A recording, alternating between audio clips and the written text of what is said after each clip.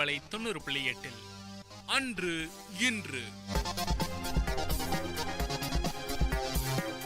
வரலாற்று பதிவுகளிலிருந்து சில துளிகள்.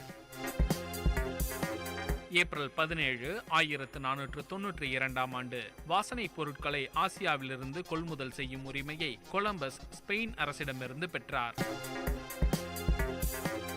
ஏப்ரல் 17, 1895 ஆண்டு சீனா ஜப்பான் போரை முடிவுக்கு கொண்டு வந்த ஒப்பந்தம் கையெழுத்தானது.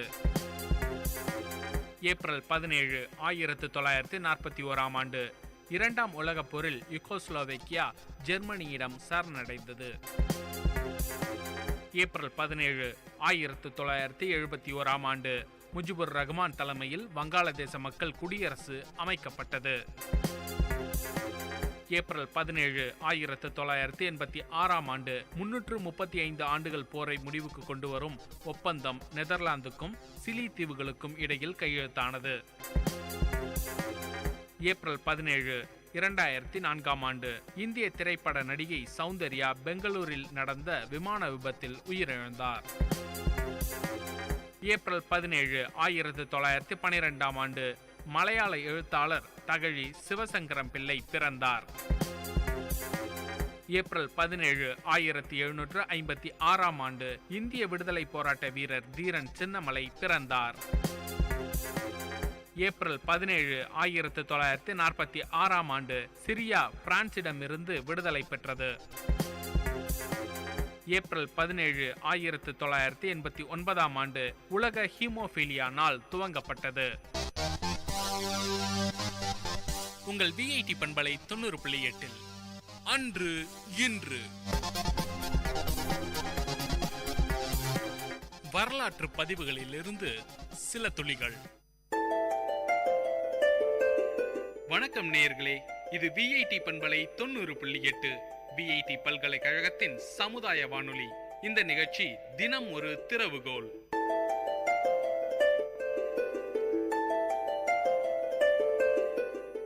நீண்ட காலத்துக்கு முன்னாடி ஒரு தமிழ் படம் பட்டணத்தில் பூதம்னு பேர். நிச்சயமா நிறைய பேர் பார்த்துருப்பீங்க. அந்த பட்டணத்தில் பூதத்துல ஒரு ஜாடி ஒன்று இருக்கும். அதை திறந்த உடனே உள்ளேருந்து ஒரு பூதம் ஒன்று வெளியே வந்து என்ன செய்யணும் நிஜமானு கேட்கும். இதை பார்க்கும் போதெல்லாம் மனசுக்குள்ள தோணும், பூதம் வந்து செய்ய முடியுமா? ஒரு பூதம் வந்து நமக்கு அடிமையாக முடியுமா? நம்ம கேட்கின்ற விஷயம் அதெல்லாம் செய்து தர முடியுமான்ற ஒரு கேள்வி மனசுக்குள்ள எழும். நண்பன் ஒருத்தன் கடைக்கு போனான். அங்க ஒரு சின்ன விளக்கு, பித்தளை விளக்கு மாதிரி ஒன்று வச்சுருந்தாங்க. வாங்கினான், வீட்டுக்கு கொண்டு வந்தான். சுத்தம் பண்ணலான்னு ஒரு தேய்ச்சான். தேய்த்த உடனே அந்த விளக்குல இருந்து வெளியே ஒரு பூதம் வந்து நின்னது. பூதத்தை பார்த்து இவன் பயந்து போயிட்டான். பூதம் இவனை பார்த்து ஒரே ஒரு கேள்விதான் கேட்டது, எஜமான் நான் உங்க அடிமை, உங்களுக்கு என்ன வேணும் சொல்லுங்க அப்படின்னா. அந்த பூதம் கேட்டது. வாங்கினவன் பார்த்தான், இவனுக்கு என்ன கேட்கறதுன்னு புரியல. அது காலை வேலை, நல்ல பசியான நேரம். 2 இட்லியும் ஒரு வடையும் கொஞ்சம் கட்டி சட்னியும் கொடுன்னா. பூதம் கொடுத்துடுச்சு. இதே மாதிரி விளக்கு வேற ஒருத்தன் கையில கிடைச்சது. அவனும் தேய்த்தான். பூதம் வெளியே வந்து நின்றது. பூதம் அவனை கேட்டது, என்ன வேணும் எஜமான்? இவன் சொன்னான், ஒரு 300 ரூபாய் கடனா இருந்தா கூட அப்படின்னு கேட்டான். நண்பர்களே, இது நகைச்சுவைக்காக சொல்லப்பட்டதாக இருந்தாலும் கூட வெளியே வந்த பூதத்துக்கிட்ட எதை கேட்டாலும் கொடுக்கும். நீங்க அந்த படத்துல பார்த்துருப்பீங்க, திருப்பதி லட்டு வேணும்னு கேட்ட உடனே அந்த அர்ச்சகரே கொண்டு வந்து கொடுப்பாரு. அந்த மாதிரி இந்த அலாவுதீன் அற்புத விளக்குல இருந்து வெளியே வரக்கூடிய பூதம் எதை கேட்டாலும் கொடுக்கும். ஆனா இவன் கேட்டது 2 இட்லியும் ஒரு வடையும் ஒரு கட்டி சட்னியும் மட்டும்தான். அவனாவது பரவாயில்ல, சாப்பிட்ற ஐட்டம் கேட்டு. இவன் 300 ரூபாய் கடன் கேட்டான். கடன் கேட்டே வழக்கமாகி போன ஒருத்தன் கேட்ட ஒரு விஷயம் 300 ரூபாய் கடனா கொடுன்னு கேட்டான். அப்ப என்ன முக்கியம்னு கேட்டா, நம்முடைய மனப்பான்மையும் கூட நம்முடைய உயரங்களை தீர்மானிக்கின்றது. நம்ம கையில அலாவுதீன் விளக்கே கிடைச்சாலும் கூட நம்ம எதை கேட்கறத பொறுத்து வாழ்க்கை மாறும். நீங்க வெற்றி பெற்ற எல்லாரும் பார்த்தாலுமே கூட ஒரு அலாவுதீன் விளக்கு கையில கிடைச்சவங்க தான். இந்த கையில கிடைச்ச விளக்கு கல்வியா இருக்கலாம், தொழிலா இருக்கலாம், வியாபாரமா இருக்கலாம். அப்ப கல்வின்ற விளக்க ஒரு தேய்ச்சி நான் ஒரு MBA ஆகணும்னு கேட்டா சயின்டிஸ்ட் ஆக முடியும். நான் ஒரு ராக்கெட் என்ஜினியர் ஆகணும்னு கேட்டா கண்டிப்பா ஆஸ்ட்ராலஜி ஒரு ராக்கெட் என்ஜினியர் மாற முடியும். கேட்பது நம்ம கையில தான் இருக்கு. ஆனா நாம என்ன பண்றோம்னு கேட்டா கேட்பதே இல்லை. நம்முடைய மனப்பான்மைக்கு ஏற்ற மாதிரி விஷயங்களை கேட்க ஆரம்பித்தோம் என்றால் நிச்சயமாக நம்மால் மேலே வர முடியாது, உயரங்களை தொட முடியாது, வெற்றி பெற முடியாது. இப்ப நான் உங்ககிட்ட கேட்கிற ஒரே ஒரு கேள்வி, கேட்டுப்பார் நண்பர்களே. உங்களிடம் கிடைத்துள்ள அந்த கல்வியாகட்டும், தொழிலாகட்டும், வியாபாரமாகட்டும், இந்த அலாவுதீன் அற்புத விளக்கிடம் இதுவரை என்ன கேட்டீர்கள், இதற்கு மேல் என்ன கேட்கப் போகின்றீர்கள் என்ற விஷயம் மட்டும் தெளிவாக இருந்துவிட்டால் வாழ்க்கையில் வெற்றி நிச்சயம். வாய்ப்புக்கு நன்றி, வாழ்த்துக்கள், வணக்கம். நேயர்கள் இதுவரை கேட்டது விஐடி பண்பலை 90.8 தினம் ஒரு திறவுகோல். நிகழ்ச்சி தயாரிப்பு விஐடி பண்பலை 90.8 விஐடி பல்கலைக்கழகத்தின் சமுதாய வானொலி.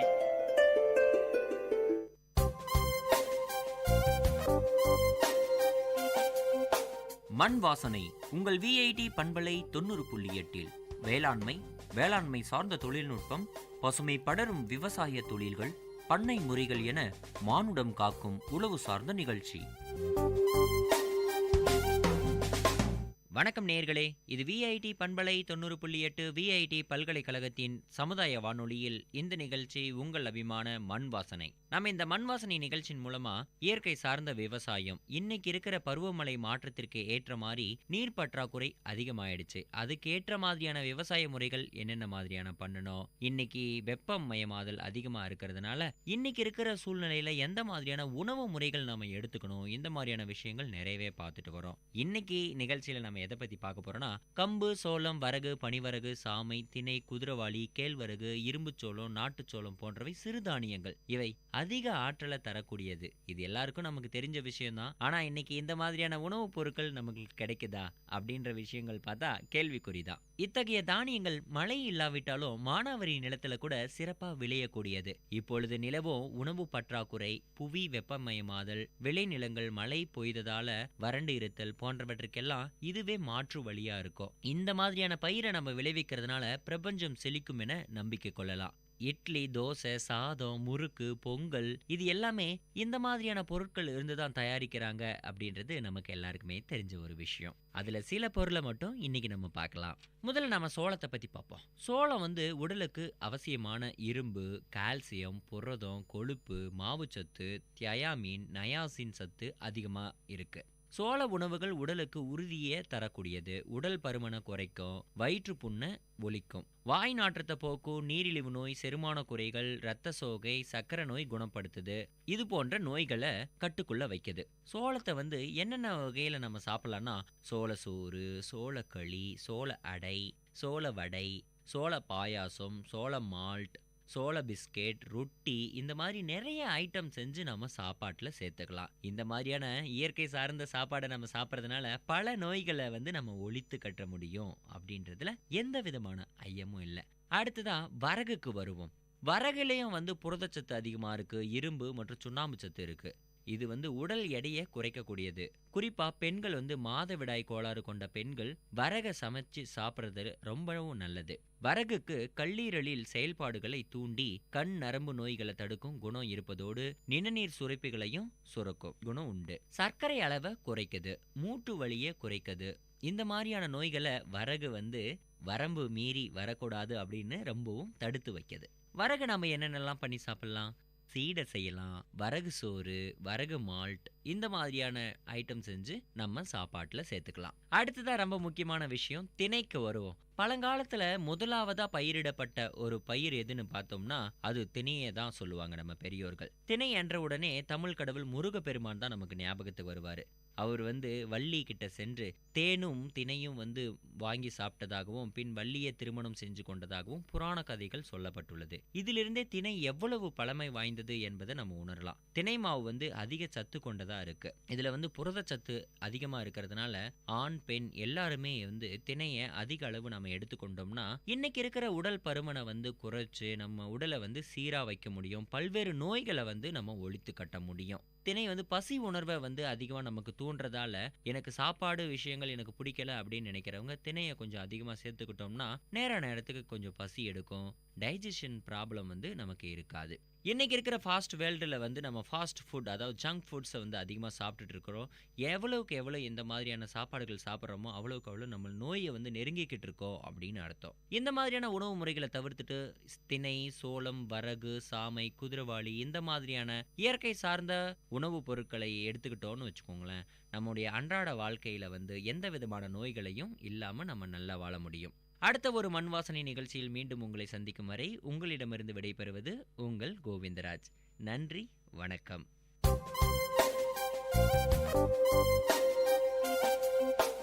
நேயர்கள் இதுவரை கேட்டது மண் வாசனை, உங்கள் விஐடி பண்பலை 90.8. வேளாண்மை சார்ந்த தொழில்நுட்பம், பசுமை படரும் விவசாய தொழில்கள், பண்ணை முறைகள் என மானுடம் காக்கும் உழவு சார்ந்த நிகழ்ச்சி.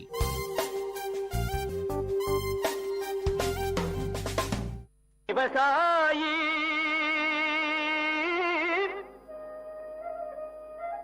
விவசாயி கடவுள் என்னும் முதலாளி கண்டெடுத்த விஐடி வேளாண் துறை மற்றும் விஐடி சமுதாய வானொலி இணைந்து வழங்கும் தினம் ஒரு வேளாண் செய்தி. வணக்கம் நேயர்களே, நீங்கள் கேட்டுக்கொண்டிருப்பது விஐடி பண்பலை 90.8. இது விஐடியின் சமுதாய வானொலி. தினமொரு வேளாண் செய்தியில் இன்று உங்களுடன் இணைந்திருப்பது உங்கள் ஹேமபிரியா, விஐடி வேளாண் துறை மாணவி.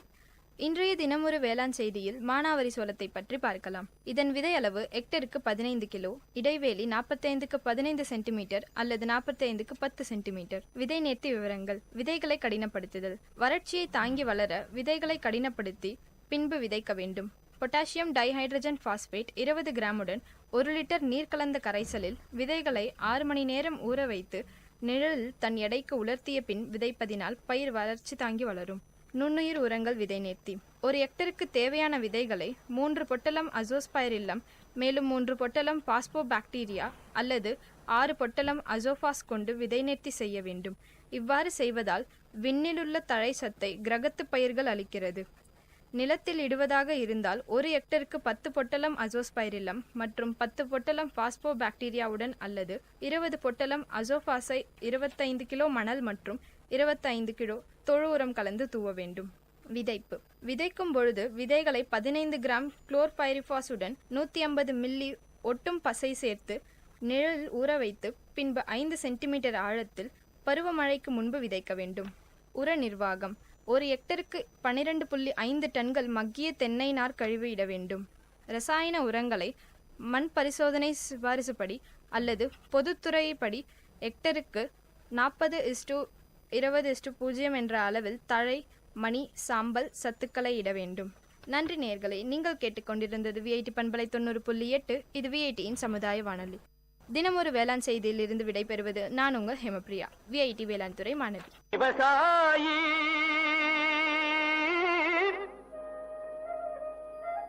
விவசாயி கடவுள் என்னும் முதலாளி கண்டெடுத்த விஐடி வேளாண் துறை மற்றும் விஐடி சமுதாய வானொலி இணைந்து வழங்கும் தினம் ஒரு வேளாண் செய்தி.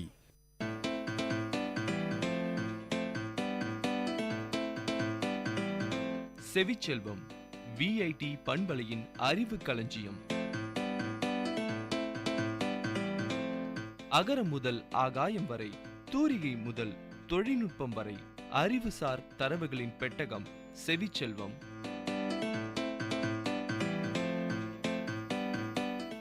வணக்கம் நேயர்களே, இது விஐடி பண்பலை 90.8. செவிச்செல்வம் நிகழ்ச்சியில் குத்தூசி மருத்துவம், அதாவது அக்குபஞ்சர் பற்றிய அறிவு சார்ந்த தரவுகளோடு ஜெயலட்சுமி. குத்தூசி மருத்துவம், இதனை ஆங்கிலத்தில் அக்குபஞ்சர் என கூறுவார். குத்தூசி மருத்துவம் என்பது வலியிலிருந்து நிவாரணம் பெறுவதற்காக அல்லது நோய் தீர்க்கும் நோக்கத்திற்காக உடலில் ஊசிகளை சொருகி கையாளுவதற்கான செயல்முறை.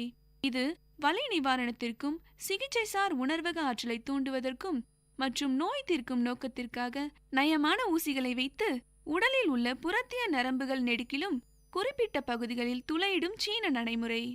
உடலில் பல ஊசிகளை செலுத்தும் முறைக்கு சீன அக்குபஞ்சர் என்றும், ஒரே ஒரு ஊசியை செலுத்தும் அல்லது கைவிரலால் தொடும் அக்குபஞ்சர் முறைக்கு மரபு முறை அல்லது இந்திய அக்குபஞ்சர் என்று அழைக்கப்படுகிறது. குத்தூசி மருத்துவத்தின் ஆரம்பகால எழுத்துப்பதிவு சீன உரைநடை ஷீஜி ஆகும். அதன் வரலாற்றின் விரிவாக்கம் 2ஆம் நூற்றாண்டு BCE மருத்துவ உரைநடையான ஹீ வாண்டி நெக்லிங்கில் இருந்தது. குத்தூசி மருத்துவத்தின் மாறுபட்ட மாற்றங்கள் உலகம் முழுவதும் நடைமுறையில் இருக்கின்றன மற்றும் கற்பிக்கப்படுகின்றன. குத்தூசி மருத்துவமானது 20ஆம் நூற்றாண்டின் பிற்பகுதியில் இருந்து இயக்கத்தில் உள்ள அறிவியல்சார் ஆராய்ச்சியின் பொருளாக இருக்கிறது. குத்தூசி மருத்துவம் சீனாவிலிருந்து கொரியா, ஜப்பான், வியட்நாம் மற்றும் கிழக்கு ஆசியாவின் சில பகுதிகளில் பரவியிருந்தது. சீனாவின் குத்தூசி மருத்துவத்தின் சுமார் 90 பணிகள் ஹான் வம்சம் மற்றும் சாங் வம்ச காலகட்டங்கள் எழுதப்பட்டிருந்தன. பெரும்பாலான நவீன குத்தூசி மருத்துவ நிபுணர்கள் எத்திலின் ஆக்சைடுடன் அல்லது நீராவி பதனமாற்றி மூலமாக கிருமி அழிக்கப்பட்ட நயமான விட்டத்துடன் கூடிய துரு ஏரா எஃகு ஊசிகளை பயன்படுத்துகின்றனர். இந்த ஊசிகள் சருமத்தடி உட்செலுத்து ஊசிகளை காட்டிலும் விட்டத்தில் மிகவும் சிறியதாக இருக்கின்றன. இந்த ஊசிகளின் மேலே குத்தூசி மருத்துவ நிபுணர் பிடிப்பதற்கான கைப்பிடி வழங்கப்பட்டிருக்கும். ஊசியில் பயன்படுத்தப்பட்டிருக்கும் அளவு, வகை மற்றும் உட்செலுத்தும் ஆழம் போன்றவை நடைமுறைப்படுத்தப்படும் குத்தூசி மருத்துவ பாணி சார்ந்ததாக இருக்கின்றன. மேற்கத்திய மருத்துவத்தில் இரத்த நாளம் தொடர்புடைய தலைவலிகள் பொதுவாக ஆஸ்பிரினின் போன்ற வலி நிவாரணிகள் மூலமாக அல்லது உச்சநிலையில் பாதிக்கப்பட்ட இரத்த நாளங்களை தளர்த்தும் நியாசின் போன்ற முகவர்களை பயன்படுத்துவதன் மூலமாக சிகிச்சை அளிக்கப்படுகின்றன. ஆனால் குத்தூசி மருத்துவத்தில் அது போன்ற தலைவலிகளுக்கு பொதுவாக ஹீ-கியூ புள்ளிகள் எனப்படும் நோயாளியின் கையின் பெருவிரல்கள் மற்றும் உள்ளங்கைகளுக்கு இடையில் உள்ள மையப்பகுதியில் தோராயமாக ஒரு இடத்தில் இருக்கும் உணர்வு புள்ளிகளை தூண்டுவதன் மூலமாக சிகிச்சை அளிக்கப்படுகிறது.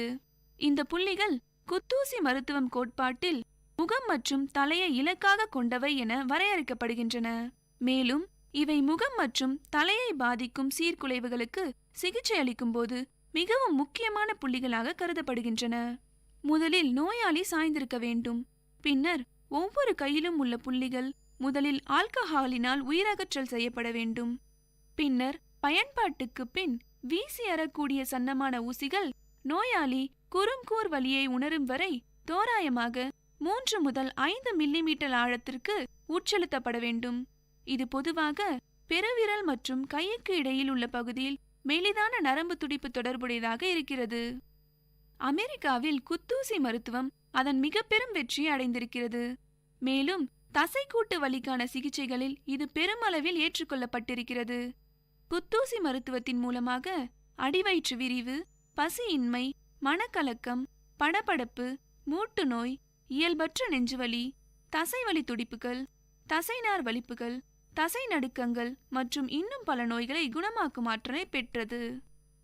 குத்தூசி மருத்துவம் ஊசிகள் தோலில் ஊடுருவதன் காரணமாக குத்தூசி மருத்துவத்தின் பல வடிவங்கள் துளையிடல் நடைமுறைகளை கொண்டிருக்கின்றன. மேலும் அதனால் அவை இடர்பாடுடன் இருக்கின்றன. நன்கு பயிற்சி பெற்ற நிபுணர்கள் சிகிச்சை அளிக்கும் சமயங்களில் காயங்கள் ஏற்படுவது அரிதானதாக இருக்கிறது. பெரும்பாலான அதிகார எல்லைகளில் ஊசிகள் நுண்ணுயிரற்றதாக இருக்க வேண்டியது அவசியம். மேலும் ஒருமுறை மட்டுமே பயன்படுத்திவிட்டு வீசப்பட வேண்டும். சில இடங்களில் ஊசிகள் நீராவி பதனமாற்றி போன்ற முறைகளில் முதலில் மறு உயிரகற்றல் மேற்கொள்ளப்பட்டிருந்தால் மீண்டும் பயன்படுத்தலாம். ஊசிகள் மாசடைந்திருக்கும் போது அதை மீண்டும் பயன்படுத்துவதால் பாக்டீரியா அல்லது மற்ற இரத்தம் சார்ந்த கிருமி தொற்று அதிகரிக்கும். குத்தூசி மருத்துவம் தொடர்பான தீங்கு விளைவிக்கும் நிகழ்வுகளுக்கான ஒரு கருத்து கணிப்பில் ஒவ்வொரு 10,000 நபர்களுக்கு சிகிச்சை மேற்கொண்டால் அதில் 671 சிறிய தீங்குகள் விளைவதாக விகிதங்கள் தெரிவிக்கின்றன. மேலும் பெரும் அளவிலான தீங்குகள் ஏதும் ஏற்படவில்லை என்பதையும் அது தெரிவித்திருந்தது. குத்தூசி மருத்துவத்தை மேம்பட்ட பாதுகாப்பு விதிகள் மற்றும் ஏற்ற இயல்பான ஒடுக்கு பகுதிகளில் கவனமாக பயன்படுத்தினால் இது பாதுகாப்பான சிகிச்சை முறையாகும். நேயர்கள் இதுவரை கேட்டது குத்தூசி பற்றிய அறிவு சார்ந்த தரவுகள். வழங்கியவர் ஜெயலட்சுமி.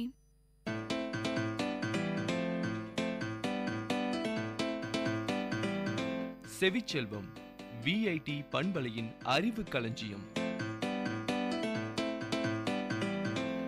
அகரம் முதல் ஆகாயம் வரை, தூரிகை முதல் தொழில்நுட்பம் வரை, அறிவுசார் தரவுகளின் பெட்டகம் செவிச்செல்வம்.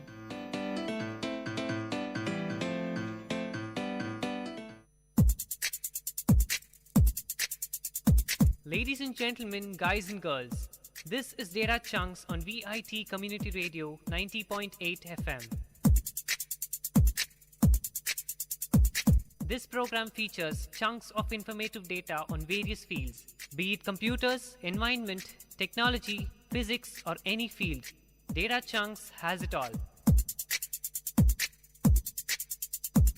Hello VIT, I'm Sudeep from MTechST and I'm here on Data Chunks to give you some sights on what a cement is and how it is made. Cement is a fine, soft, powdery type substance. It is made from a mixture of elements that are found in natural materials such as limestone, clay, sand, and shale. When cement is mixed with water, it can bind sand and gravel into hard, solid mass called as concrete. Cement can be purchased from most building supply stores in bags. Did you know 4 elements that are needed to make cement are calcium, silicon, aluminium, and iron?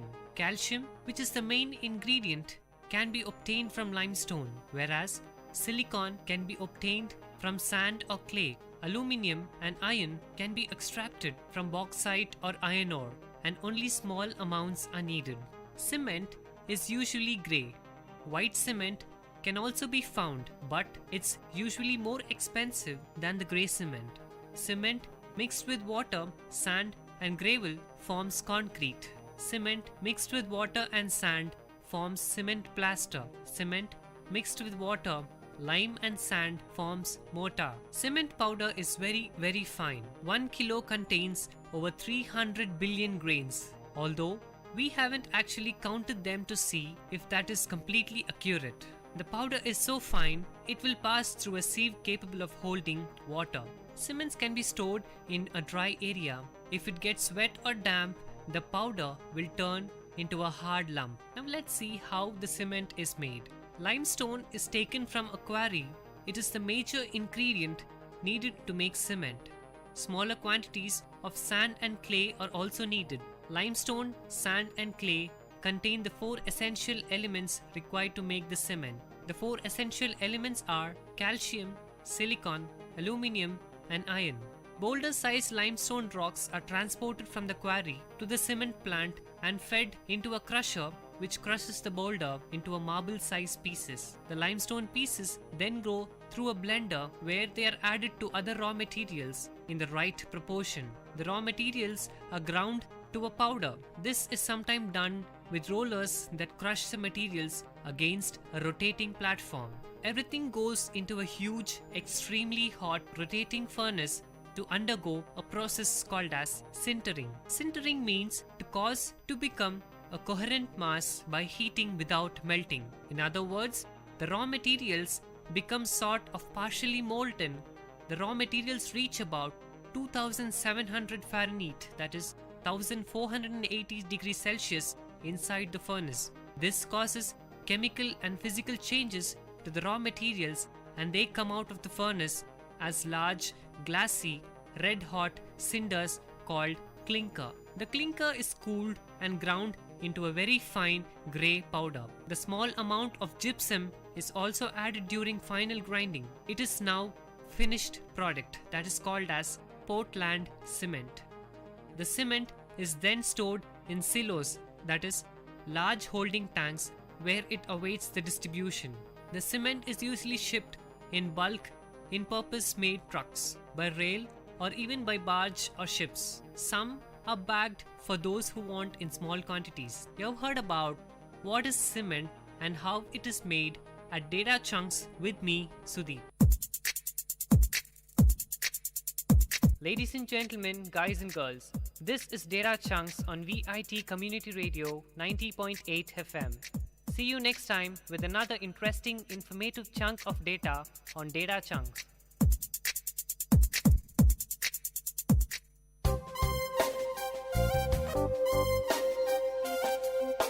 மண் வாசனை உங்கள் VIT பண்பலை 90.8 வேளாண்மை சார்ந்த தொழில்நுட்பம், பசுமை படரும் விவசாய தொழில்கள், பண்ணை முறைகள் என மானுடம் காக்கும் உழவு சார்ந்த நிகழ்ச்சி. வணக்கம். உணவே மருந்து எனும் உயரிய கோட்பாட்டில் இயங்குவது நமது சமூகம். உணவினை கட்டுப்படுத்துவதன் மூலமே நோய்களை கட்டுப்படுத்த முடியும் என்கின்ற உயரிய கோட்பாடு நமது சமூகத்தின் கோட்பாடு. இன்று உணவின் வழி ஏராளமான நச்சு நமது உடலில் சேர்வதும் அதனால் ஏராளமான நோய்களுக்கு ஆட்படுவதும் நடந்தேறி கொண்டிருக்கிறது. உச்சகட்டமாக கேள்விப்பட்டது அறிந்தது தாய்ப்பாலிலும் விஷம் கலந்திருக்கின்ற உண்மைதான்.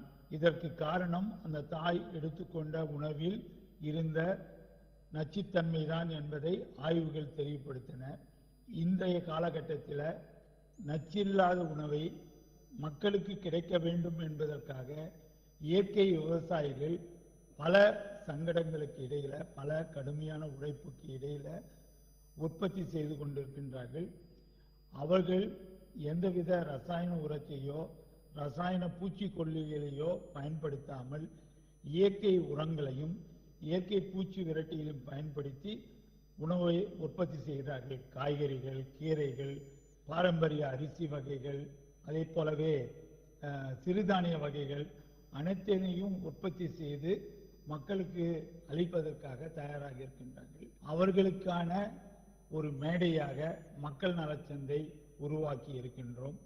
மக்கள் நலச்சந்தை வழியாக மக்களுக்கு நேரடியாக இந்த ரசாயன உரம் கலக்காத உணவுகள், குறிப்பாக காய்கறிகள், கீரைகள், பழங்கள், அதே போலவே சிறுதானியங்கள் கிடைப்பதற்காக மக்கள் நலச்சந்தை என்கின்ற ஒரு எளிய சந்தையினை உருவாக்கி இருக்கின்றோம். இது ஆரோக்கியமானவைகள், இயற்கை விவசாயத்தில் விளைந்தவைகள் கூடுதல் விலையின்றி நியாய விலையில் ஒரே இடத்தில் விவசாயிகள், உற்பத்தியாளர்கள் நேரடி விற்பனையில் இந்த சந்தை இயங்குகிறது. இது ஒரு தனித்துவமான சந்தை. இயற்கை விவசாயிகள் ஒருங்கிணைந்து நடத்தும் வாரச்சந்தை மற்றும் மாதச்சந்தை வழக்கமாக நடைபெற்று கொண்டிருக்கிறது. வாரச்சந்தையை பொறுத்தவரையில் ஒவ்வொரு வாரமும் புதன்கிழமைகளில் காலை 6 மணி முதல் 10 மணி வரை நடைபெறுகிறது. நடைபெறும் இடம் அசோக் பிளான் நர்சரி, நம்பர் 4, 4வது கிழக்கு மெயின் ரோடு, ஆக்சிலியம் கல்லூரி ரவுண்டானா அருகில், காந்தி நகர், வேலூர் 6.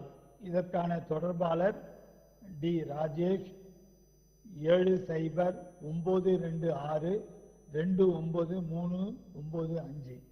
இவரை தொடர்பு கொண்டு வாங்குவதாக இருந்தாலும் சரி, விற்பனை செய்யக்கூடிய விவசாயிகளாக இருந்தாலும் இவரை தொடர்பு கொள்ளலாம்.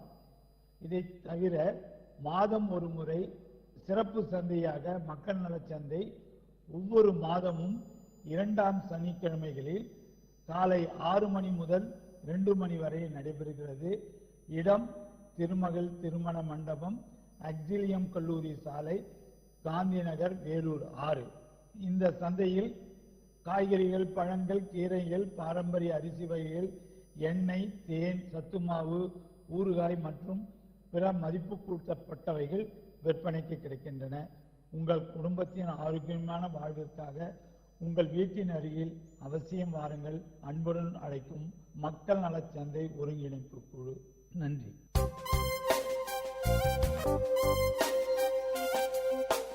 நேயர்கள் இதுவரை கேட்டது மண் வாசனை.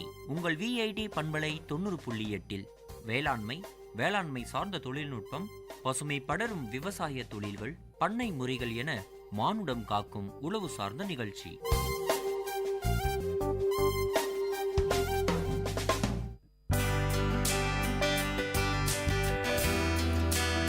உங்கள் VIT பண்பலை 90.8 அனுபவ மேடை. மக்கள் தங்கள் வாழ்க்கை அனுபவங்களையும் முன்னேற்ற பாதைகளையும் விரிவாக கலந்துரையாடும் நிகழ்ச்சி.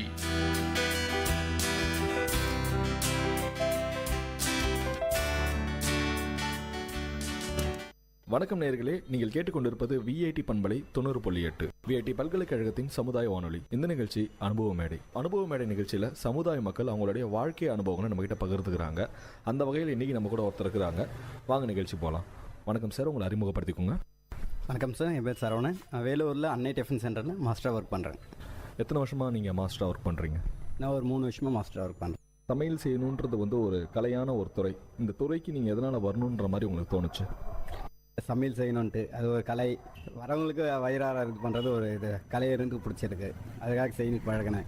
அது இல்லாமல் வீட்டு சூழ்நிலை, அதனால் இந்த மாதிரி ஃபீல்டுக்கு வர வேண்டியதாக போச்சு. ஃபஸ்ட்டு சேரும் போதே மாஸ்டராக தான் சேர்ந்தீங்களா? நான் வந்து பிருந்தா கேஃப் வந்துட்டு காட்பாடியில் ஒரு ஹோட்டல் இருக்குது, அங்கே சப்ளையராக தான் போய் சேர்ந்தேன். அது ஒரு 2 வருஷமாக அப்படியே செஞ்சுட்டு இருக்க, அது மாஸ்டராக ட்ரெயின் பண்ணி மாஸ்டர் ஆகிட்டேன். எதனால் வந்து துறையில் வந்து ஒரு ஆர்வம் வந்துச்சு, நம்ம வந்து ஒரு மாஸ்டராக போகணும், ஒரு சமையல் செய்யணும் அப்படின்ற மாதிரி உங்களுக்கு எதனால் அந்த ஆர்வம் வந்துச்சு? அது வந்து ஃபஸ்ட்டு சப்ளையர் தான் இருந்தேன். ஆனால் மாஸ்டர் சொன்னாங்க, இது சப்ளையெலாம் நிரந்தரம் கிடையாது, மாஸ்டர் ஆகினா தான் கொஞ்சம் இதுவாக இருக்கும், அதனால் ஒர்க் பண்ணுங்க, அப்போ சேலரி ஒரு இதுவாக இருக்கும், நல்ல ஃபீல்டுக்கு போகலாம் அப்படின்னாங்க. சரி, அப்படியே மாஸ்டராக கற்றுக்கிட்டு தான் ஒர்க் இது. மாஸ்டராக சேர்ந்து முதல்ல நீங்கள் வந்து என்ன சமைச்சிங்க அதை சொல்லுங்கள். நான் முத டிஷ்ஷஸ் செஞ்சது வந்து ஃப்ரைட் ரைஸ் தான் செஞ்சேன். அது ஃப்ரைட் ரைஸ் போட்டு கொஞ்சம் நல்லா கொடுத்தது, எங்கள் ஓனருக்கும் பிடிச்சது, வர கஸ்டமருக்கு பிடிச்சது. அதுலேருந்து அப்படியே பிக்கப் பண்ணிவிட்டு ஃபாஸ்ட் ஃபுட்டில் சைனீஸ், அப்புறம் நார்த் இந்தியன், சவுத் இந்தியன் மாதிரி ட்ரை பண்ணி கற்றுக்கிட்டேன். எங்கள் ஓனருக்கும் ரொம்ப பிடிச்சது, அதனால் வந்து நான் மாஸ்டர் ஆகிட்டேன் அப்படின்ட்டு. எந்தெந்த ஐட்டம்ஸ்லாம் ஸ்பெஷலாக செய்வீங்க அதை சொல்லுங்கள். ஸ்பெஷலாக வந்து சிக்கன் கிரேவி ஐட்டம்ஸ் நல்லா செய்வேன், பிரியாணி செய்வேன், ஃப்ரைட் ரைஸ்லாம் ஐட்டம்ஸ் நல்லா வரும். தம் பிரியாணினா என்ன, அதை வந்து கொஞ்சம் டீட்டெயிலாக எக்ஸ்பிளைன் பண்ணுங்கள். தம் பிரியாணியை 2 ரகம் பண்ணலாம். ஒன்று வந்து ரைஸு பாயில் தனியாக பண்ணிவிட்டு மசாலா போட்டு அப்புறமேலே நெருப்பு போட்டு தம் போடுறது ஒரு வகை. இன்னொன்று வந்து வாட்டர்லேயே குக் பண்ணி தம் போடுறது ஒரு வகை. 2 வகையில் செய்யலாம் தம் பிரியாணின்றது. சிக்கன் செட்டிநாடு, சிக்கன் கிரேவி, அப்புறம் வந்து சிக்கன் மசாலா, அது மாதிரி சிக்கன் பெப்பர் மசாலா அப்படின்ற மாதிரி நிறையா ஐட்டங்கள் நாங்கள் பார்த்துட்ருக்குறோம். நாங்கள் ஹோட்டலில் போய் சாப்பிடும் போதெல்லாம் கூட லிஸ்ட்டு பார்த்தோன்னே இருக்குது. இதுக்கெல்லாம் என்ன வித்தியாசங்கள் அதை கொஞ்சம் சொல்கிறீங்களா? ஒவ்வொரு ஊருக்கு ஒவ்வொரு மசாலா இருக்குது, டேஸ்ட்டு இந்த ஃபேவரட் இருக்குது. அதனால் அந்த செட்டிநாடு ஸ்டைலில் வரும்போது அந்த மசாலாவோட போடுற வாசி இந்த செட்டிநாடு சிக்கன் ஒரு ஸ்டைலாக இருக்கும். பெப்பர் சிக்கன் வரும்போது பெப்பரோட ஃப்ளேவர் வரும்போது பெப்பர் சிக்கன் ஒரு டேஸ்ட்டு கொடுக்கும். அந்த மாதிரி ஒவ்வொரு இதுக்கு ஒவ்வொரு டேஸ்ட்டு கொடுக்குறப்ப அந்த மசாலா வரும், சாப்பிடவும் நல்லா தெரியும். இப்போ வேலூரில் நம்ம எந்த டைப் ஆஃப் மசாலா நம்ம யூஸ் பண்ணுறோம்? ஏன்னா வெள்ளூருன்றது பார்த்திங்கன்னா வந்து ரொம்ப ஒரு வெயிலான ஒரு ஊர் அப்படின்னு கூட சொல்லுவாங்க. இதில் வந்து கொஞ்சம் மசாலா சேர்த்துக்கிட்டோம் அப்படின்னா உடலுக்கும் கொஞ்சம் வந்து ரொம்ப ஒரு கெடுதியான ஒரு விஷயமா கூட இருக்கும். அந்த விஷயம்லாம் கூட நீங்கள் ஞாபகம் வச்சுக்கிட்டு தான் சமையல் செய்வீங்களா? அதாவது வந்து ஒரு சீதோஷண நிலைக்கு ஏற்ற மாதிரி, இன்றைக்கி வந்து மழை வருது, கொஞ்சம் காரம் போடலாம், இன்றைக்கி ரொம்ப வெயில் காலம், இந்த நேரத்தில் காரம் கம்மி பண்ணிக்கணும், அது மாதிரிலாம் ஏதாவது பண்ணுவீங்களா? அப்படி இல்லை, வரவங்க ஒவ்வொரு பாடி கண்டிஷன் பொறுத்து அவங்க டேஸ்ட் எப்படி, ஹாட்டாக சாப்பிட்றவங்க இருக்காங்க, அப்புறமேட்டு கோல்டாக சாப்பிட்றவங்க, அந்த மாதிரி ஸ்பைஸியாக சாப்பிட்றவங்களுக்கு ஸ்பைஸாக கொடுப்பேன். எங்கள் இதுகளுக்கு எப்படின்னாக்கா அவங்க டேஸ்ட்டு பொறுத்த மாதிரி தான் கொடுக்கும். அதுக்காக அவங்க கம் பண்ணுறதை ஏற்றதெல்லாம் இல்லை. இந்த ஊரில் எல்லாருமே இருக்காங்க, அவங்கவுங்க ஸ்டைலில் ஆந்திராஸ் இருக்காங்க, நார்த் இந்தியன்ஸ் இருக்காங்க, அதனால் அவங்களுக்கு கொடுக்குற மாதிரி நாங்கள் கொடுப்போம். நம்மளுடைய வேலூர் மக்கள் என்னென்ன உணவெல்லாம் வந்து ரொம்ப விரும்பி சாப்பிட்றாங்க அதை கொஞ்சம் சொல்லுங்கள். எல்லாம் வெரைட்டியாக கொண்டு வரதா, எந்த ஐட்டம்ஸ் வந்தாலும் சாப்பிட்றதா இருக்காங்க. வெரைட்டியாக எதுன்னு இங்கே வேலூருக்குன்னு ஸ்பெஷலாக எதுவும் இல்லை அவ்வளோவா. ஆற்காடுக்கு சொன்னாக்கா நம்ம ஆற்காட்டில் பிரியாணி ஃபேமஸ் ஆகிடுச்சு. அந்த மாதிரி ஆற்காடு பிரியாணி கொடுத்தா இங்கே பிரியாணி எல்லாமே சாப்பிடுவாங்க. ஃப்ரைட் ரைஸ் ஐட்டம்ஸ், டிஃபன், இந்த மாதிரி தான் வெரைட்டியாக கொடுக்க நம்ம ஆளுங்க சாப்பிடுவோம். மார்னிங் வந்து உங்களுக்கு எத்தனை மணிலேருந்து எத்தனை மணி வரையும் டியூட்டி ஹவர்ஸ்? காலையில் வந்து எத்தனை மணிக்கு வருவீங்க, சாயந்தரம் எத்தனை மணிக்கு போகிறீங்க, எவ்வளோ நேரம் நீங்கள் வேலை செய்வீங்க? நான் காலையில் ஒரு 7 மணிக்கு வருவேன், அப்புறமேட்டுக்கு எல்லாம் ஒர்க் பண்ணிட்டு நைட்டு 10 மணிக்கு போவேன். ஒரு நாளைக்கு 12 மணி நேரம் 13 மணி நேரம் டியூட்டி ஆகும். வெறும் சமைக்கிறது மட்டும்தான் உங்கள் வேலையா? வேறு ஏதாவது வந்து கூடவே ஏதாவது எக்ஸஸாக கூட செய்வீங்களா? ஒரு எடுத்துக்காட்டுக்கு பார்த்தீங்க அப்படின்னா வந்து உங்கள் சமையல்லாம் முடிச்சிருப்பீங்க, ஆனால் ஹோட்டலில் வந்து திடீர்னு யாராவது வந்து சாப்பிட்றதுக்கு வருவாங்க, அந்த நேரத்தில் வந்து சப்ளையர் இருக்க மாட்டாங்க, அப்போ வந்து நீங்கள் சப்ளையும் பண்ணுவீங்களா? என் வேலை முடிஞ்சதுன்னா சப்ளை எந்த வேலையாக இருந்தாலும் சரி, ஏன்னா நான் ஃபஸ்ட்டு ஃபீல்டில் வரும்போதே சப்ளை பார்க்க க்ளீன் பண்ணவர் தான் வரேன். அதுக்காக மாஸ்டர் ஆகிட்டா அந்த வேலை செய்யக்கூடாதுன்ட்டு இல்லை, என் வேலை முடிஞ்சால் அந்த வேலையும் சேர்த்து செய்கிறது தான். சப்ளைன்ட்டு பாசில் எல்லாம் கட்டுவேன். ஓனரே க்ளீன் பண்ணுற செய்கிறப்போ நம்மளே அவ்வளோ இது பண்ணிக்கக்கூடாது, நம்ம வேலை செய்கிறப்போ அவங்களும் சேர்த்து செய்ய வேண்டியது தான். சப்ளையராக தான் போனேன் அப்படின்னு சொன்னீங்க. இப்போது சப்ளையர்லாம் நிறைய இடத்துல நான் பார்த்துருக்கிறேன். நான் டக்குன்னு எல்லாத்தையும் வேகமாக கட்டி எல்லாத்தையும் கரெக்டாக எடுத்து போட்டுருவாங்க, நல்லா ஒரு சுறுசுறுப்பாக இருப்பாங்க. இதனாலே உங்களுக்கு வந்து உடல் நல்லா ஒரு எனர்ஜியாக ஆரோக்கியமாக இருக்கும்ல? அந்த பார்சல் தான் போகிறப்போ ஒரு லைன் பார்க்குறப்போ அது வேகமாக போகிறப்போ அது எக்ஸசைஸ் தான். எங்களுக்கு வெயிட்டில் போய் எக்ஸசைஸ் பண்ணவே வேண்டாம், இதிலே எக்ஸசைஸ் நல்லாயிருக்கும், உடம்பு ஒரு ஃபீல் இருக்கும். காலையில் இருந்து இந்த செய்கிறது, ஈவினிங் போய் படுக்கிறதுக்கு கரெக்டாக இருக்கும் பாடி கண்டிஷன். இந்த ஹோட்டல் போனால் நம்மளுக்கு இதெல்லாம் இருக்கணும் அப்படின்ற மாதிரி என்னென்ன விஷயம்லாம் எதிர்பார்க்குறாங்க அதை கொஞ்சம் சொல்லுங்கள். ஃபஸ்ட்டு ரெஸ்பான்ஸ் பண்ணுறது, மரியாதை கொடுத்து பார்க்கணும், அப்புறமேட்டுக்கு சுத்தம், அப்புறமேட்டுக்கு தான் டேஸ்ட்டு, மூணாவதாக தான் டேஸ்ட்டு எதிர்பார்ப்பாங்க. ஓனர் வந்து என்ன விஷயம்லாம் வந்து சொல்லுவாங்க? கஸ்டமர் இந்த டேஸ்ட் தந்தால் வந்து அவங்க வரணும், இந்த டேஸ்ட்லாம் கொஞ்சம் எக்ஸ்ட்ரா போடுங்க அப்படின்ற மாதிரிலாம் ஓனர் சொல்லுவாங்களா? கண்டிப்பாக சொல்லுவாங்க. அவங்க எப்படி கேட்குறாங்க, கஸ்டமர் பொறுத்தா ஹோட்டலே ரன் பண்ண முடியும், அவங்க இல்லைனா நம்ம ரன் பண்ண முடியாது. அவங்க எப்படி கேட்குறாங்களோ அந்த மாதிரி கொடுக்கறது தான் நம்மளோட வேலை. அதுக்காக தான் ஓனர் எப்படி சொல்கிறார் அந்த மாதிரி நாங்களும் செய்ய வேண்டும். ஒரு நாளைக்கு காலையிலேருந்து சாயந்தரம் வரையும் தோராயிரமாக உங்களுடைய கடைக்கு எத்தனை கஸ்டமர் வருவாங்க? தோராயமாக கஸ்டமர்ஸ் சொன்னால் ஒரு 200 பேருக்கு வருவாங்க. உங்களுடைய வாழ்க்கையில் நடந்த ஏதாவது சுவாரஸ்யமான விஷயம் கண்டிப்பாக ஏதாவது இருக்கும். ஏன்னா நீங்கள் சொல்கிறீங்க இத்தனை வருஷமாக நான் வந்து இந்த ஹோட்டல் ஃபீல்டில் நான் இருக்கிறேன் அப்படின்ட்டு. அது மாதிரி உங்களுக்கு ஏதாவது வந்து ஒரு சுவாரஸ்யமான விஷயம் ஏதாவது இருக்குதுங்களா? அது சொல்லுங்கள். இருக்குது. இப்போ வந்து ஹோட்டலில் ஒர்க் பண்ணுறப்போ விஐபிங்க பெரிய பெரிய கஸ்டமர்ஸ் சாப்பிட வரும்போது அவங்களுக்கு போய் நான் சர்வ் பண்ணுவது, அப்புறமேட்டு மாஸ்டர் அந்த ஐட்டம்ஸை ரெடி பண்ணி கொடுக்குறப்போ அவங்களுக்கு பிடிச்சதுன்னு சொல்லிட்டு நல்லா பாராட்டுவாங்க. அதே மாதிரி ஓனர்கிட்ட சொல்கிறப்போ அதே மாதிரி நல்லா ஒரு இது சொல்லியிருக்காங்க, இந்த மாதிரி மாஸ்டர் நல்லா இருக்காங்க, சூப்பராக செய்கிறாங்க அப்படின்ட்டு சொல்லப்போ எங்களுக்கு கொஞ்சம் சந்தோஷம் பெருமையாக இருந்தது. பெரிய விஐபி வந்து சொல்கிறப்போ எங்களுக்கு அது நல்லா இருக்குது. 1 கிலோ மாவில் நீங்கள் வந்து எத்தனை பரோட்டா செய்வீங்க? நான் 20 பரோட்டா செய்வாங்க. எல்லாருமே வந்து அந்த 1 கிலோ மாவில் 20 பரோட்டா தான் செய்ய முடியுமா? இல்லை வந்து ஒரு சில பேர் வந்து பார்த்தீங்கன்னா நான் பரோட்டா கொஞ்சம் சைஸ் பெருசாக போடுவேன், 15 தான் வரும் அப்படின்ற மாதிரி கூட சொல்லுவாங்கல்ல? கண்டிப்பாக சொல்லுவாங்க. அது ஒவ்வொரு ஹோட்டல் பொறுத்து தான். நாங்கள் ரெண்ட் கம்மியாக கொடுக்குற வாசி அது சைஸ் கொஞ்சம் சின்னதாக இருக்கும், அதெல்லாம் 20 வரும். மீடியம் கொஞ்சம் பெரிய சைஸாக வரணும்னா கண்டிப்பாக 15, 18 இதுக்குள்ளே தான் வரும். 20 வர்றது கண்டிப்பாக வராது. சில பேர் கை பொறுத்து தான் அது வர்றது. நீங்கள் வந்து ஆனால் 1 கிலோ மாவில் வந்து 20 பரோட்டா செய்வீங்க. அதே மாதிரி வந்து இப்போ 1 கிலோ இட்லி மாவு அதை வச்சுக்கிட்டோம் அப்படின்னா எத்தனை இட்லி ஊற்றலாம்? ஒரு 40 இட்லி ஊற்றலாம். அது நம்ம ஹோட்டலில் பெரிய இட்லியும் வரும். 1 கிலோ ஊற்றுறப்போ நம்ம வந்து 40 இட்லியை ஊற்றலாம். இதோடைய ரேட்டு வந்து கரெக்டாக கட்டுப்படி ஆகுங்களா ஓனருக்கு? ஏன்னா இப்போ வந்து நீங்கள் சொல்கிறீங்க 1 கிலோ மாவில் நாங்கள் 20 பரோட்டா பண்ணுறோம் அப்படின்ட்டு. இப்போ ஒரு பரோட்டாவோடைய விலை எவ்வளோ? ஒரு பரோட்டாவோட விலை 10 ரூபா ஆகுது. 1 கிலோ மாவோடைய விலை ப்ளஸ் வந்து உங்களுக்கு செய்கிறதெல்லாம் போக எவ்வளோ நிற்கும்? 200 300 நிற்குங்க. எல்லாம் மாவு அந்த கேஸ் ஐட்டம்ஸ் எல்லாம் கழிக்கிறப்போ 1 கிலோவுக்கு போடுறப்போ 200 வந்தாக்கா எங்கள் கைக்கு நிற்கிறப்போ வந்து அது வந்து 50 ரூபா நிற்கும். அதாவது 20 பரோட்டாவில் 50 ரூபா நிற்குங்களா? கண்டிப்பாக. மாஸ்டரு அப்புறம் மாஸ்டர் ஒரு சேலரி கேஸு இந்த ஐட்டம்லாம் போகிறப்போ அவங்களுக்கு 1 கிலோவுக்கு 50 ரூபா லாபம் கண்டிப்பாக வருங்க. அவங்க வந்து ஒரு நாளைக்கு எத்தனை கிலோ போடுவாங்க? அவங்க வந்து ஒரு 20 கிலோ மாவு போடுவாங்க. 20 கிலோ போடுவாங்க. இந்த 20 கிலோ மாவு வந்து நீங்கள் காலையிலேருந்தே பிசைஞ்சு எல்லாம் தட்ட ஆரம்பிச்சிருவீங்களா? இல்லை வந்து கொஞ்சம் கொஞ்சமாக தான் வந்து ரெடி பண்ணி வைப்பீங்களா? ஃபஸ்ட்டு ஒரு 5 கிலோ போட்டுப்பேன், அதுக்கப்புறம் ஒரு 5 கிலோ ஆட் பண்ணிப்பேன், அது மாதிரி பண்ணுவீங்களா? ஆமாங்க. ரெண்டு செக்ஷனாக போடுறப்போ ஒரு செக்ஷனில் போடுறப்போ 10 கிலோ போடுவோம், இல்லை 5 கிலோ போடுவோம். அப்புறம் ஈவினிங் செக்ஷன் போகிறப்போ அது ஒரு 10 கிலோ போடுவோம், 12 அந்த மாதிரி தேவைக்கு பொறுத்து போட்டு செய்கிறது. மார்னிங்லேருந்தே வந்து பரோட்டா ஐட்டம்ஸ்லாம் வந்து போதுங்களா? மார்னிங்லேருந்து போட மாட்டோம். மார்னிங்கில் டிஃபன் ஐட்டம்ஸ் போடுவோம், ஆஃப்டர்நூன் பரோட்டா இந்த மாதிரி ஐட்டம் போட்டு ஈவினிங்கிலும் பரோட்டா போடுவோம். 2 டைம் தான் போடுவோம். காலையில் வந்து இட்லி பரோட்டா, இந்த இட்லி பூரி இந்த மாதிரி ஐட்டம்ஸ் தான் போடுவோம். உங்கள் ஹோட்டலோடைய ஒரு ஃபுல் மெனு வச்சுருப்பீங்க. எங்கள் ஹோட்டலுக்கு வந்தீங்க அப்படின்னா வந்து திங்கக்கிழமை இது கிடைக்கும், செவ்வாய்க்கிழமை இது கிடைக்கும் அப்படின்ற மாதிரி. உங்களுடைய ஹோட்டலோடைய ஒரு ஃபுல் மெனு என்ன? இதுலேருந்து ஆரம்பித்து நைட் இது வரையும் முடிப்போம் அப்படின்ற மாதிரி ஒரு உங்கள் ஹோட்டலோடைய ஒரு ஃபுல் மெனு என்ன, அதை கொஞ்சம் சொல்லுங்கள். எங்கள் ஹோட்டலோட ஃபுல் மெனு சொல்லணும்னா மார்னிங்கில் டிஃபன் ஐட்டம்ஸ் வந்து இட்லி போடுவோம். இட்லி, பொங்கல், பூரி, தோசை, வடா போடுவோம். மதியம் வந்து parotta, veg kushka, fried rice, noodles, gobi manchurian, chicken items, chicken gravy எல்லாம் போடுவோம். ஈவினிங்கில் போடுறப்போ வந்து இட்லி, சப்பாத்தி, பரோட்டா, தோசை, அப்புறம் வந்து ஃப்ரைட் ரைஸ் ஐட்டம்ஸ் போடுவோங்க. ஒரு சில ஹோட்டல்ஸுக்கு போனால் வந்து எங்கள் ஹோட்டல் இது ஸ்பெஷல், நல்லாயிருக்கும், சாப்பிட்டா ரொம்ப அருமையாக இருக்கும் அப்படின்ற மாதிரி சொல்லுவாங்க. இப்போது உங்களுடைய ஹோட்டலுக்கு நாங்கள் வந்தோமா எந்த ஒரு மெனு வந்து இங்கே ரொம்ப ஸ்பெஷலாக இருக்கும்? எங்கள் ஹோட்டல் மெனு ஸ்பெஷல் பார்த்தா இட்லி தாங்க. இட்லியை வந்து செம்மையாக இருக்கும், நல்லா மதுரை மல்லி மாதிரி நல்லா மெத்தன்னு கொடுப்போம். அதுக்காகவே கஸ்டமர் விரும்பி வருவாங்க எங்ககிட்ட. இட்லிக்கு தாங்க ஃபேமஸ் என் கடை. நான் நிறைய ஊர்லலாம் கூட பார்த்துருக்குறேன். நான் காலையில் ஒரு NV ஐட்டம்ஸ் கிடைக்கும். காலையிலே வந்து ஒரு சிக்கன் குழம்பு இருக்கும், மட்டன் குழம்பு இருக்கும். அது மாதிரி காலைல 6:30 மணிக்கெலாம் கூட நிறைய ஊரில் நான் பார்த்துருக்குறேன். இதெல்லாம் ரெடியாக இருக்குது அப்படின்ற மாதிரி.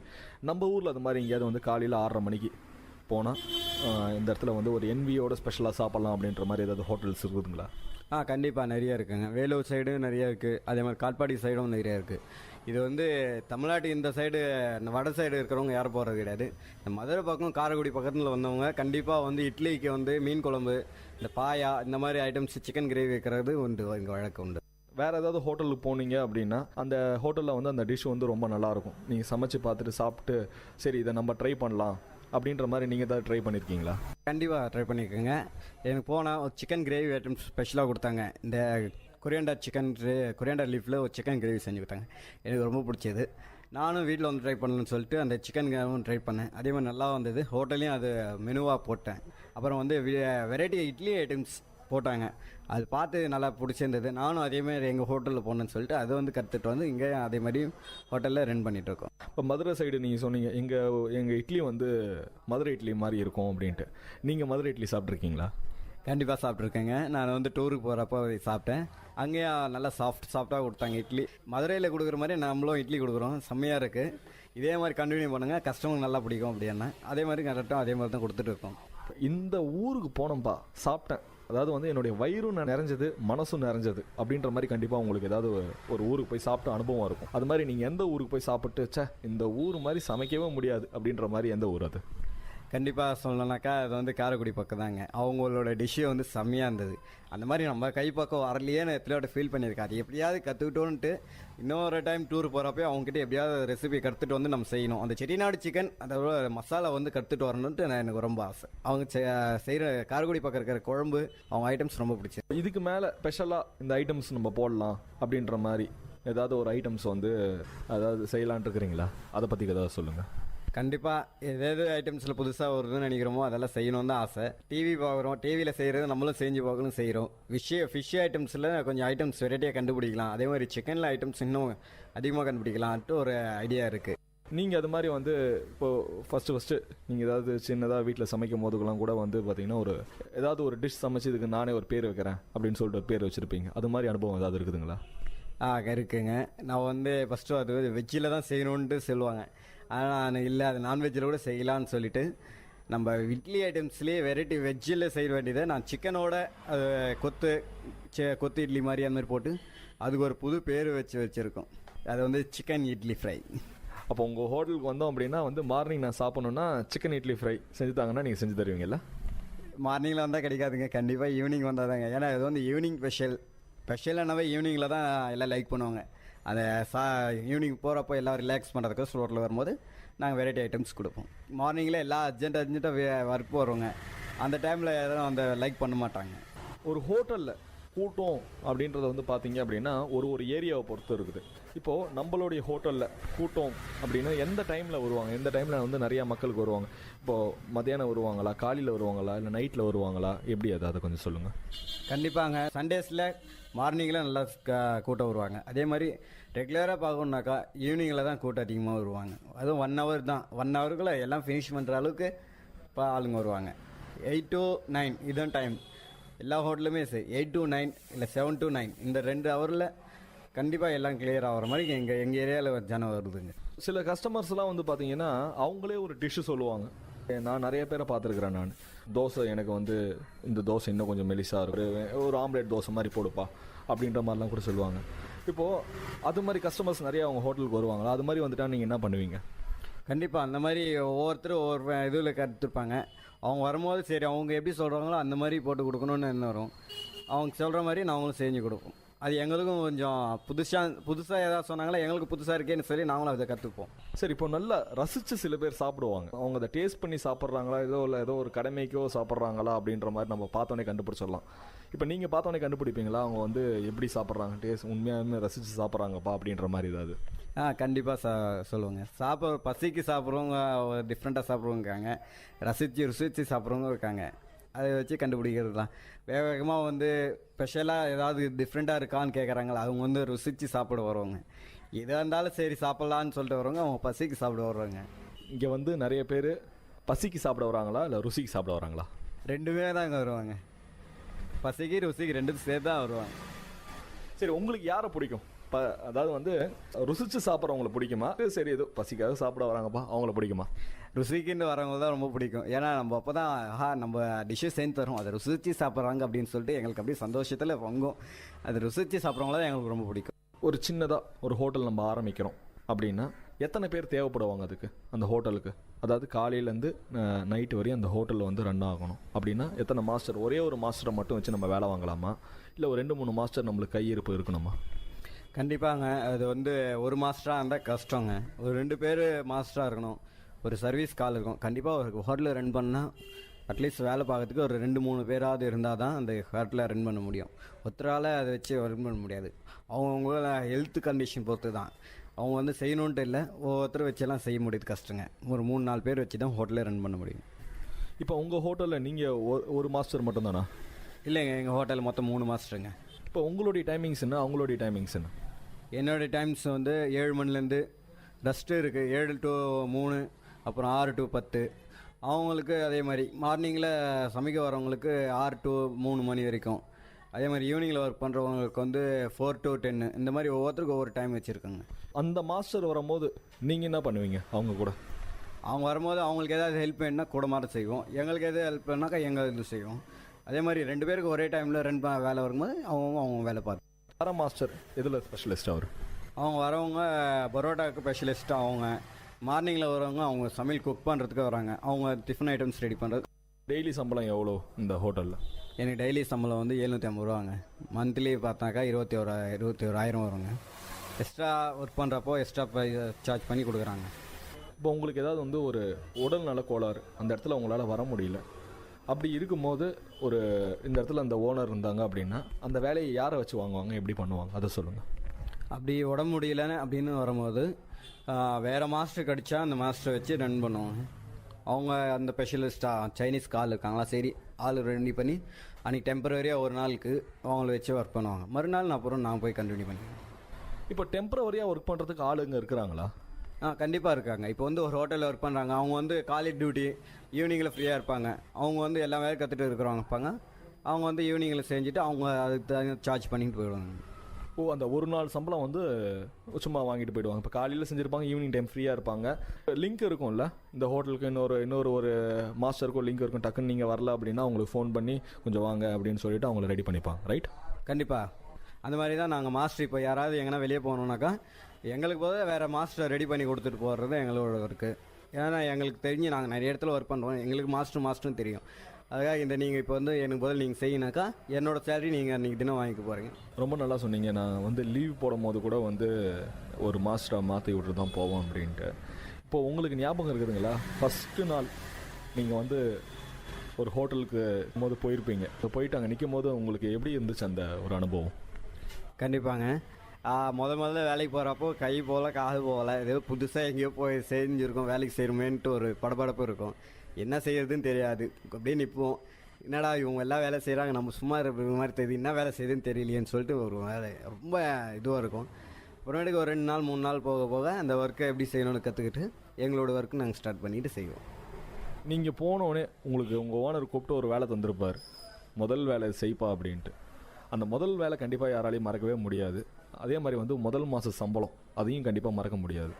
ஏன்னா நீங்கள் சொன்னீங்க, நான் வந்து ஒரு மாதத்துக்கு இப்போ வந்து ஒரு 22,000 சம்பாதிக்கிறேன் அப்படின்ட்டு. இந்த 22,000 வந்து பார்த்தீங்கன்னா அந்த ஒரு சொச்சமான ஒரு அமௌண்ட்லேருந்து ஆரம்பிச்சிருக்கும், கரெக்டுங்களா? நீங்கள் செஞ்ச முதல் வேலை என்ன, வாங்கின முதல் சம்பளம் எவ்வளோ?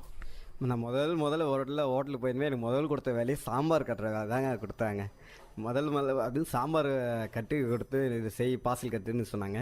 நான் முதல்ல சேலரி வாங்கிட்டு வந்து 3,000 ரூபா சேலரி வாங்கினாங்க. அந்த 3,000 ரூபா சேலரி வந்து மாதத்துக்கு ஒரு முறை வாங்குவீங்களா, இல்லை வந்து டெய்லியும் வந்து அன்றைக்கி வந்தால் இவ்வளோ அப்படின்ற மாதிரி தந்துடுவாங்களா? அப்போ வந்து டெய்லி வாங்குறது பெட்டராக இருந்தது. தினமும் செய்கிறதுக்கான சம்பளமாக வாங்கிட்டு போயிடுவாங்க. தினமும் வாங்குறது நம்ம வீட்டு செலவுக்கு இந்த மாதிரி கரெக்டாக இருக்கும், அதுக்காக தினமும் வாங்கிக்கிறது. காலையிலேருந்து நைட்டு வரையும் வேலை பார்க்குறேன் அப்படின்ற மாதிரி நீங்கள் சொன்னீங்க. இப்போ உங்களுக்கு லீவ் அப்படின்னா எப்படி அதை கொஞ்சம் சொல்லுங்கள். லீவுனா எங்களுக்கு எத்தனை நாள் தேவை வருதோ நாங்களே தான் லீவ் எடுத்துக்கணும். எங்களுக்கு வந்து கடை லீவ் ஒரு பழக்கம் இல்லை உடம்பு முடியல, இல்லை எப்போயாவது வெளியே போகணும் அப்படின்னா எங்கள் தேவைக்கு லீவ் முன்னாடியே சொல்லிட்டுனாக்கா லீவ் எடுத்துக்கிட்டு அன்றைக்கி தினம் அந்த செக்ஷன் க்ளோஸ் பண்ணிப்போம். அப்படி இல்லைனா வேறு ஆளை வச்சு ரன் பண்ணுவோம். சரி, இப்போ பொங்கல், தீபாவளி அது மாதிரி வந்து ஒரு சிறப்பு நிகழ்ச்சியெல்லாம் கூட நம்மளுடைய நாட்டில் நிறையா இருக்குது. இப்போது அது மாதிரி நேரத்தில் வந்து நீங்கள் என்ன பண்ணுவீங்க? கண்டிப்பாக லீவ் விடுங்க. ஒவ்வொரு டைம் அந்த ஃபெஸ்டிவல் டே வரும்போது கண்டிப்பாக லீவ் விடுறது உண்டு. கஸ்டமர் வந்து எதிர்பார்த்தாங்கன்னா அன்றைக்கி தினம் வந்து வைக்கணுன்ட்டு இருந்தால் ஆஃப் டே 1 டே வச்சுப்போம். அன்றைக்கி தினம் தான் எங்களுக்கு டபுள் சேலரி மாதிரி நல்லா ஒரு ரன் ஆகும். இப்போ வேலைலாம் முடிஞ்சு உட்காடுறீங்க, திடீர்னு வந்து உங்கள் ஓனர் வந்து ஒரு ஆர்டர் எடுத்துன்னு தராரு. அந்த ஆர்டர் வந்து எப்படி நீங்கள் பார்ப்பீங்க? வேலைக்கு வந்துருச்சா சரி செய்யலாம் அப்படின்னு சொல்லிட்டு கண்டிப்பாக அந்த ஆர்டர் எடுத்து தான் செய்வோம். எந்த ஆர்டரையும் நாங்கள் இல்லைன்னு சொல்ல மாட்டோம். ரொம்ப கஷ்டமாக இருந்ததா அப்போ தான் முடியாதுன்னு சொல்லுவோம். வேலை வந்து வரது ஆர்டர் ஏதாவது வந்தால் கண்டிப்பாக செய்து தருவோம். அந்த ஆர்டரை வந்து நீங்கள் எடுத்து செய்கிறீங்க அப்படின்னா அதுக்கு ஏதாவது வந்து தனியாக ஏதாவது கூலி ஏதாவது வாங்குவீங்களா? கண்டிப்பாக எங்கள் ஒர்க்கு முடிஞ்சது இருக்குனாக்கா இது ஆர்டர்னு வரும்போது எக்ஸ்ட்ரா வேலை, அதுக்கான தனி சார்ஜ் ஓனர் நாங்கள் கேட்குறதுக்கு முன்னே எங்கள் ஓனருக்கு எங்களுக்கு பணம் கொடுத்துருவார். ஏன்னா நீங்களே ஒரு மாஸ்டர், இந்த கேள்வி வந்து ரொம்ப ஒரு சுவாரஸ்யமான ஒரு கேள்வியும் கூட. இப்போ உங்களுக்கு ஒருத்தரோட சமையல் பிடிக்கும், யாரோடைய சமையல் பிடிக்கும்? அம்மாவோட சமையல் தாங்க பிடிக்கும். ஏன்னா மாஸ்டராக இருந்தாலும் சரி, யாராக இருந்தாலும் சரி, வீட்டில் ஃபஸ்ட்டு செய்கிறது அம்மாவோட சமையல் தான் ருசிச்சிருக்கும். நம்ம எவ்வளோ தான் டேஸ்ட்டாக சமைச்சாலும் நம்ம வீட்டில் போய் அம்மா கையில் சாப்பிட்றது தாங்க தனி சுவை. ரொம்ப நல்லா சொன்னீங்க.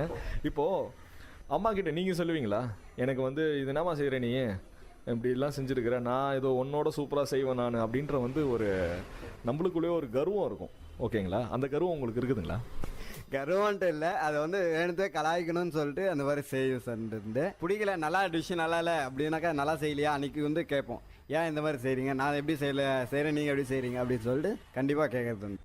இதெல்லாம் செய்கிறது எவ்வளோ கஷ்டப்பட்டு நான் செய்கிறேன் தெரியுமா அப்படின்ற மாதிரி உங்கள் அம்மாலாம் கூட நிறைய தடவை சொல்லியிருப்பாங்க. இதெல்லாம் செய்யறதுக்குன்னா ஒரு சாதாரணமான ஒரு விஷயம் தானே, நான் செய்கிறேன் ஒரு அப்படின்ற மாதிரி நீங்கள் செஞ்சுருக்கீங்களா ஏதாவது? கண்டிப்பாங்க. ஹாலிடேஸும் வந்தாக்கா என் தலையில் தான் எல்லாத்தையும் கட்டுவாங்க. வீட்டில் யாரும் இந்த அடுப்பக்கம் போக மாட்டாங்க. இப்போ ஹோட்டலில் செய்கிறேன்ல, வீட்லேயும் செய்யுன்னு சொல்லிட்டு நான்வெஜ் ஐட்டம்ஸ் வந்தாக்கா நான்வெஜ் எல்லாம் என் தலை தான் கட்டுவாங்க. நான் தான் அதெல்லாம் செய்யணும். என்னடா ஒரு லீவ் நாளையும் நம்ம வந்து திருப்பியும் வந்து ஒரு வேலை பார்க்குறோமே, திருப்பியும் அதே மாதிரி செஞ்சுட்டு இருக்கிறோமேன்ற மாதிரி ஏதாவது ஒரு ஃபீல் ஏதாவது இருக்குமா, இல்லை சந்தோஷமாக இருக்குமா? ஏன்னா மற்றவங்களுக்கு வந்து நீங்கள் செஞ்சு பார்த்து சந்தோஷப்பட்டிருப்பீங்க. சமைச்சு நம்ம போடும்போது வந்து நம்மளுடைய அண்ணனோ இல்லை தம்பியோ இல்லை அம்மாவோ சாப்பிடும் போது வந்து எப்படி இருக்கும் அந்த உணர்வு? நிச்சயமாங்க. ஹோட்டலில் செய்கிறது வந்து ஒரு கடமைக்கோசம் செய்கிறோம். ஆனால் அது வீட்டில் செய்கிறப்போ ஒரு சந்தோஷமாக இருக்கும். நம்ம வீட்டில் இருக்கவங்க எல்லோரும் செய்கிறாங்க அப்படின்ட்டு நல்லா செஞ்சணும், எல்லாம் நல்லா சாப்பிட்ணுன்னு சொல்லிட்டு கண்டிப்பாக ஸ்பெஷலாக எடுத்து செய்வோம். கஷ்டம் பட மாட்டோம். லீவு நாளில் எப்படி செய்கிற சொல்கிறாங்க நெட்லாம் பார்க்க மாட்டோம். கண்டிப்பாக வீட்டில் எப்படி சொல்கிறாங்களோ அந்த மாதிரி செஞ்சு அவங்க திருப்திப்படுத்த தான் எங்களோட இது. உங்கள் அம்மா நீங்கள் சமைச்சதில் எது சூப்பராக இருக்குது அப்படின்னு சொல்லி பாராட்டியிருப்பாங்க கண்டிப்பாக. ஐயோ என்னுடைய பையன் இதை வந்து ரொம்ப அருமையாக செஞ்சுருக்கிறான் அப்படின்ட்டு. எந்த டிஷ்ஷு செஞ்சு உங்கள் அம்மா அதை மாதிரி பாராட்டினாங்க? கண்டிப்பாக பாராட்டியிருக்காங்க. நான் வந்து சிக்கன் கிரேவியும் பிரியாணியும் செஞ்சு கொடுத்து ரொம்ப பாராட்டியிருக்காங்க. சிக்கன் வந்து அப்படியே ஆந்திரா ஸ்டைலில், நான் வந்து ஆந்திரா, நேட்டிவ் ஆஃப் ஆந்திரா, அந்த ஆந்திரா ஸ்டைலில் செஞ்சு கொடுத்ததுக்கு ரொம்ப நல்லா இருக்குது அப்படின்னு சொல்லிட்டு வீட்டில் எல்லாருமே சொன்னாங்க. நீங்கள் உங்கள் ஃப்ரெண்ட்ஸுக்கு ஏதாவது சமைச்சு தந்துருப்பீங்க, கண்டிப்பாக வந்து கலாய்ச்சிருப்பாங்க, ஏதாவது சொல்லியிருப்பாங்க. உங்களுடைய ஃப்ரெண்ட்ஸ் என்ன சொன்னாங்க நீங்கள் சமைச்சு தந்த ஒரு டிஷ்ஷை சாப்பிட்டு? நான் முதல்ல என் ஃப்ரெண்டுக்கு சமைச்சு கொடுத்துருந்தது கொத்து பரோட்டா போட்டு கொடுத்தேங்க. அது நல்லா தான் இருந்தது. ஆனால் எனக்கு இது பண்ணணும்னு சொல்லிட்டு அது நல்லாலன்னு சொன்னேன். ஆனால் கடைசியில் அது வந்து நல்லா தான் இருந்தது. அவரே திரும்ப அதை பாராட்டி எனக்கு ஒரு கிஃப்ட்டு கூட வாங்கி கொடுத்துருக்காரு.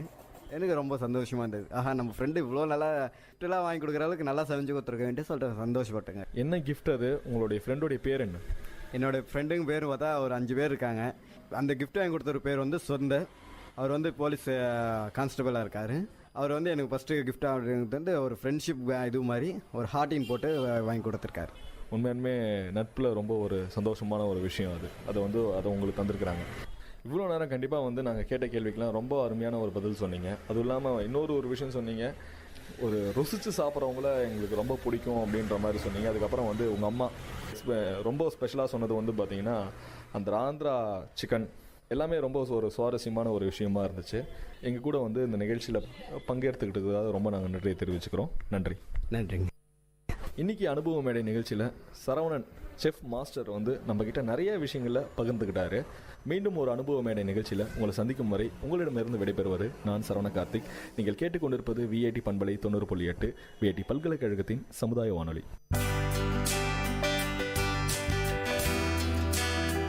நேர்கள் இதுவரை கேட்டது அனுபவ மேடை. மக்கள் தங்கள் வாழ்க்கை அனுபவங்களையும் முன்னேற்ற பாதைகளையும் விரிவாக கலந்துரையாடும் நிகழ்ச்சி. உங்கள் விஐடி பண்பலை 90.8 விஐடி பல்கலைக்கழகத்தின் சமுதாய வானொலி.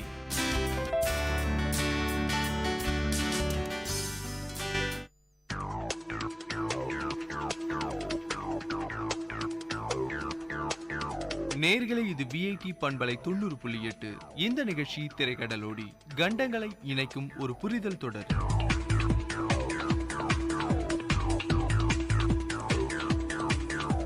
ஹலோ ஃப்ரெண்ட்ஸ், நீங்கள் கேட்டுக்கொண்டிருக்கும் இந்த நிகழ்ச்சி திரைக்கடலோடி. திரைக்கடலோடியில இன்னைக்கு நம்ம எந்த நாட்டை சுத்தி பார்க்க போறோம்னு ஆவலா இருக்கீங்களா? இன்னைக்கு நம்ம சுத்தி பார்க்க போற நாடு மலேசியா.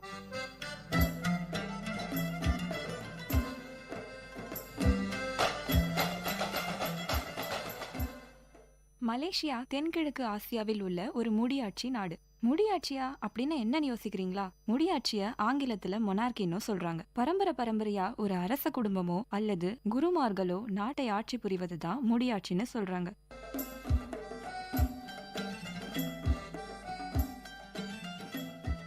மலேசியாவை மேற்கு மலேசியா என்றும் கிழக்கு மலேசியா என்றும் இரு பிரிவுகளாக உள்ளது. மேற்கு மலேசியாவை தீபகற்ப மலேசியா என்றும் கிழக்கு மலேசியாவை மலேசியா போர்னியா என்றும் அழைப்பதுண்டு. மலேசியாவில் மொத்தம் 13 மாநிலங்கள் உள்ளதுங்க. அதுல 3 மாநிலங்கள் கூட்டரசு மாநிலமாக செயல்பட்டு வருது. மலேசியாவின் நில எல்லைகளை Thailand, Indonesia, Singapore, Philippines, Brunei ஆகிய நாடுகள் பகிர்ந்து கொள்றாங்க. அங்க வாழும் மக்கள் மலாய் மொழிய பேசுறாங்க.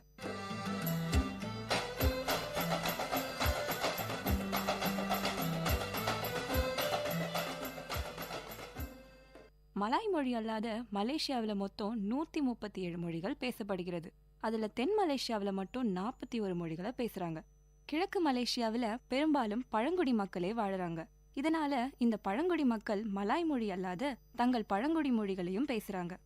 இதுல குறிப்பிடத்தக்க மொழியாக சீன மொழி, ஆங்கிலம், தமிழ் மொழியும் பேசப்படுகிறது.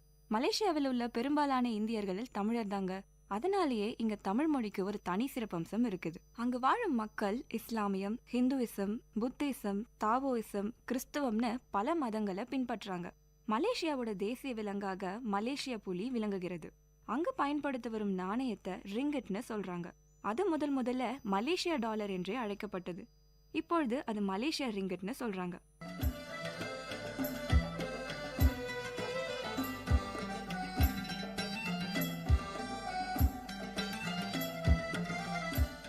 மலேசியாவை பொறுத்தவரை பல நாட்டு மக்கள் அங்க ஒற்றுமையா இருந்துட்டு வராங்க.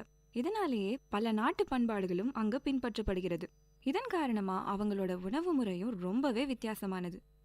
உணவு முறைன்னு சொன்னோடனே லைட்டா பசிக்குதா? கேளுங்க. மலேசியாவோட உணவுகள்ல மிகவும் ஃபேமஸ் நாசி தகாங், பகுத்தேக், ஹொக்கெயின் மீ, சாங்கார் நூடுல்ஸ், சட்டாய், நாசி கண்டான்னு பலவிதமான உணவு முறைகள் அங்க ஃபேமஸா இருக்குங்க. மலேசியாவுக்கு போகும்போது இதுல ஏதாவது ஒன்று டேஸ்ட் பண்ணாம வந்துடாதீங்க. 1957ஆம் ஆண்டு ஐக்கிய ராச்சியத்திடமிருந்து விடுதலை பெற்றது மலேசியா. மலேசியாவின் பிரதமராக நஜீப் துன் ரசாக் பதவி வகிக்கின்றார். இவர்களோட ஆட்சியினாலும் அங்கு வாழும் மக்களின் கடின உழைப்பினாலும் 20ஆம் நூற்றாண்டின் பொருளாதார வளர்ச்சியில் உலகத்திலேயே 2ஆம் இடம் பிடித்தது மலேசியா. மேலும் ஒரு மலேசிய குடிமகனின் தனிநபர் வருமானமாக $15,568 கணக்கிடப்பட்டிருக்கு.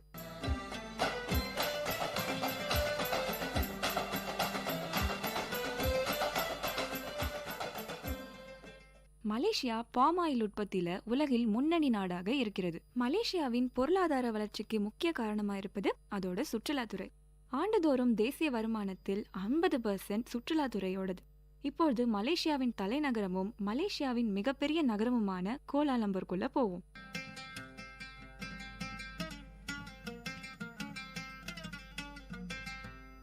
கோலாலம்பூர் மலேசியாவின் 3 நடுவணரசு பிரதேசங்களில் ஒன்று.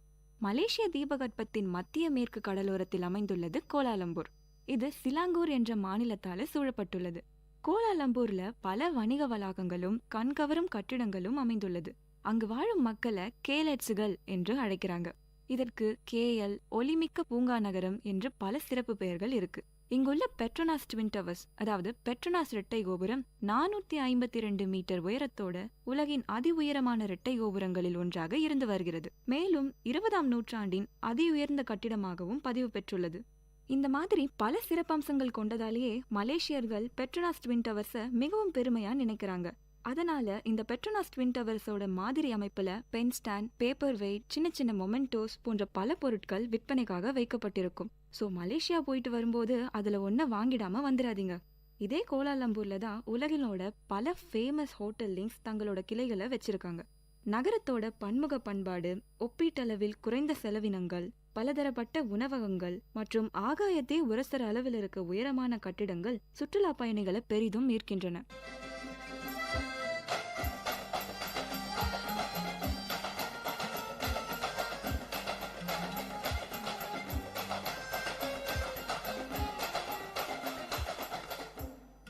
கண்டிப்பா இங்குள்ள மெர்டக்கா சதுக்கத்தை பத்தி சொல்லியாகணும். அது மலேசியாவோட வரலாற்றுல ஒரு முக்கிய பங்களிக்கிறது. ஏன்னா 1957ஆம் வருடம் ஆகஸ்ட் 31ஆம் தேதி மலேசியா விடுதலை பெற்ற போது இங்குதான் ஐக்கிய ராஜ்யத்தோட கொடி இறக்கப்பட்டு மலேசியாவோட கொடி ஏற்றப்பட்டது. அதனாலேயே இந்த இடத்திற்கு விடுதலை சதுக்கம் என்று இன்னொரு பெயரும் இருக்கு. அன்று முதல் ஆண்டுதோறும் இந்த இடத்துல மெர்டக்கா பேரணி, அதாவது தேசிய நாள் பேரணி நடைபெற்று வருது. 1957 வருடம்தான் மலேசியா ஐநா சபையில ஒரு உறுப்பினராகவும் சேர்ந்தது. இந்த இடத்தை சுற்றி பல வரலாற்று சிறப்புமிக்க கட்டிடங்கள் இருக்கு. மேலும் மெர்டகா சதுக்கத்தின் முக்கிய சிறப்பம்சமாக விளங்குவது அங்குள்ள கொடிக்கம்பம். அது 95 மீட்டர் உயரமுடன் உலகத்திலேயே மிக உயர்ந்த கொடிக்கம்பமாக விளங்குகிறது.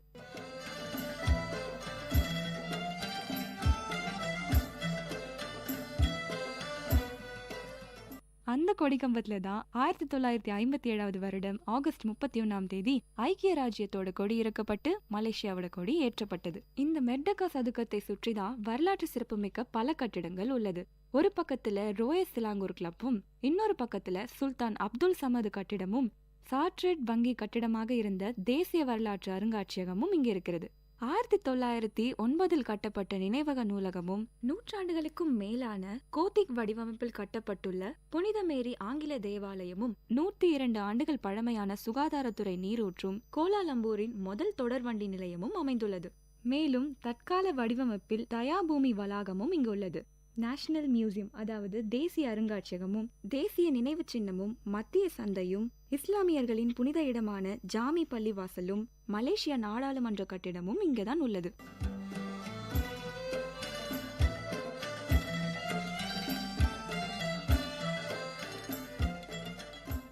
அதன் பிறகு மலேசியாவின் பெரும்பாலான சீனர்கள் வாழும் இடமான பெடலிங் தெரு அதாவது சைனா டவுன். சீன கலாச்சாரத்தோட மலேசியாவில் ஒரு குட்டி சைனாவாகவே இருந்து வருது இந்த சைனா டவுன். பின்பு கேஎல் டவர்ஸ். இந்த கேஎல் டவர்ஸ்ல இருந்து பார்த்தா மொத்த மலேசியாவையும் பார்க்கலாம். அதன் பிறகு இஸ்தானா நெகரா. மலேசியாவோட மன்னர் வாழற இடம்தான் இந்த இஸ்தானா நெகரா. பின்பு மலேசிய தமிழர்களின் மிகப்பெரிய சொத்தும் பெருமையான அம்சமுமாக விளங்குகிற 10 மலை முருகன் கோவில். ஆண்டுதோறும் இங்கு நடக்கும் தைப்பூசம் மிகவும் பிரசித்தி பெற்றது. அந்த தைப்பூசத்தை காணவே பல்வேறு இடங்களிலிருந்து பல லட்சம் பக்தர்கள் அங்கு குவிவாங்க. 10 மலை முருகன் கோயிலை மாதிரி தான் கிறிஸ்டல் மாஸ்க். பிப்ரவரி 8 2008 வருடம் வான் மேன் என்பவரால் திறக்கப்பட்டது கிறிஸ்டல் மாஸ்க். நாள்தோறும் நூற்றுக்கணக்கான இஸ்லாமியர்கள் இங்கு தொழுகை நடத்தி வராங்க.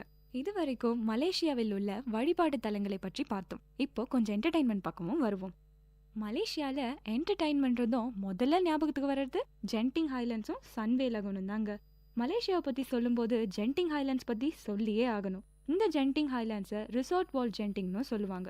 ஜென்டிங் ஹைலாண்ட்ஸ்ன்றது மலை மேல இருக்க ஒரு கேளிக்கை பூங்கா. கோலாலம்பூர்ல இருந்து 1 மணி நேர பயணத்துல ஜென்டிங் ஹைலாண்ட்ஸுக்கு போயிடலாம். அங்கிருந்து 3.38 கிலோமீட்டர் தூரம் கேபிள் கார் மூலமா ஜென்டிங் மலையை சென்று சேரலாம். இந்த கேபிள் கார் சேவை உலகிலேயே மிக வேகமாக செயல்படுவதோடு தென்கிழக்கு ஆசியாவிலே மிகவும் நீளமானதாக கருதப்படுகிறது. அப்படி இந்த ஜென்டிங் ஹைலாண்ட்ஸ்ல என்னதான் இருக்கு? ஜென்டிங் ஹைலாண்ட்ஸ்ல பல கிளப்ஸும், தியேட்டர்ஸும், உணவகங்கள், கேளிக்கை, விளையாட்டு பொழுதுபோக்குகள்னு பல விஷயங்கள் இருக்கு. இரவு நேரத்துல ஜென்டிங் ஹைலாண்ட்ஸ் மலை மீது கண்கவர் விளக்குகளோட ஒரு சொர்க்கம் போலவே காட்சியளிக்கும். இதனாலேயே அதை பார்க்க போறவங்களுக்கு திரும்பி வர மனசே இருக்காதுங்க. அதன் பிறகு சன்வே லகூன். இது மலேசியாவில் உள்ள ஒரு அம்யூஸ்மெண்ட் பார்க். இதை சுத்தி பார்க்கவே ஒரு நாள் கண்டிப்பா போதாது. ஏப்ரல் 23 1993 வருடம் 1,39,800 சதுரடியோட கட்டப்பட்டது சன்வே லகூன். அப்படி இந்த சன்வே லகூன்ல என்ன இருக்கு? சன்வே லகூன்ல பல விஷயங்கள் இருக்குங்க. அதாவது largest wave pool, interactive zoo, மலேசியாவோட முதல் interactive zoo, world's largest man made sandy surf beach, world's largest pedestrian suspension beach, ஆசியாவில் உயரமான ஸ்லிங் ஷாட் ரைடுன்னு நிறைய சிறப்பம்சங்கள் இருக்கு. இதனாலேயே மலேசியர்கள் மட்டுமின்றி உலகில் உள்ள பல்வேறு இடங்களிலிருந்து பலதரப்பட்ட வயதினரும் இதை பெரிதும் விரும்புறாங்க. நாள்தோறும் நூற்றுக்கணக்கான சுற்றுலா பயணிகள் இங்க வந்துட்டு போறாங்க. அடுத்து பறவைகள் சரணாலயம் பத்தி பார்ப்போம். கோலாலம்பூர் பேர்ட்ஸ் பார்க் அதாவது பறவைகள் சரணாலயம் 1991 வருடம் 20.9 ஏக்கரில் 8.5 ஹெக்டேர் பரப்பளவில் 3000க்கும் அதிகமான பறவைகளோடு ஆரம்பிச்சது இந்த பறவைகள் சரணாலயம். 90% பறவைகள் உள்நாட்டு பறவைகள். உலகில் பல்வேறு இடங்களில் இருந்து வரும் பறவைகள் இங்கு சரண் புகுந்து வருகிறது. இதன் இயற்கையான அழகு ஆண்டுதோறும் ஆயிரக்கணக்கான மக்களை கவர்ந்திருக்கிறது. அதன் பிறகு அக்வாரியா அதாவது ஓஷனேரியம். கோலாலம்பூர் கன்வென்ஷன் சென்டர்ல இருக்கிற இந்த அக்வாரியா ஆகஸ்ட் 2005 வருடம் திறக்கப்பட்டது. 60,000 சதுரடியோடு இருக்கிற இந்த அக்வாரியா ஒரு அண்டர் வாட்டர் டனல். இதுக்குள்ள 5,000க்கும் அதிகமான மீன் வகைகள் இருக்குது. அதுல குறிப்பிடத்தக்க வகையில் ஸ்டிங்ரே மற்றும் பல அரிய வகை கடல் குதிரைகள்னு விதவிதமான மீன்கள் இருக்கு. இது இல்லாத மலேசியாவில் நிறைய ஐலேண்ட்ஸும் பீச்சும் சின்ன சின்ன நகரங்களும் இருக்குங்க. இது எல்லாமே தங்கள் இயற்கையான அழகினாலும் எப்பொழுதும் மென்மையான வானிலையினாலும் வருஷத்துல எல்லா சீசன்லயுமே தன்னை பார்க்க வரும் சுற்றுலா பயணிகளை வரவேற்கிறது. அதுல குறிப்பிடத்தக்க வகையில் மலாக்கா, பெனாங் ஐலண்ட்ஸ், பெட்டாலிங் ஜயான்னு சொல்லிக்கிட்டே போகலாம். இது எல்லாத்தோட மலேசியான்னு சொன்னதும் ஃபார்முலா 1 கார் ரேசிங் ரொம்பவே ஃபேமஸ் ஆனது. மலேசியாவிலிருந்து இது வரைக்கும் 4 விளையாட்டு வீரர்கள் ஒலிம்பிக் போட்டிகள்ல கோப்பைகளை வென்றிருக்காங்க.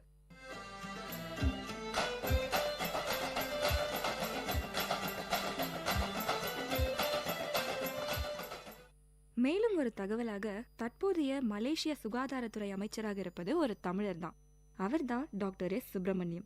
மேலும் வேர்ல்ட் டூரிசம்ல 9வது இடத்துல இருக்க மலேசியாவை சுத்தி பார்க்க பல இடங்கள் இருக்குதுங்க. அதை பத்தி பேசினா பேசிக்கிட்டே போகலாம். ஸோ மலேசியாவுக்கு போனா தவறாம சுத்தி பார்க்க என்னென்ன இடங்கள் இருக்குன்னு நல்லாவே தெரிஞ்சிருப்பீங்க. அடுத்த நிகழ்ச்சியில இன்னொரு நாட்டுக்கு பறக்க ரெடியா இருங்க.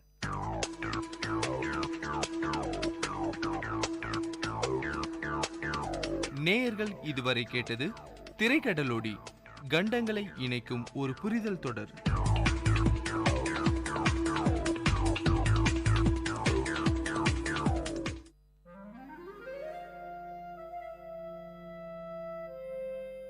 It's story time. In Vit Community Radio 90.8, you are going to listen to a short story written and narrated by Professor Pranesh Kumar, Vit University. Title of the story: Padma. A land traditionally endued with myths and spirituality, India still pertains to its belief and notions, which sometimes are ridiculed as superstitious. Fortune tellers, tantris and sannyasis are welcomed, and their service is sought by an ordinary man, irrespective of whether he is an urban or rural dweller. The beginning of 1980s was a period in South India, especially in South Tamil Nadu, when most of the homes in villages were electrified, and God said, "Let there be light," and there was light. While some claimed that light enlightened people, there are also notions that it wiped away the innocence of the ordinary. The hero of the story, Raghav, was employed in the electricity board. He was looked upon with great wonder and respect. People spoke to him rarely. It must be the fear factor or respect that made the villagers shy away from Raghav. Raghav was in his 40s. He had a fearful appearance with a huge imperialistic mustache, reddish eyes, and a gigantic figure which would scare away children. It was 6:30 p.m. Raghav rushed to the tea shop close to the Panchayat office. Mohan and Aji were waiting there for his arrival. In the dim light, Raghav could rightly locate them from a few meters away with the illuminated cigarettes on their lips. The silence of the eve was beautiful, with a movie song from the Tamil movie 16 Vayadinile that was ascending from the tea shop radio.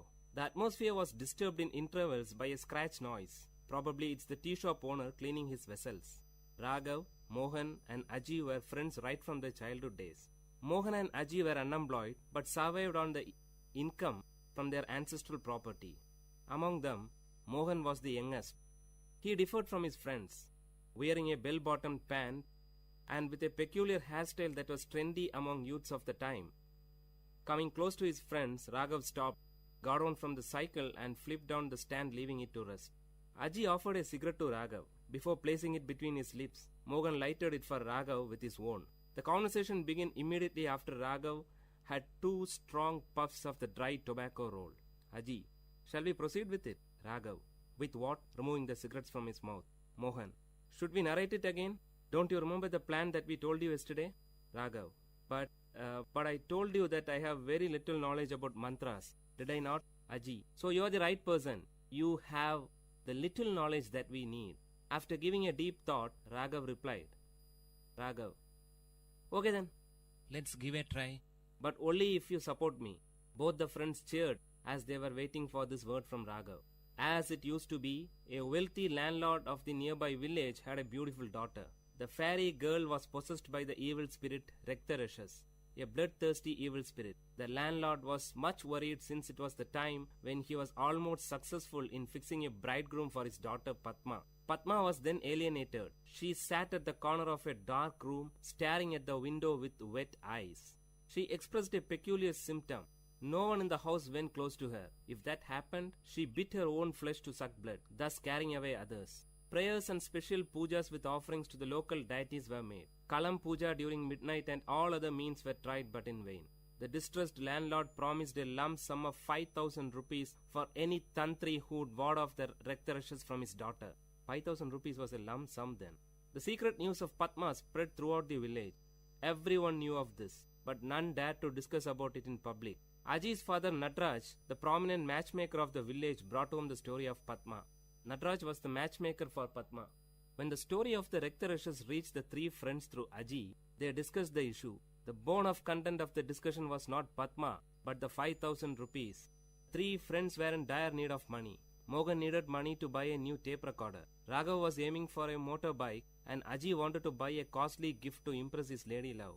Aji said, "Merely dreaming about the lump sum will give us absolutely no result. How do we grab it?" Mohan. Raghav's grandfather was a well-known Vaidya and a Tantri. He was also an expert in warding off evil spirits. Raghav. Oh, that old man. It's all gone with him. Aji. Gone? No, it still exists in you. Raghav. Me? Aji. Yes, you. My dad often recalls your grandfather and concludes that Raghav resembles his grandfather in every minute detail. Raghav. But that's not all. Mohan. I have several experiences of witnessing Tantris warding off evil spirits from people. It's an easy task. They chant and murmur mantras, and the major part would be beating the victim till he obeys his orders. If that's easy for you, why don't you? Before Raghav could complete, Aji interrupted. Aji, the appearance, that's your ancestral gift. Raghav, okay, even if I accept it, imagine what would happen if the evil spirit pounces on me. Mohan, Raghav na, wasn't it you who preached us Periyar thoughts and rational thinking? And now it's time to prove your dedication to Tandai Periyar. The conversation came to a halt. All the three lighted their cigarettes, which they shared from the same pack. Before departing, Raghav promised his friends that he would give a reply the next day evening. That night, Raghav could continuously listen to the hooting sound of an owl, for he with the owl had a sleepless night. The search for his grandfather's personal records in the old granary began early in the morning before his wife woke up. A few worn-out, hardly readable palm leaf inscriptions were the only record, but he could find a little solace in it. He decided not to back off the challenge. Soon, the news about the arrival of an expert Tantri was sent to the landlord with a detailed list of the puja materials. Aji acted as a messenger between the Tantri and the landlord. A Paurnami, full moon day Friday, was fixed for the puja. Raghav dressed himself in such a manner that his true identity will not be revealed. The three boarded a bus to a particular destination in the village, from where they were fetched by the landlord's car. The driver of the car bowed before Raghav as a sign of respect. This made Mohan and Aji breathe a sigh of relief, but Raghav's heart was pounding heavily. Before descending from the car, Raghav closed his eyes for a few seconds and pretended as if he is drawing energy. In reality, he prayed to his long-dead grandfather seeking guidance.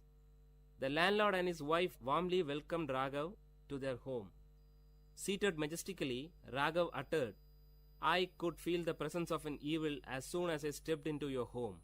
She has posed a challenge to me. Don't worry, I'll take her away with me." Meanwhile, Mohan and Aji were busy in the backyard creating the ambience for the puja, which was scheduled to begin soon. Raghav was taken to the isolated room where Padma was held captive. As soon as he stepped in, the light was switched on by the landlord. Raghav's red eyes opened widely and he fixed his gaze on Padma, who was seated on the floor in a corner. Padma did not react immediately at the presence of Raghav, probably because she had had enough experience with Tantris quite often by then. Raghav's eyes were still set strong on Padma.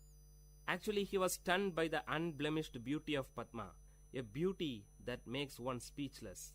When Raghav moved close to her, she screamed violently, and in the peak of her fits, she bit her arm close to the elbow along with her garment. Immediately, blood gushed from her mouth and arm. Seeing this, Raghav was taken aback, but did not react. Padma now fainted and threw herself on the floor. She wore a half sari. The visible portions of her body showed red scars, which must have been the result of the beatings she received from the earlier Tantris. She lay down like a white hibiscus with red marks. Coming back, Raghav sat before the holy fire and started chanting few mantras as Tantris do. He wore a red-colored dhoti and tied a red-colored scarf around his forehead. Flowers and herbs were dropped into the sacred fire with closed eyes and lip chanting mantras. It was midnight. The landlord and his wife witnessed the scene with utmost dedication. After a few minutes, Raghav ordered Aji and Mohan to bring Padma. They both disappeared into the house. Soon a scream was heard. The noise increased as Padma was brought to the backyard. She was screaming violently, trying to free herself from the clutches of the two. The highest form of compassion and concern was expressive on the face of Padma's mother. Padma sat helplessly staring at the fire. The blood stains on her face were now clearly visible through the flames. After a few moments, Raghav stretched his arm towards Aji to get a stick from him. Standing up, Raghav started beating Padma violently. Padma did not react. She sat still. No one would ever dare to harm such an innocent beauty. It was as if beating a tender baby for no reason. Probably this feeling must have stopped Raghav from proceeding further. With his reddish burning eyes, he looked ferociously at Aji and handed the stick to him, cueing him to continue with beating. While Aji continued, Raghav shouted, "Will you leave this body?" For which Padma gave a loud cry, "No." Not able to witness the scene, Padma's mother left the place with panic, followed by her father. Second expanded to minutes, and minutes to hours. In another couple of hours it would be dawn. The voice of Padma became faint. She hardly opened her mouth, but shook her head rhythmically to convey the message, "No, no." Padma was wet with sweat and blood. She lay down like a wet flag on the roadside, unattended by party cadres after a meeting. Now Padma was partially dragged to her room. After leaving her alone, the three looked at each other. Raghav gave a tight-lipped expression and nodded his head to admit his failure. He rubbed the kumkum from his forehead and descended down the stairs. He sat on the first step. After giving a second thought, Raghav took a piece of electric wire which was lying on the floor and rushed towards Padma. Padma was cornered. Holding the folded wire in his arm, he raised it to beat Padma, but to his shock, she grabbed his feet, fell on it and pleaded. She cried with a sweet voice, "Please, leave me." Raghav was moved. Raghav closely watched her lips for more words. She paused. A drop of water would fall from a melting ice only when the required amount gets collected. Now the drop fell. "I am normal. I don't have any illness," Padma said in a soft voice. Raghav, "But you?" "Padma, can you help me?" Before Raghav could give an answer, Padma continued, "I am in love with my cousin, but our families are not in good terms. My parents will never accept him as my pair. If I reveal it, Chandran may be in trouble. He is serving in the Indian army. He'll be back by the end of this month. I have to wait just for 15 days more to postpone this marriage that my parents have arranged for me." "Raghav, you tortured yourself by biting?" Raghav paused when Padma took out few packets of kumkum hidden under her garment. That was the secret behind her blood-sucking act. Raghav was stunned. Padma continued, "I know you are not a tantri." Hearing this, Raghav touched his face and dress with his fingers to make sure if his makeup hasn't deceived him. "You never uttered a correct mantra." Raghav expressed a surrendered look of a child in front of his mother. Padma continued, "My parents will not let me out of the house." Those were the days when women were denied freedom to move about, especially after the marriage is being fixed.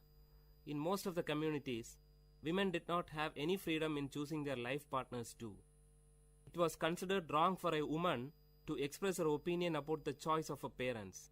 Some women considered that pretension of being possessed by an evil spirit was the only way by which they could get an outlet to express their views.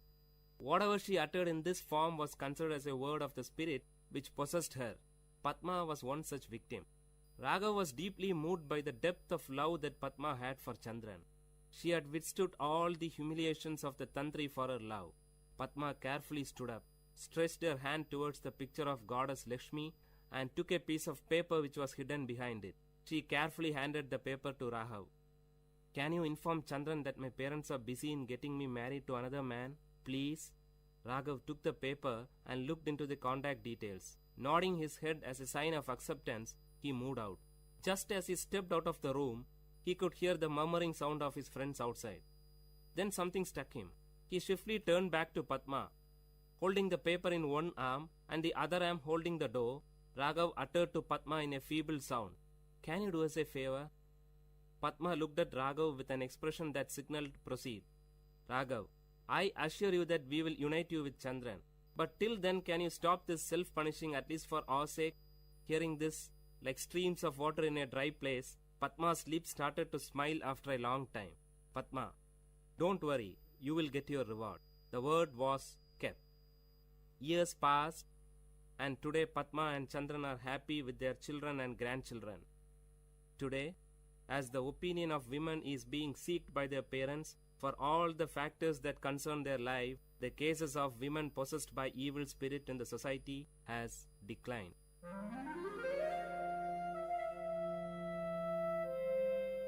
Dear listeners, you had listened to a short story written and narrated by Professor Pranesh Kumar, VIT University, in VIT Community Radio 90.8.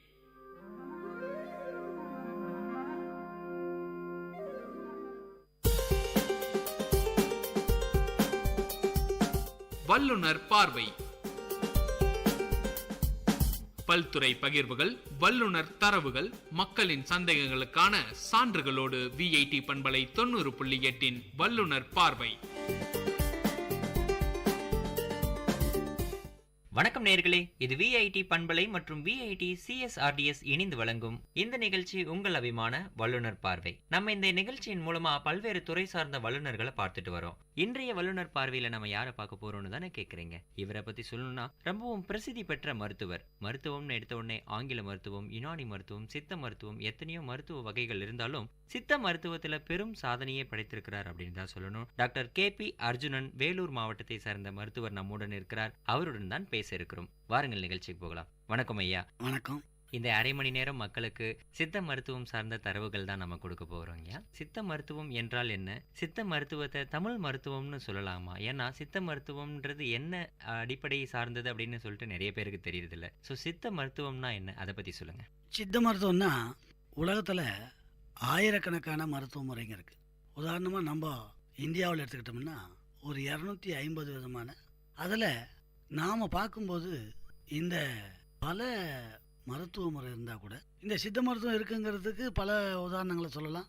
உதாரணமாக பார்த்தீங்கன்னா மகாபாரதத்தில் இருக்குது, அதே மாதிரி ராமாயணத்தில் இருக்குது இந்த சித்த மருத்துவம். மகாபாரதத்தை பார்த்தீங்கன்னாக்கா இப்போ துரியோதனை பார்த்தீங்கன்னாக்கா அவனுக்கு அடைமொழியை வணங்காமுடி பெற்ற நந்தியாவட்ட மாலை அணிந்த துரியோதன மகாராஜான்னு தான் சொல்லுவாங்க.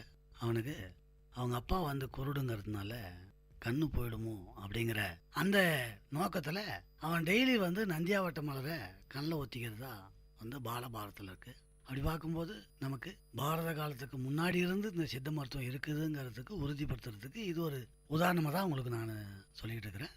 இப்போது உலகத்தில் இருக்கிற இந்த ஆயிரக்கணக்கான மருத்துவ முறைகளில் சித்த மருத்துவம் என்ன மாறுபடுது அப்படின்னு பார்த்தீங்கன்னா, ஒரு நோய் வந்ததுன்னா அந்த நோய் எப்படி வருது, எப்படி வாழுது, அது எப்படி போகுது அப்படிங்கிறத பற்றி தான் உலகத்தில் இருக்கிற எல்லா மருத்துவ முறைகளும் சொல்லியிருக்கு. இப்போ அதில் இன்றைக்கி நவீன மருத்துவத்தை பார்த்திங்கன்னா ஒரு கட்டி ஒரு மூளையில் இருக்குது அப்படின்னு சொன்னால் அந்த கட்டி எப்படி இருக்குது, என்னவா இருக்குது, என்ன மாதிரி செயல்படுது அப்படிங்கிறத விலைக்கு சொல்கிற அளவுக்கும் அதுவும் துல்லியமாக காட்டக்கூடிய அளவுக்கும் இன்றைக்கி விஞ்ஞானம் முன்னேறி இருக்குது. விஞ்ஞானத்தில் பல்வேறுபட்ட மாறுபாடுகள் வந்திருக்குது.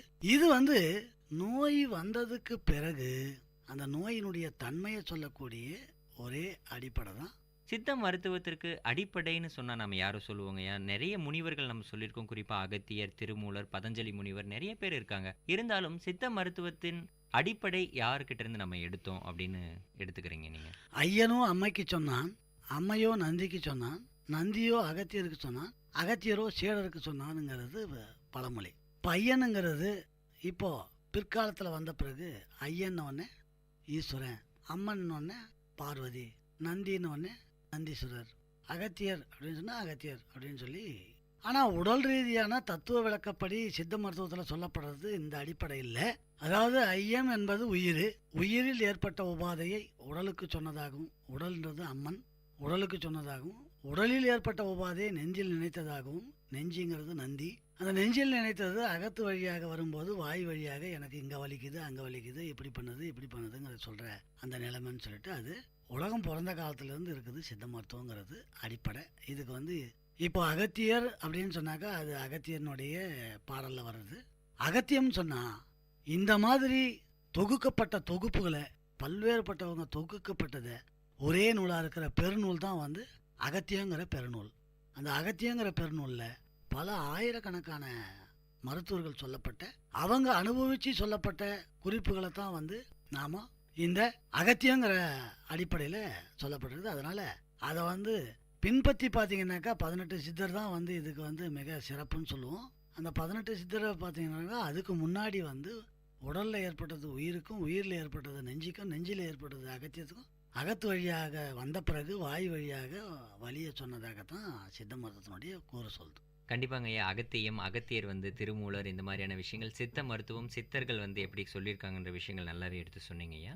இன்னொரு தரப்புல வந்து என்னன்னா, பரவலா மக்களிடையே நினைச்சுக்கிட்டு இருக்கிறது, வர்ம கலைக்கும் அதாவது சித்த மருத்துவக்கும் தொடர்பு இருக்கு அப்படின்னு சொல்லிட்டு நிறைய பேர் சொல்றாங்க. ஸோ அது வதந்தி தானா, இல்லை சித்த மருத்துவத்துக்கும் வர்ம கலைக்கும் தொடர்பு இருக்குங்களா? அதாவது தன்னை காத்துக்கிறதுக்கு வர்மம் வந்து மிக துல்லியம். சித்த மருத்துவத்தில் பாரம்பரியமாக வரக்கூடிய மருத்துவருங்க அதாவது வர்மத்தை 4.5 வயசுலேயே இந்த வர்மத்தை சொல்லி கொடுப்பாங்க. இது சித்த மருத்துவத்தில் முழு தொடர்பு உள்ளது வர்மம். வெறும் வர்மம் மட்டும் இல்லை, மணிக்கடை நூல், ஜோதிடம், மாந்திரிகம், மனையடி, இது மாதிரி ஒரு 13க்கும் மேற்பட்ட பிரிவுங்க. வர்மத்துக்கும் சித்த மருத்துவத்துக்கும் என்ன தொடர்புகள் இருக்குன்ற விஷயங்கள் சொன்னீங்க. சித்த மருத்துவத்தை என்னென்ன வகையாக பிரிக்கலாம், இதுக்கு வந்து மருத்துவ சிகிச்சைகள் எப்படி வந்து செய்யப்படுதுங்கய்யா? அதாவது சித்த மருத்துவத்தை பல்வேறு பிரிவாக பிரிக்கலாம். இயற்கை மருத்துவம், பாட்டி மருத்துவம், வீட்டு மருத்துவம், மூலிகை மருத்துவம், சித்த மருத்துவம், பரம்பரை மருத்துவம். அதாவது ஒரு நாய்க்கடிக்கு வரைக்கும் மருந்து கொடுக்குறவங்க, வெறும் ஒரு வாரத்துக்கு மட்டும் மருந்து தரவங்க, அதே மாதிரி ஒரு மஞ்சக்காமாலைக்கு மட்டும் மருந்து தரவங்க. இந்த மாதிரி பல்வேறுபட்ட பிரிவு இந்த சித்த மருத்துவத்தில் இருக்குது. எல்லாமே உள்ளடக்கந்து. இது அகமருந்து 32, புறமருந்து 32ன்னு சித்த மருத்துவத்தில் அடிப்படை இருக்குது. அந்த அகமருந்து 32, புறமருந்து 32ன்னு எடுக்கும்போது எல்லா மருத்துவமும் இதில் இணைஞ்சு தான் இருக்கும். அதனால ஒவ்வொரு மருத்துவத்துக்கும் ஒரு விதமான தொடர்பு இருந்து கொண்டு தான் இருக்கு. அதுக்கு வந்து செயல்பாடு வந்து ஒன்றுத்துக்கு ஒரு தனித்தன்மை. அதாவது நோயாளிகளை எப்படி வகைப்படுத்துறீங்க, நோய்களின் தன்மை எப்படி இதில் கண்டறியப்படுது? ஏன்னா இன்னைக்கு சயின்ஸ் மெடிசன் எடுத்துக்கிட்டோம்னா எத்தனையோ எக்ஸ்ரேஸ் வந்துருச்சு, ஸ்கேன் ரிப்போர்ட் வந்துருச்சு, அந்த மாதிரியான விஷயங்களில் நோய்களை வந்து கண்டுபிடிக்கிறாங்க. இந்த சித்த மருத்துவ சிகிச்சையில் பொறுத்த வரைக்கும் நோய்களை எப்படி கண்டறியப்படுது, அவைகள் எப்படி வகைப்படுத்தப்பட்டு அவர்களுக்கு ட்ரீட்மெண்ட் எப்படிங்க ஐயா கொடுக்கப்படுது? அதாவது சித்த மருத்துவத்தில் 8 விதமான பரிசோதனை இருக்கு. ஒன்று முடியை பார்க்கறது, இன்னொன்று கண்ணை பார்க்கறது, இன்னொன்று நாக்கை பார்க்கறது, இன்னொன்று குரலை கேட்கறது, இன்னொன்று எச்சில்ல இருந்து பார்க்கறது, இன்னொன்று மலத்துலேருந்து பார்க்கறது, இன்னொன்று நீர்லேருந்து பார்க்கறது, இன்னொன்று இந்த நாடியிலேருந்து பார்க்கறது, அவங்களுடைய சிறுநீர் எடுத்து பார்க்கறது. இந்த மாதிரி அஷ்டவிதமான பரிட்சிதம் அப்படின்னு சொல்கிறது சித்த மருத்துவம். அஷ்டம்னா 8 விதமான பரிசித்தம் இருக்குது. இந்த 8 விதமான பரிசித்தத்தில் நாடி பார்த்து மருத்துவம் பண்ணுறது ரொம்ப சிறப்பு. இந்த நாடி பார்த்து மருந்து செய்யறதுனால என்ன அப்படின்னாக்கா, ஒரு நோய் வந்ததுன்னா அந்த நோய் வந்து எது தொடர்பு கொண்டு வருது, வாத தொடர்பு கொண்டு வருதா, பித்தத்தை தொடர்பு கொண்டு வருதா, கபத்தை தொடர்பு கொண்டு வருதா, இல்லை ஒரு விஷத்தை தொடர்பு கொண்டு வருதா, அல்லது வந்து ஊழால அதாவது அவனுடைய பிறவியினுடைய நோக்கத்திலே வருதா அப்படிங்கிறத அந்த மூல காரணத்தை கண்டறியறதுக்கு மிக சிறப்பானது வந்து நாடி பார்க்கறது. அந்த நாடி பார்க்குற பரிசித்தம் வந்து ரொம்ப சிறப்பு. இந்த நாடியை பார்த்து எழுதுறோம் அப்படின்னு சொன்னாக்கா, அவன் உடம்புல வந்து எவ்வளவு வெள்ளையணுக்கள் இருக்குது, எவ்வளவு சிவப்பணுக்கள் இருக்குது, எவ்வளோ ரத்தத்தில் வந்து எவ்வளவு இரும்பு சத்து இருக்குது, எவ்வளோ கொழுப்பு சத்து இருக்குது, எவ்வளோ மாவு சத்து இருக்குது, எவ்வளோ வந்து சுண்ணாம்பு சத்து இருக்குது, இப்படிங்கிற எல்லா அடிப்படையும் வந்து அதுக்கு கவுண்டிங் கொடுத்துருக்குறாங்க. அந்த கவுண்டிங்கினுடைய அடிப்படைப்படி பார்க்கும்போது நாடியை பார்க்கும்போது நாடியில் வந்து அந்த பரிசுத்தம் வந்து உங்களுக்கு முழுமையான வந்து தெளிவு தெரியும். அதோடு இல்லை, இப்போ எங்கள் முன்னோர்லாம் பார்த்தீங்கன்னாக்கா ஒருத்தனுடைய நாடியை பார்த்தாங்க அப்படின்னு சொன்னாக்கா, அவன் எத்தனை வருஷம், எத்தனை மாதம், எத்தனை வாரம், எத்தனை நாள், எத்தனை கடிகை ஆச்சு நீ பிறந்து அப்படின்னு சொல்லுவாங்க. அதே மாதிரி அவன் இன்னும் எத்தனை வருஷம், எத்தனை மாதம், எத்தனை வாரம், எத்தனை நாள், எத்தனை கடிகை இருப்பான் உயிரோட அப்படிங்கிறதும் கொடுப்பாங்க. அந்த அளவுக்கு நாடியில் வந்து துல்லியம் இருக்கும். இப்போ என்னையே கேட்டிங்கனாக்கா, நான் 20 வருஷத்துக்கு முன்னாடி வரைக்கும் என்ன நோய் வந்தது அப்படிங்கிறத நாடியில் என்னால் சொல்ல முடியும். அதே மாதிரி 20 வருஷத்துக்கு அப்புறம் என்ன வரப்போகுது அப்படிங்கிறதையும் நாடியில் சொல்ல முடியும். அந்த மாதிரி நாடி மூலியமாக தான் இதை வகைப்படுத்துறதுக்கு வந்து 8 விதமான பரிசுத்தம் இருந்தால் கூட நாடியை பார்க்கறது ரொம்ப சிலாக்கு. ஸோ கண்டிப்பாக, அதாவது பல வகையான மருத்துவ முறைகள் இருந்தாலும் நான் நாடியை வைத்த 20 வருடங்களுக்கு முன்பு என்னென்ன நோய்கள் வருது அப்படின்றத விஷயங்கள் சொல்லிடுவேன் அப்படின்ற விஷயங்கள் நல்லாவே சொன்னீங்க. இது அட்வான்ஸ் சயின்ஸுக்கும் மேலே அப்படின்னு தான் நான் இதில் கருதுறேன் சார். இன்னைக்கு அதாவது நோயாளிகளுக்கு என்னென்ன முறைகளில் வந்து மருந்துகள் கொடுக்கப்படுது, அது தொடர்றதுக்கு அவங்க எதனா பத்திய முறைகள் வந்து கையாளணுமா, சாப்பாடு முறைகள், இந்த மாதிரியான விஷயங்கள் எப்படி நோயாளிகள் கடைபிடிக்கிறது, இதை பற்றி சொல்லுங்கள். அதாவது பத்தியம்னு பார்த்தீங்கன்னா இப்போ பத்தியம் வைக்க முடியாது. ஏன் வைக்க முடியாது அப்படின்னு சொன்னீங்கன்னா, முன்னாடி வந்து உரம் சோறு சாப்பிடுங்க, இல்லை சுட்டப்புளி சாப்பிடுங்க, வறுத்த உப்பு போட்டு சாப்பிடுங்க, நெய் படக்கூடாது, எண்ணெய் படக்கூடாது, புளி படக்கூடாது, காரம் படக்கூடாது அப்படின்னு முன்னாடி நம்ம பற்றி வச்சோம். ஆனால் இன்றைக்கி இந்த காலத்தில் ஒரு அரிசியை மண்ணில் போட்டு நெல்லாக்கி அரிசி ஆக்கிறதுக்குள்ளே 11 கெமிக்கல் வந்து ஆட்டில் ஆகுது. 11 ரசாயன பொருள் வந்து அந்த பயிருக்கு கொடுக்கப்படுது. அப்படி கொடுக்கப்படும்போது நம்ம எந்த பத்தியம் வச்சாலும் அது மாறுபாடாகவும் கோபிதமாகவும் தான் வரும். அதனால் இப்போ வந்து நாங்கள் பத்தியத்தை கம்ப்ளீட்டாக இல்லாமல் ஆக்கிட்டோம். பத்தியம் கிடையாது, மற்ற மருந்துங்க சாப்பிட்டாலும் கூட இந்த மருந்தை சாப்பிட்லாம் அப்படிங்கிற அடிப்படையை நாங்கள் ஆய்வு பண்ணி அதை தெளிவுபடுத்தி வச்சுருக்கோம். கண்டிப்பாக எளிய மக்களுக்கு புரிகிற அளவுக்கு நல்லாவே சொன்னீங்க. இதுதான் 2000 ஆண்டுகளுக்கு முன்னாடி வள்ளுவரும் நோய் நாடி நோய் முதல் நாடி அது தணிக்கும் வாய் நாடி வாய்ப்பு செயல் அப்படின்னு சொல்லியிருக்கிறாரு. அதனால் எந்தெந்த நேரத்துக்கு எந்தெந்த மருந்துகள் சாப்பிடணும், அது எந்த அளவு சாப்பிடணுன்ற மாதிரியான விஷயங்கள் எடுத்துக்கிட்டால் நல்லதுன்னு சொன்னீங்க. ஐயா, இன்றைக்கி குறிப்பாக இப்போ இருக்கிற சூழ்நிலையில் இன்றைக்கி 21ஆம் நூற்றாண்டில் நம்ம போயிட்டு இருக்கும்போது இளைஞர்களுக்கு இருக்கிற மிகப்பெரிய பிரச்சனை என்னென்னா, ஒன்று சிறுநீரகக்கல், அப்படி இல்லைன்னா சர்க்கரை நோய், அப்படி இல்லைன்னா இளைஞரை இல்லைன்னா இளம் வயதிலே முடி உதிர்வு, இந்த மாதிரியான பிரச்சனைகள் அதிகமாக மக்களிடையே இருக்கப்பட்டு வருது. அதுக்கு ஏதாச்சும் தீர்வுகள் சித்த மருத்துவத்தில் இருக்குங்களா? அருமையான மருந்துங்க இருக்குது. சிறுநீரகத்தில் வர பாதிப்பை ஒரு 3-4 மணி நேரத்தில் அதை நல்லாக்கிடலாம். கல் இருந்தாலும் சரி, கல் அடைப்பு, நீர் அடைப்பு, தசை அடைப்பு எதுவாக இருந்தாலும் அந்த சிறுநீரகத்தை பாதிக்கக்கூடிய எந்த விஷயமா இருந்தாலும் அதை 4 மணி நேரத்தில் வந்து நாம் அதை சரி பண்ணிடலாம். அதே மாதிரி இளநரைக்கு நல்ல மருந்து இருக்குது. அதை வந்து நாம் உள்ளுக்கும் தரலாம், மேலுக்கும் போட்டு அதை தெளிவுபடுத்தலாம். அதே மாதிரி வந்து சர்க்கரை நோய் வந்து நோய் கிடையாது, அது முதல்ல நீங்கள் ஞாபகம் வச்சுக்கணும். சர்க்கரை நோய் வந்து கணையங்கிற ஒரு உறுப்பு வந்து செயல்படாமல் போகிறது. அந்த கணையம் வந்து செயல்படாமல் போகிறதுனால அதை வந்து செயல்படுத்த வைக்கிறதுக்கான பாதிப்பை வந்து நாம் வந்து சித்த மருத்துவத்தில் நல்ல மருந்து இருக்குது. அதை வந்து பயன்படுத்தணும் அப்படின்னு சொன்னாக்கா சர்க்கரை நோயை வந்து முழுமையாக குணமாக்கிறதுக்கு வாய்ப்பு இருக்குது. அதனால் எந்த நோயாக இருந்தாலும் அந்த நோயை வந்து முழுமையாக குணமாக்கிறதுக்கு சித்த மருத்துவத்தில் ரொம்ப சிலாக்கியமான மருந்துங்க இருக்குது. அதுவும் நாங்கள் வந்து 400 வருஷமாக இந்த வேலூரில் இந்த மருத்துவமனையை நடத்திக்கிட்டு வரோம். 400 வருஷமாக 1514 எங்கள் புற்று மகரிஷி வந்து இதை தோற்றுவித்தார். அவர் காலத்தில் இருந்து இப்போ நான் வந்து 47வது ஆள். இது வரைக்கும் நாங்கள் இந்த வேலூர் மக்களை இந்த முறையில் தான் நாங்கள் வந்து நோய்களை நீக்கிட்டு வரோம். அந்த நோய்களை இருக்கிறவங்க வந்து நேராக வந்து பார்த்தாங்கன்னா, காலையில் சாப்பிடாம காலையில் வந்து கையை காமிச்சாங்கனாக்கா நாடியை பார்த்துட்டு அவங்களுக்கு தேவையான மருந்தை கொடுத்து அந்த நோயை வந்து முழுமையாக குணமாக்கிறதுக்கு வாய்ப்பு இருக்குது. கண்டிப்பாக இதை கேட்டுட்டு இருக்கிற நேர்களே, உங்களுக்கு சர்க்கரை இருக்குது, சிறுநீரகத்தில் கல் இருக்குது, இளைநீரை வருதுன்னு சொல்லிட்டு யாருமே பயப்பட வேண்டாம். நம்ம அர்ஜுன் சாரை வந்து காண்டாக்ட் பண்ணாவே போதும். சித்த மருத்துவத்தில் அருமையான சிகிச்சையின் மூலமாக இதுக்கு நிவர்த்தி பண்ணிடலாம். என்னென்ன மருந்துகள் நோயாளிகளுக்கு, பல்வேறு விதமான நோய்கள் இருக்குது, அவங்களுக்கு மருந்துகள் எந்த வகையில் கொடுக்கப்படுது? ஏன்னா ஆங்கில மருந்துகள்னு எடுத்துக்கணும், நவீன மயத்தால் வந்து பல்வேறு விதமான மருந்துகள் வருது. ஆனால் சித்த மருத்துவத்தில் மருந்துகள் எதிலிருந்து எடுக்கப்படுகிறது, அவங்களுக்கு எப்படி கொடுக்கப்படுகிறது? அதாவது சாதாரணமாக ஒரு சூர்ணம், ஒரு கஷாயம், ஒரு பர்ப்பம், ஒரு செந்தூரம், ஒரு சுண்ணம், இதுங்கெல்லாம் இலைகள்ல இருந்தும் மூலப்பொருளுங்கள் இருந்தும் வேறு, பட்டை, காய், பழம், விதை இதுங்கள்லேருந்து எடுக்குது. இதுங்கள்லேருந்து எடுத்து செய்யறதுனால அவங்களுக்கு எந்த விதமான பத்தியம் இல்லை.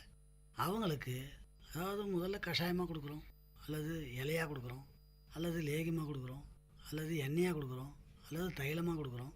இந்த மாதிரி ஒரு 32 வகையான மருந்துகளை இதுங்களுக்கு பயன்படுத்தி நாங்கள் இந்த மருந்துகளை அவங்களுக்கு வெறும் இலையில், பட்டையில், வேரில், பூவில், காயில், விதையில், பழத்தில் இதிலேருந்து நாங்கள் எடுத்து பயன்படுத்துகிறோம். ஸோ இன்றைக்கி வளர்ந்து வர சூழ்நிலையில் காடுகள் ஒரு பக்கம் அழிஞ்சிக்கிட்டு இருக்கு, இன்னொன்று மரங்கள், வேர்கள், கொடிகள் இதெல்லாம் கொஞ்சம் கொஞ்சமாக மறைஞ்சிக்கிட்டு இருக்குன்னு தான் சொல்லணும். ஆனாலும் இந்த மாதிரியான சித்த மருத்துவம் நீங்கள் சொல்கிற மாதிரி அந்த பட்டை, வேர்கள் எல்லாம் எங்கிருந்து எடுக்கப்படுது, அதற்கு செலவினங்கள் எவ்வளவு ஆகுது? நாடு முழுக்க இருந்து எடுக்கப்படுது, இந்தியா முழுக்க இருந்து.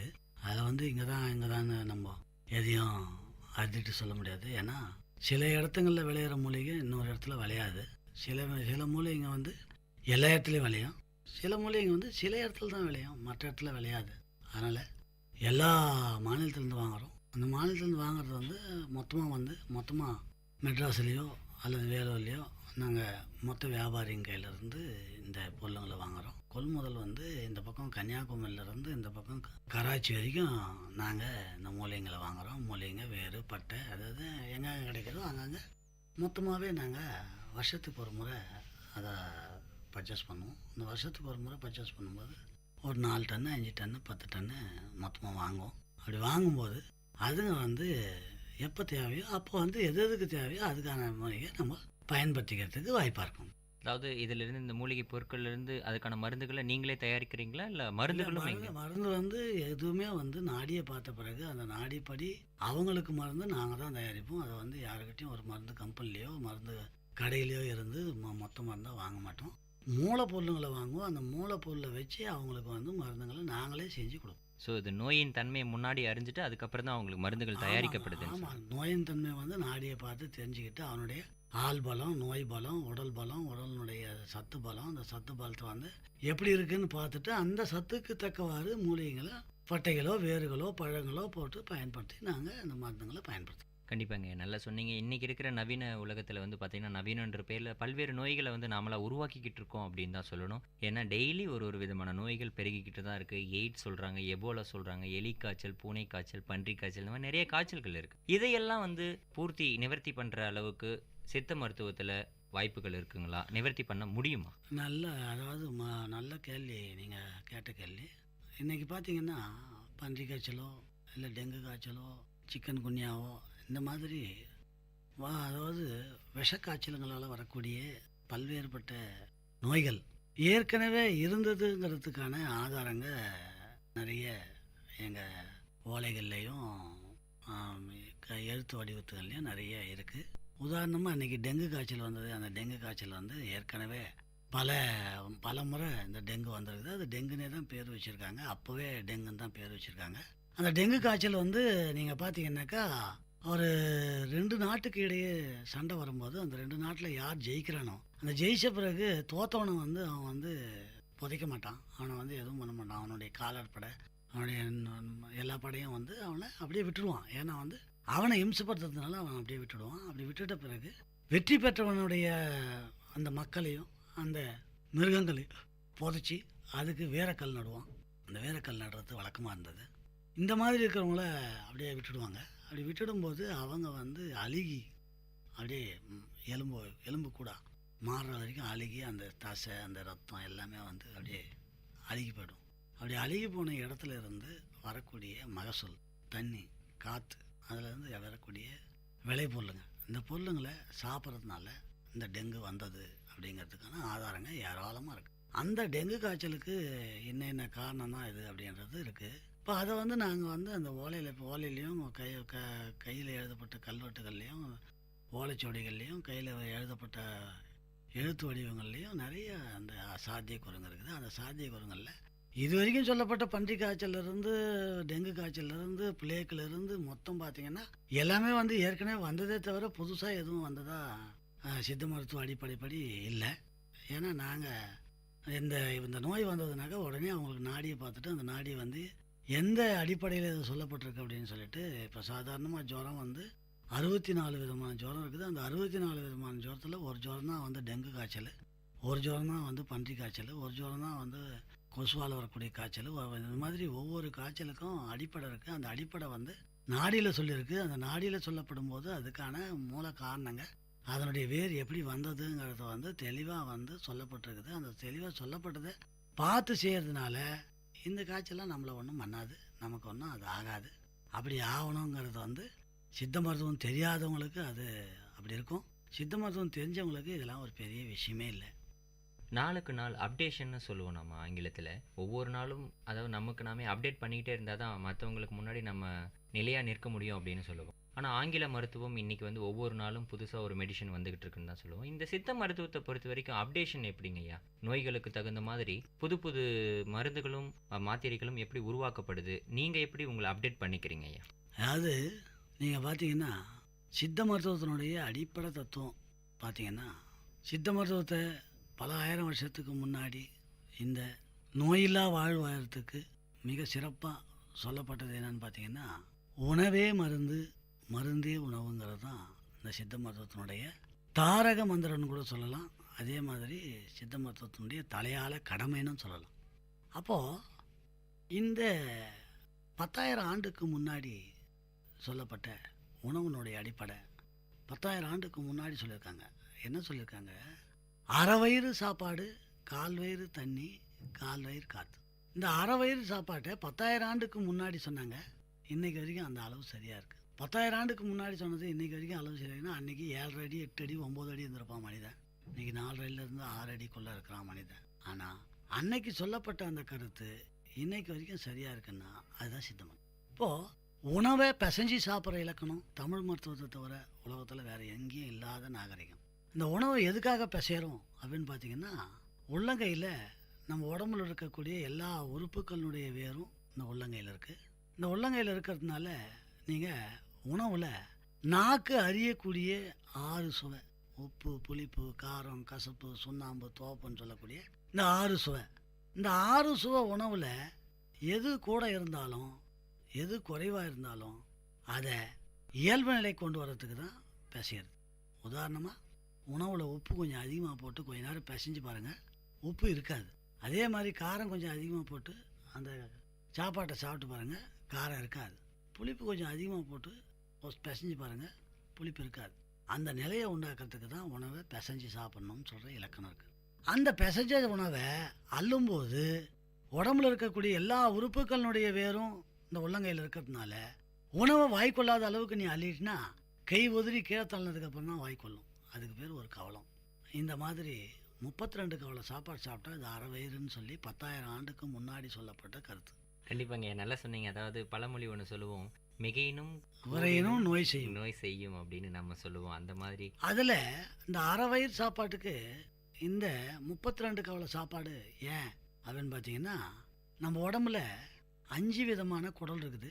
அதில் ஒன்று காற்று குடல், நீர்க்குடல், கொழுப்பு குடல், மலக்குடல், ஜீரண குடல். இந்த ஜீரண குடலான சிறுகுடல் உங்கள் கையில் 32 முழம். 32 முழ குடலுக்கு 32 கவலை சாப்பாடு. இதுதான் அரை வயிறு சாப்பாடு. கால் வயிறு தண்ணிங்கிறது குடிக்கிற தண்ணி இல்லை, ஏற்கனவே அரைச்சி வச்ச குடலில் அரைச்சி வச்ச தண்ணி கால் வயிறு. கால் வயிறு உயிர் காற்று. ஆக அரை வயிறு சாப்பாடு, கால் வயிறு தண்ணி, கால் வயிறு காற்று. இந்த விகிதாச்சாரப்படி ஒரு வேலைக்கு 32 கவலம், 3 வேலைக்கு 96 கவலை சாப்பாடு சாப்பிட்ணும். 96 கவலை சாப்பாடு எதுக்காகன்னாங்க, உங்கள் கையில் ஆள்காட்டி விரல் இருக்கும். அந்த ஆள்காட்டி விரல்னா ஆளை சுட்டி காட்டுறது இல்லை, அந்த ஆள்காட்டி விரலினுடைய உயரம்தான் உன்னுடைய நெத்தி. அந்த ஆள்காட்டி விரலினுடைய உயரம்தான் உன்னுடைய கண். இந்த ஆள்காட்டி விரலினுடைய உயரம்தான் உன்னுடைய மூக்கு. இந்த ஆள்காட்டி விரலினுடைய உயரம்தான் உன்னுடைய வாய். இந்த ஆள்காட்டி விரலினுடைய உயரம்தான் உன்னுடைய காது. ஆக உன்னுடைய பஞ்சேந்திரங்களின் அளவை சுட்டி காட்டும் விரல்னு பேர். அந்த விரலில் கடைசி ரேகை இருக்க அது ஒரு விரக்கடை பிரமாணம்னு பேர். அந்த விரக்கடை பிரமாணங்கிறத 96 பெருக்குனீங்கன்னா உங்களுடைய உயரம் வந்துடும். அதனால் 96 விரக்கடை பிரமாணம் கொண்ட மனித சரீரத்திற்கு 96 கவலை சாப்பாடு சொன்னேன். இந்த 96 கவலை சாப்பாடு ஒரு நாளைக்கு சாப்பிட்டா 7 லிட்டர் அன்னச்சாறு கிடைக்கும். அந்த 7 லிட்டர் அன்னச்சாறு கிடைச்சா அதை சுத்திகரித்தா மலம் போய், காற்று போய், நீர் போய், கொழுப்பு போய் நமக்கு கிடைக்கப்படுறது 4 லிட்டர் ரத்தம். ஒரு மனிதன் தூங்கி எழுந்ததுலேருந்து மறுநாள் தூங்கி எழுந்துக்கிற வரைக்கும் அவனுக்கு தேவையானது 4 லிட்டர் ரத்தம். ஆனால் அவன் அரை லிட்டர் உடம்பு வளர, உயிர் வளர, ஆன்மா வளர. இதுதான் உணவே மருந்து, மருந்தே உணவுங்கிற அடிப்படை. அது அரிசியில் சாப்பிட்றியா, கோதுமையில் சாப்பிட்றியா, கேழ்வரகில் சாப்பிட்றியா, ப்ரெட்டில் சாப்பிட்றியா, சப்பாத்தியில் சாப்பிட்றியா, இல்லை பழத்தில் சாப்பிட்றியா, இல்லை கறியில் சாப்பிட்றியா அப்படிங்கிறது கணக்கு இல்லை. சாப்பிட வேண்டியது 32 கவலம். அப்படி ஒரு வேலைக்கு 32, 3 வேலைக்கு 96 கவலை சாப்பாடு சாப்பிட்டா நோய் வராமல் பார்த்துக்கன்றது தான் சித்த மருத்துவோட அடிப்படை. கண்டிப்பாங்க, நல்ல முறையில் தெளிவாக சொன்னீங்க. உடலை வளர்த்தேன், உயிர் வளர்த்தேன் அப்படின்னு நம்ம சொல்லுவோம். அதே மாதிரி உணவு முறைகள் அடிப்படையாக நம்ம என்னென்ன விஷயங்கள் செய்யணும், அது என்னென்னலாம் செஞ்சால் நோய் வராது, எதெல்லாம் செஞ்சால் நோய் வருன்ற விஷயங்கள் எளிய முறையில் அருமையாக சொன்னீங்க. நிகழ்ச்சியின் முடிவுக்கு வந்துட்டோம். நம்ம இந்த சித்த மருத்துவத்தை பொறுத்தவரையிலும் என்னென்ன மாதிரியான படிப்புகள் இருக்குது, வேலை வாய்ப்புகள் என்ன இருக்குன்றதை மட்டும் நேயர்களுக்கு இறுதியாக சொல்லி முடியுங்க. சித்த மருத்துவத்தில் பாரம்பரியமாக படிக்கிறது குருகுல படிப்பு. அந்த குருகுல படிப்பு 4.5 வயசில் அதை சொல்லித்தரணும். இந்த குருகுல படிப்பு படிச்சுட்டு வந்தாங்கன்னா அவங்க எந்த துறைக்கு போனாலும் மருத்துவத்துறையை மறக்க மாட்டாங்க. இது சித்த மருத்துவத்தை வளர்க்க இருக்கிற மிகப்பெரிய ஆணி இது. அதே மாதிரி இன்றைக்கி பார்த்திங்கன்னா பிஎஸ்எம்எஸ் படிக்கிற பட்டதாரி மருத்துவர்களை பார்த்தீங்கன்னா, இந்த பட்டதாரி மருத்துவருங்க வந்து 4 வருஷம் 5 வருஷம் 5.5 வருஷம் படிக்கிறாங்க. அதுக்கப்புறம் 1.5 வருஷம் அவங்களுக்கு இது எம்டி இருக்குது. இவங்களுக்கு அரசாங்கமே வேலை வாய்ப்பு கொடுக்குது. இன்றைக்கி எம்பிபிஎஸ்க்கு எந்த அளவுக்கு ஒரு சம்பளம் இருக்கோ அந்த மாதிரி பிஎஸ்எம்எஸ்களுக்கும் இன்றைக்கி அதே அளவுக்கு சம்பளமும் அதே அளவுக்கு வேலை வாய்ப்பும் நல்ல அருமையான வேலை வாய்ப்புகள் இருக்குது.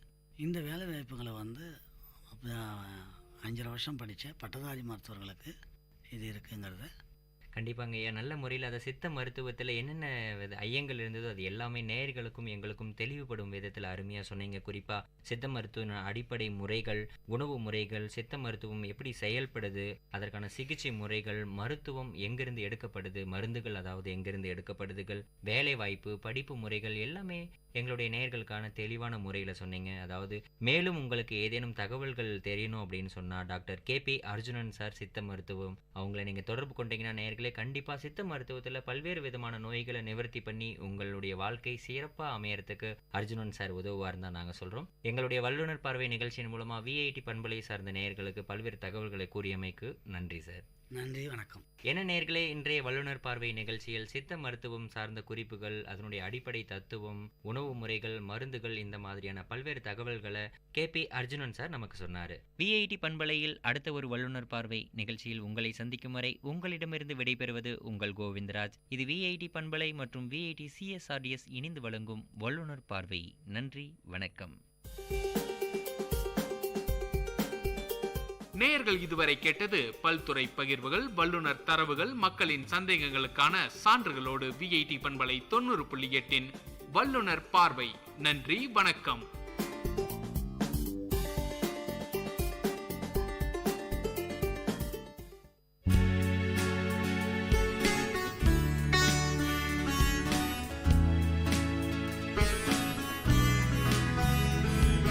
VIT பண்பலை 90.8 VIT பல்கலைக்கழகத்தின் சமுதாய வானொலியில் இது மருத்துவ நேரம்.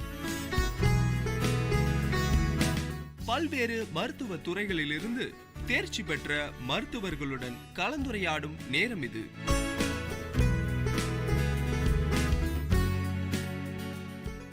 வணக்கம் நேயர்களே, இது VIT பண்பலை 90.8 VIT பல்கலைக்கழகத்தின் சமுதாய வானொலி.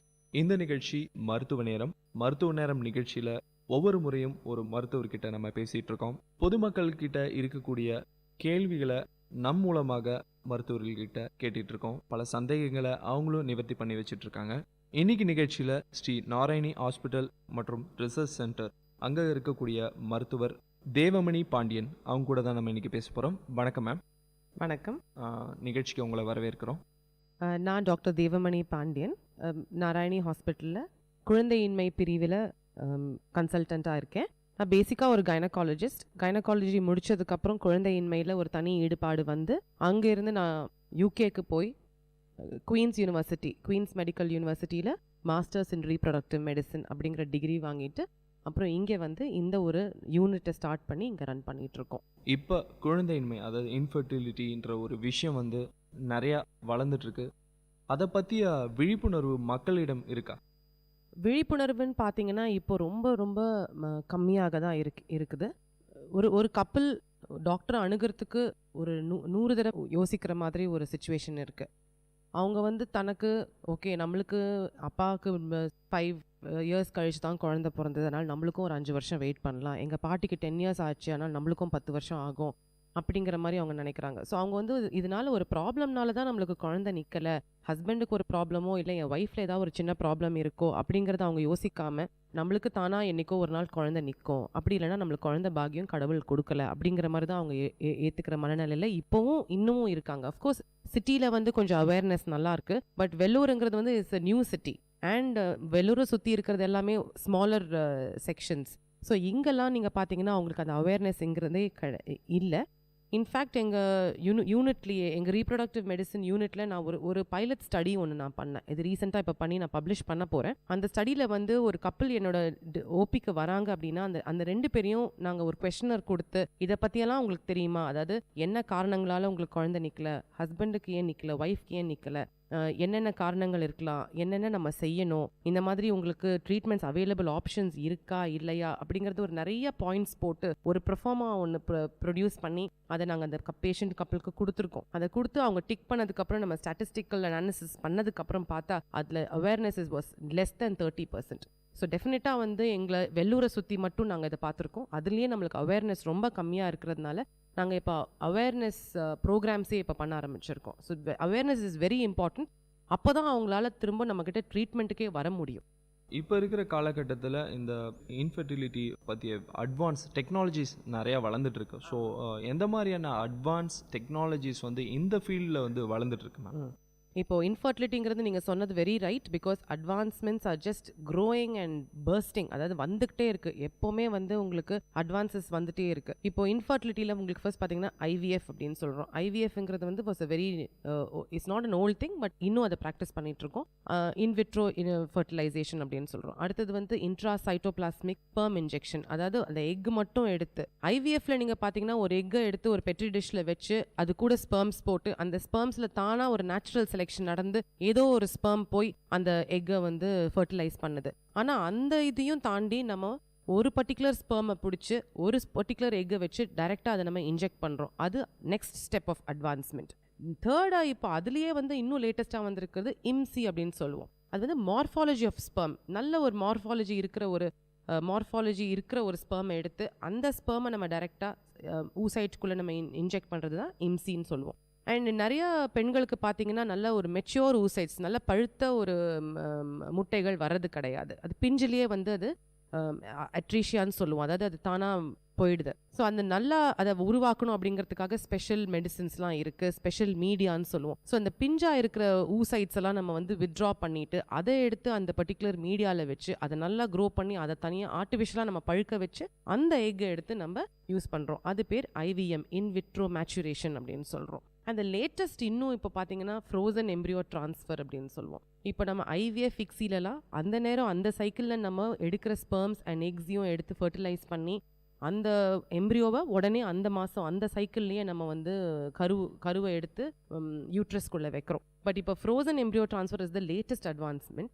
அந்த ஃப்ரோசன் எம்ப்ரியோ ட்ரான்ஸ்ஃபரில் அந்த சைக்கிள்லேயே வைக்காமல் அந்த எம்ப்ரியோஸில் எடுத்து நம்ம நல்லா இருக்கிற எம்ப்ரியோஸ் எல்லாம் ஃப்ரீஸ் பண்ணிவிட்டு 1 by 1 சிங்கிள் எம்ப்ரியோ ட்ரான்ஸ்ஃபர் அப்படின்னு சொல்கிறோம். ஏன்னா இப்போது 2, 3 நம்ம வச்சு நம்மளுக்கு ட்வின்ஸ் வரது இஸ் ஆல்ரைட், பட் ட்ரிப்ளெட், குவாட்ரிப்ளெட், 4, 5லாம் வராமல் தடுக்கிறதுக்காக 5 எம்ப்ரியோஸ் கிடச்சிது, நம்ம 5 எப்படி நம்ம உள்ளே வைக்கிறது அப்படின்னு நினைக்காம 2 உள்ளே வச்சுட்டு மீதி 2 நம்ம சப்போஸ் இது நெகட்டிவாக போச்சுன்னா அடுத்த சைக்கிளுக்கு பேஷண்ட்டுக்கு ஃபுல்லாக எல்லாம் ட்ரீட்மெண்ட்டும் பண்ணாமல் just preparation of the uterus மட்டும் பண்ணி இந்த எம்ப்ரியோஸை ஃப்ரோசன் எம்ப்ரியோஸை எடுத்து நம்ம உள்ளே வைக்கிறது இஸ் த லேட்டஸ்ட் அட்வான்ஸ்மெண்ட். இப்போ வந்து இந்த மலட்டுத்தன்மைன்னு சொல்லக்கூடிய இந்த விஷயம் வந்து நிறைய வளர்ந்துட்டு வருது. ஸோ இதனால் வந்து அந்த ஃபேமிலி பாண்டிங் ரொம்ப பாதிக்கப்படுது. பெண்ணாக இருக்கட்டும் இல்லை ஆணாக இருக்கட்டும், அவங்க வந்து சைக்கலாஜிக்கலாக வந்து ஒரு குழந்தை இல்லைன்னு சொல்லும் போது எல்லாராலேயும் வந்து குழந்தை இல்லை உங்களுக்கு அப்படின்னு சொல்லும்போது ரொம்ப சைக்கலாஜிக்கலாக பாதிப்படைஞ்சிடறாங்க. ஸோ எந்த மாதிரியான கவுன்சிலிங் வந்து நீங்கள் வர்றவங்களோட கன்சல்ட் பண்ணுற பேஷண்ட்ஸ்கிட்ட நீங்கள் சொல்கிறீங்க? ஜென்ரலாக கவுன்சிலிங்கிறது இஸ் வெரி வெரி இம்பார்ட்டண்ட். ஏன்னா பேஷண்ட் ஏற்கனவே ரொம்ப டிப்ரெஸ்ட் ஸ்டேட்டில் தான் வராங்க, எங்களுக்கு குழந்தை இல்லை அப்படின்னு அவங்க பேசும்போதே அவங்களுக்கு கண்ணிலேருந்து தண்ணீர் வந்துட்டு தான் இருக்குது. ஸோ அந்த மாதிரி அவங்க அப்படி அவ்வளோ டிப்ரெஸ்ட் ஸ்டேட்டில் இருக்கும்போது நம்ம இன்னும் கொஞ்சம் அவங்க மேலே ஒரு எம்பத்தியோட, ஒரு ஜஸ்ட் சிம்பத்தைஸ் பண்ணாமல் ஒரு எம்பத்தியோடு நம்ம அவங்கள பார்த்து அவங்களுக்கு கொஞ்சம் நல்லா புரிஞ்சுக்கிற மாதிரி கம்ப்ளீட்டாக அவங்களுக்கு டீட்டெயில்ஸ் எக்ஸ்பிளைன் பண்ணோம். என்னென்ன டீட்டெயில்ஸ் நாங்கள் அந்த நேரம் எக்ஸ்பிளைன் பண்ணுவோம் அப்படின்னு கேட்டிங்கன்னா, ஃபர்ஸ்ட் என்னென்ன ஃபேக்டர்ஸ், உங்களுக்கு என்ன ப்ராப்ளம் அப்படிங்கிறத நான் ஃபர்ஸ்ட் எடுத்து சொல்கிறது கிடையாது.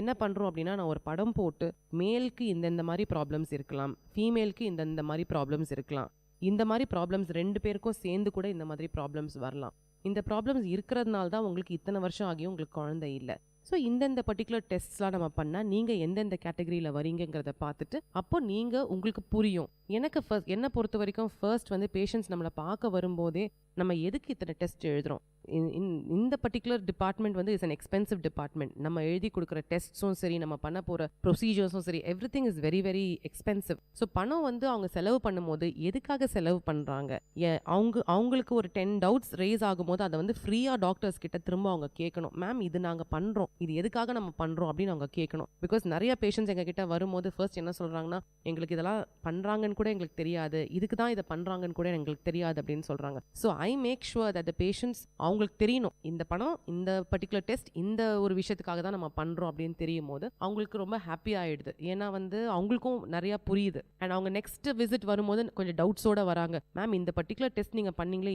இதுதான் காரணமாக இருக்குமா அப்படின்னு கேட்குற அளவுக்கு அவங்களுக்கு வந்து ஒரு அளவுக்கு நாங்கள் அறிவூட்டுறோம். அண்ட் அது தெரிஞ்சதுக்கப்புறம் அந்த கவுன்சிலிங் பண்ணி முடிச்சதுக்கப்புறம் அவங்க ட்ரீட்மெண்ட் பண்ணும்போது அவங்களோட டோட்டல் அவுட்லுக்கே வேறு மாதிரி ஆகி அவங்களோட இன்வால்மெண்ட் இன் ட்ரீட்மெண்ட் ஆல்சோ எங்களுக்கு ரொம்ப ஹெல்ப்ஃபுல்லாக இருக்குது. அண்ட் செகண்ட் திங் வந்து இது வந்து ஒய்ஃப்க்கு தான் ப்ராப்ளம் இருக்குது, இல்லை என் மேலே ப்ராப்ளம் இல்லை மேடம், ஹஸ்பண்டுக்கு எங்கேயோ போய் ஸ்பெர்ம் கவுண்ட் ரொம்ப கம்மின்னு சொல்லிட்டாங்க, அதனால அவர் மேலே தான் ப்ராப்ளம் அப்படின்னு சில பேருக்கு மெரைட்டல் டிஸ்ஹார்மனி வந்துடுது. ஸோ அது வந்து எந்த லெவலுக்கு போகுதுன்னா mother in law problems or family problems, social problems இருக்கிறதுனால அவங்க வந்து பிரிஞ்சு போகிற அளவுக்கு கூட ப்ராப்ளம்ஸ் வருது. ஸோ முதல்ல அவங்க நீங்கள் ரெண்டு பேரும் அந்யூன்யமாக இருந்து நீங்கள் இந்த ட்ரீட்மெண்ட் பண்ணாதான் உங்களுக்கு குழந்தை நிற்கும். நீங்கள் உங்கள் ஃபேமிலி பீப்புளையோ இல்லை உங்களோட சோஷியல் ஃப்ரெண்ட்ஸ் யாரையுமே நீங்கள் வந்து இன்வால்வ் பண்ணாமல் தனியாக நீங்கள் ரெண்டு பேருமே எல்லா டிசிஷன்ஸும் நீங்கள் எடுக்கணும் அப்படிங்கிறத நான் ரொம்ப வலியுறுத்தி சொல்லுவேன். குழந்தையின்மைன்றது வந்து ஒரு பரம்பரை வியாதியா மேம்? பல பேருக்கு வந்து அதை நினச்சிட்டு இருக்காங்க. சிட்டி பீப்புள் கூட நம்பிட்டு இருக்காங்க. சில கிராமப்புற பீப்புளுக்கு வந்து சுத்தமாக வந்து அதை பற்றி ஒரு விழிப்புணர்வே கிடையாது. ஸோ எங்கேயோ வந்து அவங்க ஃபேமிலியில் யாரோ ஒரு ஆளுக்கு வந்து குழந்தை இல்லாமல் இருக்கும்போது ஸோ நம்மளுக்கும் அதே இதுதான் போல நினச்சிட்டு இருக்காங்க. ஸோ அதை பற்றி கொஞ்சம் டீட்டெயில். அதாவது ஜெனட்டிக்காக இது வந்து பரம்பரையாக ஒரு ஃபாதருக்கு குழந்தை இல்லைன்னா அஃப்கோர்ஸ் ஃபாதருக்கு குழந்தை இல்லைன்ற சுச்சுவேஷன் வராது.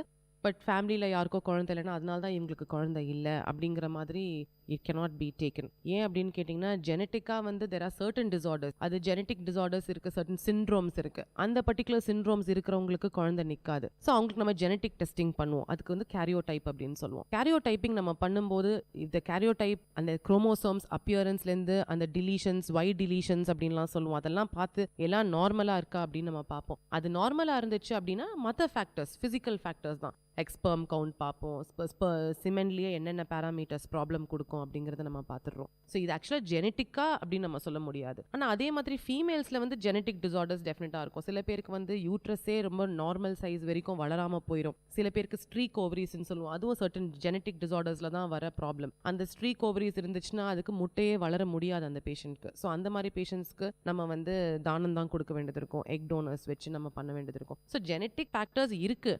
ஆனால் இது பரம்பரையா அவங்களுக்கு இல்லை அதனால தான் நம்மளுக்கு இல்லை அப்படிங்கிறத நினச்சிட்டு அதை வந்து உதாசீனப்படுத்திடக்கூடாது. இப்போ அதாவது தானம் பற்றி சொன்னீங்க. இப்போ வந்து அதிகமாக அந்த டோனர், அதாவது ஸ்பெர்மாக இருக்கட்டும், இல்லை எக்காக இருக்கட்டும், இல்லை எம்பிரியோவாக இருக்கட்டும், இது வந்து நிறைய பேர் இப்போ வந்து தானம் பண்ணிகிட்டு இருக்காங்க. பிளட் பேங்க் மாதிரி, அதாவது ஒரு ரத்த தானம் அளவுக்கு இந்த அளவு வந்து ஒரு அவேர்னஸ் கிடையாது. எந்த மாதிரியான விஷயம் இந்த பேங்க்கில் இருக்குது, அதை பற்றி கொஞ்சம் டீட்டெயிலாக சொல்ல முடியுமா மேம்? நீங்கள் ரொம்ப சரியாக சொன்னீங்க. இந்த மாதிரி பிளட் பேங்க் அளவுக்கு ஸ்பெர்ம் பேங்க் இருக்கா அப்படின்னு. நான் பேஷண்ட்ஸ்க்கு donor eggs or donor sperms program பற்றி சொல்லும் போதே பேஷண்ட் வந்து என்னடா வெளியாளோட ஸ்பெர்ம்ஸ் நம்மளுக்கு வைக்க போகிறாங்களா அப்படிங்கிற உடனே அவங்களுக்கு வந்து அந்த மாதிரி ஒரு நினைப்பு தான் போகும். அதனால நான் ஸ்டார்ட் பண்ணும்போதே நம்ம எப்படி ஒரு ஆக்சிடென்ட் ஆச்சுன்னா ஒரு அவசரத்துக்கு நம்ம வந்து ஒரு பிளட் பேங்க்லேருந்து பிளட் எடுத்து நம்ம உடம்புல செலுத்திக்கிறோமோ அதே மாதிரி தான் ப்ராப்பராக ரெஜிஸ்டரான ஸ்பெர்ம் பேங்க்ஸ் தான் வச்சு அங்கேருந்து நம்மளுக்கு ப்ராப்பராக ரெஜிஸ்டர்ட் டோனர்ஸ் தான் வந்து ஸ்பெர்ம்ஸ் கொடுக்குறாங்க. அந்த ஸ்பெர்ம்ஸ் டோனர்ஸ்க்கு கூட நம்ம வந்து HIV, HPSAG all the diseases அவங்களுக்கு ஸ்க்ரீன் பண்ணி நார்மலாக இருக்கிற ஒரு ஆணோட சிமெண்ட் தான் நம்ம வந்து ஸ்பெர்ம் பேங்க்கில் இருக்குது அப்படிங்கிறத நான் ரீஎன்ஃபோர்ஸ் பண்ணி பேஷண்ட்டுக்கு நல்லா புரிய வச்சதுக்கப்புறம் தான் இந்த ஸ்பெர்ம் பேங்கிங் பற்றியே பேசுகிறது. ஸோ நிறைய பேஷண்ட்ஸ் பார்த்தீங்கன்னா இப்போது அவங்களுக்கு வந்து ஸ்பெர்ம் கவுண்டே இல்லாமல் இருக்கும். இப்போ நான் நிறைய மேல் இன்ஃபர்டிலிட்டி தான் ஜாஸ்தி. ஸோ அந்த மேல்ஸ்க்கெலாம் நீங்கள் வந்து அசோஸ்பெர்மியா அப்படின்னு சொன்னால் அவங்களுக்கு ஸ்பெர்ம் அவங்களோட இஜாக்குலேட்டில் இல்லை. ஸோ அந்த மாதிரி பேஷண்ட்ஸ்க்கு நம்ம ஸ்பெர்ம் டொனேஷனுக்கு போகிறோம். So we encourage the wife, நீ வந்து இதில் ஒரு தப்பும் கிடையாதுமா, this is government approved program. And அந்த மாதிரி ஒரு ப்ரோக்ராமில் உன்னோட எக்ஸ் கூட ஸ்பெர்ம் டோனரோட ஸ்பெர்ம் பேங்க்லேருந்து எடுத்த ஒரு சாம்பிளை யூஸ் பண்ணி அதை நம்ம ஃபர்டிலைஸ் பண்ணி உனக்கு ஒரு குழந்தையா ஒரு கருவாக உண்டாக்க முடியும். ஏன்னா அடாப்ஷன்னு போனீங்கன்னா அம்மாவோட ஜீன்ஸும் இருக்காது, அப்பாவோட ஜீன்ஸும் இருக்காது. ஆனால் இதில் அட்லீஸ்ட் மெட்டர்னல் ஜீன்ஸாவது அதில் இருக்கிற ஒரு அட்வான்டேஜ் உனக்கு இருக்குது அப்படிங்கிறத நம்ம எக்ஸ்பிளைன் பண்ணி நம்ம சொல்லி கொடுக்குறோம். So it's just not sperm donors மட்டும் இல்லாமல் எக் டோனர்ஸ்ன்னு சொல்கிறோம். எக் டோனர்ஸுங்கிறது வந்து இப்போ ரொம்ப வளர்ந்து வர ஒரு ஒரு கல்ச்சர் நம்ம இந்தியாலையும் சரி நம்ம சவுத் இந்தியாலையும் சரி. ஸோ எக் டோனர்ஸுங்கிறதுக்கு நம்ம சர்டன் விமன் யங் ஏஜ் குரூப்பில், ஏன்னா நம்மளுக்கு வந்து அபவ் 35 இயர்ஸ்னால் வந்து எக்ஸோட குவாலிட்டி ரொம்ப கம்மியாகுது. ஸோ நம்ம செலக்ட் பண்ணுறோம் இந்த பர்டிகுலர் லேடிக்கு வந்து நல்லா இருக்கு, அவளோட ஹார்மோன் லெவல்ஸ் நல்லா இருக்கு, ஸோ இந்த பர்டிகுலர் லேடிக்கு நல்ல எக் குவாலிட்டி எக்ஸ் கிடைக்கும். ஸோ இந்த எக்ஸை நம்ம எடுத்து ஃபர்டிலைஸ் பண்ணி இன்னொரு பேஷண்ட்டுக்கு, எக்ஸ் இல்லாத ஒரு பேஷண்ட்டுக்கு நம்மளால் பண்ண முடியும் அப்படின்னு. ஸோ அதே மாதிரி நம்ம எக்ஸும் ஸ்பெர்ம்ஸும் சொன்ன மாதிரி நெக்ஸ்ட் எம்ப்ரியோஸ்னே சொல்லுவோம். எம்ப்ரியோஸும் வந்து சப்போஸ் ஒரு ஹஸ்பண்டால் ஒய்ஃப் மேலேயும் ப்ராப்ளம் இருக்குது, எக்ஸ் சரியாக வரல, ஏஜ் ரொம்ப ஜாஸ்தி ஆயிடுச்சு, ஹஸ்பண்டுக்கும் ஸ்பெர்ம் கவுண்டே இல்லைன்னு வரும்போது, ஆனாலும் அவங்களுக்கு வந்து எங்களுக்கு அடாப்ஷன் வேண்டாம், என்னோட ஓம்லேருந்து எனக்கு ஒரு பேபி வேணும் அப்படின்னு நினைக்கும் போது நம்ம வந்து எம்ப்ரியோஸ் ஏற்கனவே நான் சொன்ன ஃப்ரோசன் எம்ப்ரியோஸ்ன்னு சொல்லியிருந்தேன், அந்த மாதிரி ஃப்ரோசன் எம்ப்ரியோஸ் எடுத்து உங்களுக்கு நாங்கள் ட்ரான்ஸ்ஃபர் பண்ணி அந்த பேஷண்ட்டுக்கும் நம்ம எம்ப்ரியோ ட்ரான்ஸ்ஃபரும் பண்ணுறோம். So it's just not sperms and eggs, but we also do embryo donation. Embryo டொனேஷனும் very very much in vogue now. இந்த டொனேஷன்ஸ் பற்றிய அவேர்னஸ் வெளி மக்களுக்கு இருக்கா? யாரை அப்ரோச் பண்ணணும்? இப்போ வந்து ஒருத்தர் இந்த விஷயம் தெரிஞ்சு கேட்கணும்னு நினைக்கிறாரு, யாரை அப்ரோச் பண்ணணும்? மோஸ்ட்லி வந்து நம்ம வெளியில் யாருக்கிட்டையும் பேசுகிறத விட உங்களோட பர்டிகுலர் டாக்டர்ஸ்கிட்டயே நீங்கள் போய் அந்த டாக்டர்ஸ் உங்களுக்கு ப்ராப்பர் கவுன்சிலிங் கொடுத்து, because doctors liars with all the agents, because there are many agents. இந்த மாதிரி பிளட் பேங்க் மாதிரி உங்களுக்கு sperm banks, egg bank, embryo, every IVF சென்டரில் உங்களுக்கு ஒரு டெஃபினட்டாக பேங்கிங் ஃபெசிலிட்டிஸ் இல்லாமல் இருக்காது. ஸோ நீங்கள் உங்களோட டாக்டர்ஸை நீங்கள் அணுகும் போதே அவங்களே உங்களுக்கு எல்லாம் எக்ஸ்பிளைன் பண்ணுவாங்க. வெளியாள்கிட்ட நீங்கள் போகும்போது தேவையில்லாமல் பேஷண்ட்ஸை எக்ஸ்ப்ளாய்ட் பண்ணி, நான் உங்களுக்கு டோனர் கொண்டுட்டு வந்து கொடுக்குறேன், நீங்கள் இது உங்களோட ரிலேட்டிவ்னு சொல்லிடுங்கன்னு சொல்லி எக்ஸ்ட்ராவாக பே பண்ண வச்சு பேஷண்ட்ஸ் நிறைய பேரை எக்ஸ்ப்ளாய்ட் பண்ணுறாங்க. ஸோ பெஸ்ட் இஸ் உங்களோட டாக்டர்ஸ்கிட்டயே நீங்கள் டிசைட் பண்ணி பேசி அவங்களோட கவுன்சிலிங் படியே நீங்கள் போன அட்வைஸ் படியே நீங்கள் போகிறது பெட்டர். இப்போ வந்து விந்த அணுக்களுடைய குறைவுகள் இருக்க ஒரு மனுஷனுக்கு இருக்குன்னா, உணவு எடுத்துக்கிறது முறையாக வந்து எடுத்துக்கிறது மூலமாக வந்து அதை குணப்படுத்த முடியுமா, இல்லை மருந்துகள் மூலமாக மட்டும்தான் வந்து அதை க்யூர் பண்ண முடியுமா மேம்? இல்லை, அந்த மருந்துகள் சாப்பிட்றதுக்கு முன்னாடி, இந்த மாதிரி ஒரு கண்டிஷன் வரத்துக்கு முன்னாடியே அவங்க வந்து நல்ல காய்கறிகள், நல்ல பழ வகைகள் நல்லா சாப்பிட்டு, அதுக்கப்புறம் அவங்களோட டெய்லி லைஃப் ஸ்டைல் ஹேபிட்ஸ் எல்லாம் நல்லா சேஞ்ச் பண்ணி, no smoking, no drinking, drugs இதெல்லாம் இல்லாமல் ஓரளவுக்கு அவங்களால வந்து அவங்கள கட்டுப்படுத்தி அவங்களால வளர முடியும் அப்படின்னா, அது மாதிரி ஒரு பெஸ்ட் ட்ரீட்மெண்ட் எதுவுமே கிடையாது. அஃப்கோர்ஸ் இந்த இப்போ இருக்கிற காலகட்டத்தில் ஒரு ஆண் வந்து அவ்வளோத்தையும் தாண்டி தனியாக ஒரு மீறி வர்றது ஒரு பெரிய விஷயம். ஸோ அப்படி வரும்போது நம்ம ஸ்பெர்ம்ஸ் தான் நம்ம செக் பண்ணுறோம் first. We do for the husband வந்து நம்ம or for any male. In fact sometimes I know, கல்யாணம் பண்ண போகிறோம் மேடம், எங்களுக்கு வந்து என்னோட ஸ்பெர்ம் கவுண்ட் நல்லா இருக்கான்னு கூட எங்ககிட்ட செக் பண்ணுறதுக்கு சில யங் பாய்ஸ் வராங்க. ஸோ அவங்க அப்படி வரும்போது நான் ஃபர்ஸ்டே சொல்லிடுவேன், உனக்கு வந்து கொஞ்சம் பார்டர் லைனுக்கு வர ஆரம்பிச்சிருக்கோ தம்பி, நீ வந்து இனிமேல் யூ ஹேவ் டு நல்ல டயட் ஃபாலோ பண்ணு, இந்த ஏரேட்டட் ட்ரிங்க்ஸ் குடிக்காத, ஸ்மோக்கிங் அண்ட் ட்ரிங்கிங்கை ஸ்டாப் பண்ணு அப்படின்னு சில life style changes and diet changes எல்லாம் நம்ம சொல்லுவோம். ப்ராப்பர் எக்ஸசைஸ் பண்ணி நல்ல ஒரு உடல் ஆரோக்கியத்தோட நீ இருந்தனா இது இம்ப்ரூவ் ஆகும் அப்படின்னு சொல்லலாம். பட் அஃப்கோர்ஸ் இப்போ லேட்டஸ்ட்டாக நம்ம விட்டமின் இ கொடுக்குறோம், ஆன்டி ஆக்சிடென்ட்ஸ் கொடுக்குறோம். ஸோ இதெல்லாம் வந்து கொஞ்சம் இட் வில் எய்ட். இதுதான் டைரெக்டாக ட்ரீட் ஆகிரும், உடனே ஸ்பெர்ம்ஸ் நல்லா வந்துடும் அப்படிங்கிறது கிடையாது. ஆனால் இதெல்லாம் ஹெல்ப் பண்ணும், அவ்வளோதான். இப்போ இருக்கிற காலகட்டத்தில் வந்து இந்த டிசைனர் பேபிஸ்ன்ற ஒரு விஷயம் வளர்ந்துட்டு இருக்கு. அதை பற்றி பல பேருக்கு வந்து ஒரு நாலேஜ் இல்லை. அந்த டிசைனர்ஸ் பேபினா என்ன மேம், அதை பற்றி கொஞ்சம் சொல்ல முடியுமா? டிசைனர் பேபிஸுங்கிறது வந்து மோஸ்ட்லி இந்த யூகேல கூட இன்னும் அதை அந்த அளவுக்கு அப்ரூவ் பண்ணலை. யூஎஸில் வந்து designer babies are the most expensive babies. Designer பேபிஸ்னால் என்ன அப்படின்னு கேட்டிங்கன்னா, எனக்கு வந்து ஐஸ்வர்யா ராயோட கண்ணு மாதிரி எனக்கு இருக்கணும், இவரோட கலர் இருக்கணும், இன்னொரு பர்சனை காமிச்சு அவங்கள மாதிரி ஹேர் இருக்கணும் அப்படின்னு நினச்சி, நம்மளே certain characteristics of the embryo இருக்கணும் அப்படின்னு நம்ம நினச்சி அந்த பர்டிகுலர் டோனர்ஸ் கிட்டேருந்து சர்டன் கேமீட்ஸை நம்ம எடுத்து யூஸ் பண்ணி பண்ணுறது பேர் தான் டிசைனர் பேபிஸ். பட் நம்ம ஊரை பொறுத்த வரைக்கும், இந்தியாவை பொறுத்த வரைக்கும் இன்னும் அந்த மாதிரி எந்த ஒரு சட்டமும் நம்மளுக்கு வரலை. அது மாதிரி பண்ணுறதும் நல்லது இல்லைன்ற மாதிரி தான் இப்போ இந்த காலகட்டத்தில் இருக்குது. பட் நீங்கள் டோனர் ப்ரோக்ராம்ஸ் போகும்போது ஒரு ஐயுஐஓ இல்லை ஐவிஎஃப்ஓ பண்ணும்போது பேஷண்ட்டுக்கு வந்து, மேடம் கொஞ்சம் என்னோட ஹஸ்பண்ட் மாதிரியாவது கொஞ்சம் இருக்கணும், என் ஹஸ்பண்ட் கொஞ்சம் டார்க்காக இருக்காரு, so baby should be dark, அது ரொம்ப வெள்ளையாக இருந்ததுன்னா எங்கள் பேபின்னு கூட யாரும் நம்ப மாட்டாங்க அப்படின்னு அஃப்கோர்ஸ் சில ஹஸ்பண்ட்ஸும் ஒய்ஃப்ஸும் பேசுவாங்க. ஸோ அந்த மாதிரி இருக்கும்போது ஸ்பெர்ம் பேங்க்லேயே எங்களுக்கு வந்து ஒரு ஃபார்ம் கொடுப்பாங்க. இந்த டோனர் வந்து அவரோட ஹேர் கலர் இந்த மாதிரி இருந்துச்சு, அவரோட ஐ கலர் இப்படி இருக்குது, அவரோட ஹைட் இப்படி இருக்குது, அண்ட் அவரோட ஃபேஸ் கம்ப்ளெக்ஷன் இப்படி இருக்குது அப்படின்னு அவங்க கொடுப்பாங்க. ஸோ நாங்கள் ஓரளவுக்கு அதை வந்து ஹஸ்பண்ட் கூட கூடயோ இல்லை ஒய்ஃப் கூடயோ நாங்கள் மேட்ச் பண்ணி தான் அதை நம்ம செலுத்துகிறோம். தட் இஸ் நாட் இது டிசைனர் பேபி கிடையாது. பட் கூடிய மாட்டுக்கு எப்படியும் நம்ம டோனர் கொடுக்கணும். அந்த டோனர் வந்து நம்ம பேஷண்ட்க்கு ஏற்ற மாதிரி நம்ம கொடுக்கணும் அப்படின்னு நினச்சி நம்ம செய்கிறோம். அவ்வளோதான். இப்போ வந்து ஒர்க்கிங் ஃபீல்டில் வந்து ஏகப்பட்ட ப்ரெஷர் இருக்குது, பயங்கர ஸ்ட்ரெஸ் இருக்குது. அந்த மன உளைச்சலுக்கு வந்து எல்லாருமே ஆள்றாங்க, ஆணாக இருக்கட்டும் இல்லை பெண்ணாக இருக்கட்டும். இதன் காரணமாக வந்து குழந்தையின்மை வருவதற்கு ரீசன்ஸ் இருக்கா மேம்?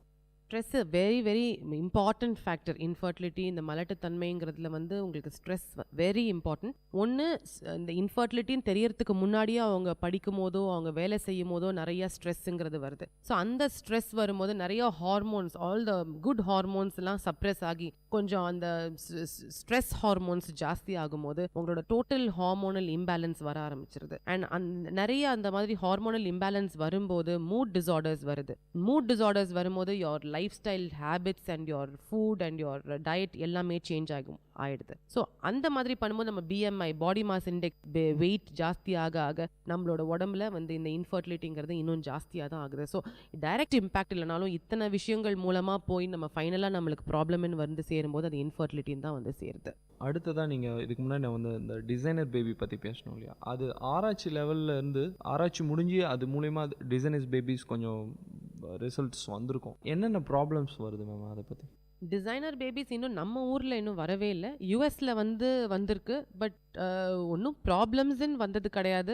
ஒன்லி ஒன் ப்ராப்ளம் என்ன சொல்லுவாங்கன்னா, ஒரு பர்டிகுலர் டோனர் வந்து எப்படினாலும் ஒரு டொனேஷனோட நிறுத்த போகிறது இல்லை. ஒரு 10 to 15 டைம்ஸ் டொனேட் பண்ண போகிறாங்க. அதே மாதிரி ஸோ என்ன ஆகும்னா இன்னும் ஃப்யூச்சரில் ஒரே ஒரு ப்ராப்ளம் எக்ஸ்பெக்ட் பண்ணுறது கன்சாங்குவிட்டின்னு அப்படின்னு சொல்லுவோம். அதாவது இப்போ எப்படி பிரதர்ஸ் அண்ட் சிஸ்டர்ஸ் கல்யாணம் பண்ணிப்பாங்க, கல்யாணம் பண்ணால் ப்ராப்ளம் வரும் அப்படின்னா, சேம் டோனர் ஒரு 10 இடத்துல வந்து போய் அவங்க டொனேஷன் கொடுக்கும்போது அதே ஜெனட்டிக் மெட்டீரியல் வரப்போகுது. பட் இன்னொரு இப்போ கேரளாலையும் தமிழ்நாட்டிலையும் கல்யாணம் பண்ணும்போது நம்ம நினைப்போம் அவங்க டோட்டலி வேற ஜீன்ஸ், நம்ம வேற ஜீன்ஸ். பட் சேம் டோனர் 2 இடத்துலையும் போய் அவங்க டொனேட் பண்ணியிருந்தாங்கன்னா அதே ஜெனட்டிக் மெட்டீரியல் 2 இடத்துல போய் திரும்ப நாளைக்கு அந்த ஜெனட்டிக் ப்ராப்ளம்ஸ் வரதுக்கு வாய்ப்பு இருக்கு. ஸோ டொனேஷன்ஸ்னால வர ஒரே ஒரு ப்ராப்ளம் இது மட்டும் தான் நம்ம எக்ஸ்பெக்ட் பண்ண முடியும். பட் இப்போதைக்கு it's a boon for infertile couples.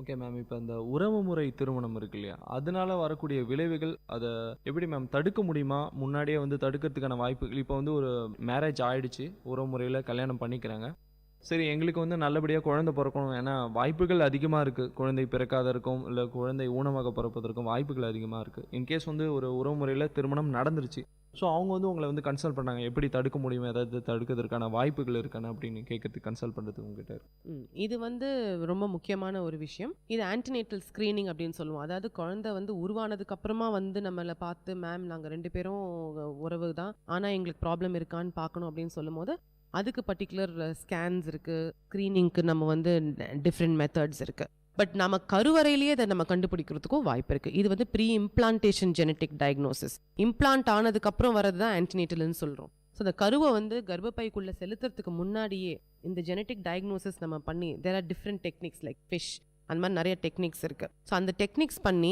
இந்த பர்டிகுலர் எம்ப்ரியோவில் ஜெனட்டிக் டிசார்டர் இருக்கா இல்லையா அப்படிங்கிறத நம்ம பார்க்குறோம். ஜெனட்டிக் டிசார்டர் இருந்தது அப்படின்னா அந்த எம்ப்ரியோவை நம்ம டிஸ்கார்ட் பண்ணிடணும். நல்ல எம்ப்ரியோஸை மட்டும் நம்ம எடுத்து கர்ப்பப்பையில் செலுத்திடலாம். ஸோ ரிலேட்டிவ்ஸாக இருந்தால் கட்டாயம் நாளைக்கு அவங்களுக்கு இந்த ப்ராப்ளம் வருது அப்படின்னு நம்ம நினைக்க தேவையில்லை. ஏன்னா இப்போ அட்வான்ஸ்மெண்ட்ஸ் இருக்கு. Pre implantation genetic diagnosis which is பிஜிடின்னு சொல்லுவோம். பிஜிடி பண்ண முடியும். சிகிச்சை முறைகள் வந்து நீங்கள் பேஷண்ட்ஸ்க்கு தரீங்க, அதாவது இந்த மலட்டுத்தன்மை, குழந்தையின்மை இந்த விஷயத்துக்காக வர்ற பேஷண்ட்ஸ் கிட்ட எந்த மாதிரியான ஃபெசிலிட்டிஸ் வந்து அவங்க யூஸ் பண்ணிக்கிறாங்க, மக்கள் யூஸ் பண்ணிக்கிறாங்க? ஓகே, இங்கே வந்து நம்மளுக்கு ஐயுஐ இருக்குது, டோனர் ப்ரோக்ராம்ஸ் இருக்குது, IVF, ICSI, IMSI, embryo transfer and frozen embryo transfer, இது எல்லாமே நம்ம நாராயணியில் பண்ணுறோம். அண்ட் நல்ல விஷயம் என்ன அப்படின்னு கேட்டிங்கன்னா, மற்ற ஹாஸ்பிட்டல்ஸை விட நம்ம ஹாஸ்பிட்டலில் வந்து definitely the charges are less. Because இங்கே சக்தி அம்மாவோட ஸ்பெஷாலிட்டியேவே இங்கே வந்து you must reach the poor and give them the best. இதுதான் அவங்களோட மோட்டோவே. அதனால வந்து இப்போ இவங்க நிறையா வில்லேஜஸ் அடாப்ட் பண்ணியிருக்காங்க. ஸோ நம்ம நிறையா கேம்ப்ஸ் பண்ணுறோம், ஃப்ரீ கேம்ப்ஸ் பண்ணுறோம். ஃபஸ்ட்டு அவேர்னஸ் ஸ்ப்ரெட் பண்ணுறதுக்காக நம்ம ஃப்ரீ கேம்ப்ஸ் பண்ணி அந்த மாதிரி பர்டிகுலர் பேஷண்ட்ஸை நம்ம இங்கே கூட்டிகிட்டு வந்து என்னென்ன ட்ரீட்மெண்ட் இருக்குன்னு அவங்களுக்கு எக்ஸ்பிளைன் பண்ணிவிட்டு அவங்க எந்த ட்ரீட்மெண்ட்டுக்கு அவங்க ஆப்ஷன்ஸ் நம்ம ரொம்ப கொடுக்கறதில்ல. பிகாஸ் அவங்களால எது அவங்களுக்கு பெஸ்ட்டுன்னு தேர்ந்தெடுக்க முடியாது. ஸோ அந்த மாதிரி ஒரு டைமில் நம்ம அவங்களுக்கு எது பெஸ்ட்டுன்றதை நம்ம சஜஸ்ட் பண்ணி அதை நம்ம எவ்வளோ லோ காஸ்ட்டில் பண்ண முடியுமோ அவங்களுக்கு லோ காஸ்ட்டில் பண்ணி, அட் த சேம் டைம் அவங்களுக்கு எந்த விதமான மெடிசின்ஸை கொஞ்சம் கம்மி விலையில் கொடுத்து வாட் எவர் ஹெல்ப் நம்ம பண்ண முடியுமோ அதை பண்ணி நம்ம வந்து பேஷண்ட்ஸ் கொடுக்குறோம். சில பேருக்கு இப்போ ஒரு சந்தேகங்கள் வருது. அதாவது குழந்தை பிறப்பதற்கு முன்னாடியே வந்து ஸ்கேன் பண்ணி பார்க்குற ஒரு விஷயம், நம்ம குழந்தை நல்லா இருக்கா, இல்லை ஆண் குழந்தையா பெண் குழந்தையா, இதை பற்றி உங்களுடைய கருத்து என்ன? இப்போ வந்து கவர்மெண்ட்ல ரொம்ப பெரிய ப்ராப்ளமே வந்து இந்த செக்ஸ் டிட்டர்மினேஷன் பை அல்ட்ராசவுண்ட். ஏன்னா இப்போ கவர்மெண்ட் பெரிய ஸ்டெப் எடுத்து நிறைய பேர் வந்து இந்த ஃபீமேல் ஃபீட்டிசைட் அப்படின்னு சொல்கிறாங்க. இந்த பெண் குழந்தையாக இருந்தால் உடனே எங்களுக்கு குழந்தை வேண்டாம், ஆண் குழந்தைய தான் வேணும் அப்படிங்கிறதுக்காக உடனே பெண் குழந்தைய அவங்க அழிச்சிடுறாங்க. ஸோ இந்த மாதிரி நம்ம இந்தியாவில் டெவலப்டுன்னு சொல்லியும் நம்மளோட இந்தியாவில் இன்னும் ஃபீமேல் ஃபீட்டிசைடு இருக்கிறனால கவர்மெண்ட் ஒரு பெரிய ஸ்டெப் எடுத்து இனிமேல் அல்ட்ராசவுண்ட்ஸ்க்கு சர்டன் ஃபார்ம்ஸ் ஃபில் பண்ணணும், இதை பண்ணணும், நம்ம பேஷண்ட்ஸ் கிட்ட இதை ரிவீல் பண்ணக்கூடாது அப்படிங்கிறதுக்காக ஸ்ட்ரிக்ட் நார்ம்ஸ் கொண்டு வந்திருக்காங்க. But which is very good. Most of the consultants, most of the doctors இதை பண்ணுறது கிடையாது. வெரி ஃபியூ டாக்டர்ஸ் இதை ஒரு கமர்ஷியலாக இதை பண்ணி அவங்க பண்ணுறதுனால இந்த ஹோல் கம்யூனிட்டி வந்து இது சஃபர் ஆகுது. இது வந்து அல்ட்ராசவுண்ட் பண்ணி பார்க்குறது. பட் அதே மாதிரி நான் முன்னாடியும் உங்ககிட்ட சொல்லியிருக்கேன், ப்ரீ இம்ப்ளான்டேஷன் ஜெனட்டிக் டயக்னோசிஸில் நம்மளுக்கு எந்த எம்ப்ரியோ ஃபீமேல் எந்த எம்ப்ரியோ மேல் அப்படிங்கிறத நம்மளால் பார்க்க முடியும். எப்போ நம்ம ஒரு எம்ப்ரியாலஜிஸ்டாக பார்க்குறோம் அப்படின்னு கேட்டிங்கன்னா, சர்டன் டிசீசஸ் மட்டும் X linked which is the female link டிஸார்டர்ஸாக இருக்கும். இந்த பர்டிகுலர் ஜெனட்டிக் டிஸார்டர் ஃபீமேல் எம்ப்ரியோஸ்க்கு மட்டும்தான் வரும், இந்த பர்டிகுலர் டிஸார்டர்ஸ் மேல் எம்ப்ரியோஸ்க்கு மட்டும்தான் வரும் அப்படிங்கிறது நம்மளுக்கு தெரியும். ஸோ அவங்க குடும்பத்தில் அதே மாதிரி ஒரு ஜெனட்டிக் டிஸார்டர் இருந்தது அப்படின்னா அந்த பர்டிகுலர் எம்ப்ரியோஸ் மேலா ஃபீமேலான்னு பார்த்து அந்த எம்ப்ரியோ அஃபெக்ட் ஆயிருக்கான்னு நம்ம செக் பண்ணிவிட்டு உள்ளே வைக்கிறதுக்கு மட்டும்தான் இப்போதைக்கு நம்மளுக்கு அது அனுமதி உண்டு. ஸோ அதை நம்ம பண்ண முடியும். அது நம்ம நல்ல விதமாக அதை நம்ம பண்ணி, ஏன்னா அது ஒரு அஃபெக்டட் எம்ப்ரியோவை தூக்கி நம்ம உள்ளே வச்சு நாளைக்கு அந்த பிள்ளை ஒரு ஜெனட்டிக் டிஸார்டரோட பிறக்கிறத விட அதை நம்ம டிஸ்கார்ட் பண்ணுறது பெட்டர் அப்படிங்கிறதுக்காக நம்ம அதை பண்ணுறோம். அது அவேர்னஸ்ன்னு நம்ம சொல்லிக் கொடுக்கும்போது கவுன்சிலிங்க்கு பேஷண்ட்ஸ் வருவாங்க. எடுத்தோன்னே சின்ன சின்ன ஃபேக்டர்ஸ்க்காக பேஷண்ட்க்கு குழந்தை இல்லைன்னு வரும்போது அவங்களுக்கு நாங்கள் ஒரு 3 months டைம் கொடுக்குறோம். நார்மலாக பார்த்தீங்கன்னா WHO இப்போ முன்னாடி 2 yearsக்கு குழந்தை நிற்கலைன்னா அது வரைக்கும் நீங்கள் வெயிட் பண்ணலாம், அதுக்கப்புறம் நீங்கள் டாக்டர்ஸ் அணுகணும் அப்படின்னு சொன்னாங்க. இப்போ WHO வந்து 1 year அன்ப்ரொடெக்டட் இன்டர்கோர்ஸ், அதாவது ரெகுலராக உடல் உறவு வச்ச பிறகும் 1 year குழந்தை இல்லைன்னா நீங்கள் கட்டாயம் டாக்டரை பார்க்கணும் அப்படிங்கிறது தான் இப்போ இருக்கிற ஒரு கைட்லைன். ஸோ அந்த மாதிரி நீங்கள் பண்ணும்போது 1 yearக்குள்ளேயே சில பேர் வருவாங்க, மேம் 6 மாதம் ஆச்சு குழந்தையே நிற்கலை அப்படின்னு வரும்போது அந்த பேஷண்ட்க்கு உடனே எல்லா எக்ஸ்பென்சிவ் டெஸ்ட்ஸையும் எல்லா ப்ரொசீஜர்ஸையும் பண்ணுறதை விட ஒரு 3 monthsக்கு அவங்க எந்த பர்டிகுலர் பீரியடில் ஒன்றா சேர்ந்தா குழந்தை நிற்கும் அப்படிங்கிறத நம்ம சொல்லித்தரோம். ஸோ ஓவியுலேஷன் ஒரு 28 day சைக்கிளில் around 13th 14th and 15th day according to the patient cycle time வரைக்கும் பார்த்தீங்கன்னா அந்த பர்டிகுலர் பீரியடில் அவங்க உடலுறவு கொண்டாங்கன்னா அந்த ஓவியுலேஷன் அப்போ அந்த ஸ்பெர்ம்ஸ் போய் எக்ஸை மீட் பண்ண முடியும். ஸோ அந்த அவேர்னஸ் ஃபர்டிலிட்டி பீரியடை நாங்கள் அந்த பேஷண்ட்ஸ்க்கு எக்ஸ்பிளைன் பண்ணி ஒரு 3 months நீங்கள் இப்படியே ட்ரை பண்ணிட்டு வாங்க, இப்படியும் உங்களுக்கு குழந்தை நிற்கலன்னா 1 yearக்கு அப்புறமா நாங்கள் உங்களுக்கு டெஸ்ட்லாம் பண்ணலாம் அப்படின்னு சொல்லுவோம். So most of the time அந்த 6 monthsல வர பேஷண்ட்ஸ்க்கு ஒரு 90% எங்களுக்கு சக்ஸஸ்ஃபுல்லாக தான் இருக்கும். இப்போ சிகரெட் ட்ரிங்கிங் ப்ராப்ளம் வந்து அதிகமாக இருக்குது. நிறைய பேர் வந்து அதுக்கு அடிக்ட் ஆகிருக்காங்க. ஸோ அதனால் வந்து மலட்டுத்தன்மை வருவதற்கான காரணங்கள் ரொம்ப ஹைக்கில் இருக்கா?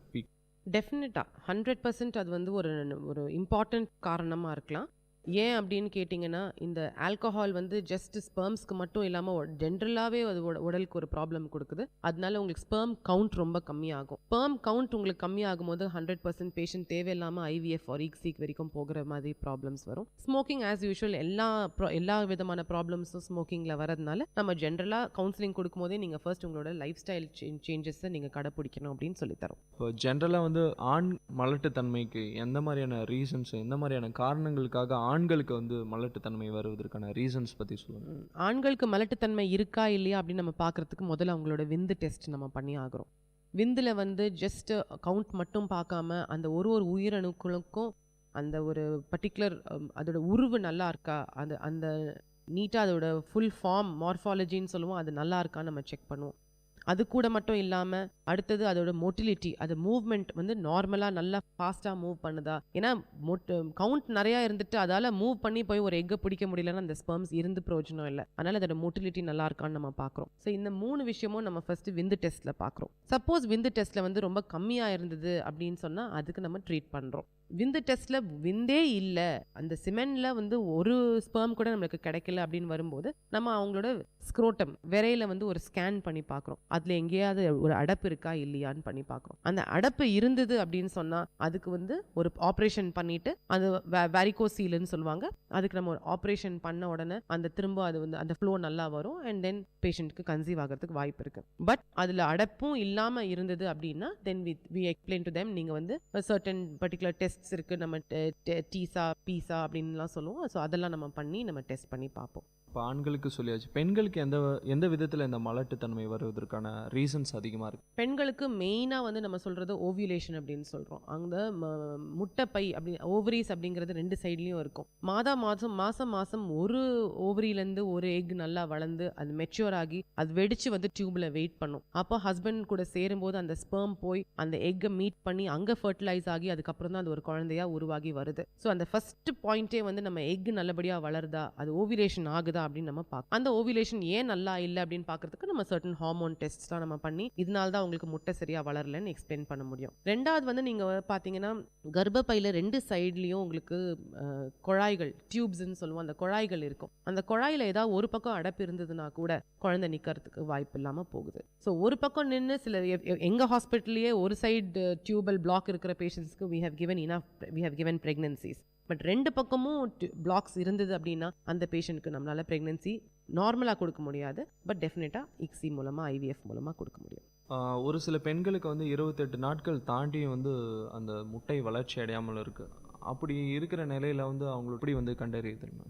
அது ரொம்ப டிஃபிகல்ட்டான ஒரு கட்டம். ஏன்னா அந்த மாதிரி இருக்கும்போது நம்ம ஃபர்ஸ்ட் அவங்களுக்கு மென்சஸை ரெகுலர் பண்ணி அவங்களுக்கு சைக்கிள்ஸை ஃபர்ஸ்ட் ரெகுலர் பண்ணி கொடுக்குறோம். அது ரெகுலர் பண்ணதுக்கப்புறமா நம்ம அவங்கக்கிட்ட வந்து அந்த ஃபர்டைல் பீரியடை நம்ம எக்ஸ்பிளைன் பண்ணி சொல்லித்தரோம். அது ரெகுலர் பண்ணுறதுக்கு நம்ம ஹார்மோன் டேப்லெட்ஸ் கொடுக்குறோம். பிகாஸ் அது first of all irregular menses வரும்போது நம்ம ஹார்மோன் டெஸ்ட்ஸ் பண்ணுறோம். எந்த ஹார்மோன் ஜாஸ்தியாக இருக்குது, தைராய்டு ஜாஸ்தியாக இருக்கா, ஃபாலிக்கல் ஸ்டிமுலேட்டிங் ஹார்மோன் ஜாஸ்தியாக இருக்கா, இல்லை லூட்டியல் ஹார்மோன் ஜாஸ்தியாக இருக்கா, கம்மியாக இருக்கான்னு பார்க்குறோம். இந்த மெயின் ஹார்மோன்ஸ் இதெல்லாம் நம்ம பார்த்துட்டு இதில் உங்களுக்கு ப்ராப்ளம் இருக்குது அப்படின்னு சொல்லி நம்ம ஹார்மோன்ஸில் பார்த்ததுக்கப்புறம் நம்ம ஹார்மோன் மெடிசின்ஸ் கொடுத்து அவங்களுக்கு அதை ரெகுலர் பண்ணதுக்கப்புறமா நம்ம பண்ணுறோம். இவ்வளோ நேரம் மருத்துவ நேரம் நிகழ்ச்சியில் வந்து நிறைய விஷயங்கள் ஷேர் பண்ணிட்டீங்க. அதாவது ஆண்களாக இருக்கட்டும் இல்லை பெண்களாக இருக்கட்டும் மலட்டுத்தன்மையை பற்றிய பல விஷயங்களை வந்து ஜென்ரல் பொதுமக்களுக்கு நிறைய விஷயங்களை சொல்லி இந்த நிகழ்ச்சிக்கு உதவி இருக்கீங்க. நிகழ்ச்சியில் பங்கேற்றதுக்கு VIT பண்பலை சார்பாக உங்களுக்கு நன்றி தெரிவிச்சுக்கிறேன் மேம். Thank you very much. நன்றி. இது VIT பண்பலை 90.8 VIT பல்கலைக்கழகத்தின் சமுதாய வானொலி. நன்றி, வணக்கம். நேயர்கள் இதுவரை கேட்டது பல்வேறு மருத்துவ துறைகளிலிருந்து தேர்ச்சி பெற்ற மருத்துவர்களுடன் கலந்துரையாடல்.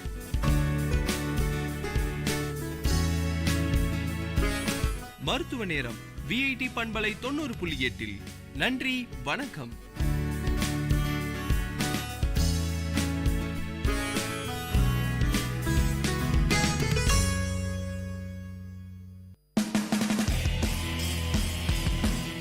உங்கள் VIT பண்பலை 90.8 வழங்கும் கருத்துக்களம்.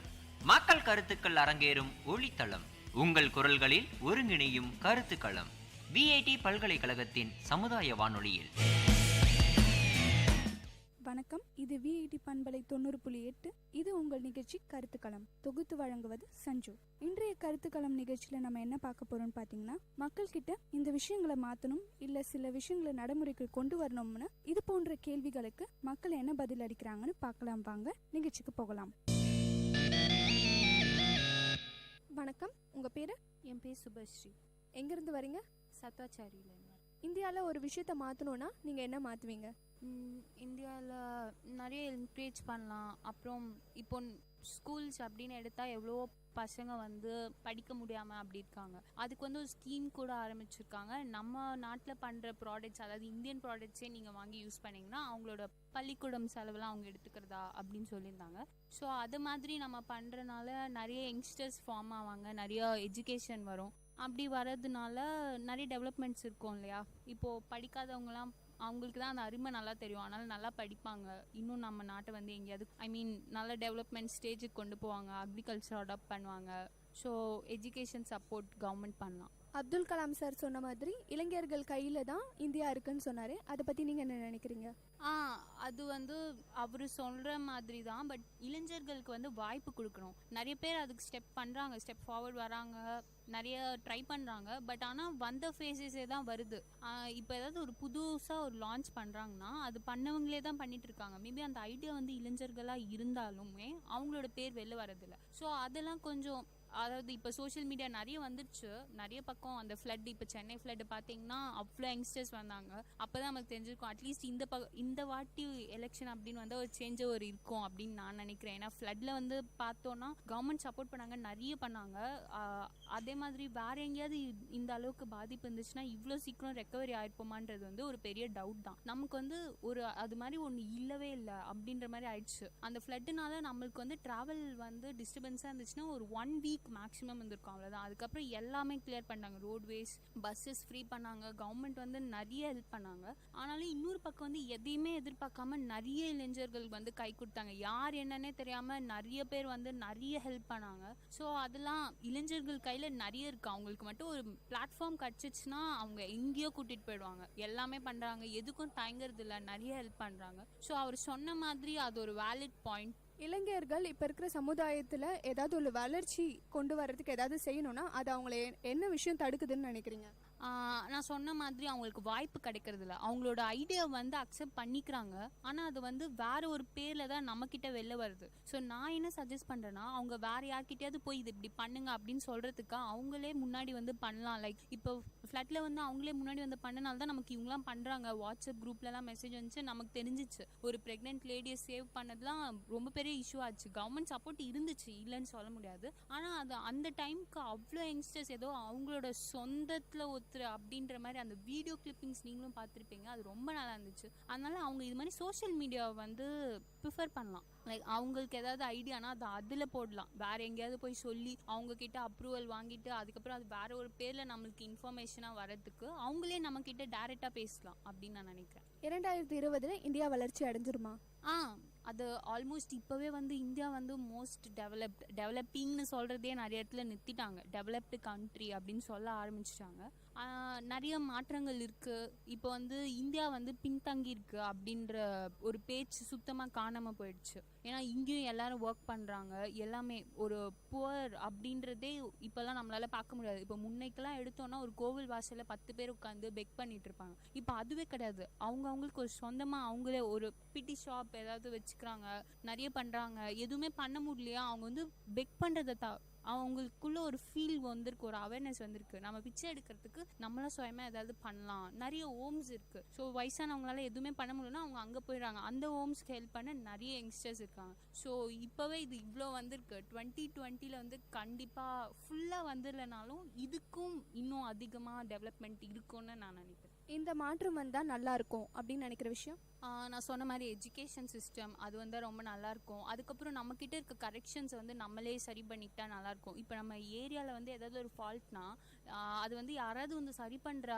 வரைக்கும் அது வந்து யாருமே பார்க்க மாட்டேங்கிறாங்க. இப்போ பார்த்தீங்கன்னா ஏதோ ஒரு குழி தோன்றாங்க, அதனால அந்த ஏரியாக்குள்ளே வெஹிக்கிள்ஸ் வர முடியல. 2 வீலர்ஸ் மட்டும் வருதுன்னா 2 வீலர்ஸ் வச்சுருக்கவங்க மட்டும் அதை கண்டுக்காமல் அப்படியே வந்துடுறாங்க. 4 வீலர்ஸ் வச்சுருக்கவங்க சுற்றிட்டு வரதுக்கு பார்க்குறாங்களே தவிர அந்த மண் 4 பேர் சேர்ந்தா மூடிடலாமே அப்படின்னு பார்க்க மாட்டேங்கிறாங்க. ஸோ இது மாதிரி சின்ன சின்ன ஸ்டெப் எடுத்தோன்னா இப்போ ஒரு ஏரியாவில் இருக்க 4 பேர் எடுத்தாங்கன்னா எல்லா ஏரியாலையும் எடுப்பாங்க. ஸோ ஒரு வேலையை வந்து கவர்மெண்ட் அசைன் பண்ணி அதுக்கு ஒரு 4 பேர் வந்து பண்ணோம் அப்படின்னு இல்லாமல் நம்மளே பண்ணுற மாதிரி இருக்கும் இல்லையா, அது மாதிரி ஸ்டெப் குட்டி குட்டியாக எடுத்தாலே நிறைய சேஞ்சஸ் இருக்கு. இப்போ இருக்கிற இளைஞர்களுக்கு நான் இதை சொல்லணும்னு ஆசைப்படுறேன் அப்படின்னு நினச்சிங்கன்னா என்ன சொல்வீங்க?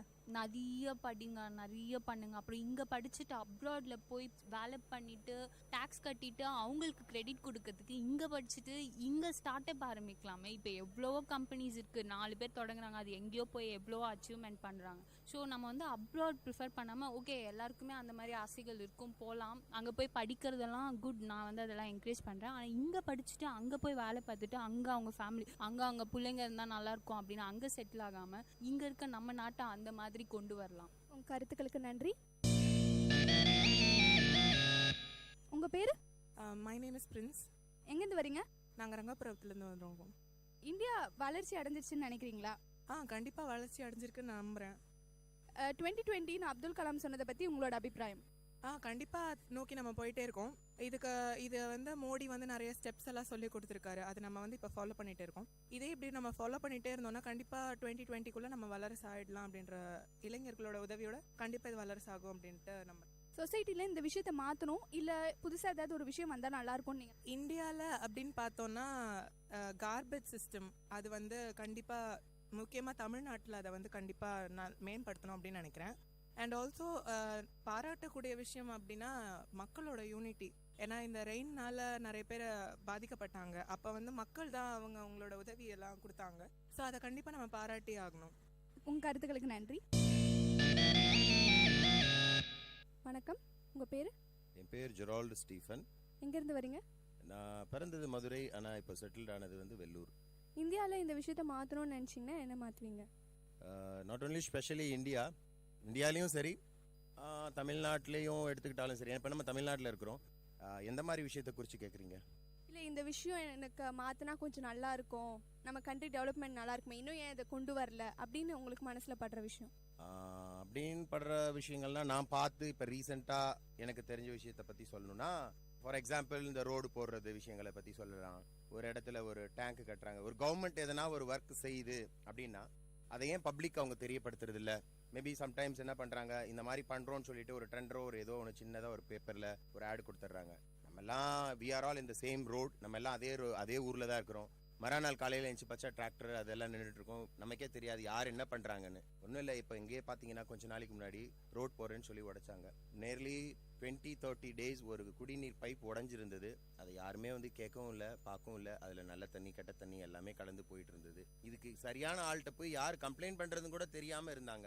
அதிகாரிகள் வராங்க போகிறாங்க, அதெல்லாம் நடக்குது. இது ஏன் நம்ம பப்ளிக்கு சொல்லக்கூடாது, சொல்லிட்டு செய்யக்கூடாது? ஒன்றும் இல்லை, நம்ம வீட்டில் ஒரு இபி கனெக்ஷன் போயிடுச்சு, இதை நம்ம ரெடி பண்ணோம்னா போய் கவர்மெண்ட்டை பர்மிஷன் வாங்கணும்னு ஒரு கணக்கு இருக்குது. இல்லை நம்ம வீட்டில் ஏதாவது ஒரு விஷயம் நடக்குது அப்படின்னா நம்ம பக்கத்தில் ஒரு சவுண்ட் சிஸ்டம் வைக்கிறோம்னா அதுக்கு ஒரு பெர்மிஷன் வாங்கிட்டு வந்து வைக்கணும். ஒரு பேனர் வைக்கிறோம்னா அதுக்கு ஒரு பெர்மிஷன் வாங்கிட்டு வந்து வைக்கணும். ஸோ கவர்மெண்ட் ஏதாவது ஒன்று செய்யும் போது ஏன் பப்ளிக்கு அவங்க தெரியப்படுத்துறது இல்லை? இதை வந்து ஈஸியாக தெரியப்படுத்தலாம். எப்படின்னா, சாதாரணமாக ஒரு ஓட்டர் ஐடி ஒரு ஓட்டு போடுறவங்க வராங்க அப்படின்னா ஒரு ஸ்கூலில், அந்த ஏரியா சர்க்கிளில் உள்ள ஒரு ஸ்கூலில் ஒரு போர்டு ஓட்டுறாங்க. இந்த நபர்கள் வந்து இவங்களுக்கெல்லாம் இந்த ஓட்டு உரிமை இருக்குது, இவங்கெல்லாம் வந்து இங்கே போடலாம் அப்படின்னு சொல்லிட்டு வைக்கிறாங்க. ஸோ அந்த மாதிரி ஒரு கான்டாக்டோ இல்லை ஒரு தண்ணி தொட்டியோ இல்லை ஏதாவது ஒன்று கவர்மெண்ட் பெரிய ஒரு ப்ராஜெக்ட் செய்யும் போது நாங்கள் வந்து இந்த ப்ராஜெக்ட்டுக்கு ஒரு பேனரோ அல்லது ஒரு சின்ன இதுவோ அங்கங்கே ஒரு இது வைக்கலாம். ஸோ பப்ளிக் நோஸ், ஓகே இன்னும் கொஞ்ச நாளில் நம்ம ஊருக்கு ஒரு ரோடு வரப்போகுது, இன்னும் கொஞ்ச நாளில் நம்ம ஊருக்கு ஒரு தண்ணி தொட்டி வரப்போகுது, அதுக்கு 1000 கோடி ஒதுக்கியிருக்கிறாங்க, 100 கோடி ஒதுக்கிறாங்க, இல்லை 10 கோடி ஒதுக்கியிருக்கிறாங்க. இதை இந்த கான்ட்ராக்ட் கார் தான் செய்ய போகிறாரு, இதுக்கு எதனா ஒரு சம்மந்தப்பட்ட ஆட்கள் தான் வருவாங்க, இதில் எதனா கம்ப்ளைண்ட்டோ இல்லை தெரிவிக்கிற விஷயம் தான் தெரிவிக்கலாம். ஸோ மக்களுக்கு தெரியுதில்ல இந்த தண்ணி தொட்டி கட்டுறதுக்கு எவ்வளோ செலவாச்சு, இந்த ரோடு போடுறதுக்கு எவ்வளோ செலவாச்சுன்னு அவங்களே தான் டிசைட் பண்ணி ஒரு கார்னரில் பேப்பரில் போடுறாங்களே ஒழிய பப்ளிக்கு தெரிகிற மாதிரி பண்ணலாம் அப்படின்றது என்னோட சஜஷன். இது ஒரு பெரிய விஷயம் இல்லை. சிம்பிளாக இந்த இடத்துல வரப்போகுதுன்னு தெரிஞ்சால் அங்கே ஒரு சின்ன ஒரு வினைல் போர்டோ ஏதோ ஒரு போர்டு வச்சு அதில் நாங்கள் இவ்வளோ ஒதுக்கியிருக்கிறோம், இதுக்கு இவ்வளோ பணம் நாங்கள் ஒதுக்கியிருக்கிறோம், இந்த கான்ட்ராக்ட் கம்பெனி தான் வந்து சீப்பஸ்ட்டாக பண்ணியிருக்கிறாங்க, அதுக்கு அவங்க இந்த குவாலிட்டி ஜல்லிஸ் அயன் ராட்ஸ் இதெல்லாம் நாங்கள் போடுறோம் அப்படின்றத பப்ளிக்கு தெரியப்படுத்தினா தட் வில் பி ஃபைன். ஏன்னா மிஸ்டேக் ஆகிறதுக்கு சான்சஸ் இல்லை. நாளைக்கு யாருன்னா ஒருத்தர் கேட்பாங்க, ஏன்னா இதை பற்றி தெரியாமலே சரி கட்டுறாங்க போகிறாங்கன்னு இருக்கிறத விட அட்லீஸ்ட் அவங்களுக்கு தெரிஞ்சால் அது கொஞ்சம் நல்லா இருக்கும்னு தோணுது. அப்துல் கலாம் சொன்ன மாதிரி 2020 இந்தியா வல்லரசு ஆகிடும், அது யங்ஸ்டர்ஸ் கையில் தான் இருக்குன்னு சொல்கிறாங்க. அதை பற்றி உங்கள் அபிப்பிராயம்? அதை பற்றி அபிப்பிராயம்னு சொன்னால் அவர் பெரிய மகான் genius, is a big man. அவர் அளவுக்கு போய் சொல்ல முடியாது. பட் சிம்பிளாக கேட்டிங்கன்னா நான் என்ன சொல்கிறேன் அப்படின்னா, இன்றைக்கி நம்ம இந்தியாலையும் சரி தமிழ்நாட்டிலையும் சரி நிறைய டேலண்டட் பசங்க இருக்கிறாங்க. அவங்களுக்கு சான்சஸ் கிடைக்கிறது, அவங்க திறமையான ஆட்கள் தான், அவங்களுக்கு ஸ்டேஜ் கிடைக்கிறது. They don't have a good stage. அவங்களுக்கு ஒரு ஸ்டேஜ் ரெடி பண்ணி கொடுத்தா they will show a talent. அதுதான் நான் சொல்ல வரேன். எப்படின்னு கேட்டிங்கன்னா, ஃபார் எக்ஸாம்பிள் சின்ன சின்ன விஷயங்கள் இன்றைக்கி எல்லாரும் நம்ம எல்லாம் இன்க்ளூடிங் மை செல்ஃப், இப்போ நம்ம டிவியில் எதனா ஒரு ப்ரோக்ராம் பார்க்குறோம்னா அந்த ப்ரோக்ராம் கொஞ்சம் நல்ல க்ரியேட்டிவிட்டியாக இல்லை ரொம்ப நல்லா இருந்தால் பார்க்குறோம். அந்த ப்ரோக்ராமுக்கு தான் மற்ற ஆட் கம்பெனிஸ் எல்லாம் சப்போர்ட் பண்ணுறாங்க. அப்போது சப்போர்ட் பண்ணும்போது மக்கள்கிட்ட போய் ரீச் ஆகுது அந்த ஒரு ப்ரோக்ராம். பாக்கி சேனல்ஸ்லேயும் ப்ரோக்ராம் போகுது, ஆனால் அது அவ்வளோவா ரீச் ஆகலை. காரணம் என்னென்னா அவங்க ஆட் கொடுக்கறது இல்லை, அவங்கக்கிட்ட அந்த இது இல்லை. ஆனால் திறமை இருக்குது, நிறைய ஸ்டூடெண்ட் கிட்ட திறமை இருக்குது. ஆனால் அவங்கள வெளிப்படையாக கொண்டு வரதுக்கான ஸ்டேஜ் இல்லை. சிம்பிளாக சொல்லணும்னா எல்லாருமே டான்ஸ் ஆடுறாங்க, எல்லாருமே பாட்டு பாடுறாங்க, எல்லாருமே அந்த டிவி சேனலில் கூட வராங்க, ஹீரோஸ் வராங்க, சூப்பர் சிங்கர் வராங்க. இவங்கெல்லாம் எங்கேருந்து வராங்க? இவங்களோட பேக்ரவுண்டில் பார்த்தீங்கன்னா அம்மா அப்பா வந்தோ மியூசிஷியனாக இருந்தவங்களோ இல்லை மியூசிக்கலில் இருந்தவங்களோ டேலண்டட் பர்சனோ கிடையாது. அவங்களுக்கு ஒரு சான்ஸ் கிடைச்சது, they are showing a talent, that's all. அந்த மாதிரி இன்னைக்கு இருக்கிற இளைஞர்களை வெளியே கொண்டு வரணும். நம்ம எல்லாம் பண்ணுறோம், போன வருஷம் யார்ப்பா இது பண்ணா, இது யார் பேசினா, போன வருஷம் இந்த கவிதை உரையாடல் யார் பேசினா, கவிதை யார் பேசினா, இவங்க பேசினா, அவங்களே கொண்டு வா அப்படின்றத விட புதுசா தெரியலன்றானா அவனை கத்து, அவனை ட்ரெயின் பண்ணி நீ பண்ணலாம்ப்பா வா அப்படின்னு ஒருத்தனை என்கரேஜ் பண்ணாலே போதும். கண்டிப்பா எல்லாருமே வருவாங்க ஸ்டூடெண்ட், எல்லாருக்கும் சாதிக்கிறதுக்கான இது கிடைக்கும். உங்களுக்கு ஒரு சான்ஸ் கிடைச்சு எனக்கு இது கிடைச்சிருந்தா நான் இதை விட பெட்டரா இந்த மாதிரி செஞ்சிருப்பேன், அவங்க செய்யலையே அப்படின்னு யோசிக்கிற விஷயம்? நான் என்னை பத்தி சொல்லணுன்றீங்களா? ஆக்சுவலாக என்னை பற்றி நான் சொல்லணும்னா நான் வெறும் 4th ஸ்டாண்டர்ட் தான். நம்ப வரீங்களோ நம்பளையோ எனக்கு தெரியாது. இன்னைக்கு வரைக்கும் எனக்கு எழுத படிக்க தெரியாது. இங்கிலீஷில், தமிழ் தான் எழுத படிக்க தெரியும். ஆனால் நிறையா விஷயங்கள் நான் உலகத்தில் படித்து தான் கற்றுக்கிட்டேன். ஏன்னா 10 வயசுலேருந்து நான் தனியாக தான் வாழ்ந்தேன், அம்மா அப்பா கிடையாது. உலகத்தில் எதுவுமே முடியாதுன்ற விஷயமே கிடையாது. முயற்சி எடுத்தோம்னா கண்டிப்பாக செய்யலாம். ஆனால் அதுக்கான நேரத்தை ஒதுக்கணும். நம்ம என்ன செய்ய போகிறோன்றதை முன்னாடியே பிளான் பண்ணணும். ஒன்றும் இல்லை, வீடை பெருக்கணும் அப்படின்னு இது சொல்கிறது சாதாரண விஷயமா இருக்கணும். வீடை பெருக்கிறோம் அப்படின்னாலே அது ஒரு பிளான் இருக்கு. எங்கேருந்து ஆரம்பிக்கலாம், எப்படி கவர் பண்ணலாம், எங்கே அதை கூட்டி வரலான்றது. சாதாரண வீடு பெருக்கிற விஷயத்திலே இந்த மாதிரி ஒரு சிஸ்டமேட்டிக் இருக்குது அப்படின்னா, so you just calculate in your studies, in your futures. உங்களோட லைஃப்பில் நடக்கக்கூடிய எல்லா விஷயத்துக்குமே வி நீட் அ கால்குலேஷன். எப்படி பண்ணலாம், எந்த மாதிரி பண்ணால் ஜெயிக்கலாம் அப்படின்றது ரொம்ப இம்பார்ட்டன்ட். இப்போ இருக்கிற யங்ஸ்டர்ஸ்க்கு ஏதாவது ஒரு அட்வைஸோ இல்லை ஏதாவது சொல்லணும்னு நினச்சிங்கன்னா என்ன சொல்வீங்க? அம்மா அப்பா பேச்சை கேளுங்க, வேற எதுவுமே கேட்காதீங்க, அதுதான் நான் சொல்லுவேன். ஏன்னா இந்த உலகத்திலேயே சிறந்தவங்க யாருன்னா தாய் தகப்பன் மட்டும்தான். எப்பயுமே பேரண்ட்ஸ் ஒரு பெத்த பசங்களுக்கு கெட்ட விஷயத்த கொடுக்க மாட்டாங்க, நல்ல விஷயத்த தான் கொடுப்பாங்க. ஸோ நான் சொல்ற விஷயம் என்னன்னா, இன்னைக்கு நிறைய படிக்காம இருக்கிறோட பேரண்ட்ஸ் அவங்களோட பசங்களை பார்த்தீங்கன்னா நல்லா படிச்சு பெரியால வந்திருப்பாங்க.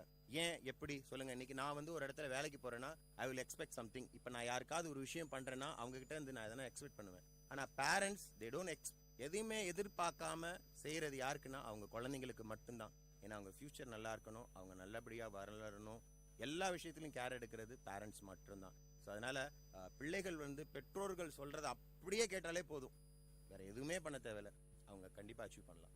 கருத்துக்களுக்கு நன்றி. வணக்கம், உங்க பேரு? வணக்கம், நான் ஜெயஸ்ரீ. எங்கிருந்து வரீங்க? வெள்ளூர். இந்தியாவில் இந்த விஷயத்த மாற்றணும் அப்படின்னு நீங்கள் நினைக்கிறது? இந்தியாவில் first of all caste system கேட்கக்கூடாது. ஃபர்ஸ்ட் எஜுகேஷனில் அந்த ஃபார்ம்ஸ்லாம் அதை எடுக்கணும். அப்போ தான், ஏன்னா அந்த ஃபார்ம்லேயே இருக்கு இல்லையா ரிலீஜன் கேஸ்ட்னு, அதை எடுக்கணும். அப்புறமா தான் மீதி இடத்துலலாம் அது மறையும். அது இருக்கட்டும், நான் இருக்கக்கூடாதுன்னுலாம் சொல்லலை, ஏன்னா அது ட்ரெடிஷன் அப்படியே ஃபாலோ ஆகிட்டு வருது. ஆனால் அது எஜுகேஷன்லையோ இல்லை மீதி ரிசர்வேஷன் அது இதுன்னு அதெல்லாம் இருக்கக்கூடாது. அது என்னோட ஃபர்ஸ்ட் மெயின் திங். அண்ட் வேற எது இருக்கக்கூடாதுன்னா, இப்போ நம்ம டிரான்ஸ்போர்ட்லாம் எடுத்துக்கிறோம் இல்லையா, அங்கே சில இடங்கள்ல நார்மல் டெய்லியும் நான் பஸ்ஸில் போயிட்டு வரும்போது நம்ம கவர்மெண்ட் இதுலேயே சில பேர்லாம் ட்ரிங்க் பண்ணவங்களெல்லாம் ஏற்றுறாங்க. ஸோ அந்த ட்ரங்கர்ஸ் எல்லாம் ப்ரைவேட்லேயே சில பேர் ஏற்ற மாட்டேங்கிறாங்க, பட் கவர்மெண்ட் பஸ்ஸஸ்லேயே ஏற்றுறாங்கன்னா நம்மளுக்கு அப்போ சேஃப்டியே இல்லை. இது மாதிரி சில சேஃப்டி திங்ஸ் எல்லாம் ஃபாலோ பண்ணணும். மீதி வேற எதுவும் இனிமே இந்தியாவில் இந்த விஷயத்த நம்ம ஃபாலோ பண்ணால் நல்லா இருக்கும், நம்ம கண்ட்ரிக்கு ஒரு டெவலப்மெண்ட்டாக இருக்கும்னு நினைக்கிற விஷயம்? கண்ட்ரிக்கு டெவலப்மெண்ட் அப்படின்னா ஃபர்ஸ்ட் நம்ம கிளீனாக வச்சுக்கணும் நம்ம சரௌண்டிங்ஸை. பக்கத்துலேயே டஸ்ட்பின் இருந்தாலும் அது சுற்றி கீழே இருக்கும். எங்கள் காலேஜஸ்லேயே சில பேர் அப்படிதான் இருக்காங்க, வெளியவும் அப்படிதான் இருக்காங்க. வெளியே அவ்வளோவா அந்த டஸ்ட்பின்ஸ் அதெல்லாம் இல்லைனாலும் இருக்கிற இடத்துலயாச்சும் அவங்க போடலாம். அதுக்கப்புறம் இந்த மாதிரி எல்லா இடத்துலையும் கேம்பெயின் மாதிரி ஏதாவது பண்ணி அவேர்னஸ் கொண்டு வரலாம். அதுக்கப்புறம் இப்போ நெக்ஸ்ட் திங் பார்த்தீங்கன்னா டிஜிட்டல் இந்தியா அப்படின்னு ஒரு டாபிக் போயிட்டு இருக்கு. அது இம்ப்ளிமெண்ட் ஆனால் ரொம்பவே யூஸ்ஃபுல். ஆனால் அதுக்கு முன்னாடி டிஜிட்டல் இந்தியா எல்லாரும் யூஸ் பண்ண முடியாது. இப்போ இருக்க யங்ஸ்டர்ஸ்க்கு தான் கொஞ்சம் அது தெரியுது. இப்போ நம்ம எல்லாமே ஆன்லைன்னா நம்மளுக்கு கொஞ்சம் தெரியும், பட் எல்லாரும் யூஸ் பண்ணணும். நம்ம ஃபர்ஸ்ட் அதுக்கு அவேர்னஸ் ப்ரோக்ராம்ஸ் இருக்கணும், அவங்களுக்கு கொஞ்சம் பேசிக் நாலேஜ் இருக்கணும், எப்படி அதில் யூஸ் பண்ணணும் அது பொறுத்து. அப்புறம் ஓகே டிஜிட்டல் இருந்தாலும் குட் தான், அது இருக்கும்போது நம்ம ட்ரெடிஷ்னல் மெத்தட்ஸும் இருந்தால் ரெண்டுமே it will be easy. Abdul Kalam சொன்ன 2020 பற்றி நீங்கள் என்ன நினைக்கிறீங்க? 2020 அப்படின்னு அவர் வந்து ஒரு டார்கெட் ஃபிக்ஸ் பண்ணி வச்சுட்டாரு. அவர் வந்து சொல்லிட்டே தான் இருந்தார், எல்லாரையுமே வந்து நல்ல இதுக்காக ட்ரீம் அச்சீவ் பண்ணணும், இருக்கணும், கோல் இருக்கணும். 2020 அதுக்குள்ளே வந்து இந்தியா டெவலப் ஆகும் அப்படின்னு சொல்லிட முடியாது. ஏன்னா எல்லாருமே பேசுகிறாங்களே தவிர செயலில் ஒன்றுமே கிடையாது. அதனால ஃபஸ்ட்டு ஒவ்வொரு திங்ஸும் இம்ப்ளிமெண்ட் பண்ணணும். அதுக்கப்புறம் தான் நம்ம வந்து இந்தியா வல்லரசு ஆகும் அப்படின்னு சொல்ல முடியும். இப்போ நம்ம வந்து நம்ம நாட்டிலேயே நிறைய இண்டஸ்ட்ரீஸ் எல்லாம் வெளிநாட்டோடது வந்துட்டு நம்ம பிளான் பண்ணுறோம். இதுவே நம்மளோட இம்ப்ளான்டேஷன்ஸோ இல்லை வேற ஏதாவதோ அவங்க நாட்டில் நம்ம போய் கேட்டால் கண்டிப்பாக அவங்க வந்து அலோவ் பண்ண மாட்டாங்க, அக்ரிமெண்ட்டும் போட மாட்டாங்க. ஆனால் நம்ம அப்படி இல்லை, எல்லாத்தையும் வாங்கிக்கிறோம், எல்லாத்துக்கும் காசு கொடுக்குறோம், இந்த மாதிரி போயிட்டு இருக்கு. அதனால நிறைய சுற்றுச்சூழல் பாதிப்பும் ஏற்படுது. அதெல்லாம் தடுக்கணும் ஃபர்ஸ்ட். அதுக்கப்புறம் வந்து வேற என்னன்னா இன்னும் சில விஷயங்கள் இருக்கு, அதெல்லாம் மாறிட்டே வரணும். இந்த இண்டஸ்ட்ரீஸ்க்கு அலோவ் பண்ற மாதிரி நம்ம அலோவ் பண்ணக்கூடாது. நெக்ஸ்ட் வந்து நம்ம டொமஸ்டிக் ப்ராடக்ட்ஸை வாங்கணும், இந்தியன் ப்ராடக்ட்ஸை வாங்கணும். அடுத்த நாட்டு ப்ராடக்ட்ஸ் வாங்கினா நம்ம கட்டுறது எல்லாமே அவங்களுக்கு போயிடுது டேக்ஸ்ன்ற பேர்ல சில இதுவே நம்மளது நம்ம வாங்கி யூஸ் பண்ணலாம். அப்புறம் அது நம்மளது யூஸ் பண்ணணும்னா அது குவாலிட்டியும் வந்து நல்லா இருக்கணும். ஏன்னா குவாலிட்டி நல்லா இருந்தா கண்டிப்பா எல்லாரும் அதை தான் வந்து ப்ரிஃபர் பண்ணுவாங்க, நெக்ஸ்ட்டுக்கு போக மாட்டாங்க. வேற எதுவும் இல்லை. உங்க கருத்துக்களுக்கு நன்றி. வணக்கம், உங்க பேரு? ஐம் ஜன்னத். எங்க இருந்து வரீங்க? I'm from Vallalar, Vellur. இந்தியாவில் இந்த விஷயம் மாறணும், இல்ல இதெல்லாம் கொண்டு வந்தா இந்தியா வல்லரசு ஆகிறதுக்கு வாய்ப்பு இருக்கு? ஆல்ரெடி இந்தியா வல்லரசு ஆயிடுச்சு, இன்னும் வல்லரசு ஆகணுன்றது எந்த விஷயத்துல எனக்கு புரியல. But India has become a very developed country. Next to America, next to Russia, even Japan, இவங்களுக்கெல்லாம் போட்டி போட்டு நாம நல்லாவே இம்ப்ரூவ்மெண்ட்டு. இந்த ஜப்பான்லாம் வந்து ரொம்ப நாள் ஆச்சு அந்த இதுலேருந்து ரிலீஃப் ஆகி வெளியே வருது. ஹீரோஷிமா நாகசாகிலேருந்து வெளியே வரதுக்கு எவ்வளோ நாள் எடுத்துக்கிட்டாங்க. பட் நாம் ரொம்ப நிறைய பேரழிவெல்லாம் சந்தித்தாலும் நம்ம சீக்கிரமாக முன்னுக்கு எழுந்திரிச்சிட்டோம், நம்ம முன்னுக்கு வந்துட்டு தான் இருக்கோம். ஆனால் சில விஷயங்கள் இன்டைஜஸ்டிபிளாக நடக்குது இந்தியாவில். ஐ மீன் அப்துல் கலாம் சொன்ன மாதிரி சீக்கிரமாக 2020 மை ட்ரீம் கண்ட்ரி இன் 2020 அதெல்லாம் அவ்வளோ சீக்கிரம் நடக்காது. Because the wolves are living among ourselves. We Indians, some of our people, I mean some politicians, they are not living together. எல்லாம் ஒருத்தருக்கு ஒருத்தர் சண்டை பிரச்சனை, இது வேணா பாதிக்கும் இந்தியா வல்லரசு ஆகிறது. மற்றபடி படிப்புலையும் எஜுகேஷன் சிஸ்டம் அதில் நிறைய ரிஃபார்ம்ஸ் வந்தாச்சு. Technology it's vastly developed. வணக்கம், உங்க பேரு? என் பேர் அஜய். எங்க இருந்து வரீங்க? சத்துவாச்சாரிலேருந்து. இந்தியாவில் நீங்கள் ஏதாவது ஒரு விஷயத்த மாற்றணும்னு நினைக்கிறது? டிராஃபிக் தான். இங்கே சிக்னல்ஸும் அதிகமாக இல்லை, அதை வந்து நம்ம சிக்னல்ஸ் அதிகப்படுத்தலாம், டிவிஷனாக வண்டியெல்லாம் பிரிக்கலாம், ரோட்வேஸ் அதிகப்படுத்தினாலே டிராஃபிக் மோஸ்ட்லி குறைஞ்சிடும். நீங்கள் புதுசாக கொண்டு வர்றது மூலமாக டெவலப் ஆகும் அப்படின்னு நினைக்கிற விஷயம்? டெவலப் ஆகும்னு நினைக்கிறது அக்ரிகல்ச்சர் மெயினாக நினைக்கிறேன். படித்தவங்க அக்ரிகல்ச்சர் பண்ணலாம், கவர்மெண்ட்டும் அக்ரிகல்ச்சரை அடாப்ட் பண்ணலாம். இங்கே ஆடு மாடு மேய்க்க பயந்துட்டு அவங்க சவுதியில் போய் ஒட்டகம் மேய்க்கிறாங்க, அதை தடுத்து நிறுத்தினா நம்ம அக்ரிகல்ச்சரும் டெவலப் பண்ணலாம்.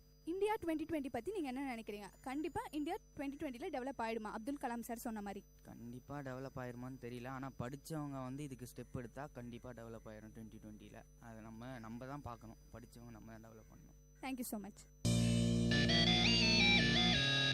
வணக்கம், உங்கள் பேர்? மஞ்சு. எங்கேருந்து வரீங்க? சத்வாச்சாரி. இந்த நாள்ல இருந்து ஒரு விஷயத்தை சேஞ்ச் பண்ணணும் அப்படின்னு நினச்சிங்கன்னா அது என்ன? நான் ஐடி செக்டார்லேருந்து ஒர்க் பண்ணுறதுனால உமன் சேஃப்டி வந்து நிறைய சேஞ்ச் பண்ணணும் அப்படின்னு பார்க்குறேன். ஏன்னா நைட்டில் நிறைய பேர் ட்ராவல் பண்ணுறதுனால பஸ்லேயோ இல்லை ஆட்டோலேயோ நைட் சேஃப்டி ரொம்ப முக்கியம் நம்மளுக்கு. நம்ம நிறைய இப்போது கேசஸ் பார்க்குறோம். ஸோ கவர்மெண்ட் வந்து இதுக்கு நிறைய ஸ்டெப் எடுத்தாங்கன்னா உமன்ஸ் தைரியமாக போயிட்டு வரலாம்.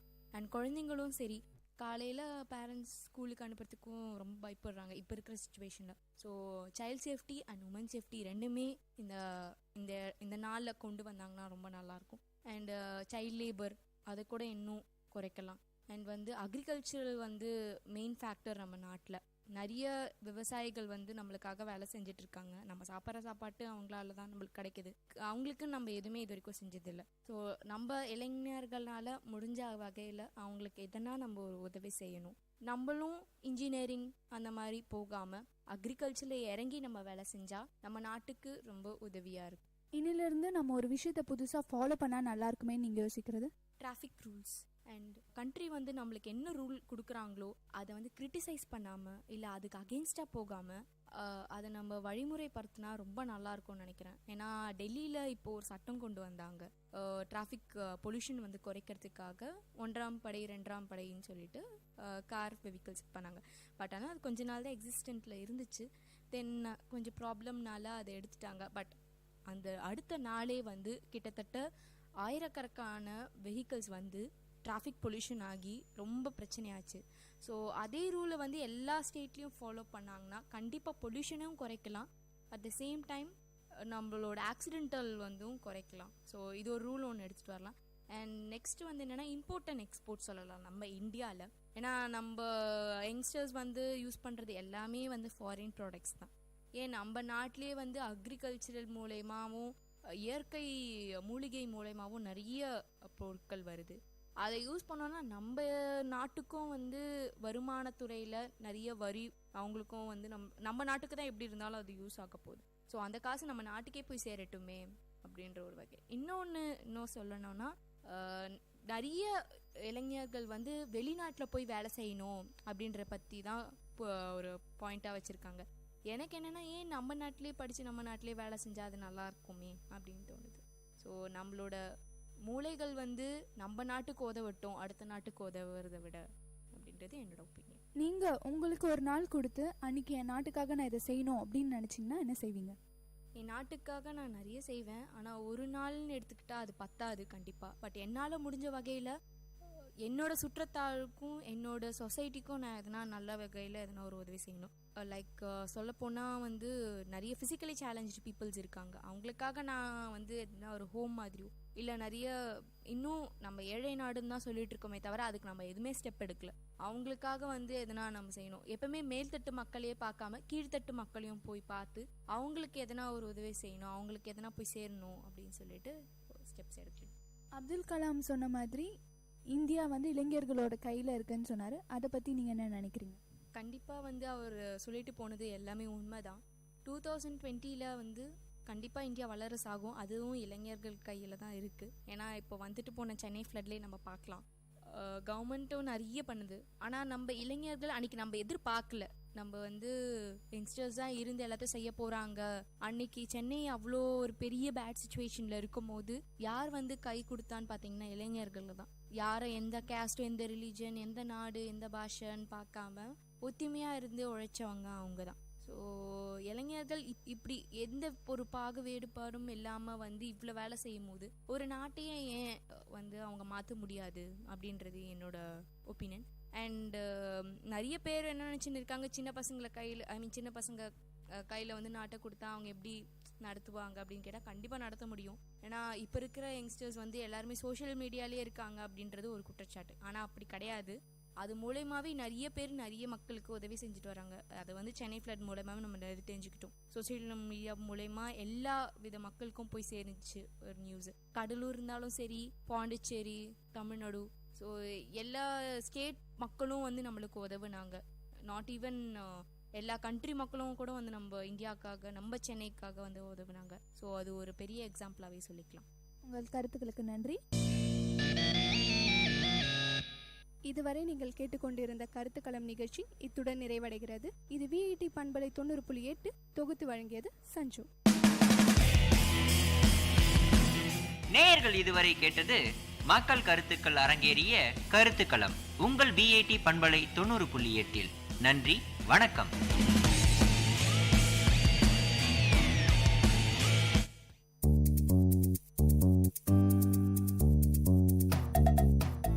உங்கள் VIT பண்பலை 90.8 பள்ளிக்கூடம் நிகழ்ச்சி.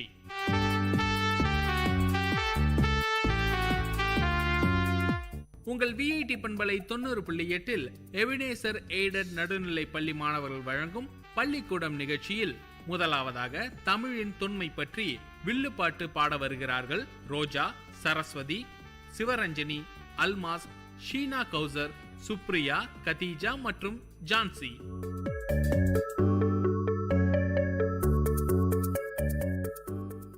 எல்லாருக்கும் வணக்கம். இப்ப நம்ம இங்க எதுக்கு வந்திருக்கோம்னு தெரியுமா? தெரியாது, சொல்லுங்க அக்கா.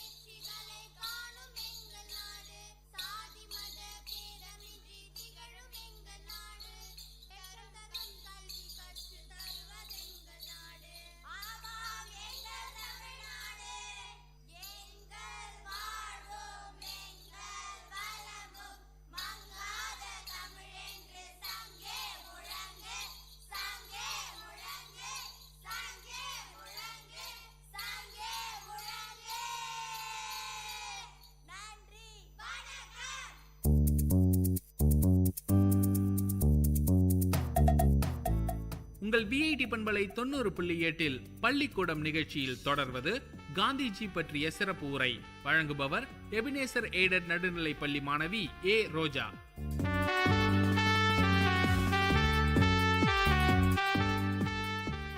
அனைவருக்கும் என் இனிய வணக்கம். நான் பேச எடுத்துக்கொண்டுள்ள தலைப்பு மகாத்மா காந்தியடிகள். அன்பு, மனிதநேயம், அகிம்சை, தியாகம், வாய்மை பேசுதல் என்பதற்கு எடுத்துக்காட்டாக விளங்கியவர் காந்தியடிகள். தேச தந்தை என எல்லோராலும் அழைக்கப்படுபவர். இந்தியா மட்டுமின்றி உலகமே வியந்து போற்றும் தலைவராக விளங்கிய காந்தியடிகள் வாழ்க்கை இளைய தலைமுறைக்கு ஒரு முன்மாதிரியாக விளங்குகிறார்.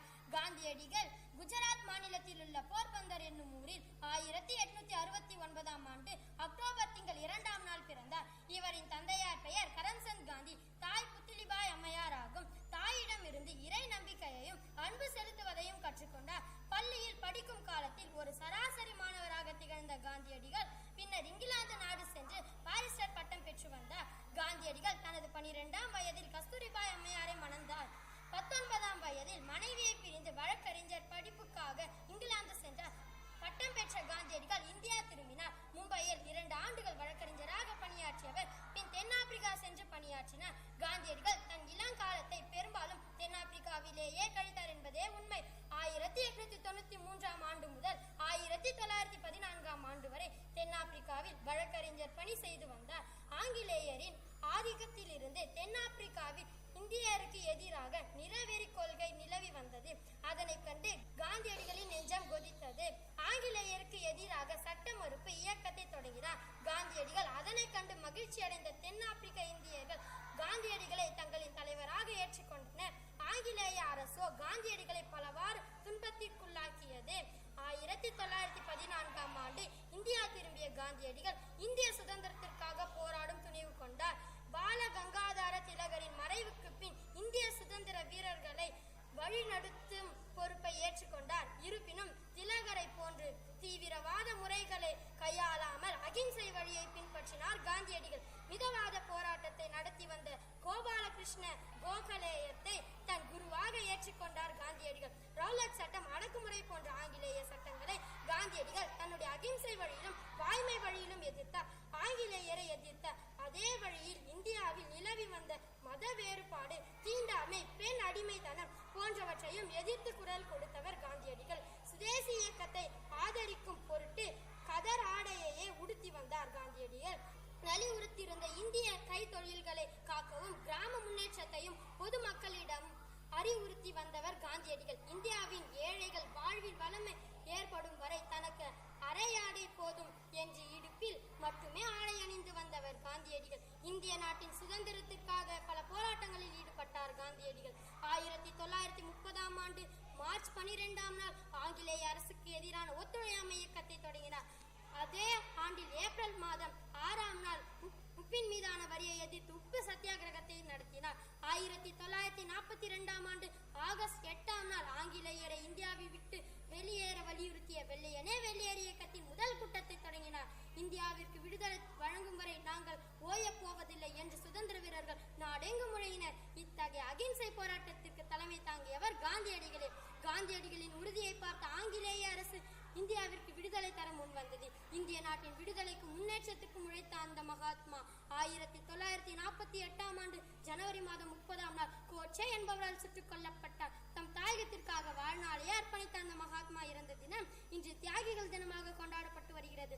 காந்தியடிகள் மறைந்தாலும் அவரின் புகழ் உலகம் முழுவதும் மனம் வீசி வருகிறது என்பதை நம்மால் மறக்க முடியாது என்று கூறி விடைபெறுகிறேன். நன்றி, வணக்கம்.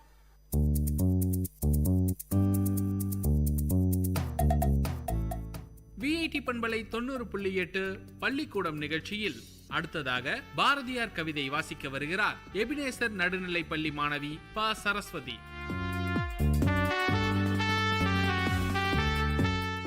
அனைவருக்கும் வணக்கம். கவிதை. நெஞ்சு பொறுக்குதிலேயே இந்த நிலை கெட்ட மனிதர் நினைந்து விட்டால் அஞ்சி அஞ்சி சாவார். இவர் அஞ்சாத பொருள் இல்லை அவனியிலே.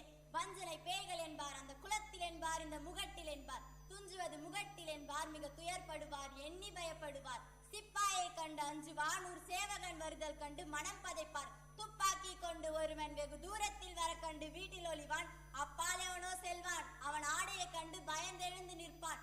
எப்பொழுதும் கை கட்டுவான், இவன் யாரிடத்தும் பூனைகள் போல் ஏங்கி நடப்பான். நெஞ்சு பொறுக்குதிலேயே இது நினைந்து நினைந்திடனும் வெறுப்புதிலேயே 5 தலை பாம்பென் வான் அப்பன் 6 தலை என்று மகன் சொல்லிவிட்டால் நெஞ்சு பிரிந்திடும் பின்பு நெடுநாள் இருவரும் பகைத்திருப்பார் நெஞ்சு பொறுக்குதிலேயே இதை நினைந்து நினைந்திடனும் வெறுப்புதிலேயே.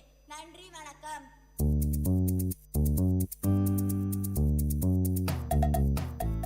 பள்ளிக்கூடம் நிகழ்ச்சியில் தொடர்வது சிறப்பு உரை. வழங்குபவர் எபினேசர் எய்டட் நடுநிலை பள்ளி மாணவி எம் கவிதா.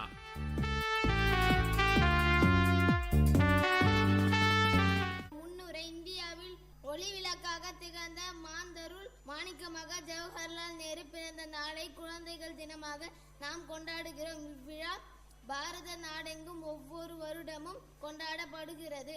நேருவும் குழந்தைகளும்.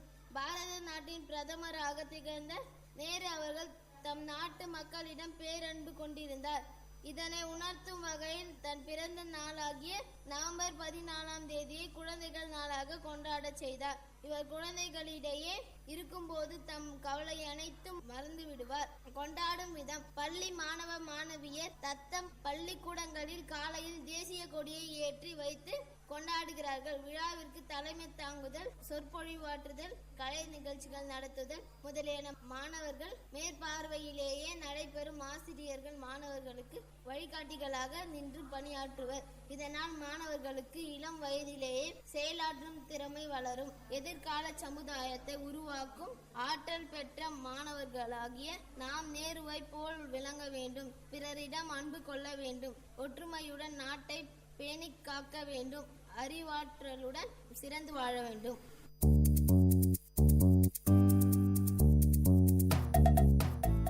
உங்கள் விஐடி பண்பலை 90.8 பள்ளிக்கூடம் நிகழ்ச்சியில் தொடர்வது டாக்டர் ஏபிஜே அப்துல் கலாம் அவர்கள் பற்றிய சிறப்பு உரை. வழங்குபவர் அ. சிவரஞ்சனி.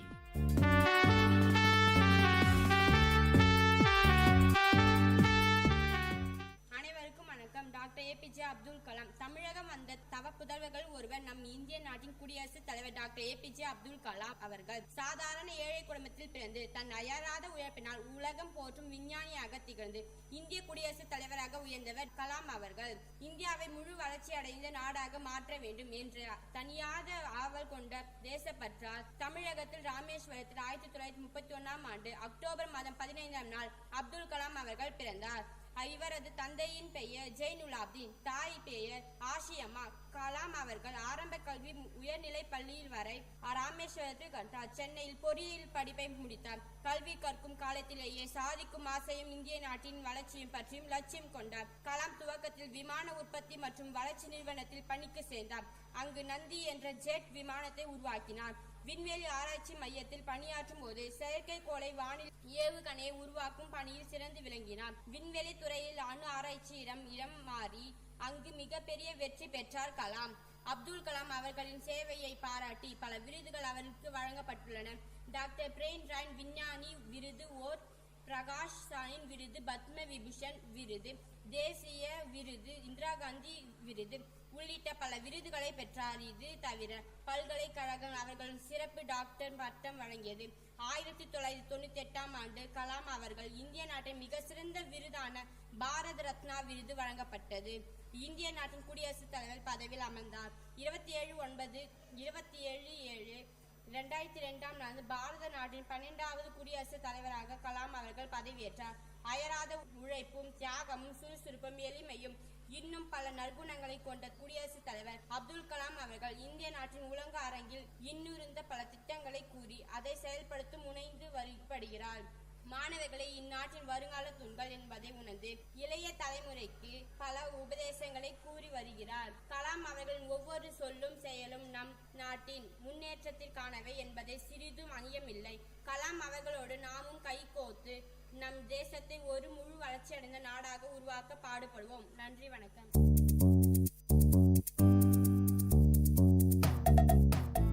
டாக்டர் ஏபிஜே அப்துல் கலாம் அவர்களை பற்றிய சிறப்பு உரை ஆங்கிலத்தில் வழங்க வருகிறார் ஏ. அபினேஸ்ரீ.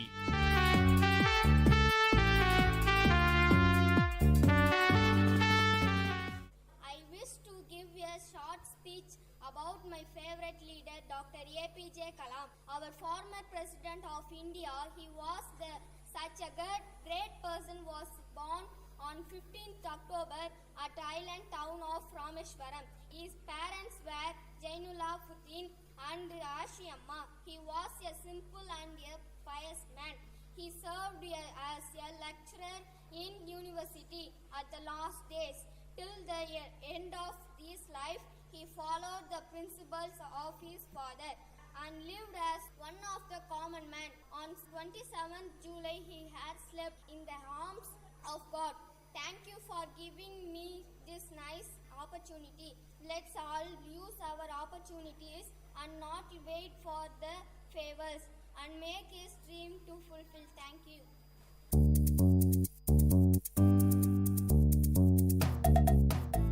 உங்கள் விஐடி பண்பலை 90.8 பள்ளிக்கூடம் நிகழ்ச்சியில் தமிழ் பாடல் ஒன்றை பாட வருகிறார்கள் எபினேசர் எய்டட் நடுநிலை பள்ளி மாணவிகள் ஆர் சுப்ரியா மற்றும் ஏ ஷீனா கௌசர். வணக்கம். எபினேசர் பள்ளி மாணவிகள் 8ஆம் வகுப்பு ஆர் சுப்ரியா, ஏ ஹீனா கௌசர். நமது நாடு வேற்றுமையில் ஒற்றுமையை கொண்ட எங்கள் நாடு, வெற்றிக்கு மேல் வெற்றிகளை காணும் எங்கள் நாடு, சாதி மத பேதமின்றி திகழும் எங்கள் நாடு, ஏற்றம் தரும் கல்வி கற்று தருவதெங்கள் நாடு, தமிழகத்து நடனமாகும் பரதநாட்டியம், கேரளத்து நடனமாகும் கதகளியாமே, அழகான குச்சிப்புடி ஆந்திராவின் நடனமாம், இவை அனைத்தும் இந்தியாவின் பாரம்பரிய நடனமாம், இசைகள் பல நடனம் பல நிறைந்த எங்கள் நாடு, கங்கை கரையோரத்திலே கோதுமை விளையும் நாடு, காவிரி கரையோரத்திலே நெல் விளையும் நாடு, உணவு உடை பழக்க வழக்கம் வேறுபட்ட நாடு, காஞ்சிப்பட்டு காசிப்பட்டு கண்ணை கவரும் நாடு, இமயம் முதல் குமரி வரை ஒன்று கூடும் நாடு, இயற்கை வளங்கள் நிறைந்திருக்கும் எங்களது நாடு, நிறைந்த வளத்தை பகிர்ந்து கொண்டு மகிழும் எங்கள் நாடு, வேற்றுமையில் ஒற்றுமையை கொண்ட எங்கள் நாடு, வெற்றிக்கு மேல் வெற்றிகளை காணும் எங்கள் நாடு, சாதி மத பேதமின்றி திகழும் எங்கள் நாடு, ஏற்றம் தரும் கல்வி கற்று தருவதெங்கள் நாடு. நன்றி, வணக்கம்.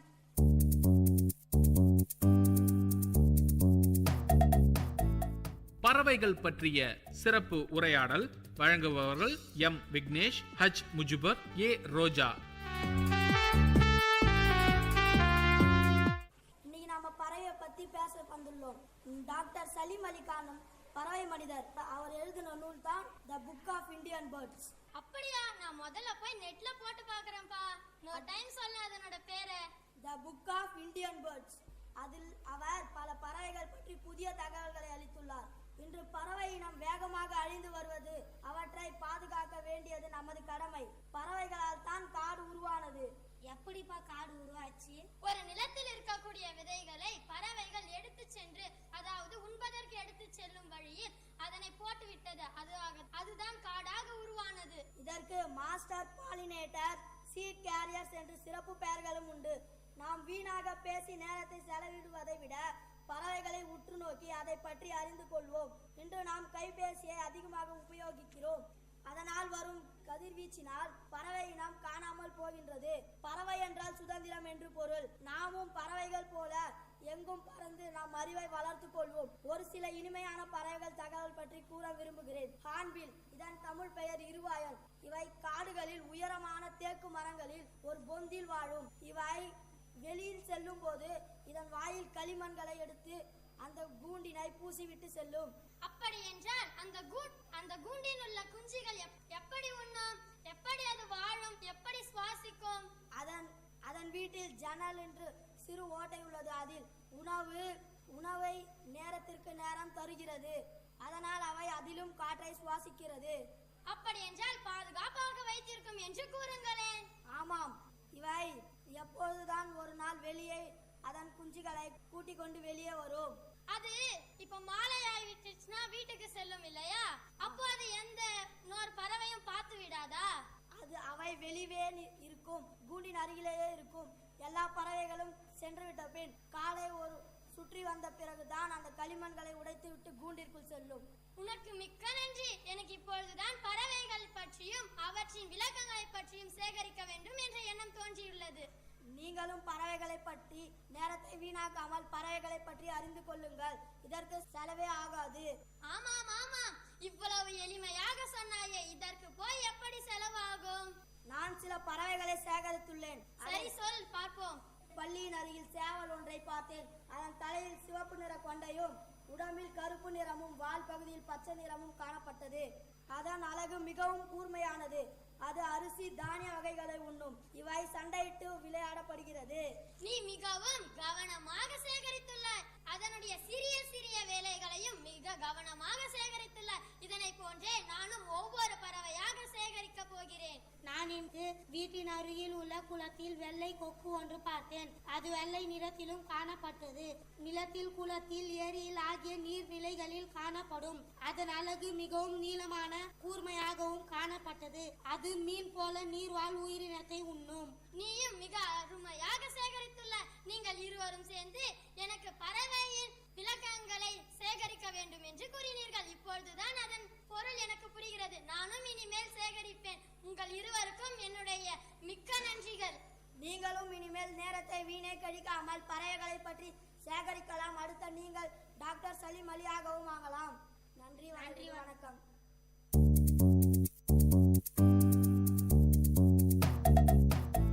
உங்கள் விஐடி பண்பலை 90.8 பள்ளிக்கூடம் நிகழ்ச்சியில் காமராஜர் பற்றிய உரை வழங்க வருகிறார் எபினேசர் நடுநிலை பள்ளி மாணவி ஏ கதீஜா.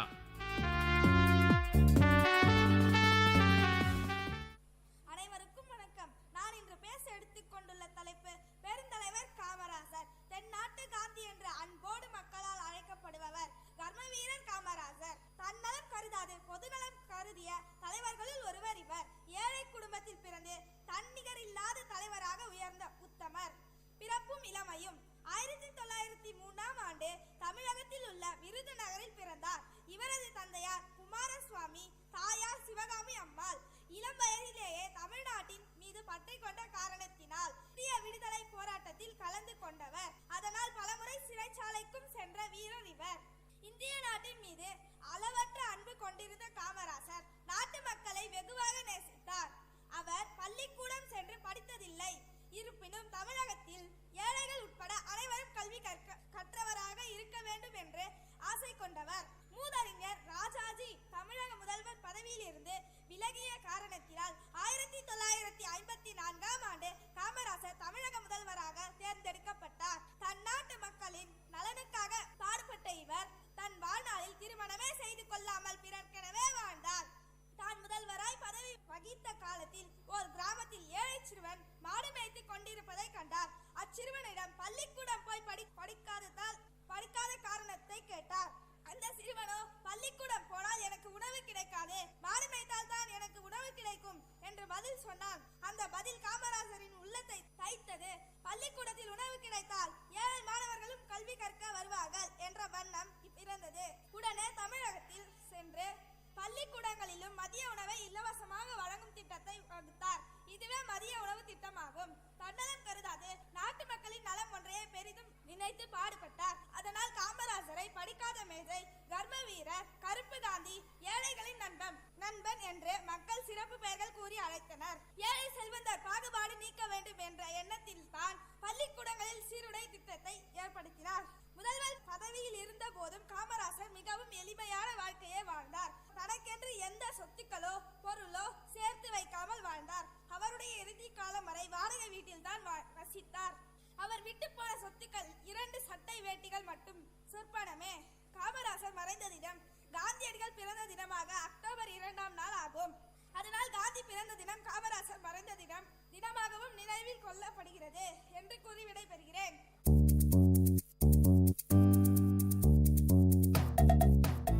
நேர்கள் இதுவரை கேட்டது எபினேசர் எய்டட் நடுநிலை பள்ளி மாணவ மாணவிகள் வழங்கிய பள்ளிக்கூடம் நிகழ்ச்சி.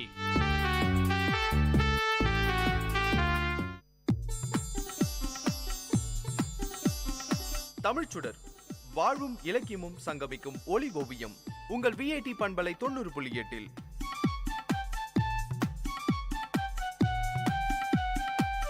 இன்றைய தமிழ் ஓவியம் தீட்டுபவர் ஜெயஸ்ருதி.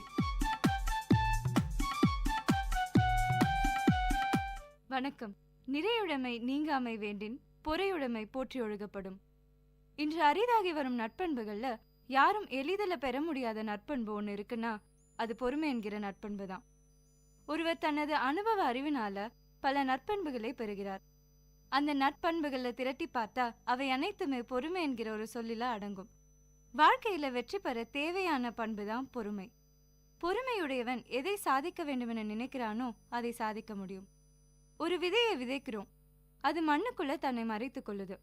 அதற்கு நீர் ஊற்றுகிறோம், காத்திருக்கிறோம். அது மெல்ல முளைக்கும், இலைகளை விடும், தண்டுகள் பெரிதாகும், கிளைகள் உருவாகும், பூக்கள் உருவாகும், கடைசியில கனியை தருது. இந்த பயணம் மிகவும் நீளமானது. ஒரு விதை விதைக்கப்படுவதற்கும் அது மறுபடியும் கனிக்குள்ள விதையாய் நம் கையில வருவதற்கும் இடைப்பட்ட காலம் பெரிது. பொறுமையுடன் காத்திருக்க வேண்டியது ரொம்பவே அவசியம். பொறுமை கசப்பானதுதான், ஆனா அது தர கனியோ ரொம்ப இனிப்பானது. ஒரு இலக்கை நோக்கி பயணிக்கும் போது வெற்றி உடனடியா சாத்தியமாவதில்லை. நதிகளை எடுத்துக்கோங்க, அதனுடைய பாதையில வசந்தங்களையும் துயரங்களையும் சந்திக்கும். அருவிகள்ல விழும், தடைகள்ல எழும், மௌனமாய் அழும்.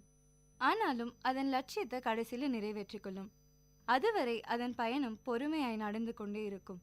பொறுமை தனது பயணத்தை நிறுத்தும் போது தோல்வி நம்மை நோக்கி நடை போட துவங்கும். அதற்கு உதாரணமாக சீனாவில் மூங்கில் மரத்தை சொல்லுவாங்க. சீனர்கள் மூங்கிலை பயிரிட்டு தண்ணீர் ஊத்துவாங்க. பருவங்கள் போகும், ஆனா மரக்கன்று வளரவே வளராது. 1 இன்ச் அளவு கூட வளர மாட்டேன்னு அடம் பிடித்து அப்படியே நிற்கும். முழுசாய் 4 வருடங்கள் அம்மரக்கன்று அப்படியே இருக்கும். மரத்துக்கு தண்ணீர் ஊற்றுபவரும் பொறுமையுடன் அதை பராமரிக்கணும். ஆனா அடுத்த பருவத்தில எல்லோரும் வியக்கும் வண்ணம் அந்த மூங்கில் வளர துவங்கும். அதுவும் எப்படி? சடசடன்னு வளர்ந்துரும். ஒரே ஆண்டுல அது எட்டி பிடிக்கும் உயரம் எவ்வளவு தெரியுமா? 80 அடிகள். 4 ஆண்டு காலமாக அமைதியா இருந்த செடி எப்படி 5வது ஆண்டுல மட்டும் விஸ்வரூப வளர்ச்சி எட்டுது? ஆராய்ந்து பார்த்த ஆச்சரியம் தரும் ஒரு ரகசியம் இதுல இருப்பதை புரிந்து கொள்ளலாம். இயற்கையின் அற்புதம் என்றோ கடவுளின் படைப்பு என்றோ நீங்க பெயரிட்டுக் கொள்ளுங்க. முதல் 4 ஆண்டுகள் அந்த மூங்கில் வேர்கள் பூமியில் நன்றாக இறங்கி மிக சிறந்த பிடிமானத்தை உருவாக்கி கொள்ளுது. 5வது ஆண்டுல நான் 80 அடி உயரமா வளரப் போகிறேன், என்னை தாங்கி பிடிக்கும் வல்லமை என் வேர்களுக்கு தேவை, முழு மூச்சாய் நான் என்னை தயார்படுத்திக் கொள்றேன்னு 5வது ஆண்டுல அது நல்ல வளர்ச்சியை அடையும். அப்போது அது தடுமாறுவதும் இல்லை, தடம் புரள்வதும் இல்லை. பொறுமை உயரமான வெற்றிகளை உருவாக்குகிறது. அவசரப்பட்டு முளைத்து சடசடன்னு வளர்ந்து விழுந்திடாம அடித்தளத்தை வலுவாக்கி கொள்ள பொறுமை நம்மை தூண்டுகிறது. தண்ணீரின் ஆழம் தெரியாம குதிப்பதோ மலையின் ஆழம் தெரியாமல் ஏறுறது எல்லாமே ஆபத்துல தான் முடியும். பொறுமைங்கிறது அனுபவத்தின் வெளிப்பாடுதான். அதுவே வாழ்வோட அலைகளை எதிர்கொள்ளும் துடுப்பாய் பயன் தரும்.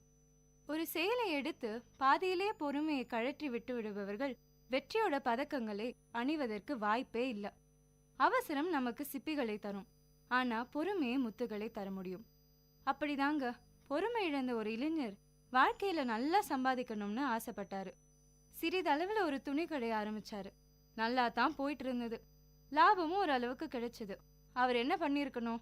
அந்த தொழில வளர்ந்து ஒரு நிலையான இடத்தை பிடிக்க முயற்சி செய்திருக்கணும். அதை விட்டுட்டு பொறுமை இழந்து ஆத்திரப்பட்டு இன்னும் லாபம் வேணும்னு வேற ஒரு தொழில ஆரம்பிச்சாரு. ஆனா அவரு நினைச்ச மாதிரி நடக்கல. நிறைய லாபத்துக்கு ஆசைப்பட்டு பொறுமை இழந்து இருந்ததையும் இழந்தாரு. ஆனா பொறுமையா இருந்திருந்தா, கடின உழைப்போடும் பொறுமையோடும் முதலில் ஈடுபட்ட தொழிலையே இருந்திருந்தா வாழ்க்கையில முன்னேறி இருக்கலாம். அதனால நேரமும் பொறுமையும் போராளிகளின் பலம். ஒருவனுடைய திறமைகளை வெற்றிகளை உருமாற்றி தருவது பொறுமையே. பொறுமையே அனுபவத்தின் வெளிப்பாடு. அதே வள்ளுவர் நிறையுடைமை நீங்காமை வேண்டின் பொறையுடைமை போற்றி ஒழுகப்படும் என்று கூறுகிறார். நிறையுடைமை அதாவது வாழ்க்கையில் மனநிறைவுடன் சான்றாண்மையுடன் வாழ வேண்டுமென்றால் பொறுமையோடு இருக்க வேண்டும். அதுவே பிறரால் போற்றி ஒழுகப்படும். சிந்தியுங்கள், செயல்படுங்கள். நன்றி.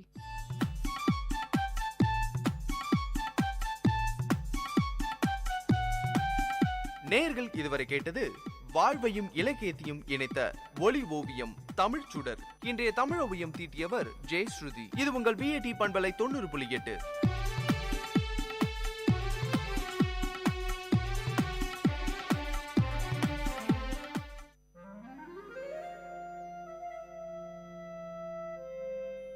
It's story time.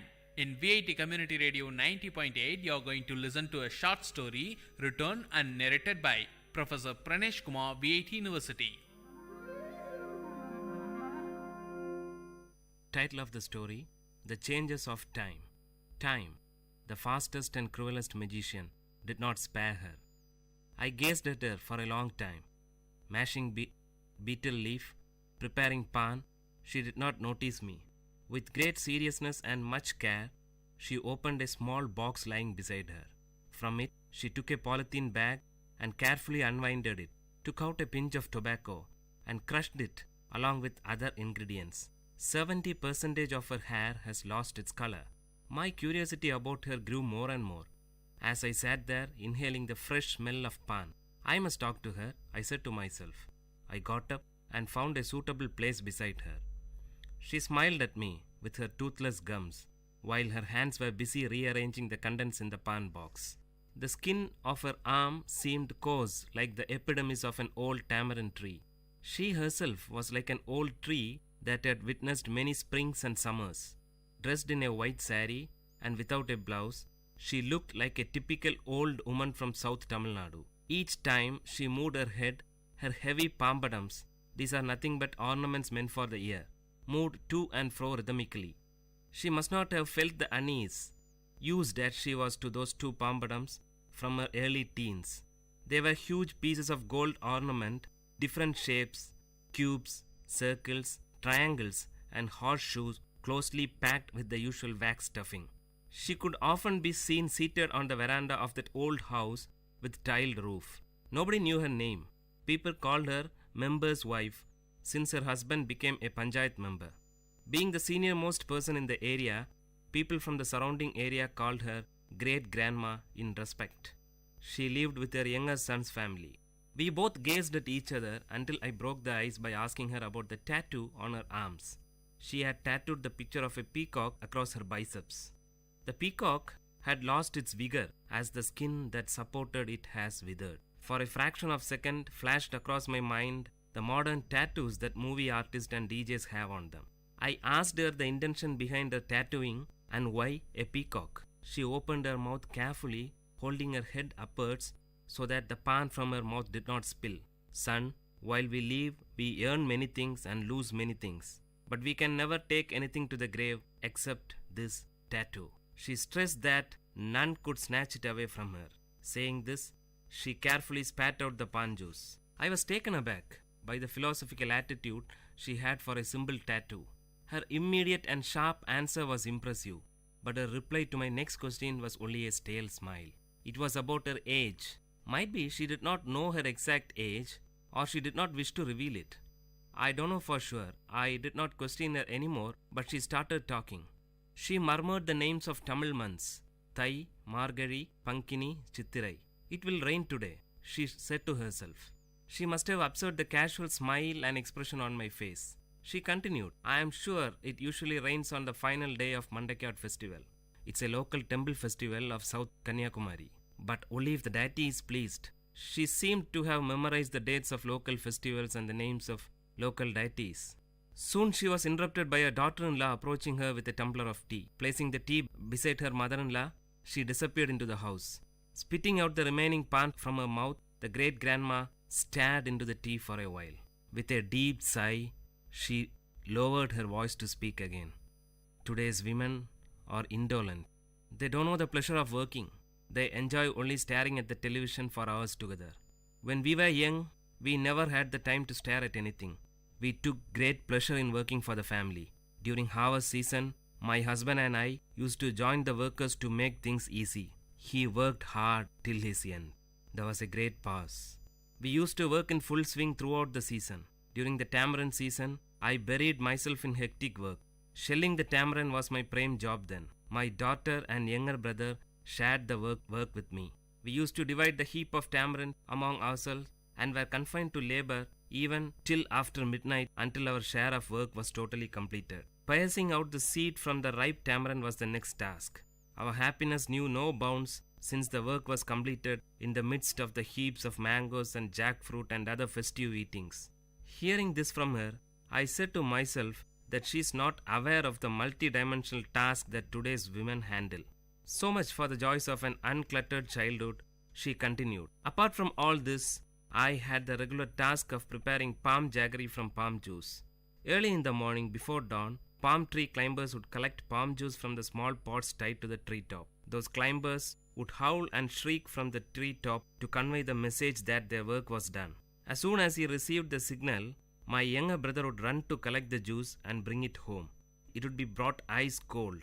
I boiled it using dried leaves and finally prepared palm jaggery.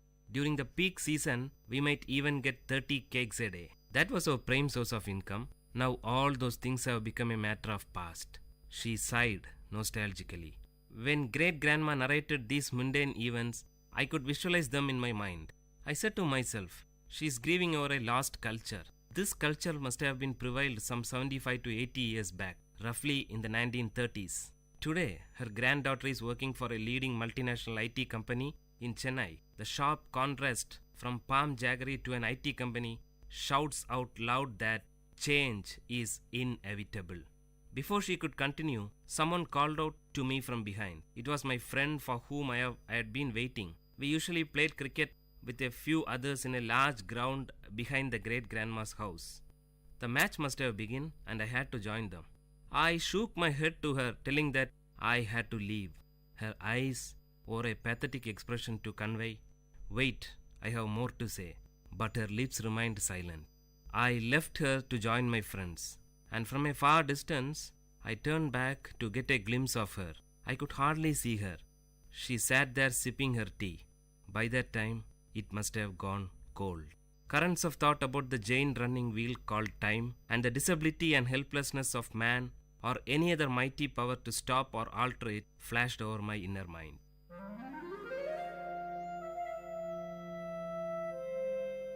Dear listeners, you had listened to a short story written and narrated by Professor Pranesh Kumar, VIT University, in VIT Community Radio 90.8.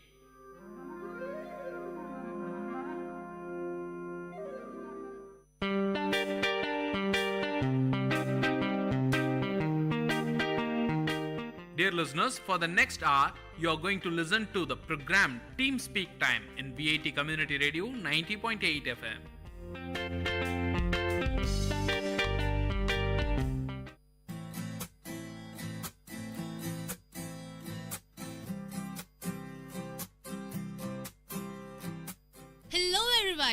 Hello everybody, आप सुन रहे हैं VIT community radio 90.8 FM और ये है आपका brand new show learning German. मैं हूँ आपकी होस्ट श्राव्या और मैं हूँ आपका होस्ट एंड दोस्त हिमांशु मंघानी।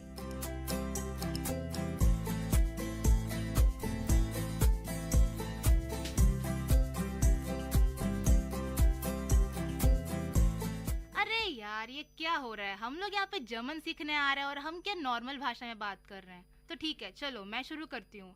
Ich bin Shravya. ओह, तुमने अगर जर्मन में खुद को इंट्रोड्यूस किया है तो मैं भी अपने आप को जर्मन में इंट्रोड्यूस करता हूँ। Ich bin हिमांशु मंघानी और मैं हूँ हिमांशु मंघानी। तो श्राव्या, आज हम क्या करने वाले हैं? भाई, हमने तो लास्ट शो में बोला था कि हम बहुत सस्पेंस लाने वाले हैं, तो इस शो तो बहुत थ्रिलिंग होने वाला है। तो आई गेस हम सीधा जाएंगे WH सेंटेंसेस पर। WH क्वेश्चन में ऐसा क्या थ्रिल है? अरे, तुम्हें कुछ पूछना है किसी से या कुछ बताना है तो तुम कैसे बताओगे? WH बिना यूज करके बताओ मुझे। WH बिना यूज करे कौन बता सकता है श्राव्या, बट इसमें ऐसा थ्रिलिंग क्या है? अरे, कुछ नया सीखने को मिलेगा, वही थ्रिल है। ओके, हम अप्रिशिएट करते हैं श्राव्या की पॉजिटिविटी को। लगता है लिसनर्स भी अच्छी तरह से इसको सुनेंगे, समझेंगे और हमारा ये एपिसोड 4 जो कि क्वेश्चन टैग के ऊपर है। तो शुरू करते हैं। सबसे पहले हम छोटे छोटे शब्द, छोटे छोटे वर्ड्स आपको जर्मन में बोलना सिखाएंगे, जैसे कि where, from where, to where, why और ऑल, ये सारी चीजें। तो सबसे पहले वेयर को क्या बोलते हैं श्राव्या? वेयर को बोलते हैं वो, WO, वो, राइट। सो वेयर को बोलते हैं वो, और फ्रॉम वेयर को Where you're coming from, मतलब उसको हम बोलते हैं वोर, WOHRE, वोर। और टू वेयर को वोहिन। अच्छा, ये थोड़ा मतलब पोएटिक टाइप है। वो जैसे वोयर था, फ्रॉम वेयर यानी वो हर, वो ही है, पर उसमें हमने हर और जोड़ दिया।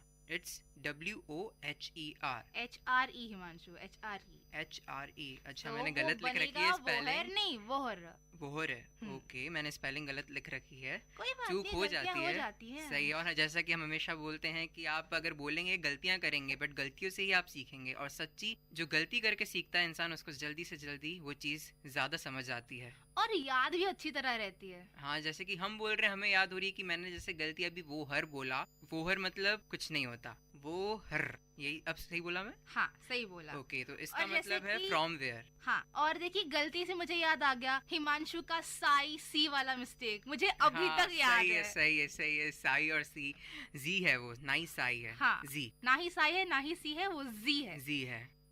बढ़िया, काफी अच्छा चल रहा है, गुड गुड। तो चलिए अभी वेयर टू को हम वोहिन बोलते। वेयर टू को वो है, जैसे कि ये पूरा पीरियोडिक है। वेयर यानी वो, फ्रॉम वेयर वो हर, वोहर। और वेयर इन to where. Right. Okay cool, 3 शब्द सीख गए, बढ़िया। अरे यार 3 से क्या, हम काफी नहीं है, और बहुत कुछ सीखना है हमें। हाँ हाँ, जरूर जरूर जरूर। चलो अब वॉट को क्या बोलते हैं श्राव्या? वॉट को बोलते हैं वॉस। अरे ये तो बहुत WAS। इजी है, बस थोड़ा वॉट है और ये वॉज है। वॉज भी इंग्लिश वर्ड है, ऐसे सोच लो, इंग्लिश में जो वॉज है वो जर्मन का वॉट है। बट भाई हम लोग ना इंग्लिश और जर्मन को कंपेयर ना करें, वही बेहतर है, क्योंकि हम बहुत कंफ्यूज हो जाएंगे। सही है, बहुत कंफ्यूज हो जाएंगे, क्योंकि लैंग्वेज बहुत कंफ्यूजिंग होती है अगर तुम उसे एज इट इज रिलेट करोगे। इससे बेहतर है कि हम कुछ रियल लाइफ का कुछ एक्सपीरियंस लें और उससे रिलेट कर लें, तब हमारी काम बहुत आसान हो जाएगा। ओके, तो अगर मेरे को बोलना हो कि व्हाट आर यू डूइंग, उसको कैसे बोलेंगे? मैं बोलूंगी व्हाट मतलब वॉस, आर इज जिन, बिस्ट बिस्ट, ओके, बिस्ट दू, व्हाट वॉस बिस्ट दू। तो ich bin, I am, ich bin। Recording ही बोल दो भाई, रिकॉर्डिंग बाद में सीखेंगे इसका ठीक है जर्मन भाई। वर्ड क्या है। रिकॉर्डिंग, रेडियो, रेडियो तो रेडियो ही रहेगा जर्मन में। हाँ सही है, क्योंकि जर्मन में एक ऐसा क्लॉज है कि जैसे कि रेडियो, होटल, पार्क और कैमरा, ऐसे जो सारे इंग्लिश वर्ब्स हैं वो ऐसे ही उन्होंने अडेप्ट कर लिया, ताकि हमें अभी देखिए संस्कृत से हमने हिंदी में बहुत सारे शब्द अडेप्ट किए हैं, ऐसे ही जर्मन में उसने इंग्लिश के वर्ड्स अडेप्ट कर लिए। एडॉप्शन चलता रहता है जिंदगी में। हाँ। चाहे वो वर्ड्स का हो या किसी और चीज का। ओके। ओके, तो फिर एक चलो रेडियो बताया, तो रेडियो एक न्यूट्रल वर्ड है, जैसे कि हमने हमारे पहले एपिसोड में भी बताया था कि हाँ। न्यूट्रल वर्ड्स के लिए हम देर दी दास में से क्या यूज करेंगे? दास यूज करेंगे। दास। तो हमारा सबसे मेन चीज क्या है? रेडियो। तो हम इसको क्या बोलेंगे? दास radio, the radio, the VIT community radio 90.8 FM। तो इसको बोलेंगे दास VIT कम्युनिटी रेडियो 90.8 FM, जो कि आपका चहीता रेडियो स्टेशन है।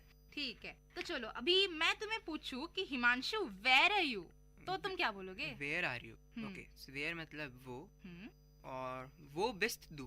राइट, अभी जो तुमने मुझे सिखाया तुमने भी सीख लिया, अच्छा है। हाँ हाँ, सही है सही है, एक दूसरे को ही सिखाएंगे तभी सीखेंगे और तभी समझ पाएंगे और तभी इम्प्लीमेंट कर पाएंगे। एग्जैक्टली। और अभी मैं तुम्हें पूछूं कि what are you doing? What are you doing, ये मैं तुमसे शायद पूछ चुका हूँ, तो इसलिए what are you doing, what मतलब वॉज, आर मतलब बिस्ट, यू मतलब डू, वॉज बिस्ट डू। Exactly right. तो So- ठीक है, अभी हम थोड़े और नए वर्ड सीखते हैं, यानी कि WH में हमने एक छोड़ दिया था, वो कि when। अभी बहुत सारे छूटे हुए हैं, पर हाँ, when, ओके ठीक है, तो when when बोलेंगे को हम वॉन, वॉन बोल, WANN, when मतलब वॉन। Y को क्या बोलेंगे? Y को वॉरम। ओके। स्पीक श्राव्य, 2 बार बोल। Y को हम बोलते हैं वॉरन, वॉरम। वॉरम। Y को मतलब वॉरम। Y is वॉरम। Y is वॉरम, ओके। और विच को विच को बोलते हैं वेल्शे। वो क्या था? वेल्शे, वेल्शे, WELSCHE। ओके, तो विच बन गया वेल्शे। या विच वेल्शे, थोड़ा सा उससे मिलता जुलता है, जैसे विच का वेल्शे। हालांकि भी बहुत इमेजिनेशन करना मुश्किल है, अगर मैं बोलूँ बिल्कुल इंग्लिश से सेम है, पर थोड़ा कुछ आप प्रेडिक्ट कर सकते हो कि विच मतलब वेल्शे। यार इस सबसे बढ़िया तकनीक है इसको याद करने का, दोस्तों के साथ सीखो। हाँ, जैसा कि मैं और श्राव्य इस समय कर रहे हैं, हम आपस में बोल रहे हैं, बातचीत कर रहे हैं, और जितना हो सके हम इन वर्ड्स को यूज कर रहे हैं। तो आशा जब आप सुन रहे होंगे तो आप भी अपने दोस्तों के साथ थोड़ा फन लीजिए, थोड़ा मजा कीजिए, क्योंकि लैंग्वेज एक मजा करने का भी जरिया बन सकता है अगर उसको सीखे सही तरीके से, क्योंकि कुछ कुछ ऐसी गलतियां हो जाती है। हम तो पहले दिन से बोल रहे हैं कि भाई मजे करो, दोस्तों के साथ सीखो। हाँ, क्योंकि क्लास में तो समझ आने वाला है नहीं, वही बोरिंग लेक्चर्स होंगे, तो क्यों ना साथ में सीख लो। लेक्चर्स होते ही बोरिंग है, but it depends upon you कि तुम उसको कितना इंटरेस्टिंग बनाते हो. हाँ, जैसे कि हम अभी लेक्चर्स ही ले रहे हैं बट थोड़ा इंटरेस्टिंग ले रहे हैं. ये लेक्चर नहीं है, मैं इसको लेक्चर नहीं बोलूंगी. ओके, चलो तुम्हारी जो डेफिनेशन श्राव्या, चलो वापस से मैं तुम्हारा रिवीजन कराता हूँ और हो सकता है शायद लिसनर्स जो सुन रहे हो वो भी रिवीजन करें. तो वॉरम मतलब क्या था? वॉरम मतलब कि वाई. गुड. वेल्शे?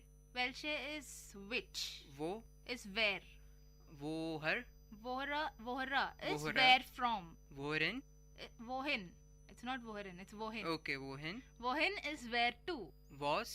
Was मतलब what. और ये मैंने अभी शब्द नहीं बताया है. वी को क्या बोलेंगे? WIE. WI को हाउ बोलेंगे. मतलब हाउ का मतलब हो गया वी. WIE we. इसका एक नॉर्मल सेंटेंस भी है. मैं अभी बोलूंगी हाउ आर यू. हाँ, वी गेट्स. ये एक मतलब टैगलाइन समझ लीजिए. अब मैं अगर अपने रिस्पेक्टफुल पर्सन से बात करूंगा जो मुझसे बड़ा है तो आई विल नॉट यूज वी गेट्स. मैं नॉर्मली यूज करूंगा कुछ दूसरा शब्द. उसके लिए हम नेक्स्ट एपिसोड में देखेंगे. बट आज के लिए अगर आपको अपने दोस्तों से या आपके जो नॉर्मल एज वाले, आपके जो एज वाले ग्रुप हैं उनसे बात करोगे तो आप क्या बोलोगे हाउ आर यू को श्राव्या? We gets. तो अभी वी गेट्स. अच्छा, मैंने तुमसे क्वेश्चन पूछा. वी गेट्स. I am fine. तो इश बिन गुड. Okay, I am good. I am fine के लिए तभी हमें वर्ब नहीं पता तो हम आई एम गुड बोलेंगे. तो इश बिन गुड. ओके, मैं और श्राव्या भी व्हाट्सएप पे बात कर रहे थे तो फाइन का मतलब ही नहीं होता है बट इसकी स्पेलिंग में थोड़ा डिफरेंस है. FIEN, right? या ग्रेट गुड श्राव्या. अरे नहीं, मैं कल जर्मन ऐसे कुछ वर्ड सीखने की कोशिश कर रही थी तो मुझे ये सेंटेंस आ गया कि वी हाइस्ट डू. So how are you called. सही है बोला मैं? How are you called. That's nothing but what's your name? What's your name in short? But Huygens का एग्जैक्ट मतलब होता है call. How you called means एक तरह से हाइजन. बट अभी अपन मतलब बेसिक जर्मन सीख रहे हैं तो अपन इतना टिपिकल नहीं जाएंगे तो हम बोलते हैं वी हेज डू means how are you called. तो इश बिन हिमांशु. I am Himanshu. और अगर आपको बिल्कुल उसकी टोन में रखना है जिस तरह से आप क्वेश्चन पूछा गया है तो आप बोलेंगे आई हेज ए हिमांशु. सॉरी इश हेजे हिमांशु. ओके, जैसे कि श्राव्या भी बोल चुकी है एक मूवी से आता है इश सॉन्ग बट इतना मूवी नहीं जाना है क्योंकि it's basically community radio. So next हम एक और शब्द है हु को क्या बोलेंगे? हु को हम बोलते हैं वेर. WER. वेर या वर? वेर. पक्का? हाँ. लॉक कर दिया जाए. हाँ. फ्रीज कर दिया जाए. कर दो. अभी तुमने बोला कि हम कम्युनिटी रेडियो में हैं तो केबीसी क्यों ला रहे हो बीच में? केबीसी अब क्या करे, लोग तभी जुड़ पाएंगे जब उनको उनसे जुड़ी चीज के बारे में थोड़ा बताएंगे और केबीसी भी उनसे जुड़ी हुई चीज है. तो फ्रीज, लॉक्ड ऐसे शब्द है जो वो कुछ ज्यादा जल्दी सुन पाएंगे, समझ पाएंगे और हमें भी अप्रिशिएट करेंगे. I believe. कंग्रेचुलेशंस, आपने 1 करोड़ जीत लिया. आय हाय छोड़ो ये इंजीनियरिंग. कौन करे अब ये इंजीनियरिंग? 1 करोड़ आ गया, बस छोड़ो इंजीनियरिंग. हाँ, मैं बस फैक्ट्री सेट कर लूंगा. अब क्या, फिर कोई जर्मन सीख रहे हैं, जर्मन कंपनी में ही चले जाएंगे. बस मुझे पार्टनर बनाना मत भूलना. जरूर यार, तुमसे ही तो मैं ज्यादा सीख पाया था जर्मन. चलो ठीक है, वापस आते हैं काम पे. चलो अब तुम मुझसे क्वेश्चन पूछो. ये कुछ शायद 9 वर्ड्स सीखे हैं अपन ने. तुम मुझसे पूछो क्या बोलते हैं उनको जर्मन में. अच्छा हिमांशु, अब ये बताओ कि वो को क्या बोलते हैं? वो को इंग्लिश में हम क्या बोलते हैं? वेयर. ओके. From where? वोर. वोर. ओके. To where? वोइन. वोइन, राइट. अभी व्हाट? वॉस. राइट. हु मींस वर. WER. फाइन. इट्स वो वर नहीं, इट्स वेयर. वेर. राइट. वेर. राइट. हाउ? वी गेट्स. ये कैसे भूल सकते हैं? ये तो टैगलाइन है. How are you? वी गेट्स. और वाई? वाई मींस वॉरम तो व्हेन होता है. वाई मैं भूल गया यार, वापस बताओ. नहीं, वॉरम वाई ही होता है. okay. और वॉन वेन होता है. अच्छा, तो इसको ऐसे कर सकते हैं. वेन पहले W और N है तो वॉन में भी W और N है लास्ट में, तो इसलिए वॉन इक्वल टू वेन. और वॉरम मींस वाई. अब ये बोल दो कि विच का क्या है? वेल्शे. Very good. वेल्शे. ये कैसे याद रख सकते हैं इसको? वेल्शे. विच पता नहीं यार, बहुत बार देख लिया तो याद है. तुम बताओ कोई ट्रिक हो तो. ठीक है, अब तक तो कोई ट्रिक याद नहीं है. अगर कुछ याद आ जाएगा तो अगले शो में बता दूंगी. जरूर. तो चलो अब थोड़े सेंटेंस से पूछ लेते हैं. मैं तुमसे कुछ क्वेश्चन पूछता हूँ और तुम बताओ इसका इंग्लिश में क्या मीनिंग है. ठीक है, स्टार्ट करें. हाँ. वी हेस्ट डू. वी हेस्ट डू. वी का मतलब है हाउ. गेस. So it's nothing but how are you. No. तो वी हेस्ट डू. How are you called. अच्छा हाँ, सॉरी भूल गई. हाउ आर यू इज वी गेस्ट. या. सो हमने यू ऐड कर दिया तो वी हेस्ट डू. How are you called. How are you मतलब वी गेट्स, स्पेलिंग इसमें GEHTS है, पर मैंने तुम्हें बोला वी हेस्ट डू। हेस्ट मैंने यूज किया है इस केस में, यानी HEI और फिर डबल S और फिर T। अरे वो हेस्ट नहीं है, वो हाइस्ट है। ओके, तो वी हाइस्ट डू। ओके, सो इट्स वी हाइस्ट डू, माय बैड।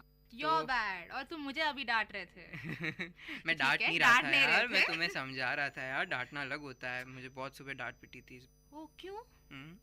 पता नहीं, लेट हो गया था, टीचर ने बाहर निकाल दिया और फिर बाद में मेरे को बस हर रोज की कहानी है भाई, हर रोज की कहानी हो तो वी हेस डू, इसको मैं चाहूंगा तुम जर्मन में बोलो। ओके, मतलब इसका आंसर जर्मन में बोलो। वी हाइस डू मतलब हाउ आर यू कॉल्ड? तो I am called Shravya, so my name is Shravya, तो इश बिन श्राव्या, या फिर इश हाइजे श्राव्या। इश हाइजे श्राव्या। वो वुंस डू, वो वुंस डू इज वो मतलब where, so where are you working, क्योंकि वोन का मतलब है काम करना। नो, अरबाइटे इज वर्क करना। वोन्स मतलब स्टे, वेयर यू स्टे। हाँ, भूल गई। जल्दी बताओ श्राव्या, तुम रहती कहाँ? लिसनर्स जानना चाहते हैं। इश वोना इन हैदराबाद। इश वोना इन हैदराबाद। हाँ। अभी तो तुम वेलोर में हो तो ठीक है भाई, मुझे घर जाने का मन कर रहा था, हैदराबाद बोल दिया। ओके, तो इश वोना इन हैदराबाद। अभी मैं पूछती हूँ, रुको। चलो पूछ लो यार, तुम भी क्या याद रखोगी। वॉन कॉम्स डू, वॉन कॉम्स डू, when you came या when you are coming। okay, ठीक है। तो इश कॉमे बाल्ड, बाल्ड मीन्स सून, तो I'll come soon। okay, I come soon, क्योंकि अभी हम प्रेजेंट टेंस ही बात कर रहे हैं। यहाँ पे लिसनर्स को मैं 2 शब्द और बता दूं। बाल्ड का मतलब है सून, नॉट टकला, सून जल्दी आना, और स्पार्ट का मतलब है लेट। स्पार्ट का मतलब है लेट। स्पेलिंग बोलो। SPA उमलाउट T। उमलाउट क्या होता है? उमलाउट ऐसे होता है कि हम अगर जर्मन में किसी लेटर पे स्ट्रेस करना चाहते हैं तो हम उमलाउट यूज करते। तो वो अभी हम आपको सुनाई में तो एक्सप्लेन नहीं कर सकते, तो आप इसको ऑनलाइन में देख सकते हैं, शायद आपकी कुछ मदद मिल जाए उमलाउट के बारे में। और जैसे कि अगर हेस्ट जो हमने बोला था उसमें डबल S को अपन उमलाउट से रिप्लेस करेंगे तो एक बीटा साइन होता है और उसके ऊपर 2 डॉट्स होते हैं, तो डबल S को रिप्लेस कर लेते हैं बीटा और डबल डॉट से जर्मन में। तो तुम चाहो तो HEI डबल ST बोलो या HEI बीटा T बोलो, इट्स द सेम थिंग। हाँ, एग्जैक्टली। तो अभी चलो हम काम पे आते हैं। अब मैं पूछता हूँ, अरबाइटिस डू। अरबाइटिस डू, अरबाइट का मतलब है काम करना, सो डू यू वर्क। तो अभी मैं बोलूंगी इश अरबाइटर radio jockey. Okay, I work radio jockey.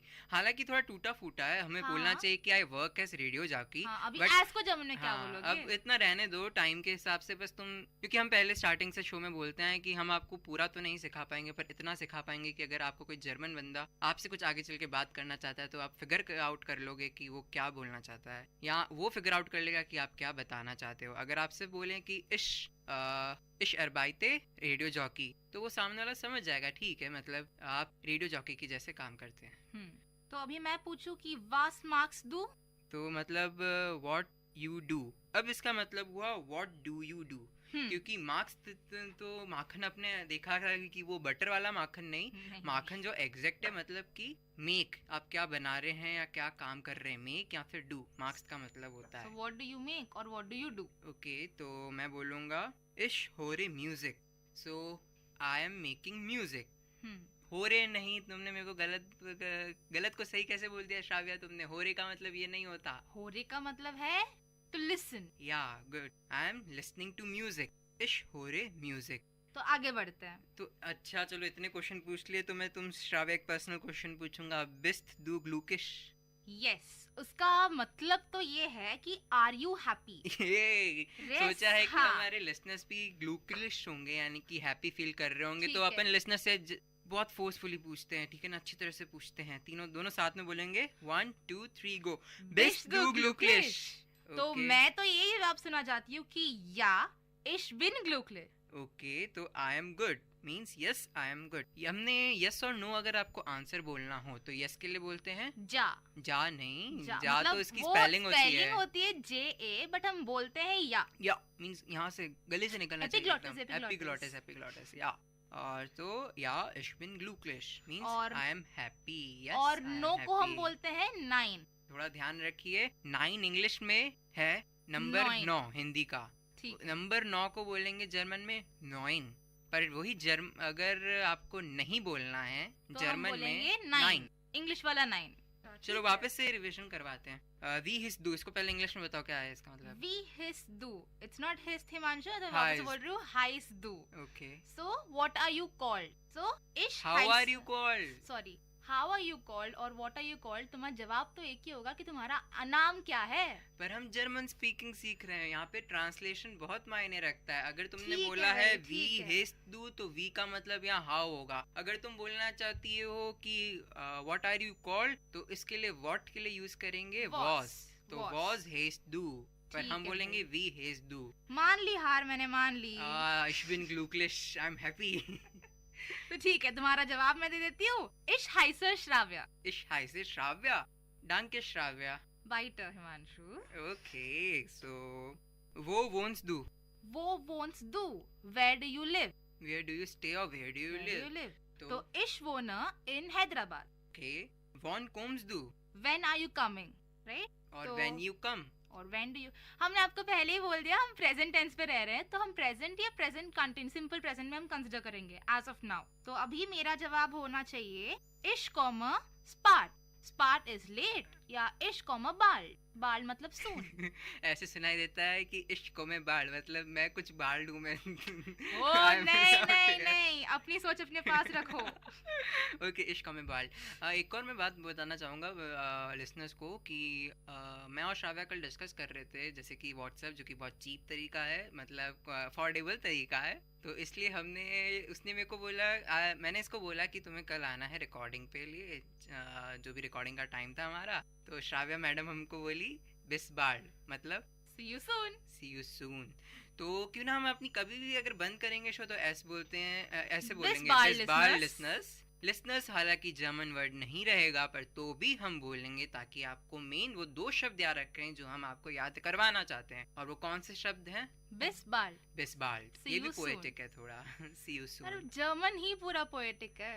Every language is poetic. Ragini में घुल जाओ यार। नहीं, ऐसे भी तो सोच सकते हो, या फिर ऐसे भी सोच सकते हो, जो तुम्हें समझ में नहीं आती वो भी पोएट्री है। हाँ। जो तुम्हें समझ नहीं आती वो भी पोएट्री है। या मींस JA या। Ich bin glücklich, I am happy कि हम मजा कर रहे हैं। तो चलो next question. Bist du glücklich? Ja, ich bin glücklich. Was magst du? Ich höre Musik. मतलब? What's magst du? तुम अभी क्या कर रही हो? तो ich höre Musik. मैं am listening to music. Arbeitest du? Arbeitest du? Do you work? You work? Okay, you work. So, 9, ich arbeite nicht. Means? No, I don't work. Okay, तो अब अगर आप सिर्फ no बोलते हैं तो आप बोलेंगे 9, पर अगर आप don't बोलते हैं तो nicht। हाँ, nicht का मतलब है no. It is a form of अभी हम जैसे बोलेंगे कि मैंने अभी एक यहीं पे एग्जांपल लिया कि डू यू वर्क, तो नो आई डोंट वर्क, तो हम डोंट के बजाय हम डोंट के प्लेस में निश्ट यूज करते हैं। ठीक है, तो बहुत अच्छी बात है। ये नॉर्मली लोग आपसे पूछेंगे arbeites du means you work question mark, तो बोलेंगे आप इस तरह से बोलेंगे 9 ich arbeite nicht means I don't work. तो बेसिकली अब ये सेंटेंस हमने बोल दिए हैं। अगर आपको कुछ समझ नहीं आता तो लिसनर से कुछ आप और जानना चाहते हैं तो आप ऑनलाइन देख सकते हैं ये सारी चीज़ें। पर आशा करते हैं कि आपने जो अभी सीखा होगा, जो सुना होगा, उससे कुछ ना कुछ तो इतना सीखा होगा कि अगर आप ऑनलाइन जाना चाहें तो आप फिगर आउट कर सकेंगे कि हमने क्या सीखा आज। या फिर आप हमारा रिपीट टेलीकास्ट भी सुन सकते हैं। हाँ, रिपीट टेलीकास्ट भी होता है। तो पर सबसे पहले क्विक रिविजन। 9 शब्द हमने सीखे आज, कौन से WH वाले और एक हाउ वाला। तो उसको क्या जर्मन में बोलते हैं, तो उसको 2 तरीके से हम अभी रिवीजन कराएंगे। श्राव्या पहले ऐसे करेंगे कि तुम मुझसे क्वेश्चन पूछो, मैं 2 बार उसको जर्मन में बोलूंगा और फिर मैं आपको वही शब्द जर्मन में बोलूंगा और आपको उसका हिंदी मतलब बताना है 2 बार। ठीक है, या फिर इंग्लिश में स्टार्ट करो। तो वेयर को क्या बोलते हैं? वेयर, वो। वेयर फ्रॉम, वोवर। वेयर टू, वोरन। ओके, और हु, वर। इट्स नॉट वर, इट्स वेयर। वेयर। और व्हाट, was। ठीक है, when, won। won, why, warm। how, we। हमने कुछ और छोड़ दिया। which। हाँ, which is welche। welche। तो अब मैं तुमसे पूछता हूँ where, वो, where, where from, wohin, where to, was, what यानी क्या, वॉन यानी कि when, कब. वी यानी कि how, कैसे. वेयर यानी कि who, कौन. वॉरम यानी कि why, क्यों. वेल्शे यानी कि which, कौन सा. ठीक है भाई. Ich bin glücklich, I am good कि तुम्हें कुछ तो समझ आया श्राव्या. कुछ तो नहीं, बहुत कुछ समझ आया. हाँ ये तो पक्का हो गया क्योंकि मैं इतने आंसर्स नहीं दे पाया जितने तुम आंट वॉटन कर सकी. आंट वॉटन मतलब आंसर दे सकी. Ich bin glücklich. गुड. तो चलिए एक बार वापस से हो जाए. अब तो मैं सही तरह से बोल के बताऊंगा. ठीक है, तो शुरू. तुम मुझे ऐसे बोलो, तुम मुझे जर्मन में बोलो, मैं उसका इंग्लिश बोलूंगा क्योंकि जर्मन से English is very easy. Okay, तो इस बात का बताओ. वेल्शे, which, वॉरम, when, no, why. वापस से दोहराती हूँ. वॉरम, why. Why are you forgetting, Himanshu? I am sad. Sad का वो हम नेक्स्ट क्लास में बताएंगे. तो अभी वो, where, Vohra, from where, wohin, to where, won, when, where, who, was, what, और क्या बच गया. we. How we get, how are you. ठीक है, आशा करते हैं कि आप सबने भी WH क्वेश्चन सीख लिए हैं. और ठीक है, this ich bin Shravya and ich bin Himanshu मंघानी और मैं हूँ आपका होस्ट एंड दोस्त हिमांशु मंघानी और आप सुन रहे थे हमारा brand new show learning German. और प्लीज प्लीज प्लीज सुनते रहिए VIT community radio 90.8 FM.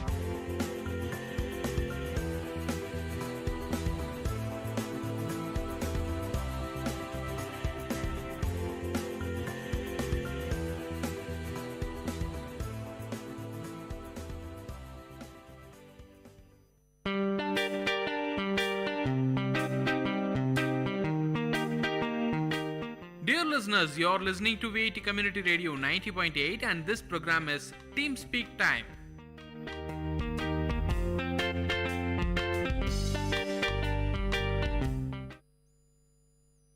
Hello, hi, namaste VIT. You're listening to VIT Community Radio 90.8. This is Rujana. Welcome to the show Vijaya Bata. ప్రతి ఒక్కరి జీవితంలో విజయం చాలా ముఖ్యమైనది. మనం దేని కోసం ప్రయత్నించినా అది విజయం కోసమే కదండి. ఇలాంటి విజయం ఒక రోజులో వస్తుందా? రాదు. ఎంతో కృషి చేయాలి, మళ్ళీ కృషి చేయాలి. ఎన్నో అవరోధాలు వస్తాయి, వాటిని ఎదుర్కొనాలి. అప్పుడే విజయం మన సొంతం అవుతుంది. అప్పుడే ఆ విజయానికి మనం నిజమైన వ్యక్తులుగా మారుతాం. Innovation distinguishes between a leader and follower అన్నారు ఒక వ్యక్తి. ఈ వాక్యం వినగానే మీకెవరు గుర్తొచ్చారండి?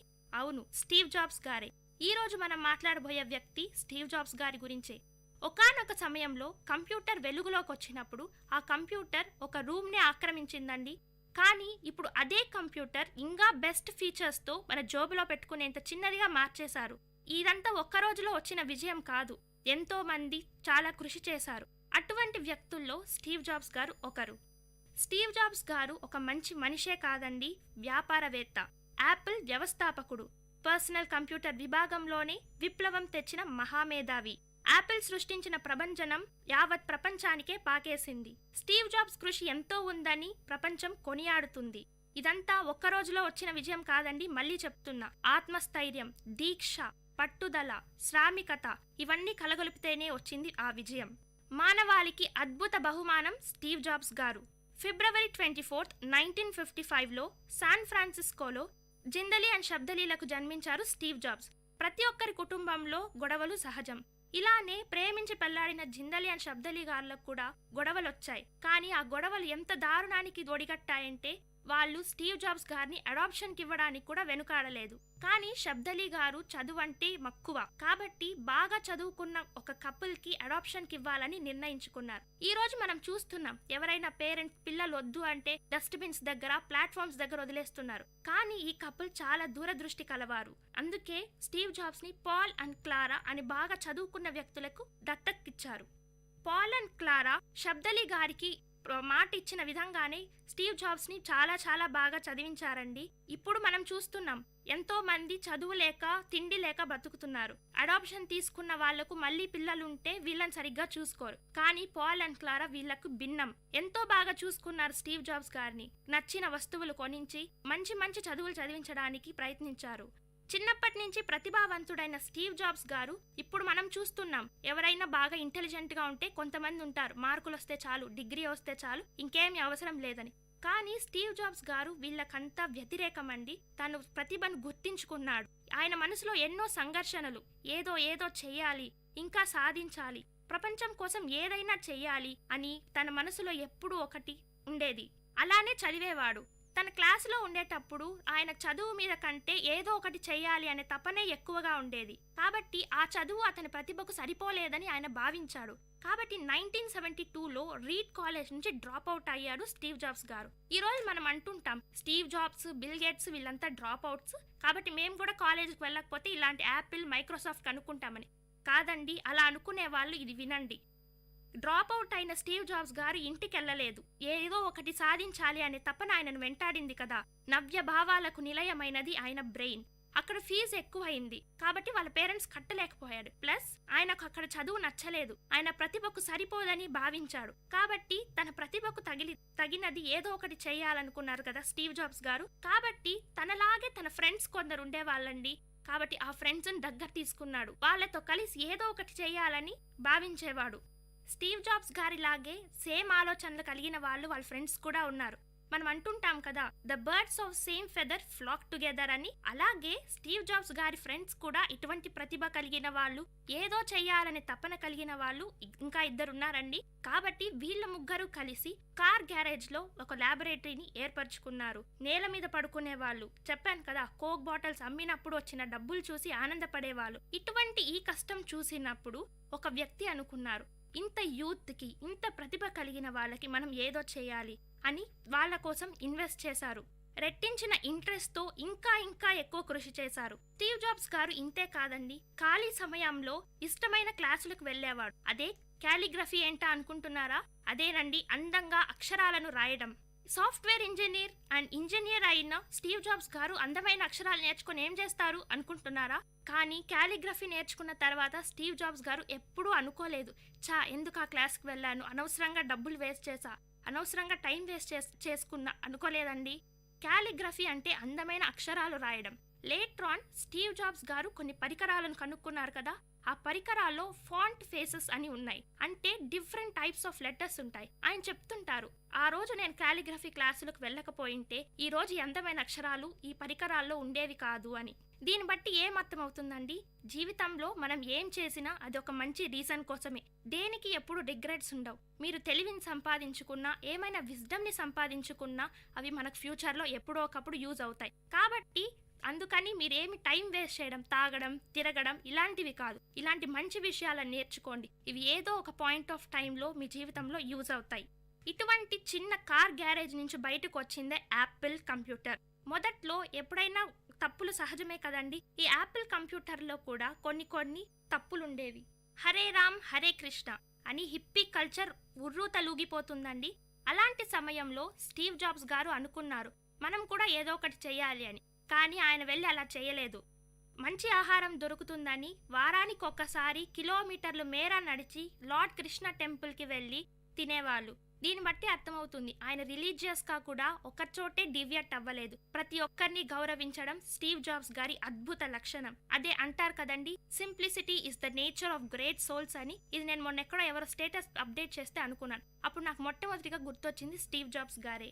సైన్స్ పట్ల ఆసక్తి, అభిమానం, ఏదో చెయ్యాలని తపన, ఇవన్నీ ఒక్క రోజులో రాలేదండి. ప్రతి ఒక్కరి జీవితంలో ప్రతి ఒక్కరూ విజయం సాధించాలనుకునే వాళ్ళలో ఒక ఇన్స్పిరేషన్ అంటూ ఎక్కడి నుంచో వస్తుంది. అలాగే స్టీవ్ జాబ్స్ గారికి కూడా ఒక ఇన్స్పిరేషన్, ఒకటి చూసి ప్రభావితుడయ్యాడు.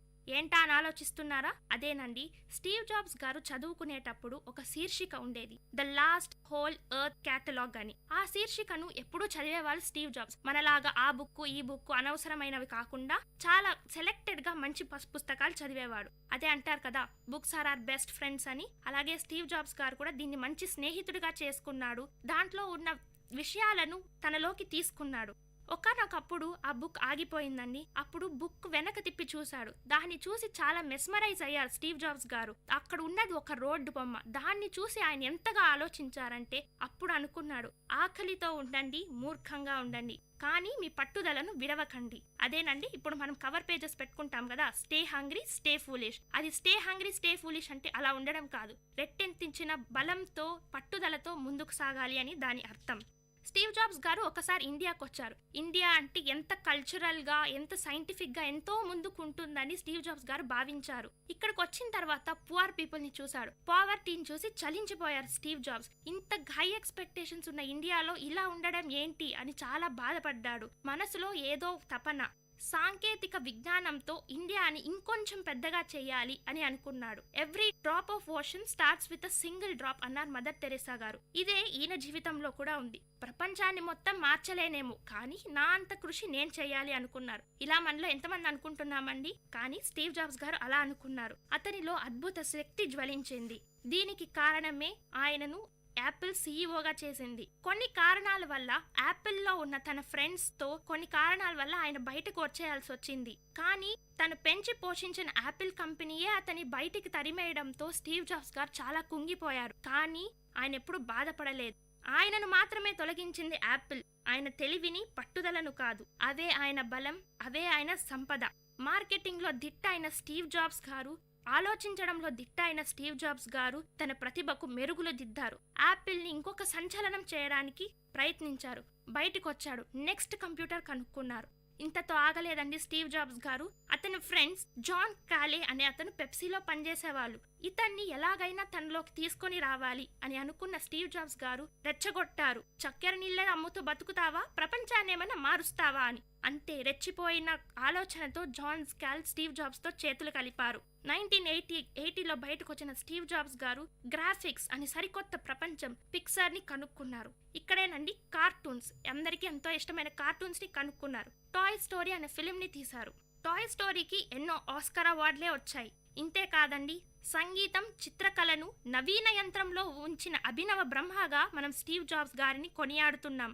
అవరోధాలను అధిరోహించి ఓటమిని తరిమి కొట్టాడు స్టీవ్ జాబ్స్ గారు.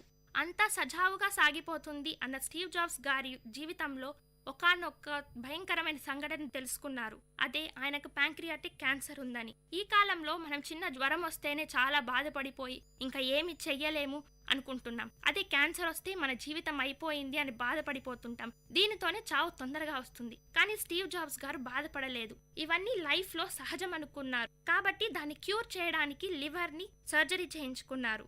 లేట్ ఆన్ ఆయనకు తెలిసి ఆయన హెల్త్ క్షీణించిపోతుందని. కాబట్టి తను వాలంటరీగా యాపిల్ కంపెనీ నుంచి బయటకు వచ్చేశారు. ఆయన బయటకు వచ్చారు ఊరికే కాదు, తన సంపదను, అదే తన తెలివితేటలను ప్రపంచానికి వదిలేసి. విన్నారు కదండి స్టీవ్ జాబ్స్ గారి గురించి. అవరోధాలను అధిరోహించిన స్టీవ్ జాబ్స్ గారు ప్రతి ఒక్కరికి రోల్ మోడల్. ఇటువంటి స్టీవ్ జాబ్స్ గారి గురించి మనం ఎంతో నేర్చుకోవాలి. ఈయనలా కాకపోయినా ఈయనలో ఉన్న కొన్ని విషయాలను మనం తెలుసుకొని మంచి పొజిషన్లోకి రావాలి. కాబట్టి Steve Jobs is our hero, he's the legend. ఇలాంటి స్టీవ్ జాబ్స్ గారిని ఎన్నో అవార్డులు వరించాయి.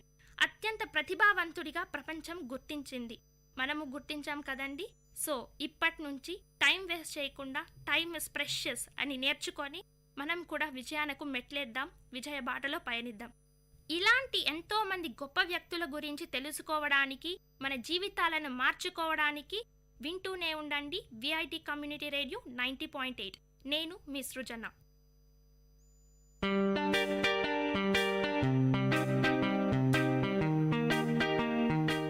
Dear listeners, you're listening to VIT Community Radio 90.8 and this program is Team Speak Time.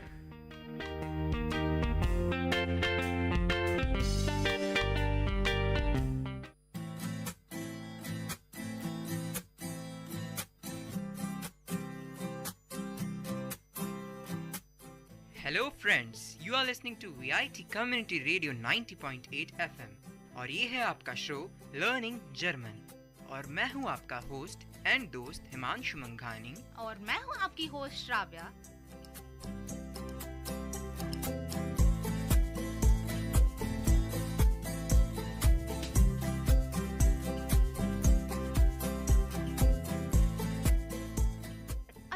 यार, बहुत हो गया इंग्लिश इंग्लिश और हिंदी हिंदी. चलो I start in German. Hallo Freunde. Dies ist VIT Community Radio 90.8 FM. Und ihr hörte Learning German. Ich bin Himanshu मंघानी. Und ich bin Shravya. Okay, तो हमने जो पहले हिंदी और इंग्लिश का मिक्सचर बोला था तो हमने उसको जर्मन में बोला. हमने बोला कि Dies ist VIT Community Radio 90.8 FM, मतलब That means this is VIT Community Radio 90.8 FM.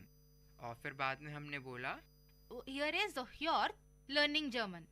So Zohyoren मतलब to listen. So, You are listening to VIT Learning German show.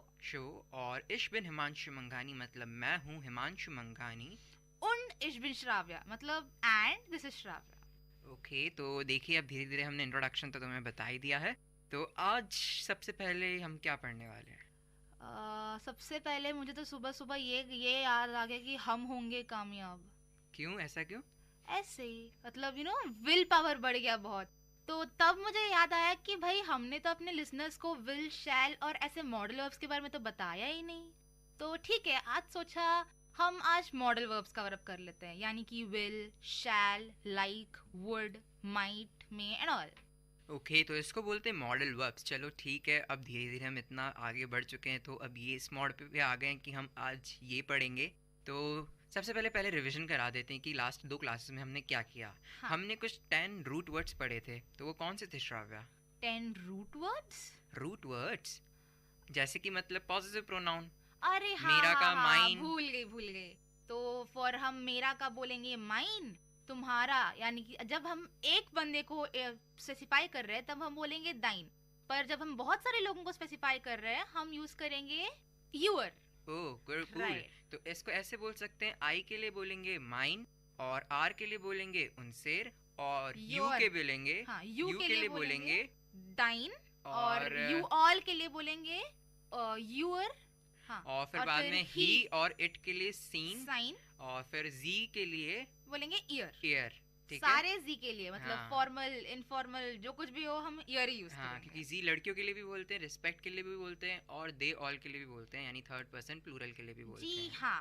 और कल हमने आर्टिकल्स भी किए थे, डेफिनेट और इंडेफिनेट आर्टिकल्स के लिए हम कौन सा प्रोनाउन यूज करते हैं. तो द के लिए देर दी दास, मस्कुलिन, फेमिनिन और न्यूट्रल के ऑर्डर था. और फिर ए और एन को बोलेंगे आइन.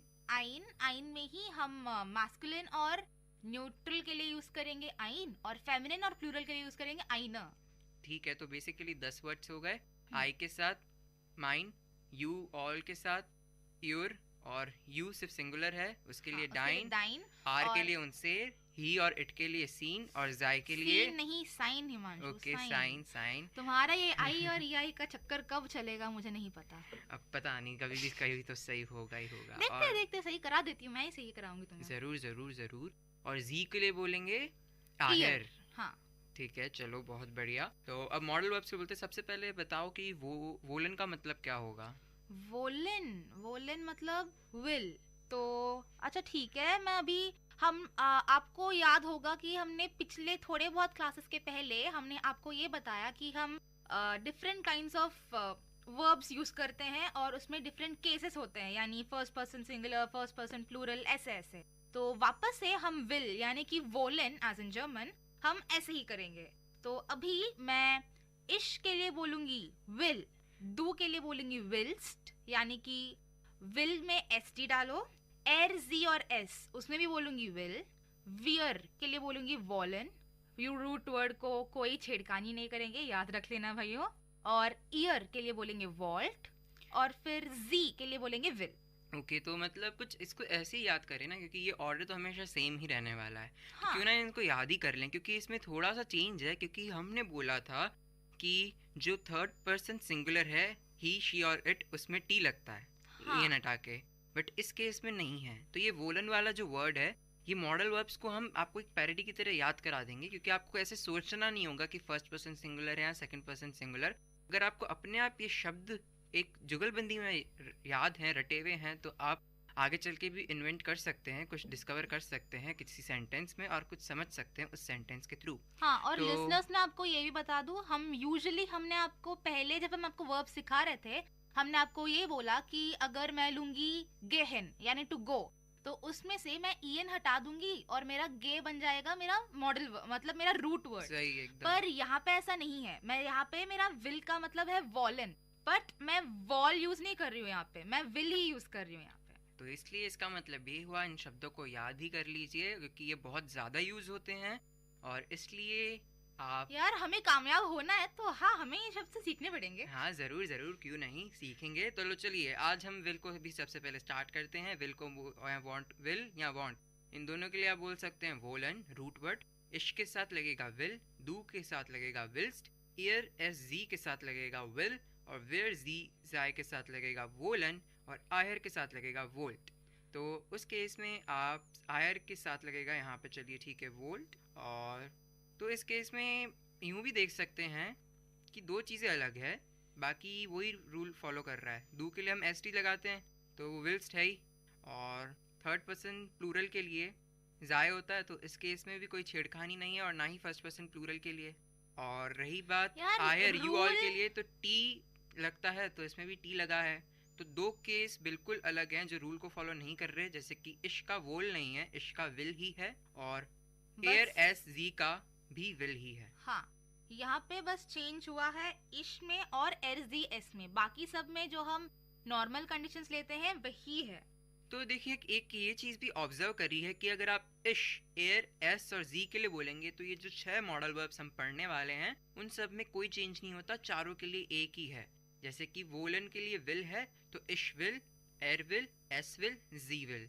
और यही अगर आप कोनन बोलेंगे तो उसका कान है तो इश कान, एयर कान, जी कान, एस कान। ठीक है, कॉनन को तो बगल में रखो, अभी पहले विल का तो क्लैरिफाई कर दो। बट ये प्रिंसिपल अच्छा है काफी, कि मतलब आप उसी ऑर्डर में तो याद कर सकते हैं जो आपके रूल है, पर मेन बेसिकली याद ये रखिए कि आई यानी कि जो फर्स्ट पर्सन सिंगुलर है और जो थर्ड पर्सन सिंगुलर है उनके लिए एक ही यूज होगा। कहने का मतलब एक बात बोलूं, तुम इतना ग्रामर ना तुम जितना रटोगे उतना ही मुश्किल हो जाएगा, तुम जितना प्रैक्टिस करोगे एग्जाम्पल्स लेके उतना ही तुम्हारे लिए आसान हो जाएगा।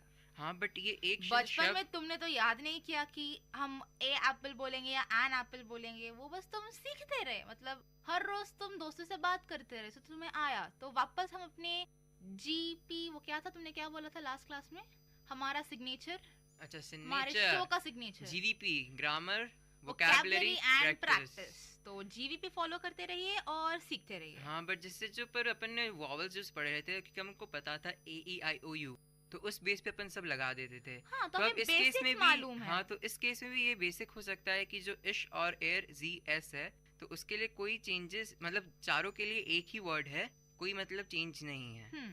तो इसलिए आपका थोड़ा मतलब याद करने का लोड कम हो जाएगा।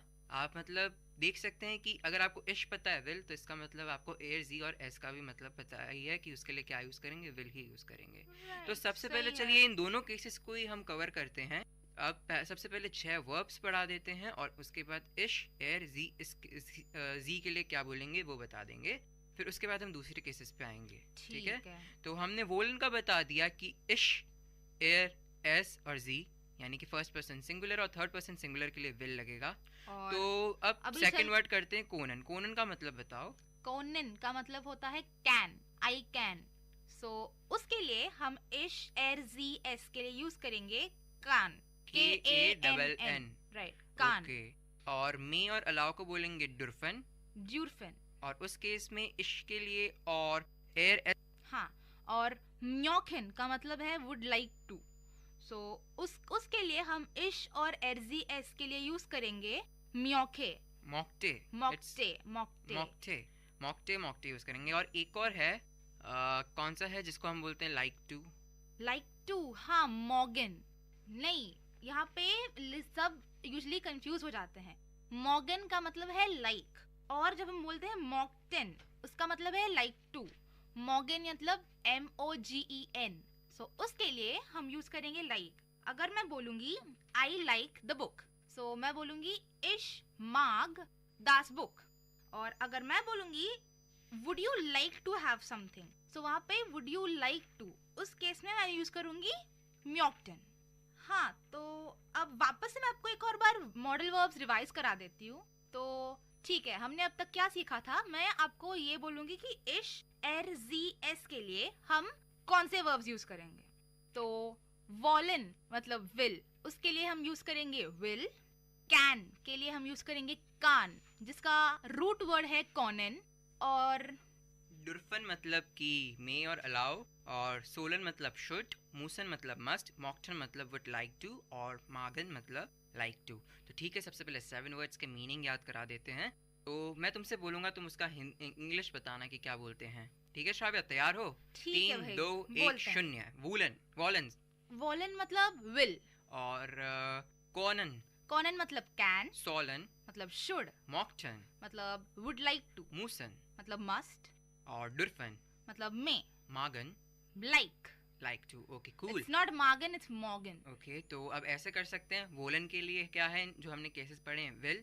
सोलन के लिए सोल, मूसन के लिए मूस, मॉक्टन के लिए मॉक्टे, हाँ, और डॉर्फन के लिए डार्फ, और कोनन के लिए कान कान। ठीक है, कॉनन के लिए कान और सोलन के लिए शुड सोल। और रही बात अब इस केस में डू पे आ जाते हैं, जो कि सेकंड पर्सन सिंगुलर है। तो उस केस में रूल वही लगेगा, ईएन हटा के एसटी लगाना है। बट एक जगह डिफरेंट है, जो कि है मोसन वाला केस, उसमें मुस्ट लग बोलेंगे, मूसन नहीं बोलेंगे। मुस्ट। तो एक ही इसका एक्सेप्शन है, बाकी वही रूल है जो हमने आपको पहले बता चुके हैं कि ईएन हटाकर एसटी लगाना है। तो वोलन का हो जाएगा वोल्स्ट, कोनन का हो जाएगा कोन्स्ट, सोलन का हो जाएगा सोल्स्ट, और डुर्फन का हो जाएगा डार्फ्स्ट।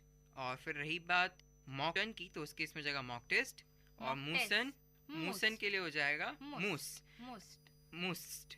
ओके, कोई इसमें एक्सेप्शन नहीं है, मैं शायद गलत बोल गया। नहीं है, क्योंकि यहाँ पे तुम एसटी लगाओ, मूस में ऑलरेडी डबल एस है, तो तुम तीसरा एस तो लगाओगे नहीं, तो इसलिए वो बनेगा मूस्ट। ओके, तो काम अपना आसान हो गया। आपने 3 केसेस पकड़ लिए सिंगुलर वाले, जिसमें फर्स्ट पर्सन सिंगुलर और थर्ड पर्सन सिंगुलर के लिए एक ही शब्द यूज करना है, जो कि रूल से थोड़ा सा अलग है। और रही बात सेकंड पर्सन सिंगुलर की, मतलब डू की, तो उस केस में हमें एसटी ऐड कर दो। वही हमारा पुराना रूल। फर्स्ट पर्सन के लिए जो हमने वर्ड यूज किया, उसके लिए एसटी ऐड कर दो, सिंपल। ठीक है, और अब थर्ड केस आ जाते हैं, जो कि है हमारा थर्ड पर्सन प्लूरल और फर्स्ट पर्सन प्लूरल। जिस केस में हमने बोला था रिस्पेक्ट करते हैं, तो इसके लिए कैपिटल एस लगा देंगे जी में। और अगर थर्ड पर्सन प्लूरल की बात करें तो जी है नॉर्मल, मतलब दे ऑल, और यूं बोलेंगे वेर मतलब आर, फर्स्ट पर्सन प्लूरल के लिए। तो इस केस में भी कोई टेंशन नहीं, कोई भी दिक्कत नहीं होगी। तुमने जो पहले के रूल्स पढ़ रखे हैं वही पता होने चाहिए, तो इसमें भी कोई चेंज नहीं है। और बस तुम्हें रूट वर्ड पता होना चाहिए क्या है। तो ठीक है, तो सबसे पहले रूट वर्ड भी बताओ श्राव्या, और उसको क्या बोलेंगे वो भी बताओ श्राव्या। ठीक है, हाँ। याद रखिए दोस्तों, अभी हम विर और जी को पकड़े बैठे हैं, और उसके लिए कोई भी रूट वर्ड में चेंज नहीं है। तो आपके पास एक अच्छा मौका है कि आप रूट वर्ड के मीनिंग्स भी जान सकें, क्योंकि अब जो यूज कर रहे हैं हम रूट वर्ड्स, वो एज इट इज वाले रूट वर्ड्स हैं, कोई चेंज नहीं है। क्योंकि ग्रामर कहती है जब एकता है तो कोई चेंज नहीं है, कोई भी तुम्हें बदल नहीं सकता। एकता एंड ऑल, ओके फाइन। तो ठीक है, चलो शुरू करते हैं। अभी मैं शुरू से करती हूँ। वॉलन, वॉलन मतलब विल या वांट। सो मैं इश और एस दी एस के लिए यूज करूंगी विल, डू के लिए यूज करूंगी विल्स, विर जी जी यानी कि सारे प्लूरल्स, आर एंड दे ऑल उनके लिए यूज कर, ईयर यानी कि यू ऑल उसके लिए मैं यूज करूंगी वॉल। श्राव्या, ये बाद में करेंगे, अभी सिर्फ उस वाले केस को पकड़ो, विर जी और जाय वाले केस को, क्योंकि तुम्हें सिर्फ रूट वर्ड बताना और उसके मीनिंग बताना है। चलो ठीक है श्राव्या, तुम रहने दो, मैं ही स्टार्ट कर लेता हूँ। ठीक है, तो विर जी जी, विर मतलब वी, जी मतलब दे, और जी यानी कि एस जिसमें छोटा है, मतलब यू विथ रिस्पेक्ट। अगर मुझे बोलना हो वी विल, यू विल और दे विल, तो मैं बोलूँगा विर वोलन, जी वोलन, जी वोलन। कॉनन के लिए बोलूँगा विर जी जी कोनन। और डुर्फन के लिए बोलूँगा, जिसका मतलब है मी और अलाउ। कहने का मतलब अगर मैं बोलना चाहूँ वी मे अलाउ, तो विर डुर्फन। अगर मैं बोलूँ शी मे अलाउ, तो मैं बोलूँगा जी डुर्फन, मतलब स्मॉल एस आई और ई, जी डुर्फन। अगर मैं बोलना चाहूँ दे मे अलाउ, तो उसके लिए बोलूँगा जी डुर्फन। फ़र्क सिर्फ इतना सा है कि जो छोटा जी था, कहने का मतलब जिसमें छोटा एस था, जिसके लिए हमने बोला था शी, अगर उस छोटे एस में बड़ा एस कर दो यानी कि जी, तो वो हो जाएगा यू विथ रिस्पेक्ट। यानी अगर रिस्पेक्ट देना हो वेरी सिंपल। चौथा वर्ड सोलन। जोलन मतलब शुड। अगर मुझे बोलना हो वी शुड तो मैं बोलूँगा विर जोलन। अगर मुझे बोलना हो शी शुड तो मैं बोलूँगा जी जोलन। ठीक है, बहुत ईजी है। जो वर्ड था वो रूट वर्ड बिल्कुल चेंज नहीं हुआ, जैसा कि मैं हमेशा बोलता आया हूँ कि एकता में रहो, तो इसलिए कोई चेंज नहीं है। अब आगे बढ़ते हैं। मूसन। श्राव्य, तुमने बताया था कि म्यूजन का मतलब होता है मस्ट, तो उस केस में अगर अपन बोलना चाहें वी मस्ट तो अपन बोलेंगे विर मूजन। अगर बोलना चाहें शी मस्ट तो क्या बोलेंगे? अरे भाई बहुत सिंपल है, मतलब जी मूजन। अब आगे बढ़ते हैं। मॉकटन मतलब वुड लाइक टू। अगर बोलें हम वी वुड लाइक टू तो क्या बोलेंगे? हम बोलेंगे विर मॉकटन। अगर हम बोलना चाहें शी वुड लाइक टू तो वो भी बहुत इजी है, सिंपल से बोल दो जी मॉकटन। तो अब तुम अच्छी तरह से समझ गई होगी श्राव्या, और मुझे लगता है हमारे लिसनर्स भी अच्छी तरह से समझ गए होंगे कि अगर विर जी वाला केस है, जो कि हम बोलते हैं एकता वाला, रिस्पेक्ट वाला, तो उसमें कोई भी छेड़खानी नहीं है, रूट वर्ड ऐसा का ऐसा ही रहेगा। तो अब मैं वापस से एक क्विक रिकैप दे देता हूँ जो हमारे लिसनर्स के लिए बहुत बहुत बहुत ही अच्छा होगा। कुछ भी मैं गैप नहीं दूंगा, सीधा वर्ड बोलूँगा, उसका मीनिंग बोलूँगा और कॉन्जुगेशन बता दूंगा। ठीक है, तो स्टार्ट करते हैं। 3, 2, 1 स्टार्ट। वोलन मीन्स विल या वांट। इश विल, डू विल्स्ट, एर एस जी विल, विर जी वोलन, इहर वोल्ट। सेकेंड वर्ड कोनन। कोनन मीन्स कैन। इश कान, डू कांस्ट, एर एस जी कान, विर जी कोनन, इह कोंट। अब आगे चलते हैं। थर्ड वर्ड डुरफन, विच मीन्स मे और अलाउ। इश डाफ, डू डाफ्स्ट, एर एस जी डाफ, विर जी डुरफन, इहर डुर्फ्ट। अब हम आगे बढ़ते हैं हमारे चौथे शब्द पर, यानी कि फोर्थ वर्ड, जो कि है जोलन। जोलन मीन्स शुड। सो इश जोल, डू जोल्स्ट, एर एस जी जोल, विर जोलन, इहर जोल्ट। वंडरफुल। फिफ्थ वर्ड जो कि है म्यूजन। म्यूजन का मतलब मस्ट। आई मस्ट, इश मूज़, यू मस्ट, डू मुस्ट, ही शी और इट मस्ट, इसको बोलेंगे एर जी एस मुस। वी मस्ट या फिर शी मस्ट, उसको बोलेंगे विर जी मूजन। यू मस्ट, उसको बोलेंगे इहर मुस्ट। अब आखिरी वर्ड जो कि बहुत सिंपल है, मॉकटन, वुड लाइक टू, तो इसका कॉन्जुगेशन है इश मॉकटे, डू मॉकटिस्ट, एर एस जी मॉकटे, विर जी मॉकटन, इहर मॉकटेट। तो आशा है कि आपको अब सब समझ आ गया होगा, और श्राव्या तुमको भी अच्छी तरह से समझ आ गया होगा कि मॉडल वर्ब्स क्या होते हैं और इनका यूसेज क्या है और इनका कॉन्जुगेशन किस तरह से होता है। 6 रूट वर्ड्स थे जो कि थे woollen, Conan, डुरफन, Jolen, Musan, मॉकटन। Woollen मतलब विल और वांट, कोनन मतलब कैन, डुरफन मतलब मे और अलाउ, जोलन मतलब शुड, मूसन मतलब मस्ट, मॉकटन मतलब would like to.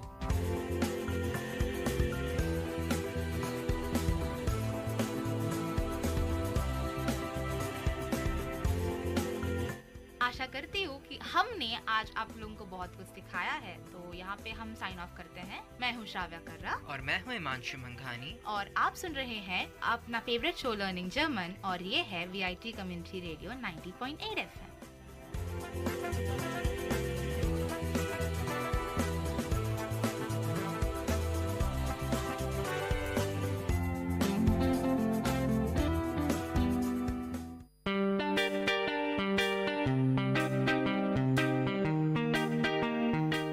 Dear listeners, you're listening to VIT Community Radio 90.8 and this program is Team Speak Time.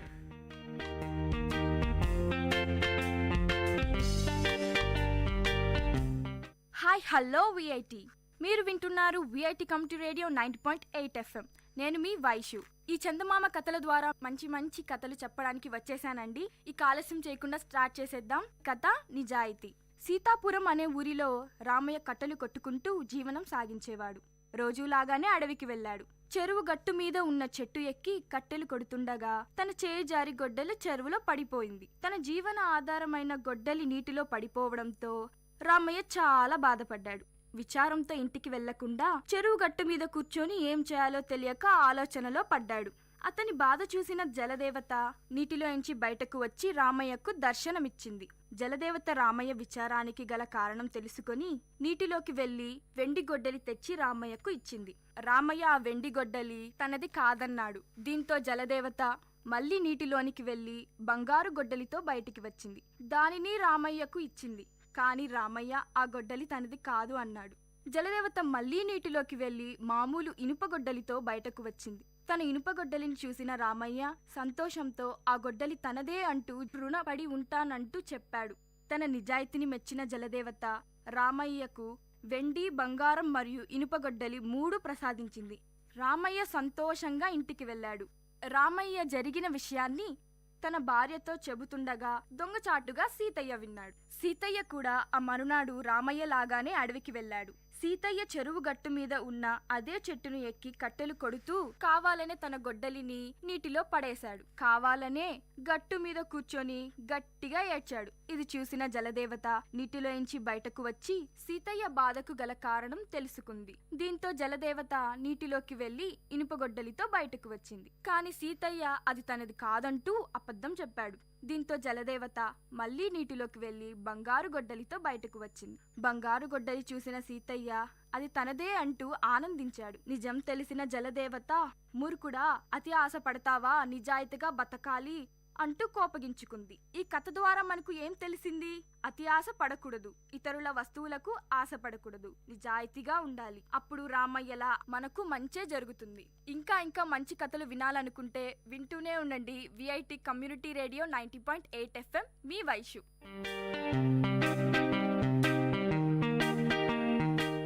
Dear listeners, you had listened to the program Team Speak Time in VIT Community Radio 90.8. Thank you for listening.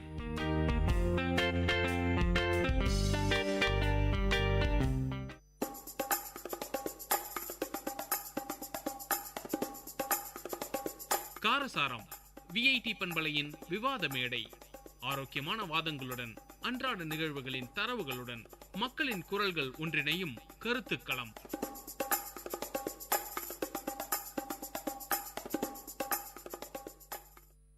வணக்கம் நேர்களே, இது VIT பண்பலை 90.8 VIT பல்கலைக்கழகத்தின் சமுதாய வானொலி. இது உங்கள் நிகழ்ச்சி காரசாரம். இன்னைக்கு நம்ம நிகழ்ச்சியில பார்க்க போறது சந்தோஷம் அப்படின்ற ஒரு தலைப்பு தான். சந்தோஷம் நம்ம வாழ்க்கையில ரொம்ப முக்கியமான ஒரு விஷயம். எந்த அளவுக்கு நமக்கு பணம் இன்ற வாழ்க்கைக்கு தேவையா இருக்கோ அந்த அளவுக்கு ஒரு நல்ல வாழ்க்கையை வாழ்றதுக்கு உதாரணமா இருக்கிறதே சந்தோஷம் தான். இப்போ நல்ல சந்தோஷமா இருக்க நாடு பட்டியல் எடுத்தோம்னா இந்தியா 108வது ஒரு இடத்துல இருக்கு. அந்த அளவுக்கு நம்ம நாட்டுல சந்தோஷம் குறைவா இருக்கு. அதுக்காகவே ஒரு நாள் அப்படின்னு ஒதுக்குற அளவுக்கு நமக்கு சந்தோஷம் அப்படின்ற ஒரு விஷயம் குறைவா இருக்கு. இதை பத்தி இன்னைக்கு நிகழ்ச்சியில நிறைய பேசலாம். நம்ம கூட 4 தோழிகள் இருக்காங்க, அவங்களை அறிமுகப்படுத்திக்கலாம். வணக்கம், நான் சௌபாக்கியா. வணக்கம், நான் கீர்த்தனா. வணக்கம், நான் ஜனனி. வணக்கம், நான் சஞ்சு. வணக்கம், நான் சுபஸ்ரீ. இன்னைக்கு பார்த்தோம்னா சந்தோஷம் அப்படின்ற ஒரு விஷயமே எதுதான் உண்மையான சந்தோஷம் அப்படின்றது தெரியாமலே நிறைய பேர் இருக்காங்க. உங்களை பொறுத்த வரைக்கும் எந்த ஒரு குட்டி குட்டி விஷயமா கூட இருக்கட்டும், எந்த ஒரு விஷயம்லாம் உங்களுக்கு ரொம்ப பெரிய சந்தோஷத்தை தருதுன்னு நினைக்கிறீங்க? என்னை பொறுத்த வரைக்கும் மற்றவங்களுக்கு எப்படின்னு தெரியல, என்னை பொறுத்த வரைக்கும் யாருக்காவது ஹெல்ப் பண்ணி அவங்க தேங்க்ஸ் அப்படின்னு ஒரு வார்த்தை சொன்னாங்கன்னா, அட்லீஸ்ட் இப்போ நான் ரோட்லேயே யாருக்காவது ஹெல்ப் பண்ணுறேன்னா கூட வீட்டுக்கு போகிற வரைக்கும் அவங்க சொன்ன வார்த்தையை கொஞ்ச நேரம் நினச்சி பார்ப்பேன். இன்னைக்கு ஒரு நாள் நமக்கு உபயோகமாக இருந்தோம், யாரோ ஒருத்தருக்கு நம்மளால முடிஞ்ச உதவியை செஞ்சுருக்கோம் அப்படின்ற ஒரு சந்தோஷம் தான். எனக்கு கேட்டால் என்னோட லைஃப்பில் சந்தோஷம்னா அதுதான். எனக்கு சந்தோஷம்னா என்னன்னு பார்த்தீங்கன்னா, எனக்கு பிடிச்ச ட்ரெஸ்ஸஸ்லாம் வாங்கிட்டு, எனக்கு பிடிச்ச ஆக்சசரிஸ்லாம் வாங்கிட்டு, அப்படியே அந்த பேக்லாம் எடுத்துன்னு வீட்டில் வைக்கும் போதே அது ஒரு ஹாப்பியாக இருக்கும். எனக்கு அதுதான் சந்தோஷம்னா. எனக்கு பிடிச்சதுன்னு நான் செய்யும்போது எனக்கு சந்தோஷம் ரொம்ப அதிகமாகவே இருக்கும். என்னை பொறுத்த வரைக்கும் சந்தோஷம் எப்படின்னு பார்த்தா, ஒரு நாள் ஃபுல்லாக நான் பண்ணுறது எதுவுமே யாருமே குறை சொல்லாமல் நான் பண்ணுறதெல்லாம் ஏற்றுக்கிட்டு அது அவங்களுக்கு பிடிக்கலனா கூட அவங்களுக்கு பிடிச்ச மாதிரியே காமிச்சிப்பாங்க பார்த்தீங்களா. நம்மளுக்கே தெரியும் அவங்கள ரொம்ப டார்ச்சர் பண்ணுறோம் நம்ம அப்படின்னு சொல்லிட்டு இருந்தால் கூட அவங்க வெளியே காமிச்சிக்காங்க நம்மளுக்காக சந்தோஷமாக இருப்பாங்க பார்த்தீங்களா. அது வந்து நம்மளுக்கே தெரியும் என்னடா இது நம்மளுக்காக இப்படிலாம் பண்ணுறாங்க, ஆனால் அது வந்து நம்மளுக்காக அவங்க நம்மளுக்காக சிரிக்கிறாங்களே அப்படின்றப்போ வந்து சந்தோஷமா இருக்கும். அது வந்து வெளியெல்லாம் சொல்ல முடியாது. அதுக்கு வந்து எதுவுமே வந்து ஈடாகாது. எவ்வளோ காசு கொடுத்தாலும் அதெல்லாம் வந்து நம்மளுக்கு திருப்பி கிடைக்கவே கிடைக்காது. இப்போ என் வாழ்க்கையில் சந்தோஷம் அப்படின்னு பார்த்தீங்கன்னா, மற்றவங்கள சந்தோஷப்படுத்தி நான் சிரிக்கணும், அதுதான் எனக்கு உண்மையான சந்தோஷம். என்னால் 4 பேர் சிரிக்கணும் அப்படின்ட்டு வரும்போது தான் எனக்கு ரொம்ப சந்தோஷமாக இருக்கும். இப்போ என்ன எடுத்துக்கிட்டிங்கன்னா, நான் இன்னைக்கு ரொம்ப சந்தோஷமா இருப்பேன்னா, ஒரு நாள் ஃபுல்லாக என்னை சுற்றி ஒரு 10 பேர் இருந்தாங்கன்னா எனக்கு போதும். கலகலன்னு பேசிட்டு, அது குடும்பமாக இருக்கட்டும் இல்லை ஃப்ரெண்ட்ஸாக இருக்கட்டும், எந்த ஒரு பிரச்சனை பற்றியும் யோசிக்காம எவ்வளோ பிரச்சனை வாழ்க்கையில் இருந்தாலும் நம்ம எல்லாருக்கும் அதை மறக்கடிக்கிற விஷயம்னு பார்த்தா அது சந்தோஷம்தான். வாய் விட்டு சிரித்தால் நோய் விட்டு போகும் அப்படின்ற ஒரு பழமொழியே இருக்கு இல்லையா.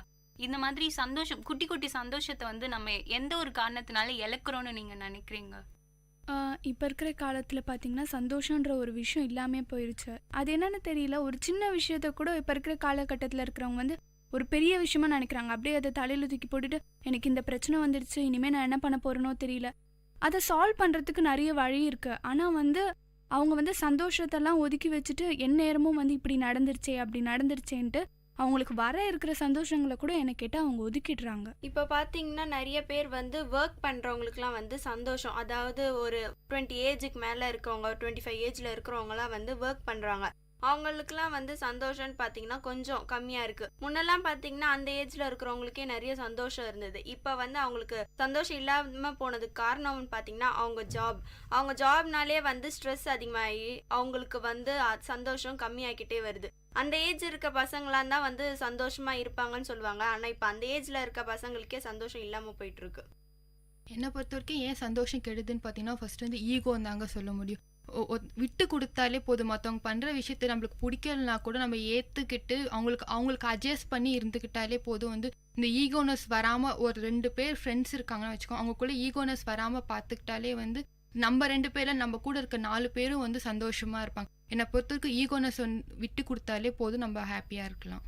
இப்போ சந்தோஷம் கெடுது அப்படின்னு பார்த்தீங்கன்னா மோஸ்ட்டாக ஸ்ட்ரெஸ் இருக்கும். நிறைய பேருக்கு அந்த ஒர்க் டென்ஷன் அதெல்லாம் நிறையவே இருக்கும். ஸோ என்னை கேட்டிங்கன்னா செய்கிற வேலையை பிடிச்சி செஞ்சால் கண்டிப்பாக அந்த ஸ்ட்ரெஸ்ஸு அப்படின்ற ஒரு விஷயம் இருக்காது. ஒரு நாளெல்லாம் நம்ம சந்தோஷமாக இருக்க நாளையும் நம்ம வந்து ஒரு எப்படியும் இல்லாமல் கொஞ்சம் நார்மலாக ட்ராவல் பண்ண நாளையும் நீங்களே கம்பேர் பண்ணி பார்த்தா உங்களுக்கே தெரியும், உங்களுக்கே புரிஞ்சிருக்கும். நம்ம ஒரு நாள் சந்தோஷமாக இருந்தால் அன்னைக்கு நம்மளுக்கே தெரியாமல் நம்ம தொடங்குற எந்த ஒரு வேலையாக இருக்கட்டும் அது வெற்றியில் தான் போய் முடிக்கும். இப்போ பார்த்தோன்னா சொல்லுவாங்க, சிரிச்ச முகத்தோட எந்த ஒரு வேலையை தொடங்கினாலுமே அந்த வேலை வந்து நீ நினச்சதை விட கொஞ்சம் நல்லாவே உனக்கு ஒரு அவுட்புட் கிடைக்கும் அப்படின்ற ஒரு ஜென்ரல் ஒப்பீனியன் எனக்கு இருக்குது. இதை பற்றி நீங்கள் என்ன நினைக்கிறீங்க? மோஸ்ட் ஆஃப் ஆல் சந்தோஷமாக இருக்கிற நேரத்துங்களெல்லாம் பார்த்தீங்கன்னா மைண்ட் வந்து பாசிட்டிவாக இருக்கும். ஸோ எந்த ஒரு கெட்ட விஷயம் அது மாதிரி ஏதாவது இருந்தாலும் சந்தோஷமாக இருக்கிற சமயத்தில் நம்ம எப்படி யோசிப்போம்னா, இல்லை அது இப்படி ஆகாது அப்படின்ற மாதிரி ஒரு பாசிட்டிவ் தாட் எப்பவுமே நமக்குள்ளே இருந்துக்கிட்டே இருக்கும். அதனால வந்து நெகட்டிவ் தாட்ஸ்லாம் போயிடும். எனக்கு கேட்டால் சந்தோஷம்னு ஒரு முக்கியமான அந்த ஒரு விஷயம் இருந்தால் எல்லா பிரச்சனைகளுமே தவிர்த்துடலாம். கண்டிப்பாக சந்தோஷம்னு ஒன்று இருந்தால் நம்மளுக்கு கஷ்டம் அப்படின்னு நினைக்கிற எல்லா வேலைகளும் ஈஸியாக முடிஞ்சிடும். சந்தோஷத்தை வந்து வெளியே நம்மளாம் வந்து நம்மளுக்காக உருவாக்கிக்கணும். எது எடுத்தாலும் இது செஞ்சால் வந்து தப்பாக போயிடுமோ, இதை செஞ்சால் வந்து சரியாக வராது அப்படின்னு வந்து எப்பயுமே நம்ம மைண்டில் வச்சுக்கவே கூடாது. எது பண்ணாலும் கரெக்டாக வரும், எல்லாமே சக்ஸஸாக முடியும் அப்படின்னு நினச்சா மட்டும்தான் அந்த விஷயத்தை செஞ்சு முழுசாக முடிக்கும் போது வந்து ஒரு ஹாப்பினஸ் வரும் நம்மளுக்கு. ஸ்ட்ரெஸ்ஸோடைய மிகப்பெரிய மெடிசன் என்னன்னு பார்த்தீங்கன்னா ஹாப்பியாக இருக்கிறது தான். ஸ்ட்ரெஸ் கம்மியாகணும்னா நம்ம சந்தோஷமாக இருக்கணும். வேலை செய்கிறவங்களா இருக்கட்டும், இல்லை ஏஜ் அதிகமாக ஏதாவது ஒரு வீட்டில் ஏதோ ஒரு சேட்னஸாக இருக்கட்டும், உடனே நம்ம எப்படி நம்ம சந்தோஷமாக ஆக்கிக்கலாம் அப்படின்ற வழியை தான் வந்து நம்ம பார்க்கணும். ஸ்ட்ரெஸ்ஸை கம்மி பண்ணணும்னா சந்தோஷமாக இருந்தாலே போதும். ஸ்ட்ரெஸ்ஸை கம்மி பண்ணோம் அப்படின்னு நிறைய நம்ம பேசிகிட்டு இருந்தோம். நீங்கள் இப்போ சப்போஸ் நம்மள எல்லாரையும் எடுத்துக்கலாம். சப்போஸ் நம்ம ஸ்ட்ரெஸ்ஸாக இருக்கும் போது அதை எப்படி நம்ம ஓவர் கம் பண்ணுவோம்னு நினைக்கிறீங்க? இப்போ எனக்கு வந்து ஒரு நாள்ல ஏதாவது ஒரு விஷயம் நடந்துச்சு, எனக்கு பிடிக்கலையோ இல்ல என்ன ஹர்ட் பண்ற மாதிரி ஏதோ ஒரு விஷயம் நடந்துச்சுன்னா அதுலேருந்து நான் வெளில வரதுக்கு ட்ரை பண்றதே நான் போய் சிரிச்சு மனுஷங்க கிட்டயோ இல்ல நான் வளர்க்குற நாய்கிட்டயோ நான் போய் சிரிச்சு பேசினாலே எனக்கு மைண்ட்ல இருக்க டென்ஷன் பாதி குறைஞ்சிரும். அதான் சொல்லுவாங்க இல்லையா, வாய் விட்டு சிரிக்க சிரிக்க நம்ம மனசுல இருக்க கஷ்டம் கூட கரைஞ்சிட்டே வரும் அப்படின்னு சொல்லுவாங்க. பொதுவா சொல்ற ஒரு கருத்து தான் இது. என்னோட வாழ்க்கையில நான் ஃபாலோ பண்றது இதுதான். ஒரு விஷயம் ஒரு பிரச்சனை அப்படின்னு போயிட்டு இருக்கும்போது வாய் விட்டு சிரிச்சா நமக்கு முன்னாடி வந்து அந்த பிரச்சனைக்கு நிக்கிறவங்க கூட ஏன்னா நம்ம பிரச்சனை இருந்தாலும் சிரிச்சுட்டே இருக்கான், இவங்ககிட்ட எது பண்ணாலும் வேஸ்ட் அப்படின்ட்டு போயிட்டே இருந்துருவாங்க. சிரிப்பு அப்படின்ற ஒரு விஷயம் வந்து நம்மளுக்கு ரொம்ப முக்கியமான ஒரு விஷயம் வாழ்க்கையில. என்னை பொறுத்த வரைக்கும் பார்த்தீங்கன்னா வந்து நம்ம கோவமாக இருக்கோமோ ரொம்ப டென்ஷனாக இருக்கோமோ அந்த டைமில் தனியாகவே இருக்கக்கூடாது. இப்போ நம்ம தனியாக இருந்தோன்னா அதே விஷயத்த வந்து யோசிச்சுக்கிட்டே இருக்கிறதுனால தான் வந்து நம்மளுக்கு வந்து அந்த ஹாப்பினஸ் கண்டிப்பாக கிடைக்காது. நம்மளுக்கு பிடிச்சமான விஷயத்த போய் அப்போ பண்ணணும். இப்போ சில பேருக்குலாம் பார்த்தீங்கன்னா வந்து ஏதாச்சும் சாப்பிட்டா அவங்க பிடிச்சமான பொருளை பார்த்தாலே சாப்பிட்ற பொருள் பார்த்தா வந்து ரிலாக்ஸ் ஆகிடுவாங்க. சில பேருக்கு டிவி பார்த்தா ரிலாக்ஸ் ஆவாங்க. சில பேர் வந்து பாட்டு கேட்டால் வந்து ரிலாக்ஸ் ஆகும். அந்த மாதிரி ஏதாச்சும் பண்ணிக்கிட்டே இருக்கும். நம்ம வந்து டென்ஷனாக இருக்கிற டைமில் வந்து தனியாக இருக்கக்கூடாது. மோஸ்ட்லி யார்கிட்டயே பேசிட்டாச்சும் இருந்துடணுமே கண்டி. இப்போ நம்ம தனியாக இருந்தோம்னா அதை பற்றி யோசிச்சுட்டே இருக்கனால ஒரு சந்தோஷம் வந்து அந்த டேவே வந்து போச்சு அப்படின்ற மாதிரி ஆகிடும். நான் எப்படி என்னோட டென்ஷன்லேருந்து ஓவர் கம் பண்ணிப்பேன்னா எங்கள் நாய் கூட விளையாடுறது, இல்லை என் தம்பி கூட பேசிகிட்டு இருக்கிறது, இல்லை எங்கள் மம்மி கூட என்னுடைய கஷ்டங்களை ஷேர் பண்ணிக்கினாலே எனக்கு மோஸ்ட்டாக பாதி டென்ஷன் எனக்கு போயிடும். எனக்கு சந்தோஷம் அப்படின்னு பார்த்தீங்கன்னா, எனக்கு ஏதாவது ஸ்ட்ரெஸ் வந்துச்சுன்னா நான் ஃபஸ்ட்டு போய் சொல்கிற ஆள் எங்கள் அம்மா தான். எங்கள் அம்மா கிட்ட சொன்னால் எனக்கு எல்லா டென்ஷனும் குறைஞ்சிரும். கண்டிப்பாக அம்மா கிட்ட பேசுறதுன்னு எனக்கு ஒரு ஃப்ரெண்டு கிட்ட பேசுகிற மாதிரி. இப்போ இருக்கிறவங்கெல்லாம் எல்லாருமே வந்து சந்தோஷன்ற ஒரு விஷயம் இல்லவே இல்லை, நான் சந்தோஷமாகவே இல்லை அப்படின்னா, நம்ம சந்தோஷமாக இருக்கிறது நம்ம கையில் தான் இருக்குது. நம்ம இந்த உலகத்தையும் நம்மளோட வாழ்க்கையும் எப்படி பார்க்குறோம், மற்றவங்களை எப்படி ட்ரீட் பண்ணுறோம், அந்த விதத்தில் தான் நம்ம கூட அவங்க இருக்கிறாங்களா இல்லையா அப்படின்ற விஷயமே டிசைட் ஆகும். ஸோ இதை பற்றி நீங்கள் எல்லாரும் என்ன நினைக்கிறீங்க? இப்போது சந்தோஷம் மகிழ்ச்சி அந்த 2 வேர்டும் வந்து ஒன்றுத்தை தான் பாயிண்ட் பண்ணுதுன்னு நம்மளே பாதி பேர் அப்படி தான் நினச்சிட்டு இருப்போம். ஆனால் மகிழ்ச்சின்னு அப்படின்ற ஒரு வார்த்தைக்கு தான் நம்மளா தேடி போய் இப்போ நமக்கு டிவி பார்க்கறது பிடிக்கணும், நம்ம போய் அந்த டிவி பார்த்தா தான் நம்மளுக்கு மகிழ்ச்சியாக இருக்கும். அது வேற. சந்தோஷம்ன்றது நம்ம வாழ்க்கையில் நம்ம பண்ணுற ஒரு விஷயம் நம்ம மனசுக்கு அவ்வளோ பிடிச்சிருக்கும். இப்போ சொல்லுவாங்க இல்லையா, பிடிச்ச விஷயத்த பண்ற மாதிரி எதுவுமே இருக்காது. நீ பிடிக்காத பல விஷயம் பண்ணியும் உனக்கு மனசுல ஒரு திருப்தியே இருக்காது. ஒரு குட்டி விஷயமா தான் இருக்கும். இப்ப சஞ்சய் சொன்ன மாதிரி ரோடு கிராஸ் பண்ணும்போது ஒரு வயசான பாட்டிக்கு நம்ம ஹெல்ப் பண்ணி அவங்க தேங்க்ஸ் அப்படின்னு சொல்லும் போது நமக்கு வர சந்தோஷம் இருக்கு பாத்தீங்களா, அந்த குட்டி குட்டி விஷயமே நமக்கு அவ்வளவு சந்தோஷம் தரும். அதனால நம்ம லைஃப்ல வந்து நிறைய அச்சீவ் பண்ணலாம். என்ன கேட்டா நிறைய சக்சஸ் வரும். இப்போ சின்ன சின்ன சந்தோஷம்தான் வந்து ரொம்ப பெரிய சந்தோஷத்தை நம்மளுக்கு தரும். சின்ன சின்ன வேலைங்க பண்ணும்போது தான் நம்மளுக்கு வந்து அது பெரிய சந்தோஷத்தை தரும். சின்ன ஒரு எக்ஸாம்பிள் எடுத்துக்கோங்களேன். உங்கள் கிளாஸில் ஒரு 40 பேர் இருக்காங்க. எல்லாருக்கிட்டையும் நீங்கள் டெய்லியும் பேசுவீங்க. ஆனால் உங்கள் பக்கத்தில் இருக்க பொண்ணு வந்து ஒரு சின்ன சாக்லேட் எடுத்துகிட்டு வந்து உங்ககிட்ட கொடுத்தான்னு வச்சுக்கோங்களேன். அத்தனை பேர் இருக்கும்போது வந்து உங்களுக்கு எடுத்துகிட்டு வந்து கொடுக்கும்போது வந்து நீங்கள் பக்கத்தில் இருக்கிட்ட சொல்வீங்க, இத்தனை பேர் இருந்தால் எனக்கு தான் அந்த சாக்லேட் எடுத்து கொடுத்தாலே அப்படின்னு சொல்லிட்டு ஒரு சந்தோஷமாக சொல்வீங்க. ஆனால் பக்கத்தில் இருக்க இன்னொரு பொண்ணு சொல்லுவா வந்து அவங்க நினைப்பாங்க இதெல்லாம் ஒரு சந்தோஷமா அப்படின்னு நினைப்பாங்க. ஆனால் வந்து அந்த சந்தோஷத்தை வந்து நம்ம சொல்ல முடியாது. யாருனே தெரியாத ஒரு பொண்ணு உங்களுக்கு ஒரு சின்ன சாக்லேட் கொடுக்கும்போது இருக்கிற சந்தோஷம் வந்து அது வெளியே சொல்லிக்க முடியாது. ஆனால் மற்றவங்களுக்கு தெரியாது அது நம்மளுக்கு எவ்வளோ சந்தோஷமா இருக்குன்னு. அவங்களுக்கு வந்து அந்த சந்தோஷம் இது உணரும் போது தான் தெரியும். கண்டிப்பாக நம்ம சந்தோஷம் வந்து நம்ம கையில் தான் இருக்குது. என்ன சுச்சுவேஷனில் இருந்தாலும் அந்த இடத்துல நம்ம சோகமாக இருக்கிறதும் சந்தோஷமாக இருக்கிறதும் நம்மளுடைய கையில் தான் இருக்குது. திடீர்னு எதனா ஒரு எல்லாருமே வந்து சோகமாக இருக்காங்கன்னா அந்த இடத்துல போய் நம்ம சந்தோஷமாக இருக்கக்கூடாது. அந்த இடம் சூழல் பார்த்து நம்ம அங்கே எப்படி நடந்துக்கணுமோ அப்படி தான் நடந்துக்கணும். சும்மா சிரிக்கிறோம் சந்தோஷமாக இருக்கிறோம் அப்படின்ட்டு சோகமாக இருக்கிற இடத்துல போயிட்டு நம்ம பாட்டு சிரிச்சிட்டு இருந்தோம்னா நம்மள வேற மாதிரி சொல்லிடுவாங்க. அந்த மாதிரிலாம் வந்து அவாய்ட் பண்ணிக்கணும். சூழலை பார்த்து நம்ம சந்தோஷமா இருக்கணும். இப்போ நம்மளோட சுற்றுச்சூழல் சொன்னீங்க இல்லையா ஜனனி, நம்ம இப்போ உங்க ஃப்ரெண்ட்ஸ் எடுத்துக்கோங்களேன். அப்படி எடுத்துக்கும் போது சில பேர் ரொம்ப டிப்ரெஸ்ஸாவே இருப்பாங்க. நம்ம அளவுக்கு வந்து அப்படி இருக்க மாட்டாங்க. அவங்களெல்லாம் நீங்க எப்படி கொண்டு வருவீங்க? இப்போ உங்க ஃப்ரெண்டுக்கு ஒரு பிரச்சனைன்னு அவங்க ஒரு நாளெல்லாம் உட்காந்து அழுதுட்டு இருந்தா அவங்கள எப்படி எந்த ஒரு வகையில நீங்க மகிழ்ச்சி படுத்துவீங்க? அப்போ பார்த்தா அவங்களுக்கு பிடிச்சமான விஷயத்த செய்யணும். அவங்களுக்கு என்னென்ன பிடிக்குமோ அந்த மாதிரி வாங்கி கொடுக்குறது. இப்போ அவளுக்கு சில பேர் பார்த்தீங்கன்னா ஏதாச்சும் ஒரு சின்ன டால் பார்த்தாலோ இல்லை ஒரு அழகான பொருளை பார்த்தாலோ அவங்களுக்கு வந்து சின்ன சந்தோஷம். அவங்களுக்கு பிடிச்சதை நம்ம செய்யணும். அவங்க அமைதியாக உட்காந்துருந்தாங்க, வா போய் நம்ம அப்படி போய் சுற்றி பார்த்துட்டு வரலாம். இப்போ என் ஃப்ரெண்டு சும்மாவே உட்காந்துருந்தாலும் அவளை சீண்டிக்கிட்டே இருப்பேன் நான். ஃபர்ஸ்ட்டு டென்ஷன் ஆவாங்க. டென்ஷன் ஆகிறதுனால நம்ம விட்டு போயிடக்கூடாது. அவங்கள சும்மா அவங்கள கூட சீண்டிக்கிட்டே இருந்தோம்னா பார்த்தீங்கன்னா அவங்க கொஞ்ச நேரத்தில் பார்த்து இந்த மாதிரி வந்து அவங்க பக்கத்தில் இருக்கவங்க கிட்ட நம்ம எப்பவுமே பேச்சு கொடுத்துக்கிட்டே அவங்கள ஏதாச்சும் ஒரு தொல்லை பண்ணிக்கிட்டே இருந்தால் கூட அதில் கூட ஒரு சின்ன சந்தோஷம் இருக்கும். இப்போ நம்மளை சுற்றி இருக்கவங்க ஒருத்தவங்க ஸ்ட்ரெஸ்ஸோடு இருக்காங்க அப்படின்னு வந்தால் நம்ம போய் அட்வைஸ் பண்ணி இன்னும் அவங்களை ஸ்ட்ரெஸ் ஆக்கிடக்கூடாது. கண்டிப்பாக அவங்களுக்கு பிடிச்ச விஷயங்களை செய்யலாம் அப்படின்னு சொல்லிட்டு கண்டிப்பாக நம்ம அட்வைஸ் பண்ணவே கூடாது. ஸோ என் ஃப்ரெண்டு எப்பயாச்சும் ஸ்ட்ரெஸ்ஸோடு இருந்தால் ஏதாவது காமெடி பண்ணி அவளை சிரிக்க வைப்பேன். இப்போ வந்து கண்டிப்பாக என் ஃப்ரெண்ட்ஸ் எல்லாம் கூட வந்து சேடாக உட்காந்துட்டு இருப்பாங்க. அப்போ போயிட்டு நான் வந்து ஏன்டி இப்படி இருக்க அவங்க பிரச்சனை எல்லாம் போய் நம்ம கேட்கவே கூடாது. அவங்க என்ன பண்ணால் ஹாப்பியாக இருப்பாங்களோ அந்த வழியை தான் தேர்ந்தெடுத்து நான் போயிட்டு அவங்கள சந்தோஷப்படுத்துவேன். ஏதாவது நான் பண்ணுற நிறைய விஷயம் அவங்களுக்கு வந்து காமெடியாகவே இருக்கும். ஸோ அதெல்லாம் வச்சு நான் எதனா பண்ணி அவங்கள வந்து சந்தோஷப்படுத்துவேன். இப்போ முக்கியமாக ஒரு விஷயம், நம்ம சந்தோஷமாக இருக்கிறதுல முக்கியமாக நம்ம கவனிக்க வேண்டிய ஒரு விஷயம்னு நான் நினைக்கிறது, நம்ம சந்தோஷமாக இருக்கிறது அடுத்தவங்களுக்கு பிரச்சனையாவோ இல்லை அடுத்தவங்களுக்கு அது ஒரு டிஸ்டர்பன்ஸாவோ இருக்கக்கூடாது இல்லையா? இது வந்து ரொம்ப முக்கியம். சந்தோஷமா நம்ம மட்டும் இருந்தா போறோம் அப்படின்னு நினைக்கிறது உண்மையான சந்தோஷமே கிடையாது. நம்மளால 4 பேர் சந்தோஷமா இருக்கிறது தான் சந்தோஷம். அதை பத்தி என்ன? மற்றவங்களை வந்து கஷ்டப்படுத்தி அதனால நம்ம சந்தோஷப்படுறது வந்து உண்மையிலேயே அதுக்கு பேர் சந்தோஷமே கிடையாது. அது நம்ம ஏதோ நம்மளோட விளையாட்டுக்கோ இல்லை ஏதோ ஒரு என்டர்டெயின்மெண்ட்காக வந்து மற்றவங்களை யூஸ் பண்ணிக்கிட்டு அதனால நம்ம சந்தோஷமா இருக்கணும்னு நினைச்சா என்ன கேட்டால் அது தப்பு. முடிஞ்ச அளவுக்கு மற்றவங்களை சந்தோஷப்படுத்தி பார்த்து அதில் நம்ம சிரிக்கிறதுல தான் நம்மளோட முழு சந்தோஷமே அதில் தான் அடங்கியிருக்கு. அந்த மாதிரி வர சந்தோஷத்துக்கு வந்து ஒரு வேல்யூவே இருக்காது. நம்ம வந்து எவ்வளோ சந்தோஷமா இருந்தாலும் அது மற்றவங்களுக்கு கஷ்டம் கொடுக்குதுன்னா அந்த சந்தோஷத்துக்கு வந்து ஒரு வேல்யூ இருக்காது. நம்ம எவ்வளோ சந்தோஷமா இருக்குமோ அதுல இருந்து 10% அவங்க மற்றவங்களும் சந்தோஷமா இருக்கும். அவங்கள கஷ்டப்படுத்திட்டு நம்ம சந்தோஷமா இருந்துன்னு வச்சுக்கோங்க, அதுக்கு வந்து எந்த ஒரு விதமான அர்த்தமே இல்லாத சந்தோஷமா போயிடும்.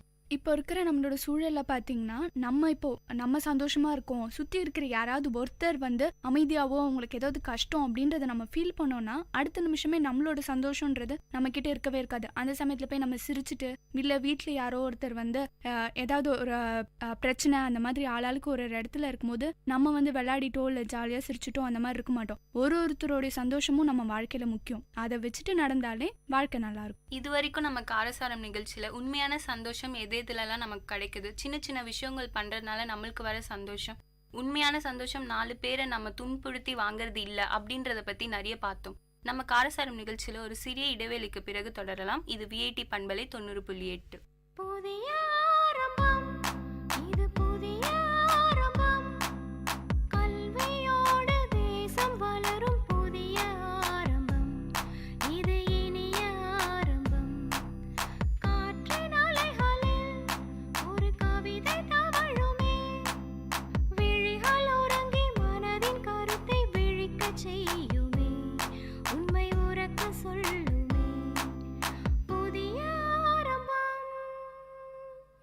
வணக்கம், இது விஐடி பண்பலை 90.8. இது உங்கள் நிகழ்ச்சி காரசாரம். இன்னைக்கு நம்ம நிகழ்ச்சியில இடைவேளைக்கு முன்னாடி நம்ம தோழிகள் கூட நிறைய விஷயங்களை பத்தி பேசிட்டு இருந்தோம். உண்மையான மகிழ்ச்சி எதுல வருது, எதுல கிடைக்குது, ஒருத்தரோட மகிழ்ச்சி எதுல அடங்கி இருக்குன்றத பத்தி பார்த்துட்டு இருந்தோம். இப்போ நம்ம என்ன பார்க்க போறோம்னா, நம்ம 4 பேருக்காக விட்டு கொடுக்கறதுல உண்மையான சந்தோஷம் நமக்கு கிடைக்குதா, நம்ம சந்தோஷம் விட்டு கொடுக்கறதுல நம்மளுக்கு ஒரு திருப்தி இருக்கா? நம்ம விட்டு கொடுக்கறதுல சந்தோஷம் வரன்றத நான் நம்புறேன். ஏன்னா வந்து நம்மளோட வாழ்க்கையில நம்ம வந்து வாழ்றது வந்து நம்ம மட்டும் சந்தோஷமா இருக்கணும், நம்ம நல்லா இருந்தா போதும் அப்படின்ற விஷயம் இல்லை. நம்மளோட சந்தோஷமே அடுத்தவங்களோட சந்தோஷத்துல தான் அடங்கியிருக்கு. இப்போ ஒருத்தரோட வாழ்க்கை, இப்போ நம்ம கூட இருக்கிற ஃப்ரெண்ட்ஸ் யாராவது ஒருத்தருக்கு வந்து அவங்க கஷ்டப்படுறாங்க அப்படின்னா அது கண்டிப்பா நம்மளை எந்த வகையிலையாவது பாதிக்கும். அப்போ வந்து நம்ம சந்தோஷம் போதும் அப்படின்னு இருக்கிறது உண்மையான சந்தோஷமே கிடையாது. என் லைஃப்ல இப்போ எனக்கு ஏதாவது நான் விட்டு கொடுத்து இன்னொருத்தவங்க சந்தோஷமா இருப்பாங்கன்னா நான் அதை விட்டு கொடுக்க தயாரா இருக்கேன். என்ன கேட்டிங்கன்னா, நான் வந்து என்னுடைய சந்தோஷத்தை வந்து மற்றவங்களுக்காக விட்டு தரது வந்து என்னோட சந்தோஷம் எனக்கு முக்கியம். கண்டிப்பா என்ன கேட்டீங்கன்னா, என் சந்தோஷம் அப்படின்றது வந்து என்னை சுத்தி இருக்கவங்க சந்தோஷமா இருந்தாதான் நான் சந்தோஷமா இருப்பேன். எனக்கு விட்டு கொடுக்கறதுல தான் நிறைய சந்தோஷம் இருக்கும். கண்டிப்பா மற்றவங்களுக்கு விட்டு அவங்க ஃபேஸ்ல அந்த ஸ்மைலை பார்க்கும்போது அது உங்களுக்கே வந்து அது உணர முடியும். நம்மளால அவங்க சந்தோஷமா இருக்காங்களே அப்படின்னு யோசிக்கலாம். இப்போ எங்க வீட்டுல பாத்தீங்கன்னா 2 பேர் இருக்கும், நானே என் தங்கச்சி. ஒரு விஷயத்துலயும் நான் அவளுக்கு விட்டு கொடுப்பேன். எந்த சின்ன விஷயமா அந்த ஒரு பென்சில் எடுத்து கொடுக்கறதா இருந்தாலும், ஒரு தண்ணி எடுத்துட்டு போய் நான் அவளுக்கு கொடுக்கும் போது அப்புறமேட்டுல தேங்க்ஸ் நான் அப்படி சொல்லுவா. அப்போ வந்து ஒரு சந்தோஷமா அவளுக்கு எடுத்துட்டு போய் அவளுக்கு கொடுக்கறதுனாலதான் விட்டு இப்போ உனக்கு எதுக்கு நான் செய்யணும் அப்படின்னு அந்த மாதிரி நான் சொல்லிட்டேன்னு வச்சுக்கோ, நெக்ஸ்ட் டைம் அவ எனக்கு செய்ய மாட்டான். இந்த மாதிரி வந்து விட்டு கொடுக்கறதுனால தான் வந்து அவங்களுக்கு அந்த சந்தோஷம் கிடைக்கணும். அதுல விட்டு கொடுக்கறதுல தப்பே கிடையாது. விட்டு கொடுக்கறதுனால நிறைய பிரச்சனைகளை வந்து நம்ம தவிர்க்கலாம். இப்போ பாதி பேர் டைவோர்ஸ் அந்த மாதிரி நிறைய விஷயங்களுக்கு போறாங்களே, இவங்களுக்கு நான் எதுக்கு பணிஞ்சு போகணும் அப்படின்ற மாதிரி நிறைய விஷயம் இருக்கே. அதுக்கு பதிலாக ஃபேமிலி இருக்கிறவங்க ஒருத்தருக்கும் அடங்கி நம்ம விட்டு கொடுத்துட்டு போனோம்னாலே நம்ம கூட பாதி சந்தோஷம் கூட இருக்கும். என்ன கேட்டால் இப்போ இருக்கிற காலகட்டத்தில் இருக்கிறவங்களுக்கு விட்டு கொடுக்கறது இல்லாதனால தான் இப்போ சந்தோஷம் இல்லையோன்னுமோ. சஞ்சு சொல்ற மாதிரி விட்டு கொடுக்கறதுல சந்தோஷம் இருக்க தான் செய்யுது. அந்த இடத்துல நம்ம முக்கியமா கவனிக்க வேண்டிய ஒரே ஒரு விஷயம், நம்ம விட்டு கொடுக்கறவங்களுக்கு அந்த தகுதி இருக்கா. நம்ம சந்தோஷம் ஒரு இடத்துல நம்ம விடுறோம்னா அது யாருக்காக விடுறோமோ அவங்களுக்கு அந்த லெவல் இருக்கணும். அவங்க பண்ணா வர்த், அவங்களுக்கு பண்ணலாம் அப்படின்ற இருக்கணும். ஜனனி சொன்ன பாயிண்ட் என்ன ரொம்ப கவர்ந்துச்சு. இப்போ இது வரைக்கும் நம்ம சந்தோஷம் விட்டு கொடுக்கறதுல சந்தோஷம் இருக்கா அந்த மாதிரி பார்த்துட்டு இருந்தோம். என் வாழ்க்கைன்னு எடுத்துக்கிட்டோம்னா நான் இப்போ ஸ்கூல் முடிச்சுட்டு காலேஜ் வந்திருக்கேன். இந்த ஸ்டேஜஸ் மாறுது இல்லையா, சின்ன வயசுலேருந்து இருந்த சந்தோஷத்துல நான் இழக்கிறது அப்படின்னு நான் ஃபீல் பண்ற விஷயம் ஃப்ரெண்ட்ஷிப் பாண்ட். ஸ்கூல்ல படிக்கும் போது என்னோட வீடா இருக்கட்டும், என்னோட அப்பா அம்மா ஸ்கூல்ல பழகுனவங்களா இருக்கட்டும், இல்ல என்னோட ஃப்ரெண்ட்ஸோட அப்பா அம்மாவா இருக்கட்டும், அவங்க எங்களை பார்த்த பார்வை வேற, இப்ப பாக்குற பார்வை வேற. நம்ம காலம் போக போக நம்ம வளர்ந்துட்டே வர நம்ம வாழ்க்கையில நம்ம இழக்கிறோம் அப்படின்னு நீங்க நினைக்கிற விஷயங்கள், சந்தோஷத்துல நம்ம இழக்கிறோம். என்னோட ஸ்கூல் ஸ்டேஜஸில் பார்த்தீங்கன்னா நான் என்ன எழுந்தேன்னு பார்த்தீங்கன்னா, ஸ்கூலில் டூர் கூட்டிகிட்டு போவாங்க. அப்போ எங்கள் வீட்டில் என்னை விடவே மாட்டாங்க. ஒரு 2 days 3 days ட்ரிப்னா எங்கள் வீட்டில் என்னை விட மாட்டாங்க. தனியாலாம் போவேணா அப்படி சொல்கிறாங்க. ஆனால் என் ஃப்ரெண்ட்ஸ்லாம் போயிட்டு செம்மையாக என்ஜாய் பண்ணோண்டி, நீ தான் வரல அப்படிலாம் சொல்லி என்னை கொஞ்சம் வெறுப்பேற்றிட்டு இருந்தாங்க. பட் இருந்தாலும் நான் அந்த இடத்துல ஃபீல் பண்ணது சே நம்ம போயிருக்கலாமே அப்படின்னு ஃபீல் பண்ணேன். அண்ட் அதே மாதிரி எனக்கு நான் கேட்ட குரூப் அவங்க எனக்கு தரவே இல்லை. என்னோட பெரிய சந்தோஷமே அதில் தான். நான் ஆட்டோமொபைல் இன்ஜினியரிங் படிக்கணும்னு ரொம்ப ஆசைப்பட்டேன். ஆனால் என்னை விட்டுட்டாங்க. நான் மார்க்லாம் நல்ல மார்க் தான் எடுத்திருந்தேன். என்னால் படிக்க முடியும்னு அவங்களுக்கு தெரிஞ்சோம். என்னை அந்த குரூப்பில் எடுத்துக்கல. இப்போ எனக்கு நான் படிக்கிற கோர்ஸ் சத்தியமாக எனக்கு பிடிக்கவே இல்லை தான். பிடிக்காம தான் படிச்சுட்டு இருக்கேன். இருந்தாலும் அக்செப்ட் பண்ணிக்கினேன். இதுதான் லைஃப், ஸோ அக்செப்ட் பண்ணி தான் ஆகணும் அப்படின்ற மாதிரி நான் அக்செப்ட் பண்ணிக்கிட்டேன். அக்செப்ட் பண்ணிக்கணும். இந்த சந்தோஷம் நான் எதுக்காக அக்செப்ட் பண்ணிக்கினேன்னா என் ஃபேமிலிக்காக நான் அக்செப்ட் பண்ணிக்கினேன். இப்போ சொல்கிறேன், என் ஃபேமிலின்றதுனால தான் அந்த என்னோட கஷ்டத்தையும் அவங்க சந்தோஷமாக எடுத்துக்கிறாங்க அப்படின்றதுனால தான் நான் அதை அக்செப்ட் பண்ணிட்டு இருக்கிறேன். வேற யாருக்காகவும் என் சந்தோஷத்தை நான் விட்டு தர மாட்டேன். அதில் ரொம்ப நான் ஸ்ட்ராங்காக இருக்கேன். அவங்க சொன்ன மாதிரி உண்மையிலேயே நமக்கு பிடிச்ச படிப்பை படிக்க முடியலனாவே பாதி சந்தோஷம் நம்ம கூடவே இருக்காது. எந்த ஒரு விஷயத்த வேணா தியாகம் பண்ணலாம், ஆனால் நமக்கு பிடிச்ச இதை தான் பண்ணணும் அப்படின்னு ஒரு எய்ம் வச்சுட்டு அதுலேருந்து நம்ம அது நமக்கு இல்லை அப்படின்னு வெளில வரும்போது இருக்கிற கஷ்டம் ரொம்பவே அதிகம். என்னோட வாழ்க்கையில நான் மிஸ் பண்ண விஷயம்னா இண்டிபெண்டன்ஸை நான் மிஸ் பண்ணிட்டேன். சின்ன வயசுலலாம் இருக்கும்போது நிறைய விளையாடுவோம், வெளில போவோம். இப்போ தனிமைன்ற ஒரு விஷயம் நிறையவே ஆயிடுச்சு. அவங்களுக்கு அவங்க லைஃப் முக்கியம் அப்படின்ற மாதிரி போயிட்டாங்க. சின்ன வயசுல இருக்கும்போது எதுவும் இருக்காது. நமக்கு என்ன பிரச்சனை இருக்கும், நமக்கு பார்த்துக்க நம்ம அப்பா அம்மா அவங்க இருக்காங்க. ஒரு ப்ரெஷர்ன்றது நம்ம கிட்ட இருக்கவே இருக்காது. என்ன கேட்டால் நான் அதெல்லாம் தான் நிறையவே மிஸ் பண்ணுறேன். இப்போ என்ன கேட்டிங்கன்னா, நான் ஸ்கூல் முடிச்சுட்டு காலேஜ் வந்திருக்கேன். ஸ்கூலுன்னு பார்க்கும்போது எங்கள் ஸ்கூலில் ஸ்கூல் பஸ் கிடையாது. ஸோ நான் ரொம்பவே மிஸ் பண்ணது ஸ்கூல் பஸ் தான். நான் ஸ்கூல் பஸ்ஸில் போகணும்னு எனக்கு ரொம்ப நாள் ஆசை, ஆனால் கண்டிப்பாக எனக்கு அது கிடைச்சதே இல்லை. என் வாழ்க்கையில் பார்த்தீங்கன்னா இது வரைக்கும் ஸ்கூல் வரைக்கும் பார்த்தீங்கன்னா நான் பண்ணாத அட்டகாசமே கிடையாது. வீக்லி ஒன்ஸ் ஆச்சு என் பேரண்ட்ஸை வர சொல்லிடுவாங்க, உங்கள் பொண்ணு சரியில்லை அப்படின்னு. ஆனால் அது வரைக்கும் ஸ்கூல் வரைக்கும் எவ்வளோ என்ஜாய் பண்ண முடியுமோ அவ்வளோத்தையும் ஃபுல்லாத்தையும் என்ஜாய் பண்ணியிருக்கேன். ஒரு டூர் கூட்டிகிட்டு போகும்போது ஒரு ஸ்கூல் பிரின்ஸிபல் உங்கள் பொண்ணை நான் டூர் கூட்டிகிட்டு போக மாட்டேன், நீங்கள் எவ்வளோ காசு கொடுத்தாலும் டூர் கூட்டிகிட்டு போக மாட்டேன் அப்படின்னு சொல்கிறாங்கன்னா அப்போ நாங்கள் எவ்வளோ நான் என்ஜாய் பண்ணி ஸ்கூலில் சேட்டை பண்ணியிருப்பேனோ அந்த அளவுக்கு என்ஜாய் பண்ணியிருக்கேன் நான். ஆனால் என் காலேஜ் லைஃப் பார்த்தீங்கன்னா ஸ்கூல் லைஃப்க்கு அப்படியே டோட்டல் டிஃப்ரென்ஸ் தான். இங்கே ஃப்ரெண்ட்ஸ் இல்லைன்னு நான் சொல்ல மாட்டேன். என் ஸ்கூல் ஃப்ரெண்ட்ஸ் அளவுக்கு இவங்க செட் ஆகலை அப்படின்னு தான் சொல்லுவேன். இவங்க அவங்களுக்கு குறைச்சலாம் நான் ஒன்றும் சொல்ல மாட்டேன். இருந்தாலும் அங்கே என்ஜாய் பண்ண அந்த அளவுக்கு என்னால் காலேஜ் லைஃப்பை என்ஜாய் பண்ண முடியல. இதே மற்ற காலேஜ்லாம் மற்ற காலேஜ்லங்கிற எல்லா காலேஜில் என்ஜாய் பண்ணுறாங்க. ஒருவேளை எனக்கு கம்பெனி இல்லாதனாலையும் காலேஜ் லைஃப் ரொம்பவே நான் மிஸ் பண்ணுறேன். இப்போ ஸ்கூல்லன்னு பார்த்தீங்கன்னா அடிக்கடி ஏதாவது பிரச்சனை பண்ணுவோம், பிரின்ஸிபல் கிட்ட கொண்டு போய் நிற்க வைப்பாங்க. ஸோ அந்த சந்தோஷத்துலலாம் நாங்கள் நிறையவே இழக்கிறோம். காலேஜுன்னு பார்த்தீங்கன்னா அதெல்லாம் இல்லை, எதுவுமே இல்லை. ஸோ நாங்கள் பிரச்சனையே பண்ணலை. ஆனால் ஸ்கூலில் பிரச்சனை பண்ணால் கண்டிப்பாக பிரின்ஸிபல் கிட்ட அப்போது நின்னப்போ எங்களுக்கு ரொம்ப பயமாக இருந்துச்சு. இப்போ அதெல்லாம் நினச்சா ரொம்ப சந்தோஷமாக இருக்குது எனக்கு. நான் ஸ்கூல் படிக்கும் போது எனக்கு தனியாக நடந்து போகணும், ஃப்ரெண்ட்ஸோட ஜாலியாக போயிட்டு ஜாலியாக நடந்து வரணும்னு ஆசை. ஆனால் எங்கள் வீட்டில் அப்படி விடவே இல்லை. எப்போ பாரு எங்கள் அப்பா கூட்டிகிட்டு போவார், என்னை கூட்டின்னு விட்டுருவார். கரெக்டாக அந்த டைமிங் செய்வார். அவரோட ரெஸ்பான்சிபிலிட்டிலேருந்து அவர் மாறவே இல்லை. ஆனால் எனக்கு அது ரொம்ப பிடிக்கும், ரொம்ப ஜாலியாக இருக்கும். ஃப்ரெண்ட்ஸோட ஜாலியாக நடந்து போயிட்டு நடந்து வர்றது அதெல்லாம். ஏன்னா அப்படியும் எப்போனா 1 வீக்லி ஒன்ஸ் இல்லை மந்த்லி ஒன்ஸ் அந்த மாதிரி என்னை ஃப்ரெண்ட்ஸோட அனுப்புவாங்க. அப்போ நான் இல்லாத சேட்டையெல்லாம் பண்ணிட்டு வந்துடுவேன். அதுக்காக தான் உன்னை அனுப்புறதே இல்லைன்னு வீட்டுக்கு வந்ததும் உடனே அம்மா திட்டிகிட்டு இருப்பாங்க. பட் இருந்தாலும் என்னை எல்லா டைமுமே அனுப்பிச்சிருக்கலாம் அப்படின்ட்டு எனக்கு ஒரு கஷ்டம்தான். இப்போ நீங்கள் சொல்கிற போது என்னால் புரிஞ்சுக்க முடியுது. இப்போ சௌபாக்கியா சொன்ன மாதிரி நம்ம வளர வளர நமக்கு பொறுப்பு வந்துருச்சுன்னு சொல்லி சொல்லி நம்மளை சுற்றி இருக்கவங்க வந்து நம்மளுக்கு இருக்க சின்ன சின்ன விஷயங்களை வந்து நம்மக்கிட்டேருந்து பறிச்சுட்டாங்கன்னே சொல்லலாம். முன்னெல்லாம் ஏதாவது தப்பு பண்ணால் நம்மளை கூப்பிட்டு நிற்க வச்சு அவங்க அட்வைஸ் பண்ணுவாங்க, அதுலேயே நம்மளுக்கு ஒரு சந்தோஷம் இருக்கும். இப்போ வந்து அவள் வளர்ந்துட்டா, அவளுக்கு எல்லாமே தெரியும் அப்படின்ற ஒரு பாயிண்ட் ஆஃப் வியூவில் நம்ம பெற்றோர்களாக இருக்கட்டும், இல்லை இப்போ காலேஜ் படிச்சுட்டு இருக்கோம்ல, நம்ம ஏதாவது ஒரு தப்பு பண்ணால் நம்ம பெரியவங்க வந்து நம்மளை வந்து இப்படி பண்ணாத இப்படி பண்ணு அப்படின்னு சொல்றது இல்லை. ஏன்னா நம்மளை கைட் பண்ணும்போது நம்மளுக்கு கிடைக்கிற சந்தோஷம் வந்து இங்கே மொத்தமாக நம்ம வந்து மிஸ் பண்ணுறோம் அப்படின்னு தான் நான் ஃபீல் பண்ணுறேன். இது வரைக்கும் உங்கள் வாழ்க்கையில் நீங்கள் ரொம்ப சந்தோஷமாக இருந்த நாள் அப்படின்னு இன்னைக்கு நினச்சா கூட உங்களுக்கு வர மைண்டில் டக்குன்னு வரக்கூடிய நாள், அந்த மாதிரி ஏதாவது ஒரு எக்ஸ்பீரியன்ஸ் ஃபேஸ் பண்ணியிருக்கீங்களா? நான் வந்து எப்படி சொல்கிறது, நான் வந்து என் ஃபேமிலி எங்கள் ஃபேமிலியோட கெட் டுகெதர்னாலே நான் வந்து எக்ஸ்ட்ரீம் ஹாப்பி ஆகிடுவேன். அதெல்லாம் எங்கேருந்து தான் அந்த சந்தோஷம் வரும்னே தெரியாது. எல்லாருக்குமே வந்து நானாக கொஞ்சம் பிடிக்கும் எங்கள் ஃபேமிலியில் எல்லாருக்கும். ஸோ அதனால் அவங்கள பார்க்கும்போதோ என்னன்னு எனக்கு தெரியல, ஒரு 1 வீக் தான் இருக்கும். 1 வீக் கழிச்சு நான் அவங்கள மறுபடியும் பார்ப்பேன். இருந்தாலும் அந்த சந்தோஷம் ரொம்ப அதிகமாக இருக்கும். நான் வந்து என் ஃபேமிலி எப்போல்லாம் நான் மீட் பண்ணுறனோ, என்னோட மொத்த ஃபேமிலி எப்போல்லாம் நான் மீட் பண்ணுறனோ அப்போல்லாம் நான் வந்து ஒரு எக்ஸ்ட்ரீம் சந்தோஷத்தில் தான் இருப்பேன். ஆனால் வந்து ஒரு ஸ்பெசிஃபிக்காக ஏதாவது ஒரு டேட் சொல்லணும்னா, எங்கள் அண்ணா கல்யாணங்க எல்லா கல்யாணத்துலையுமே நாங்கள் வந்து ரொம்ப என்ஜாய் பண்ணோம். அந்த கல்யாணம்லாம் மறக்கவே முடியாது. எங்கள் வீட்டிலலாம் ரொம்ப ஜாலியாக இருந்துச்சு. ஒரு சந்தோஷம், அது ஏதாவது வீட்டில் ஒரு விசேஷம்னா தான் சந்தோஷம் வந்து அதிகமாக இருக்கும்.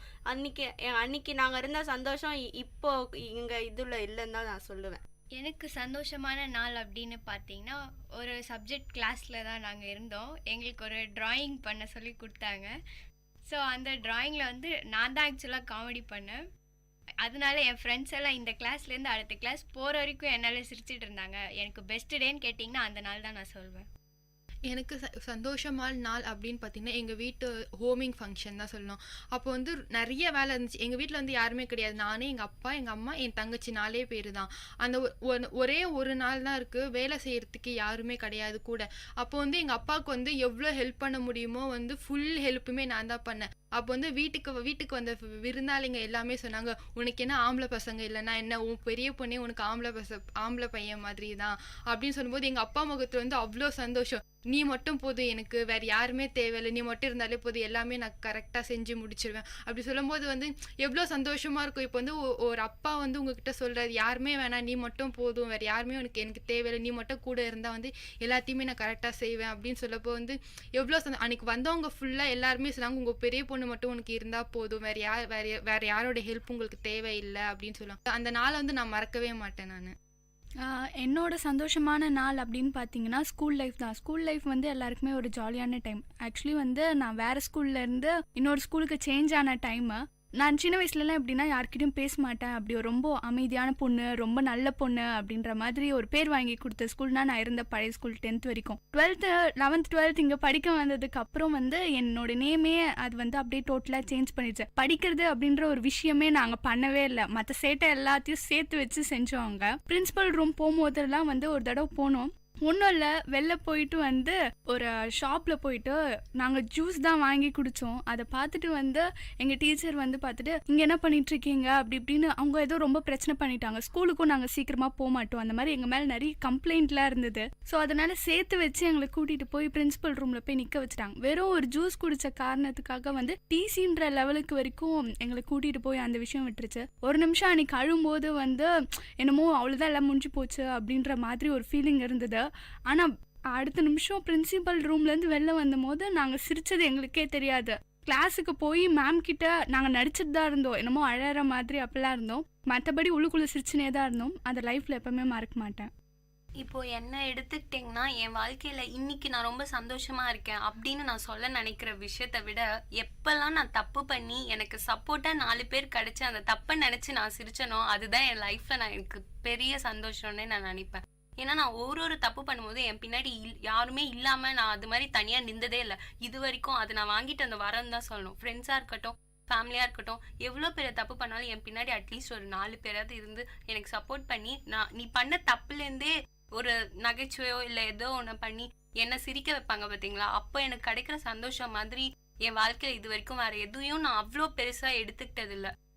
இப்போ நம்ம நிகழ்ச்சியில் வந்து நிறைய பார்த்தோம், சந்தோஷம்னா என்ன, சந்தோஷம் எங்கேருந்து வருது? 4 பேருக்கு விட்டு கொடுக்குறோம்னா அந்த விட்டு கொடுக்குறவங்க இருக்காங்க இல்லையா, அந்த சந்தோஷத்துக்கு ஒரு மதிப்பு இருக்கணும். இந்த மாதிரி நிறைய விஷயங்களை நம்ம பார்த்தோம். சந்தோஷங்கிறது வாழ்க்கைக்கு ரொம்ப தேவையான ஒரு விஷயம். நீங்கள் எப்போல்லாம் கதி கலங்கி இது மாதிரி ஒரு பெரிய கஷ்டத்தில் இருக்கீங்களோ அப்போ நீங்கள் சந்தோஷமாக இருந்த நாளை நீங்கள் நினச்சி பார்த்தாலே போதும். உங்கள் வாழ்க்கையில் நீங்கள் முன்னேறத்துக்கும் நிறைய வாய்ப்புகள் இருக்குது. சந்தோஷங்கிறது நம்ம வாழ்க்கையோட ஒரு பெரிய அடையாளம்னே சொல்லலாம். ஒரு மனிதன் வாழ்ந்து முடிஞ்சதுக்கு அப்புறம் அவரை பற்றி பேசணும்னா அவர் கூட சந்தோஷமாக இருந்த நினைவுகளை மட்டும்தான் 4 பேர் நம்மளை சுற்றி பேசுவாங்க. இது வரைக்கும் நம்ம நிகழ்ச்சியில் சந்தோஷமாக இருக்கிறது எவ்வளோ முக்கியம், ஒரு மனிதனோட வாழ்க்கையில் சந்தோஷங்கிறது எந்த அளவுக்கு ஒரு முக்கியமான இடத்துல இருக்குன்றதை பற்றி பார்த்தோம். முடிஞ்ச அளவுக்கு நம்ம எந்த ஒரு இடத்துல தடுமாறாமையும் நமக்கு வரக்கூடிய கஷ்டங்களை நீக்கிட்டு இந்த மாதிரி விஷயங்களை சின்ன சின்ன விஷயங்கள் நம்ம கிடைக்கிற சந்தோஷத்தை நோக்கி நம்ம வாழ்க்கையில் நம்மளால முடிஞ்ச அளவுக்கு நம்ம சந்தோஷமா நம்மளே அமைச்சுக்கணும்னு தான் சொல்ல விரும்புகிறோம். இதுவரை நீங்கள் கேட்டுக்கொண்டிருந்த காரசாரம் நிகழ்ச்சி நிறைவடைகிறது. இது விஐடி பண்பலை 90.8. நன்றி, வணக்கம். நேர்கள் இதுவரை கேட்டது விஐடி பண்பலை 90.8 காரசாரம், மக்களின் குரல்கள் ஒன்றிணைந்த கருத்துக்களம்.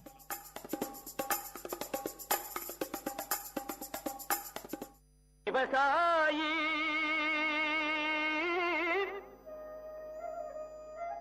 விவசாயி கடவுள் என்னும் முதலாளி கண்டெடுத்த விஐடி வேளாண் துறை மற்றும் விஐடி சமுதாய வானொலி இணைந்து வழங்கும் தினம் ஒரு வேளாண் செய்தி. வணக்கம் நேயர்களே, இது உங்கள் விஐடி பண்பலை 90.8 விஐடியின் சமுதாய வானொலி. தினம் ஒரு வேளாண் செய்தியில நான் உங்கள் திவ்யநேகா, மதுமித்ரா, காயத்ரி, மாலினி, சஷாந்த், விஐடி வேளாண் துறை மாணவர்கள். இன்னைக்கு நாம விஐடி வேளாண் துறையில இருக்கும் புதிய திட்டத்தை பற்றிய சுவாரஸ்யமான கலந்துரையாடலை கேட்போம். இடம்: உள்ளூர் சந்தையில் 2 இயற்கை விவசாயிகளுக்கு நடக்கும் உரையாடல். என்ன கலா இந்த பக்கம் பார்த்தே ரொம்ப நாள் ஆச்சு. அது ஒன்றும் இல்லை சீதாக்கா, எங்கள் தோட்டத்து மாம்பழத்தை வெளி மார்க்கெட்டுக்கு வண்டி ஏற்றி விட்டு காய்கறி வாங்கலாமேன்னு சந்தைக்கு வந்தேன். ஆமாம், நீங்கள் ஏன் உங்கள் மாம்பழத்தை எடுத்துட்டு இங்கே வந்திருக்கீங்க? நானே உன்கிட்ட சொல்லான்னு தான் இருந்தேன். மகசூல் அதிகமாக வர ஆசைப்பட்டு உயிர் உரத்தை நிறைய வாங்கி போட்டேன். ஆனால் கடைசியில் பூவெல்லாம் கருகி மகசூலே வராமல் போயிடுச்சு. ஏதோ மிச்சம் இருக்க இந்த மாம்பழத்தை எடுத்துட்டு வந்த விலைக்கே வித்துட்டு போகலான்னு வந்திருக்கேன். அட, என்னக்கா இப்படி சொல்கிற? நானும் தான் உயிர் உரத்தை போட்டேன், ஆனால் எனக்கு நிறைய மகசூல் வந்திருக்கே, உங்களுக்கு மட்டும் ஏன் வரல? என்னடி சொல்கிற? என் நிலமும் உன் நிலமும் பக்கத்து பக்கத்தில் தான் இருக்குது. உன் நிலத்தில் இருக்க அதே மண்ணு தான் என் நிலத்துலையும் இருக்குது. அப்புறம் ஏன் எனக்கு மட்டும் இப்படி நடக்குது? சரி விடுக்கா, நம்மள மாதிரி இயற்கை விவசாயிகளுக்கு இது மாதிரி அடி அப்பப்போ விழ தான் செய்யும். அடுத்த முறை பார்த்துக்கலாம், விடுங்க. அதே சந்தையில் விவசாயம் தொடர்பான சந்தை கணக்கெடுப்பதற்காக வந்த வேளாண் துறை மாணவி செல்வி இந்த உரையாடலை கேட்கிறாள். வணக்கங்க, என் பேர் செல்வி. நான் விஐடி வேளாண் துறை மாணவி. நீங்கள் 2 பேரும் பேசிட்டு இருந்ததை கேட்டுட்டு தான் இருந்தேன். உங்களை மாதிரி விவசாயிகளுக்கு இருக்க பிரச்சனையெல்லாம் ஆய்வு பண்ணி தீர்வு கொடுக்க தான் எங்கள் விஐடி வேளாண் துறையில் ஒரு புதிய திட்டத்தை கொண்டு வந்திருக்கோம். அந்த திட்டம் மூலயமா உங்களுக்கு தேவையான தீர்வை கொடுக்க முடியும்னு நம்புகிறேன். என்னம்மா சொல்கிற? இத்தனை வருஷமா விவசாயம் பண்ணுற எங்களுக்கே இது என்ன பிரச்சனை தெரியலம்மா. நீ இப்போதான் படிச்சுட்டு இருக்க, நீ எப்படிம்மா எங்களோட பிரச்சனைக்கு தீர்வை கொடுக்க முடியும்? நீங்கள் சொல்கிறதும் சரிதாம்மா, ஆனால் எங்கள் ஆசிரியர்கள்லாம் அவங்க துறையில் வல்லுநர்களாக இருக்காங்க. நான் உங்கள் பிரச்சனையை அவங்கக்கிட்ட எடுத்துகிட்டு போய் சொல்லி அவங்க சொல்கிற தீர்வை உங்ககிட்ட வந்து சொல்லுவேன். அப்படியா? இது ரொம்ப நல்லா இருக்கே. அப்போது நான் என் நிலத்தில் இருக்க பிரச்சனைலாம் சொன்னால் எனக்கு உடனே தீர்வு வந்துடுமா? ஆமாம்மா, அதிகபட்சம் 2 நாளில் சொல்லிடுவாங்க. அப்படி அவங்களுக்கு தெரியலன்னா அவங்களுக்கு தெரிஞ்ச மற்ற விவசாய விஞ்ஞானிகள் கிட்ட கேட்டு அவங்க தீர்வை சொல்லுவாங்க. சரி சரி, அப்போது என் நிலத்தில் நான் என்னெல்லாம் பண்ணுறேன், என்ன பிரச்சனைலாம் இருக்குன்னு சொல்கிறேன், எழுதிக்கோமா. பல்கலைக்கழகத்தில் மாணவி செல்விக்கும் அவளுடைய ஆசிரியருக்கும் இடையே நடக்கும் உரையாடல். வணக்கம் சார். சொல்லுங்க செல்வி, நான் உங்களை விவசாயிகளை சந்திச்சு அவங்களோட பிரச்சனைகளை கேட்க சொல்லியிருந்தேனே, கேட்டிங்களா? அதை பற்றி தான் சார் பேச வந்தேன். நான் நேற்று சந்தைக்கு போயிருந்தப்போ 2 இயற்கை விவசாயிகளை சந்தித்தேன். அவங்க 2 பேருமே இயற்கை முறையில் மாந்தோப்பு பராமரிக்கிறாங்க. அதில் ஒருத்தருக்கு மகசூல் அதிகமாக வந்திருக்கு, இன்னொருத்தருக்கு கம்மியாக வந்திருக்கு. அப்படியா செல்வி? அவங்க நிலத்துல என்ன பயன்படுத்துகிறாங்கன்னு கேட்டிங்களா? அவங்களோட பிரச்சனையெல்லாம் விசாரிச்சிங்களா? சார், நான் எல்லாத்தையுமே தெளிவாக கேட்டு எழுதிட்டு வந்திருக்கேன். எங்கே கொடுங்க பார்ப்போம். இந்தாங்க சார். பூ கருகிருக்குன்னு போட்டிருக்கு, தண்ணி கரெக்டாக இருக்குது, பூச்சியோ நோய் தாக்கலோ இல்லை. அப்படி பார்த்தா இது அநேகமாக பொட்டாசியம் அப்படி இல்லைன்னா நைட்ரஜன் அளவு அதிகமானதுனால வந்திருக்கலாம். எனக்கு கொஞ்சம் டைம் கொடுமா, நான் என்னன்னு பார்த்துட்டு நாளைக்கு உனக்கு தீர்வை சொல்கிறேன். சரிங்க சார். மறுநாள் ஆசிரியர் மாணவியிடம் விளக்கத்தை கொடுத்தார். செல்வி, நீ கொடுத்த விவரத்தெல்லாம் பார்த்தம்மா. நிலத்துல நைட்ரஜன் சத்து அதிகமானதுனால பூ கருகிருக்கு. நான் இந்த நோட்டில் விவரமாக எழுதியிருக்கேன், நீ படித்து அவங்களுக்கு புரிய வச்சிடுமா. சரிங்க சார், நான் அவங்கள பார்த்து சொல்லிடுறேன். பின் மாணவி இயற்கை விவசாயியான சீதாவை சந்தித்தாள். வாமா செல்வி, நான் என் பிரச்சனைலாம் சொன்னனே, இதெல்லாம் தகவல் தெரிஞ்சுச்சா? நானும் எங்கள் சார் கிட்ட போய் இது எல்லாத்தையும் சொன்னேன். அவரும் சில குறிப்புகள்லாம் கொடுத்துருக்காரு, அதை உங்ககிட்ட சொல்லலான் தான் வந்தேன். முதல்ல நீங்கள் என்ன தெரிஞ்சுக்கணுன்னா, ஒரே ஊரில் இருந்தாலும் வயலுக்கு வயல் மண்ணோட தன்மை மாறும். அதனால் 3 வருஷத்துக்கு ஒரு தடவை மண் பரிசோதனை செஞ்சு பார்க்கணும். நீங்கள் உயிர் உரம் போடும்போது அது கூட ஜீவாமிர்தத்தையும் சேர்த்து போட்டிருக்கீங்க. அதனால தான் நைட்ரஜனோட அளவு அதிகமாகி பூவெல்லாம் கருகிருக்கு. ஓ, இதில் இவ்வளோ விஷயம் இருக்கா? இதுக்கப்புறம் நான் கவனமாக இருக்கேம்மா. அப்படியே இந்த விஷயத்த அந்த கலாக்கிட்டையும் சொல்லி வைக்கிறேன், அப்போ தான் அவளும் முன்னெச்சரிக்கையாக இருப்பா. இந்தாங்க என் நம்பர். வருங்காலத்தில் உங்களுக்கு எதனா பிரச்சனை இருந்துச்சுன்னா என்கிட்ட சொல்லுங்கள், நான் இதே மாதிரி உங்களுக்கு உதவுறேன். நம்ம விஐடி வேளாண் துறையில் விவசாயிகள் இணைப்பு திட்டம், அதாவது ஃபார்மர்ஸ் அட்டாச்மெண்ட் ப்ரோக்ராம் மூலமாக ஒவ்வொரு வேளாண் மாணவர்களையும் சீதா மாதிரி இருக்கிற விவசாயிகள் கூட இணைக்கும் போது கள பிரச்சனைகளை பற்றி மாணவர்களுக்கு விழிப்புணர்வு ஏற்படுது மற்றும் விவசாயிகளுக்கும் பயனுள்ளதாக இருக்குது. இந்த இருவழி கற்றல் திட்டத்தில் விவசாயிகளை ஆசிரியர்களாகவும் விஐடி வேளாண் துறை அங்கீகரிக்குது. மீண்டும் தினம் ஒரு வேளாண் செய்தியில் நாளை சந்திப்போம். நான் உங்கள் திவ்யநேகா, மதுமித்ரா, காயத்ரி, மாலினி, சஷாந்த், விஐடி வேளாண் துறை மாணவர்கள். இது உங்கள் விஐடி பண்பலை 90.8 விஐடியின் சமுதாய வானொலி. விவசாயி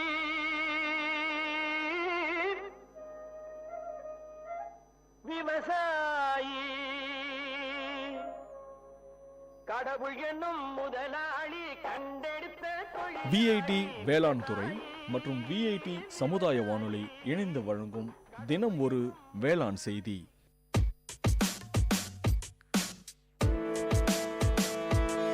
Dear listeners, welcome to the Silver Lining Show in VIT Community Radio 90.8.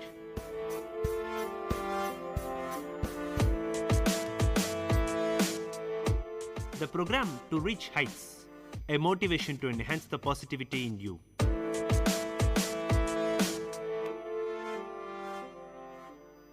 Hello friends, this is Silver Lining Show and I am your host Venkatesh from VIT Community Radio 90.8. Today, let us discuss about something very important. Every person must have a sense of responsibility that makes a person a successful one. So I'll start off by giving you an anecdote on personal responsibility. When Forrest Gump was in the army hospital lounge recovering from his wound buttocks, he was hit in the head with a ping pong ball. That fortuitous event started what would become a stellar career as a ping pong champion. The secret to the game's success was revealed to Forrest by another convalescing soldier. The soldier's simple advice was, never ever take your eye off the ball.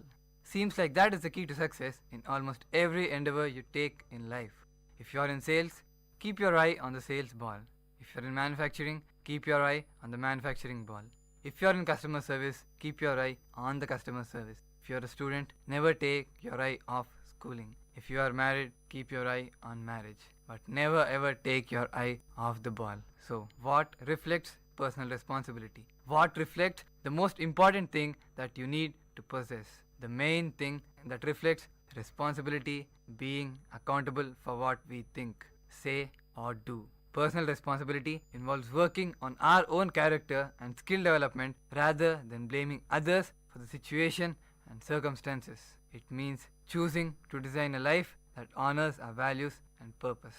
Generally, we tend to push things off on other people so that we do not fall into the pit of mistakes. But this does not take us off being responsible. This makes us more and more irresponsible. A person who is being irresponsible and moving away from his personal responsibility. So, here are 12 reflections on personal responsibilities which everyone sees you daily. So, firstly, personal responsibility begins from the inside and moves outward. We must begin by taking responsibility for our thoughts, choices, and reactions. Then we can be responsible for the circumstances we create in our very own world. We have the divine gift of free will. We make conscious choices as spiritual living in a physical world. Conscious choice is a gift that carries great responsibility. Every choice can benefit humanity or even harm it. Even avoiding choices is a choice, and each choice will have consequences. When you think something or someone else is responsible for your problems and their solutions, that exact thought is the first problem to solve. People waste precious years while believing that there will be more time tomorrow than there is today. Today is the perfect day to accept and develop our gifts and talents. Do not postpone anything for tomorrow. Do whatever you do today. Do whatever you can today. Do not postpone. That only shows a sense of irresponsibility and not able to complete your work in the given time. This is an irresponsible person. This quality shows you that you cannot be responsible not only towards your work but towards anything you are given. A great philosophy of responsibility. When things are working, I am responsible, and when they need fixing, I am responsible. Do not run away when things need fixing. You should be the leader who can take the initiative and fix things when needed. Be responsible, be good to what you can, take the initiative and move forward. Only our choices and actions today will bring the rainbow's end with any gold it might contain. The richest blessings follow those who follow the rules and honor the universal laws for abundant living. Laws for wellness, success, relationships, prosperity, spirituality, and service to others. When you follow the rules, life works. If you think you ever really get by with breaking the rules, you are only fooling yourself. True personal independence is the freedom from reaction, the ability to choose actions and make choices that will influence positively the future of our lives and our world. Creator knows it is we to be doing and will provide us with plenty of chances to show up. Do not let down these chances given to us. Do not run away from the chances. Do not let them down. However, we will not get an unlimited number of chances, and we cannot ever assume that we will have a tomorrow. Do everything today. Do not postpone anything. Do not postpone something which has a greater deadline too. You can control your ability to design your life and philosophies. A philosophy of personal responsibility allows you to live from an inner core of integrity. It will bring a sense of satisfaction and fulfillment. You can choose to allow every circumstance to make you stronger, wiser, more knowledgeable, more skillful, and more living. The most important thing in life. We also have to be responsible not only for ourselves, for our company, but also for people around us. People who care for others, for our dear nature. Environmental responsibility is also very important, as this is being a great need today. You are going to have to figure out what it means to be a human being on earth at a time when every living system is declining and the rate of decline is accelerating. Kind of a mind-blogging situation. But not one peer-reviewed paper published in the last 30 years can refute that very statement. Basically, civilization needs a new operating system.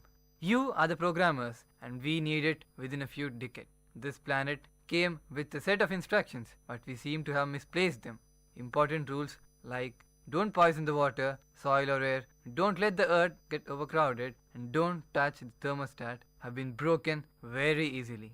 Buckminster Fuller said that spaceship Earth was so ingeniously designed that no one had a clue that we are on one, flying through the universe at 1,000,000 miles per hour with no need for seatbelt, lots of room in coach, and really good food. But that is all changing now because we are being irresponsible to our very own Earth. There is invisible writing on the back of the diploma you will receive, and in case you didn't bring lemon juice to decode it, I can tell you what it says.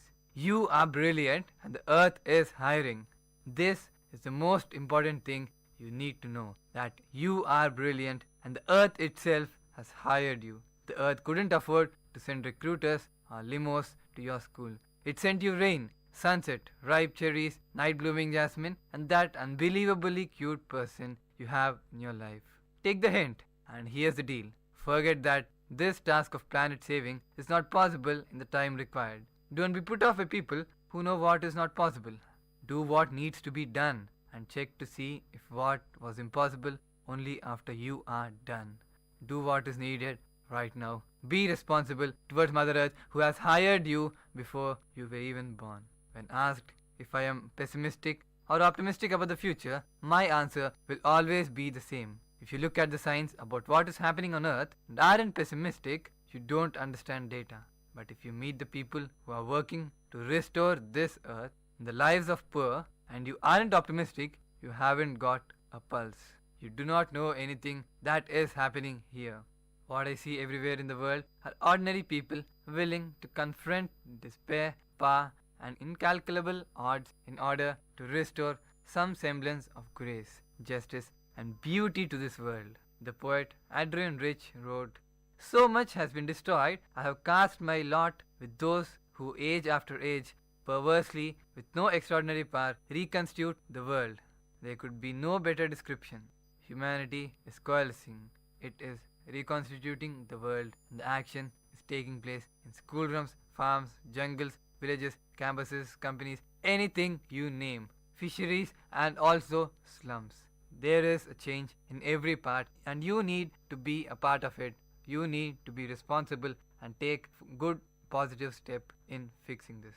You join a multitude of caring people. No one knows how many groups and organizations are working on the most salient issues of our day: climate change, poverty, deforestation, peace, water, hunger, conservation, human rights, and many more. There are many to be named. This is the largest movement the world has ever seen. Rather than control, it seeks connection. Rather than dominance, it strives to disperse concentrations of power. Like Mercy Corps, it works behind the scenes and gets the job done. Large as it is, no one knows the true size of this movement. It provides hope, support, and meaning to billions of people in the world. Its clout resides in idea, not in force. It is made up of teachers, children, peasants, business people, rappers, organic farmers, nuns, artists, government workers, engineers, students, etc. Every person who is living in this world, every person who is responsible to bringing a change, every person who can actually bring a change, every person who is actually responsible but has slightly deviated of this concept of saving our own things. The President of the United States of America, and as a writer David James Duncan would say, the Creator, the one who loves us all in such a huge way, even he is responsible. There is rabbinical teaching that says if the world is ending and the Messiah arrives, first plant a tree and then see if the story is true. Inspiration is not garnered from the litanies of what may befall us. It resides in humanity's willingness to restore, redress, reform, rebuild, recover, and reconsider. Reconsider whatever we have been doing till now. Reconsider what has to be after today. Reconsider what needs to be done. One day you finally knew when you had to do and began, though the voices around you kept shouting their bad advice.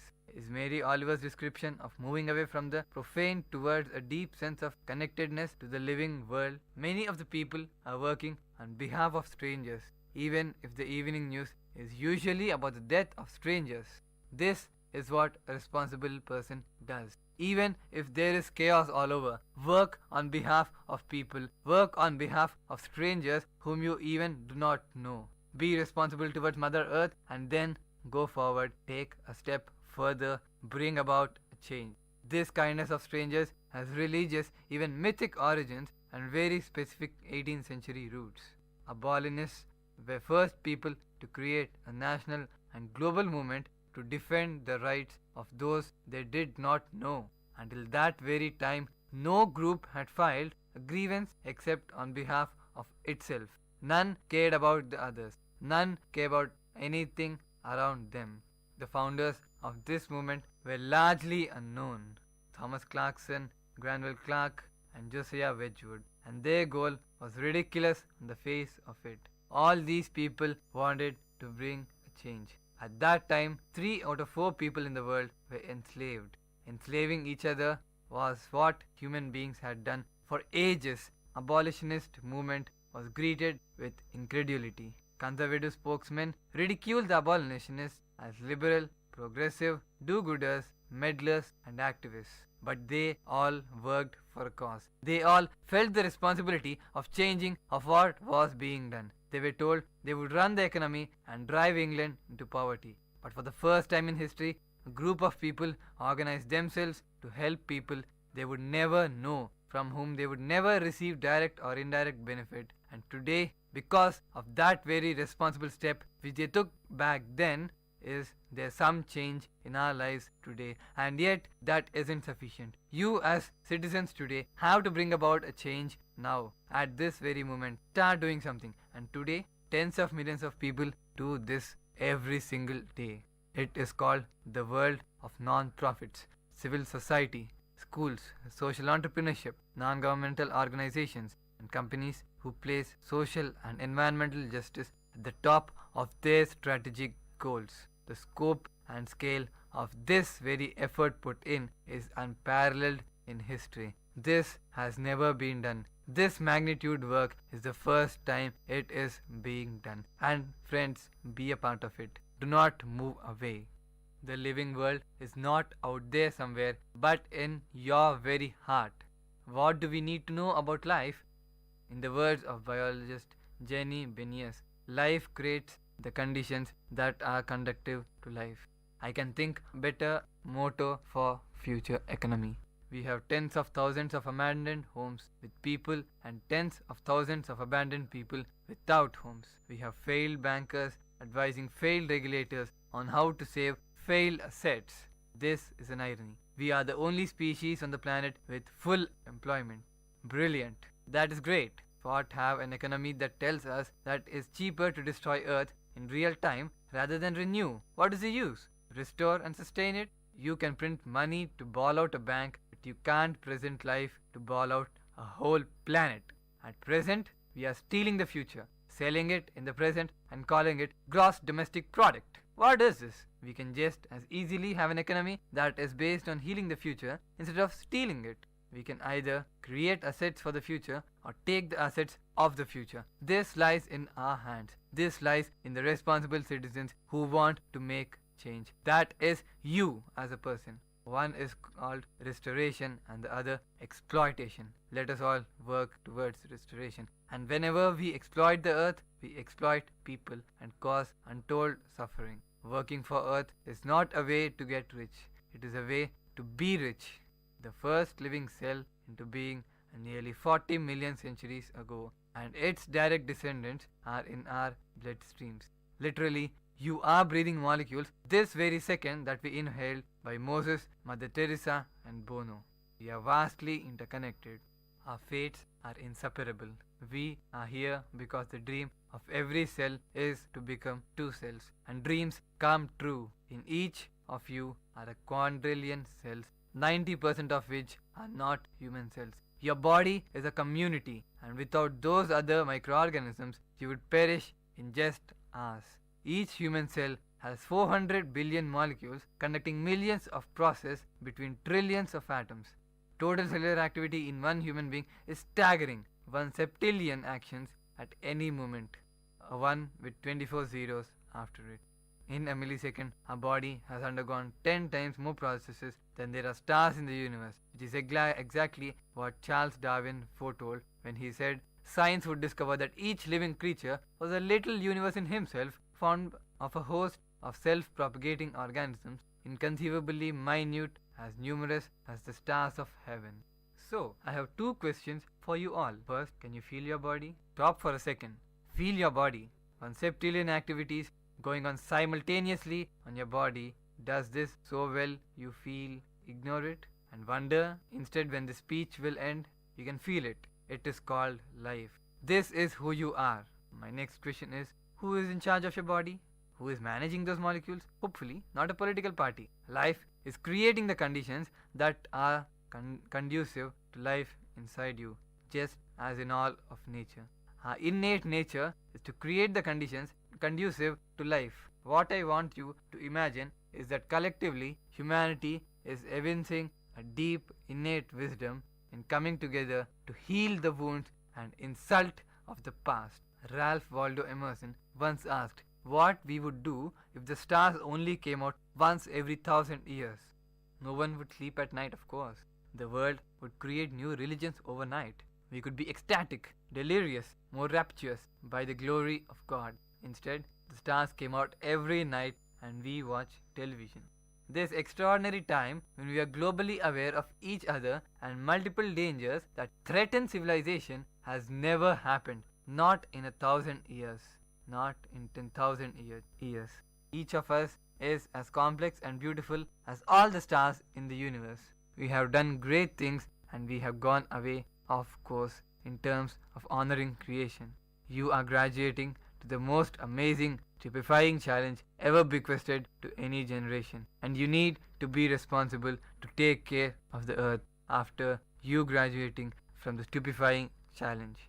The generations before you have failed. They didn't stay up all night. They got distracted and lost sight of the fact that life is a miracle. Every moment of your existence is a miracle. Nature beckons you to be on her side. You couldn't ask for better. The most unrealistic person in the world is a cynic, not the dreamer. Hope only makes sense when it doesn't make sense to be hopeful. This is your century. Take it and run if your life depends on it. Be a responsible person. Be responsible by taking care of Mother Earth. Be responsible by taking care of all the ill things that have been spreading. Be responsible by moving about, taking care of people whom you don't know and presently consider as strangers.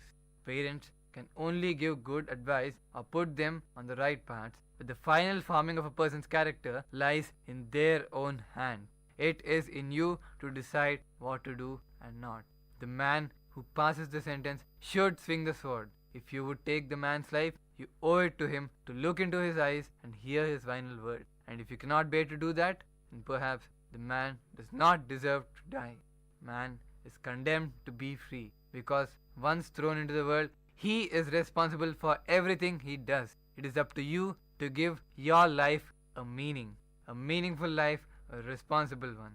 There is an expiry date on blaming your parents for steering in the wrong direction. The moment you are old enough to take the wheel, responsibility lies with you. So, as a person who is mature enough, as a person who has the responsibility to take care of what he is doing now, as a person who has the responsibility to move around, take care, and also nurture the people around him, you need to be the first person taking a step further, the responsibility and the actions of making this world a better place. Not only the world, start with the people around you. Start with people who can make a change. You making a change, you being responsible, might as well influence the people around you. They are very much influenced by people who do good. Believe me, there are people who take positives and not negatives. If you do something positive, if you do something that is encouraging, that means there are people who will definitely follow you, who will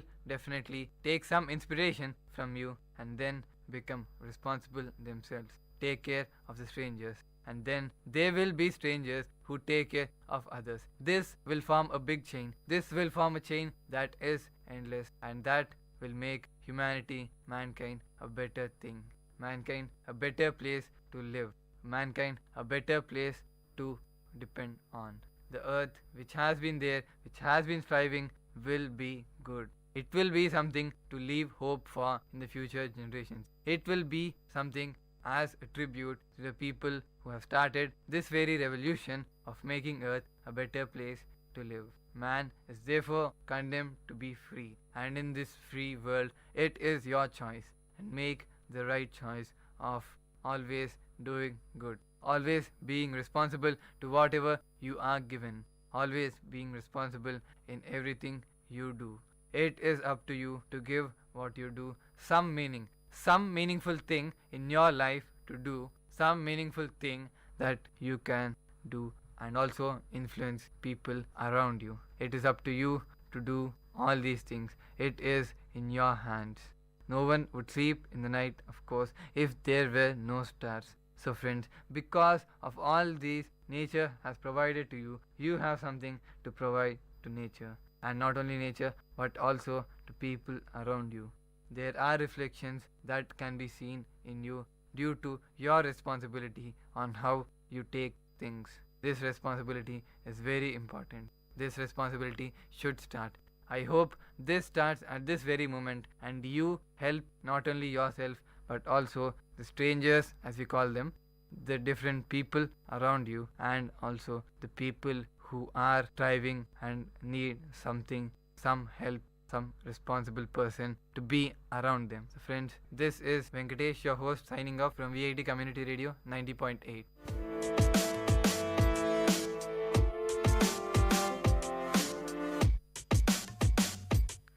Dear listeners, you had listened to the program Silver Lining Show. We will meet you with another interesting positive topic in our next show. Till then, tune in to VIT Community Radio 90.8.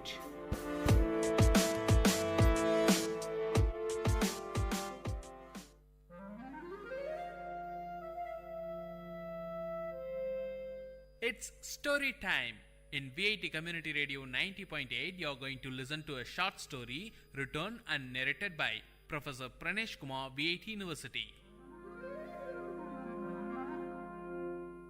Title of the story: Padma. A land traditionally endowed with myths and spirituality, India still pertains to its belief and notions, which sometimes are ridiculed as superstitious. Fortune tellers, tantris and sannyasis are welcomed, and their service is sought by an ordinary man, irrespective of whether he is an urban or rural dweller. The beginning of 1980s was a period in South India, especially in South Tamil Nadu, when most of the homes in villages were electrified, and God said, "Let there be light," and there was light. While some claim that light enlightened people, there are also notions that it wiped away the innocence of the ordinary. The hero of the story, Raghav, was employed in the electricity board. He was looked upon with great wonder and respect. People spoke to him rarely. It must be the fear factor or respect that made the villagers shy away from Raghav.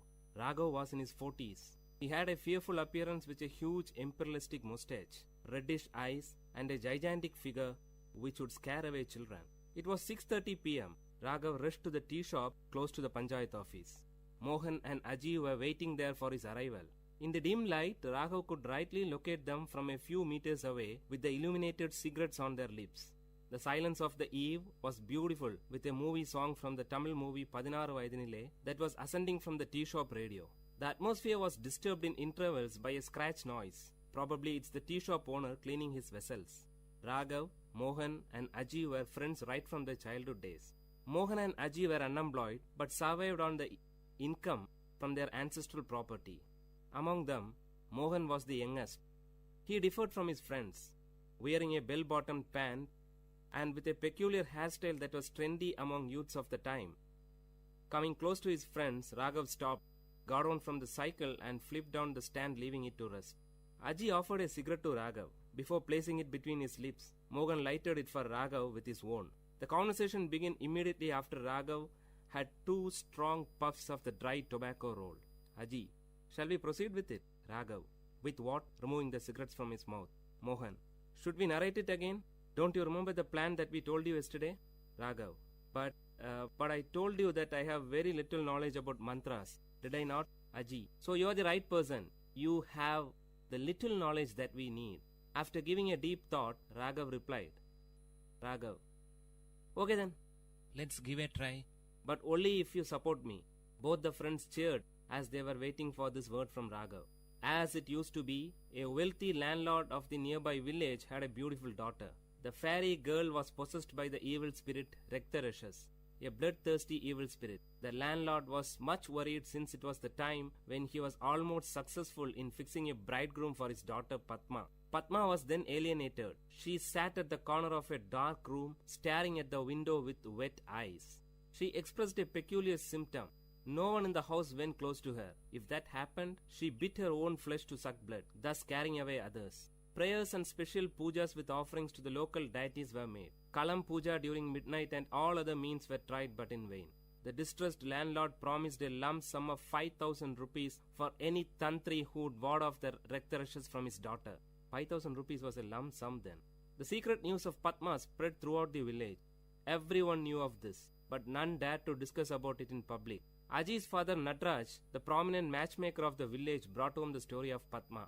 Natraj was the matchmaker for Padma. When the story of the Rektarashas reached the three friends through Aji, they discussed the issue. The bone of content of the discussion was not Padma, but the 5,000 rupees. Three friends were in dire need of money. Mohan needed money to buy a new tape recorder. Raghav was aiming for a motorbike, and Aji wanted to buy a costly gift to impress his lady love. Aji said, "Merely dreaming about the lump sum will give us absolutely no result. How do we grab it?" Mohan: Raghav's grandfather was a well-known Vaidyar and a Tantri. He was also an expert in warding off evil spirits. Raghav: Oh, that old man. It's all gone with him. Aji: Gone? No, it still exists in you. Raghav: Me? Aji: Yes, you. My dad often recalls your grandfather and concludes that Raghav resembles his grandfather in every minute detail. Raghav: But that's not all. Mohan: I have several experiences of witnessing Tantris warding off evil spirits from people. It's an easy task. They chant and murmur mantras, and the major part would be beating the victim till he obeys his orders. If that's easy for you, why don't you? Before Raghav could complete, Aji interrupted. Aji: The appearance, that's your ancestral gift. Raghav: Okay, even if I accept it, imagine what would happen if the evil spirit pounces on me. Mohan: Raghav, wasn't it you who preached us Periyar thoughts and rational thinking? And now it's time to prove your dedication to Tandai Periyar. The conversation came to a halt. All the three lighted their cigarettes, which they shared from the same pack. Before departing, Raghav promised his friends that he would give a reply the next day evening. That night, Raghav could continuously listen to the hooting sound of an owl, for he with the owl had a sleepless night. The search for his grandfather's personal records in the old granary began early in the morning before his wife woke up. A few worn-out, hardly readable palm leaf inscriptions were the only record, but he could find a little solace in it. He decided not to back off the challenge. Soon, the news about the arrival of an expert Tantri was sent to the landlord with a detailed list of the puja materials. Aji acted as a messenger between the Tantri and the landlord. A Paurnami, full moon day Friday, was fixed for the puja. Raghav dressed himself in such a manner that his true identity will not be revealed. The three boarded a bus to a particular destination in the village, from where they were fetched by the landlord's car. The driver of the car bowed before Raghav as a sign of respect. This made Mohan and Aji breathe a sigh of relief, but Raghav's heart was pounding heavily. Before descending from the car, Raghav closed his eyes for a few seconds and pretended as if he is drawing energy. In reality, he prayed to his long-dead grandfather seeking guidance. The landlord and his wife warmly welcomed Raghav to their home. Seated majestically, Raghav uttered, "I could feel the presence of an evil as soon as I stepped into your home. She has posed a challenge to me. Don't worry, I'll take her away with me." Meanwhile, Mohan and Aji were busy in the backyard creating the ambience for the puja, which was scheduled to begin soon. Raghav was taken to the isolated room where Padma was held captive. As soon as he stepped in, the light was switched on by the landlord. Raghav's red eyes opened widely and he fixed his gaze on Padma, who was seated on the floor in a corner. Padma did not react immediately at the presence of Raghav, probably because she had had enough experience with Tantris quite often by then. Raghav's eyes were still set strong on Padma. Actually, he was stunned by the unblemished beauty of Padma, a beauty that makes one speechless. When Raghav moved close to her, she screamed violently, and in the peak of her fits, she bit her arm close to the elbow along with her garment. Immediately, blood gushed from her mouth and arm. Seeing this, Raghav was taken aback, but did not react. Padma now fainted and threw herself on the floor. She wore a half sari. The visible portions of her body showed red scars, which must have been the result of the beatings she received from the earlier Tantris.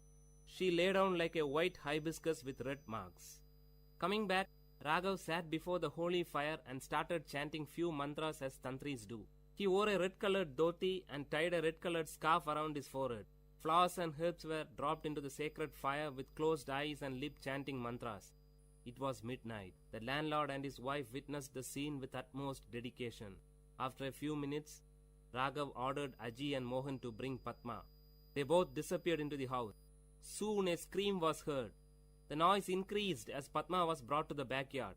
She was screaming violently, trying to free herself from the clutches of the two. The highest form of compassion and concern was expressive on the face of Padma's mother. Padma sat helplessly staring at the fire. The blood stains on her face were now clearly visible through the flames. After a few moments, Raghav stretched his arm towards Aji to get a stick from him. Standing up, Raghav started beating Padma violently. Padma did not react. She sat still. No one would ever dare to harm such an innocent beauty. It was as if beating a tender baby for no reason. Probably this feeling must have stopped Raghav from proceeding further. With his reddish burning eyes, he looked ferociously at Aji and handed the stick to him, cueing him to continue with beating. While Aji continued, Raghav shouted, "Will you leave this body?" For which Padma gave a loud cry, "No." Not able to witness the scene, Padma's mother left the place with panic, followed by her father. Second expanded to minutes, and minutes to hours. In another couple of hours it would be dawn. The voice of Padma became faint. She hardly opened her mouth, but shook her head rhythmically to convey the message, "No, no." Padma was wet with sweat and blood. She lay down like a wet flag on the roadside, unattended by party cadres after a meeting. Now Padma was partially dragged to her room. After leaving her alone, the three looked at each other. Raghav gave a tight-lipped expression and nodded his head to admit his failure. He rubbed the kumkum from his forehead and descended down the stairs. He sat on the first step. After giving a second thought, Raghav took a piece of electric wire which was lying on the floor and rushed towards Padma. Padma was cornered. Holding the folded wire in his arm, he raised it to beat Padma, but to his shock, she grabbed his feet, fell on it and pleaded. She cried with a sweet voice, "Please, leave me." Raghav was moved. Raghav closely watched her lips for more words. She paused. A drop of water would fall from a melting ice only when the required amount gets collected. Now the drop fell. "I am normal. I don't have any illness," Padma said in a soft voice. Raghav, "But you?" "Padma, can you help me?" Before Raghav could give an answer, Padma continued, "I am in love with my cousin, but our families are not in good terms. My parents will never accept him as my pair. If I reveal it, Chandran may be in trouble. He is serving in the Indian army. He'll be back by the end of this month. I have to wait just for 15 days more to postpone this marriage that my parents have arranged for me." "Raghav, you tortured yourself by biting?" Raghav paused when Padma took out few packets of kumkum hidden under her garment. That was the secret behind their blood-sucking act. Raghav was stunned. Padma continued, "I know you are not a tantri." Hearing this, Raghav touched his face and dress with his fingers to make sure if his makeup hasn't deceived him. "You never uttered a correct mantra." Raghav expressed a surrendered look of a child in front of his mother. Padma continued, "My parents will not let me out of the house." Those were the days when women were denied freedom to move about, especially after the marriage is being fixed. In most of the communities, women did not have any freedom in choosing their life partners too. It was considered wrong for a woman to express her opinion about the choice of her parents. Some women considered that pretension of being possessed by an evil spirit was the only way by which they could get an outlet to express their views. Whatever she uttered in this form was considered as a word of the spirit which possessed her. Padma was one such victim. Raghav was deeply moved by the depth of love that Padma had for Chandran. She had withstood all the humiliations of the tantri for her love. Padma carefully stood up, stretched her hand towards the picture of goddess Lakshmi, and took a piece of paper which was hidden behind it. She carefully handed the paper to Raghav. "Can you inform Chandran that my parents are busy in getting me married to another man? Please?" Raghav took the paper and looked into the contact details. Nodding his head as a sign of acceptance, he moved out. Just as he stepped out of the room, he could hear the murmuring sound of his friends outside. Then something struck him. He swiftly turned back to Padma. Holding the paper in one arm and the other arm holding the door, Raghav uttered to Padma in a feeble sound, "Can you do us a favor?" Padma looked at Raghav with an expression that signaled proceed. "Raghav, I assure you that we will unite you with Chandran. But till then, can you stop this self-punishing at least for our sake?" Hearing this, like streams of water in a dry place, Padma's lips started to smile after a long time. "Padma, don't worry, you will get your reward." The word was kept. Years passed, and today Padma and Chandran are happy with their children and grandchildren. Today, as the opinion of women is being sought by their parents for all the factors that concern their life, the cases of women possessed by evil spirit in the society has declined.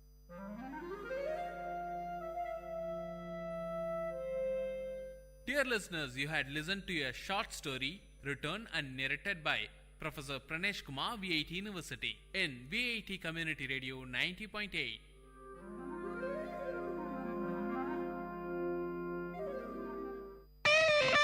My bookshop in second look of VIT Community Radio 90.8 FM.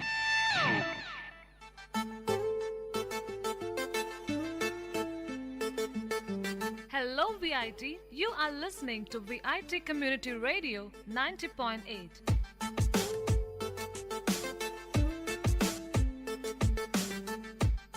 And welcome to the brand new episode of My Bookshop, which introduces you to a program where we review some best-selling must-readable books. And we would like to inculcate a reading habit to our listeners, and by reviewing these best-selling books on our show, we wish to open the world of books to you all.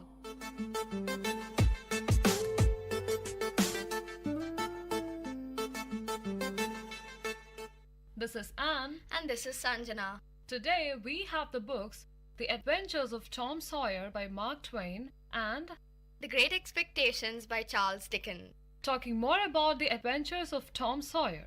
An imaginative and mischievous boy named Tom Sawyer lives with his Aunt Polly and his half-brother Sid in the Mississippi River town of St. Petersburg, Missouri. After playing hooky from school on Friday and dirtying his clothes in a fight, Tom is made to whitewash the fence as punishment on Saturday. At first, Tom is disappointed by having to forfeit his day off. However, he soon cleverly persuades his friends to trade him small treasures for the privilege of doing his work. He trades these treasures for tickets given out in Sunday school for memorizing Bible verses and uses the tickets to claim a Bible as a prize. He loses much of his glory, however, in response to a question to show off his knowledge. He incorrectly answers that the first two disciples were David and Goliath. Tom falls in love with Becky Thatcher, a new girl in town, and persuades her to get engaged to him. Their romance collapses when she learns that Tom has been engaged before to a girl named Amy Lawrence. Shortly after being shunned by Becky, Tom accompanies Huckleberry Finn, the son of the town drunk, to the graveyard at night to try out a cure for warts. At the graveyard, they witness the murder of young Dr. Robinson by the Native American half-breed Injun Joe. Scared, Tom and Huck run away and swear a blood oath not to tell anyone what they have seen. Injun Joe blames his companion Muff Porter, a hapless drunk, for the crime. Porter is wrongfully arrested, and Tom's anxiety and guilt begin to grow. Tom, Huck, and Tom's friend Joe Harper run away to an island to become pirates. While frolicking around and enjoying their newfound freedom, the boys become aware that the community is sounding the river for their bodies. Tom sneaks back home one night to observe the commotion. After a brief moment of remorse at the suffering of his loved ones, Tom is struck by the idea of appearing at his funeral and surprising everyone. He persuades Joe and Huck to do the same. Their return is met with great rejoicing, and they become the envy and admiration of all their friends. Back in school, Tom gets himself back in Becky's favor after he nobly accepts the blame for a book that she has ripped. Soon, Muff Potter's trial begins, and Tom, overcome by guilt, testifies against Injun Joe. Potter is acquitted, but Injun Joe flees the courtroom through a window. Summer arrives, and Tom and Huck go hunting for buried treasure in a haunted house. After venturing upstairs, they hear a noise below. Peering through holes in the floor, they see Injun Joe enter the house disguised as a deaf and mute Spaniard. He and his companion, an unkempt man, plan to bury some stolen treasure of their own. From their hiding spot, Tom and Huck wriggle with delight at the prospect of digging it up. By an amazing coincidence, Injun Joe and his partner find a buried box of gold themselves. When they see Tom and Huck's tools, they become suspicious that someone is sharing their hiding place and carry the gold off instead of reburying it. Huck begins to shadow Injun Joe every night, watching for an opportunity to nab the gold. Meanwhile, Tom goes on a picnic to McDougall's cave with Becky and their classmates. That same night, Huck sees Injun Joe and his partner making off with a box. He follows and overhears their plans to attack the widow Douglas, a kind resident of St. Petersburg. By running to fetch help, Huck forestalls the violence and becomes an anonymous hero. Tom and Becky get lost in the cave, and their absence is not discovered until the following morning. The men of the town begin to search for them, but to no avail. Tom and Becky run out of food and candles and begin to weaken. The horror of the situation increases when Tom, looking for a way out of the cave, happens upon Injun Joe, who is using the cave as a hideout. Eventually, just as the searchers are giving up, Tom finds a way out. The town celebrates, and Becky's father, Judge Thatcher, locks up the cave. Injun Joe, trapped inside, starves to death. A week later, Tom takes Huck to the cave, and they find the box of gold, the proceeds of which are invested for them. The widow Douglas adopts Huck, and when Huck attempts to escape civilized life, Tom promises him that if he returns to the widow, he can join Tom's robber band. Reluctantly, Huck agrees. Alright, so Anne, can you tell us something about the author? Samuel Langdon Clemens, better known by his pen name Mark Twain, was an American author and humorist. He is noted for his novels Adventures of Huckleberry Finn, called the Great American Novel, and The Adventures of Tom Sawyer. Twain grew up in Hannibal, Missouri, which would later provide the setting for Huckleberry Finn and Tom Sawyer. He apprenticed with a printer. He also worked as a typesetter and contributed articles to his older brother Orion's newspaper.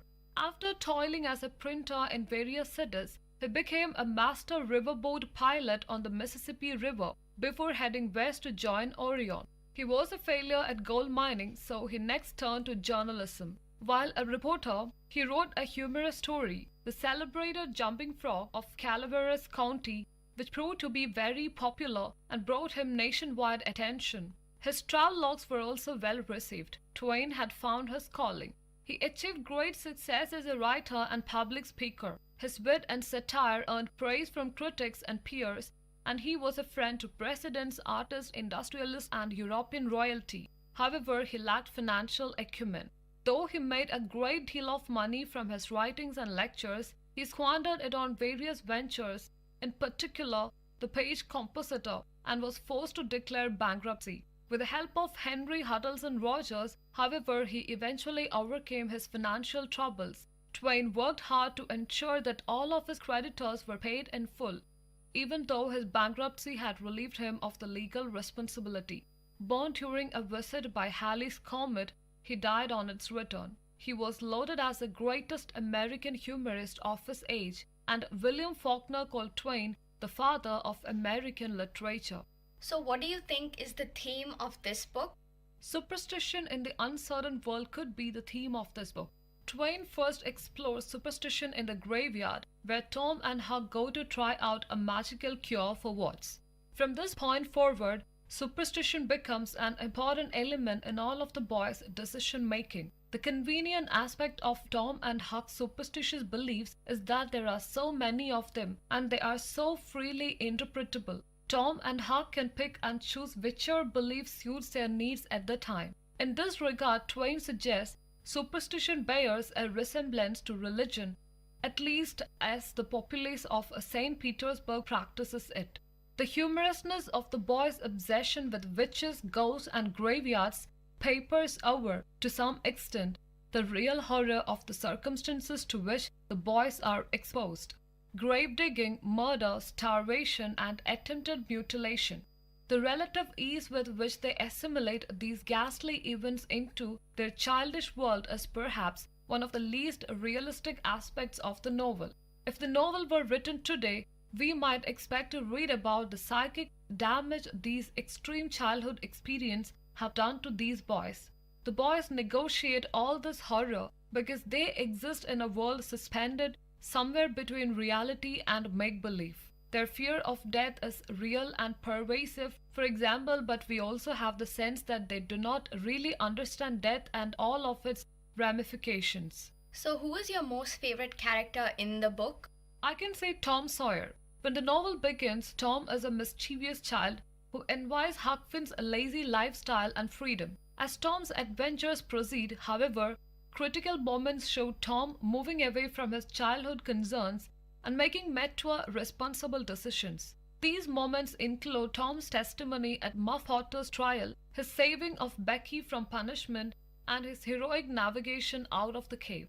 By the end of the novel, Tom is coaxing Huck into staying at the widow Douglas's, urging his friend to accept tight collars, Sunday school, and good table manners. He is no longer a disobedient character undermining the adult order, but a defender of respectability and responsibility.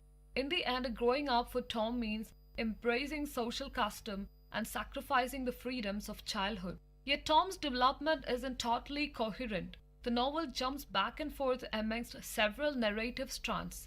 Tom's general misbehavior, which climaxes in the Jackson's Island adventure, his courtship of Becky, which culminates in his acceptance of blame for the book that she rips, and his struggle with Injun Joe, which ends with Tom and Huck's discovery of the treasure.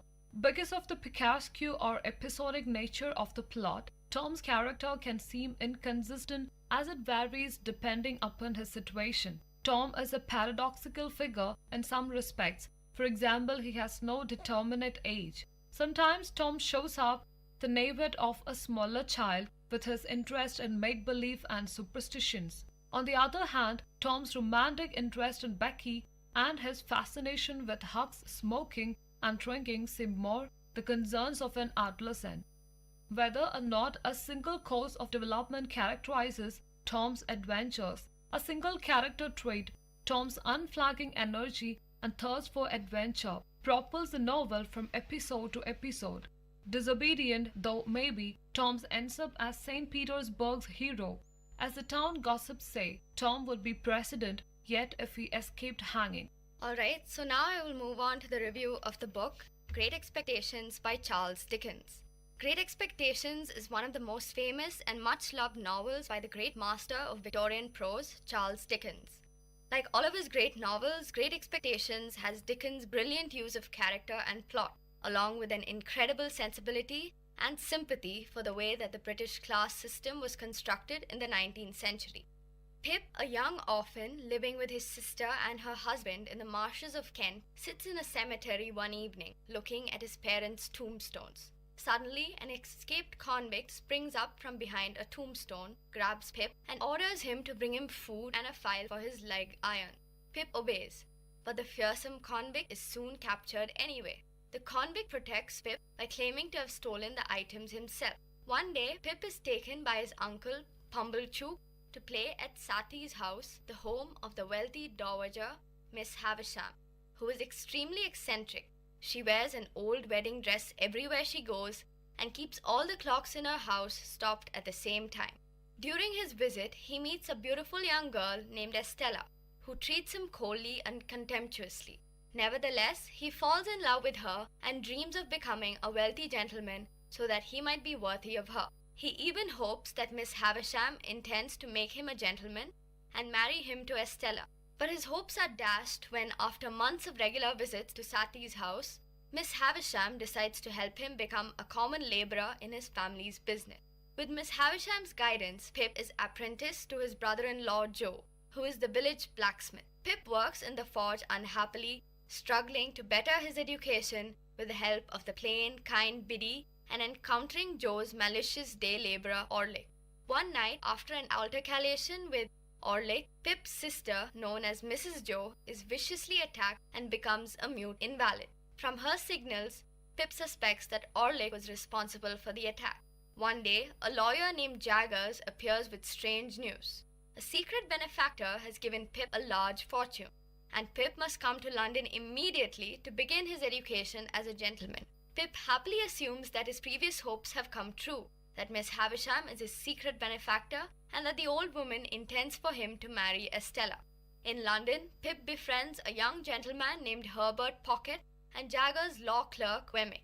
He expresses disdain for his former friends and loved ones, especially Joe, but he continues to pine after Estella. He furthers his education by studying with the tutor Matthew Pocket, Herbert's father.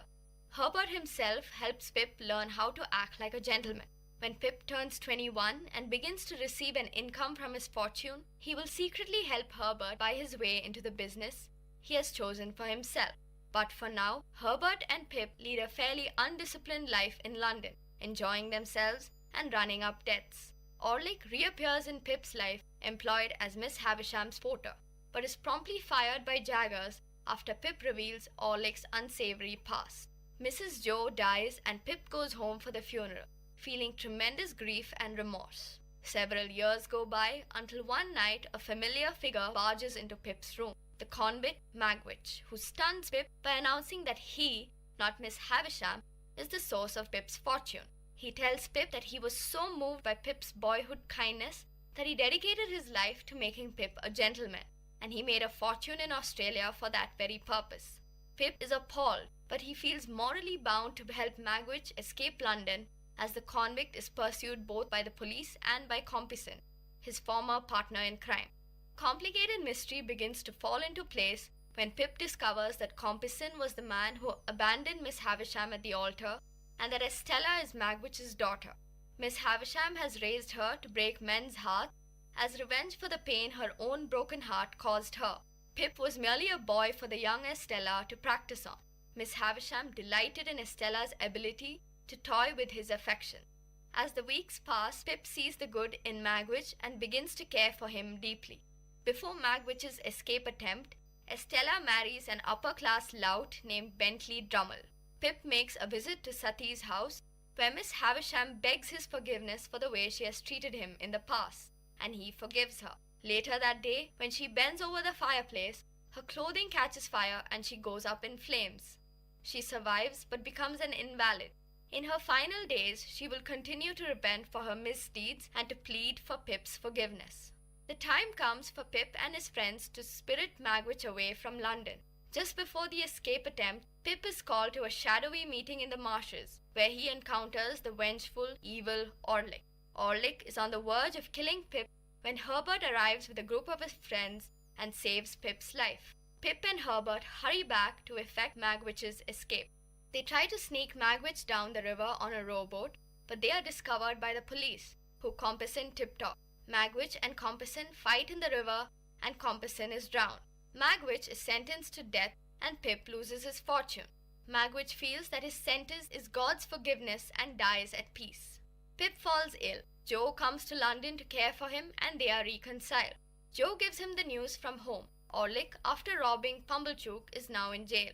Miss Havisham has died and left most of her fortune to the Pockets. Biddy has taught Joe how to read and write.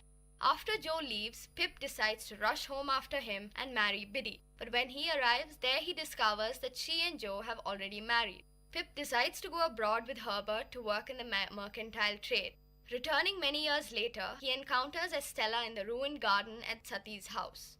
Drummle, her husband, treated her badly, but he is now dead. Pip finds that Estella's coldness and cruelty have been replaced by a sad kindness, and the two leave the garden hand in hand, Pip believing that they will never part again. So, alright Sanjana, could you tell us something about the author of this book? Charles Dickens was born February 7, 1812 in Hampshire, England. He was the second of 8 children born to John and Elizabeth Dickens. Dickens was raised in Chatham, Kent and Camden Town, London.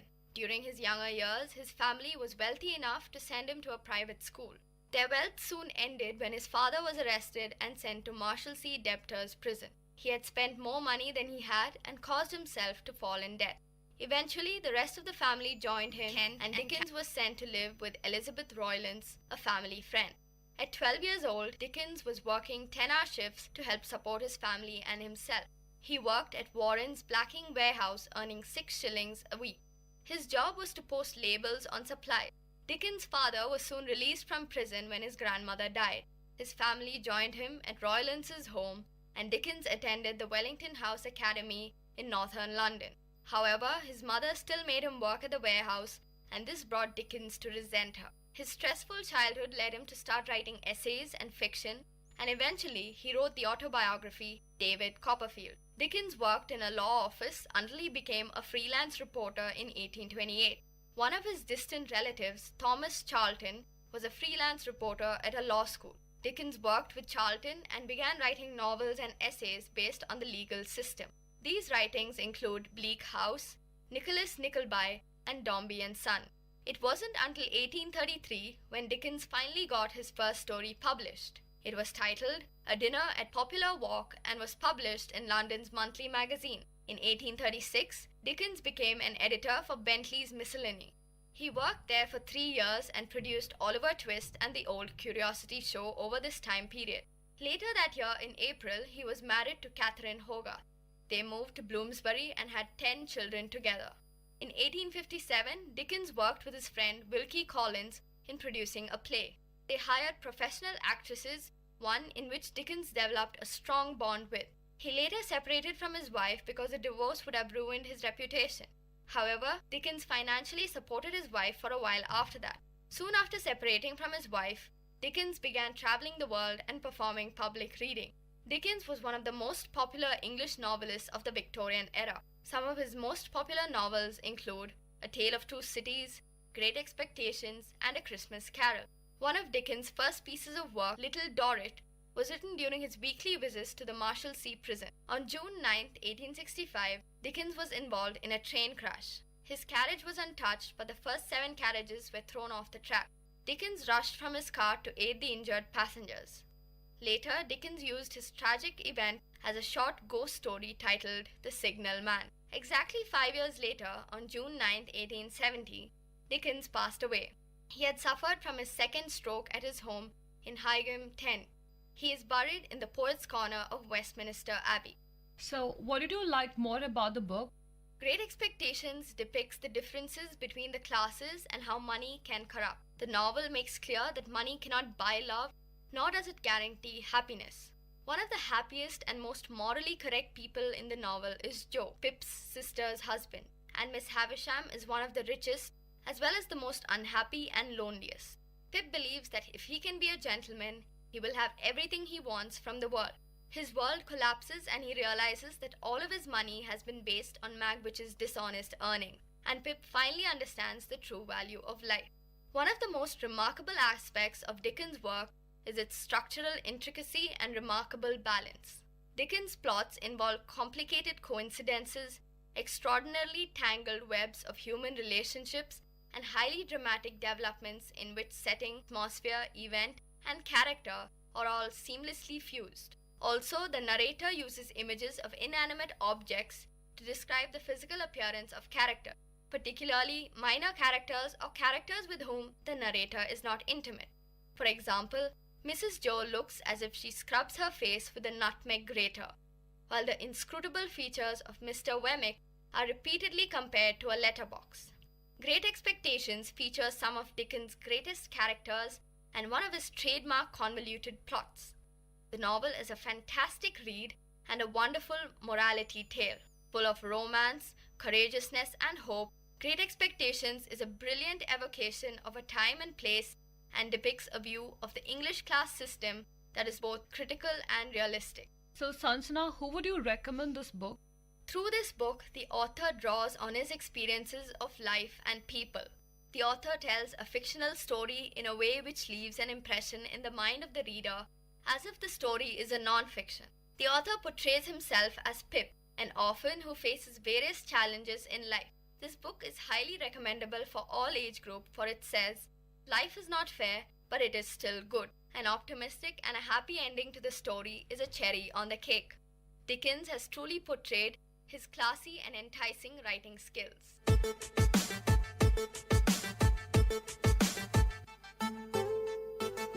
So, I guess this is enough for today's episode. Next week again, we'll catch you up with another 2 interesting, lovely books picked up from my bookshop. Meet you guys next week. Till then, bye and take care. From Vit Community Radio 90.8.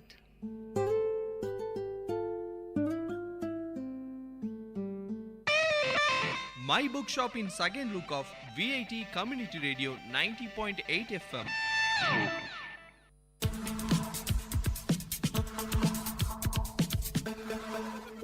Way to Success. Uncommon scenes, inspiring stories from real life heroes in VIT Community Radio 90.8.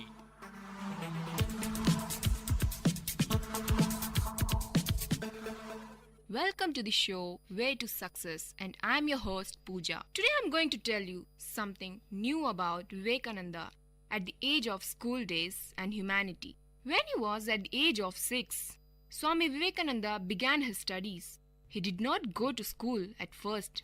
Do you know why? As his parents got a teacher for himself, and so he learned quickly to read and write. His memory power was very good, and he could understand a lesson after hearing his teacher read it once. When he was 7 years old, Naren was sent to the Metropolitan Institution.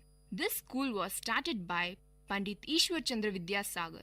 Narendranath was very intelligent and learned his lessons quickly. He became a leader among the boys.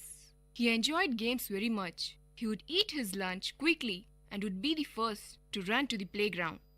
Some of the games were jumping, running, boxing, and playing with marbles.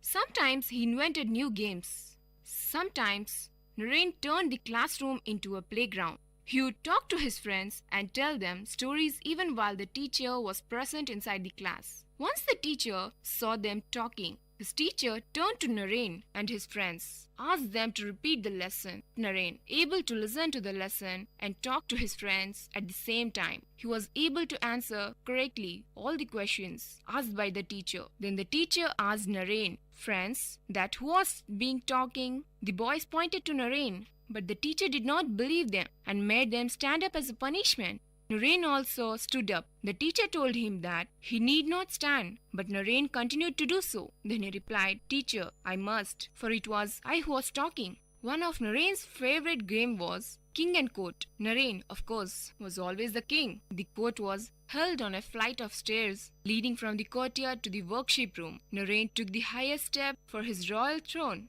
He would then appoint his officials. One boy would be made prime minister and another the commander-in-chief of the armies. Some were made tributary princes or other government officials. Then they took their places on the lowest step according to their ranks. In this way, Naren, the king, held his court. As king, he gave orders, settled disputes, or put down rebellions. No one was allowed to disobey the king's orders.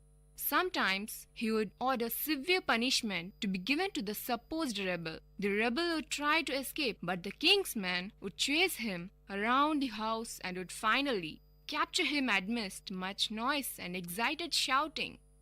Naren liked animals very much, and so he used to play with family cow. He also kept pet animals and birds. Among these were a monkey, a goat, a peacock, some pigeons, and 2 or 3 pigs.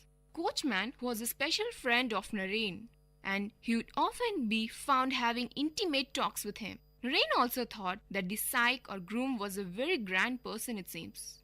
He sat in front of carriage, wearing a big turban and swinging a swipe. Naren sometimes said that when he grew up, he would like to be a syke. He tried his hand at many games. Once in a while, he played at cooking also. He bought vegetables and spices and cooked various dishes. He was really a good cook. Another time, he organized a group of boys to stage plays. Then he became interested in physical exercises. He first started a gymnasium in his own courtyard and later joined the gymnasium of a neighborhood. He took lessons in fencing, lathi play, wrestling, and other sports. Once, Naren and his friends were trying to set up a heavy trapeze, as it was a difficult job for young boys, it seems. But though people gathered to watch it, but there was no one to help them. Then Naren noticed a strong British sailor in the crowd. He went to him and asked him to help him. The sailor agreed happily. He started to help them. But suddenly, the trapeze slipped and hit the sailor. He fell down unconsciously. Most of the people thought that sailor had been killed and ran away from the scene. But Naren was very brave, and 1 or 2 of his friends stayed to help the sailor. Naren tore his dhoti to make bandages. He bandaged the wound and then sprinkled water on the sailor's face and fanned him gently. After some time, the sailor regained consciousness. Naren then helped him to go to a neighboring schoolhouse where he could stay, and then he sent for a doctor. After a week, the sailor recovered and went away. But before he left, Naren collected some money from his friends and gave it to the sailor. You're listening to the show Way to Success on VIT Community Radio 90.8 with me, Pooja. Meet you in our next episode with interesting moment of successes. Dear listeners, you had listened to the show Way to Success. We will meet you with more uncommon stories from real life heroes in VIT Community Radio 90.8.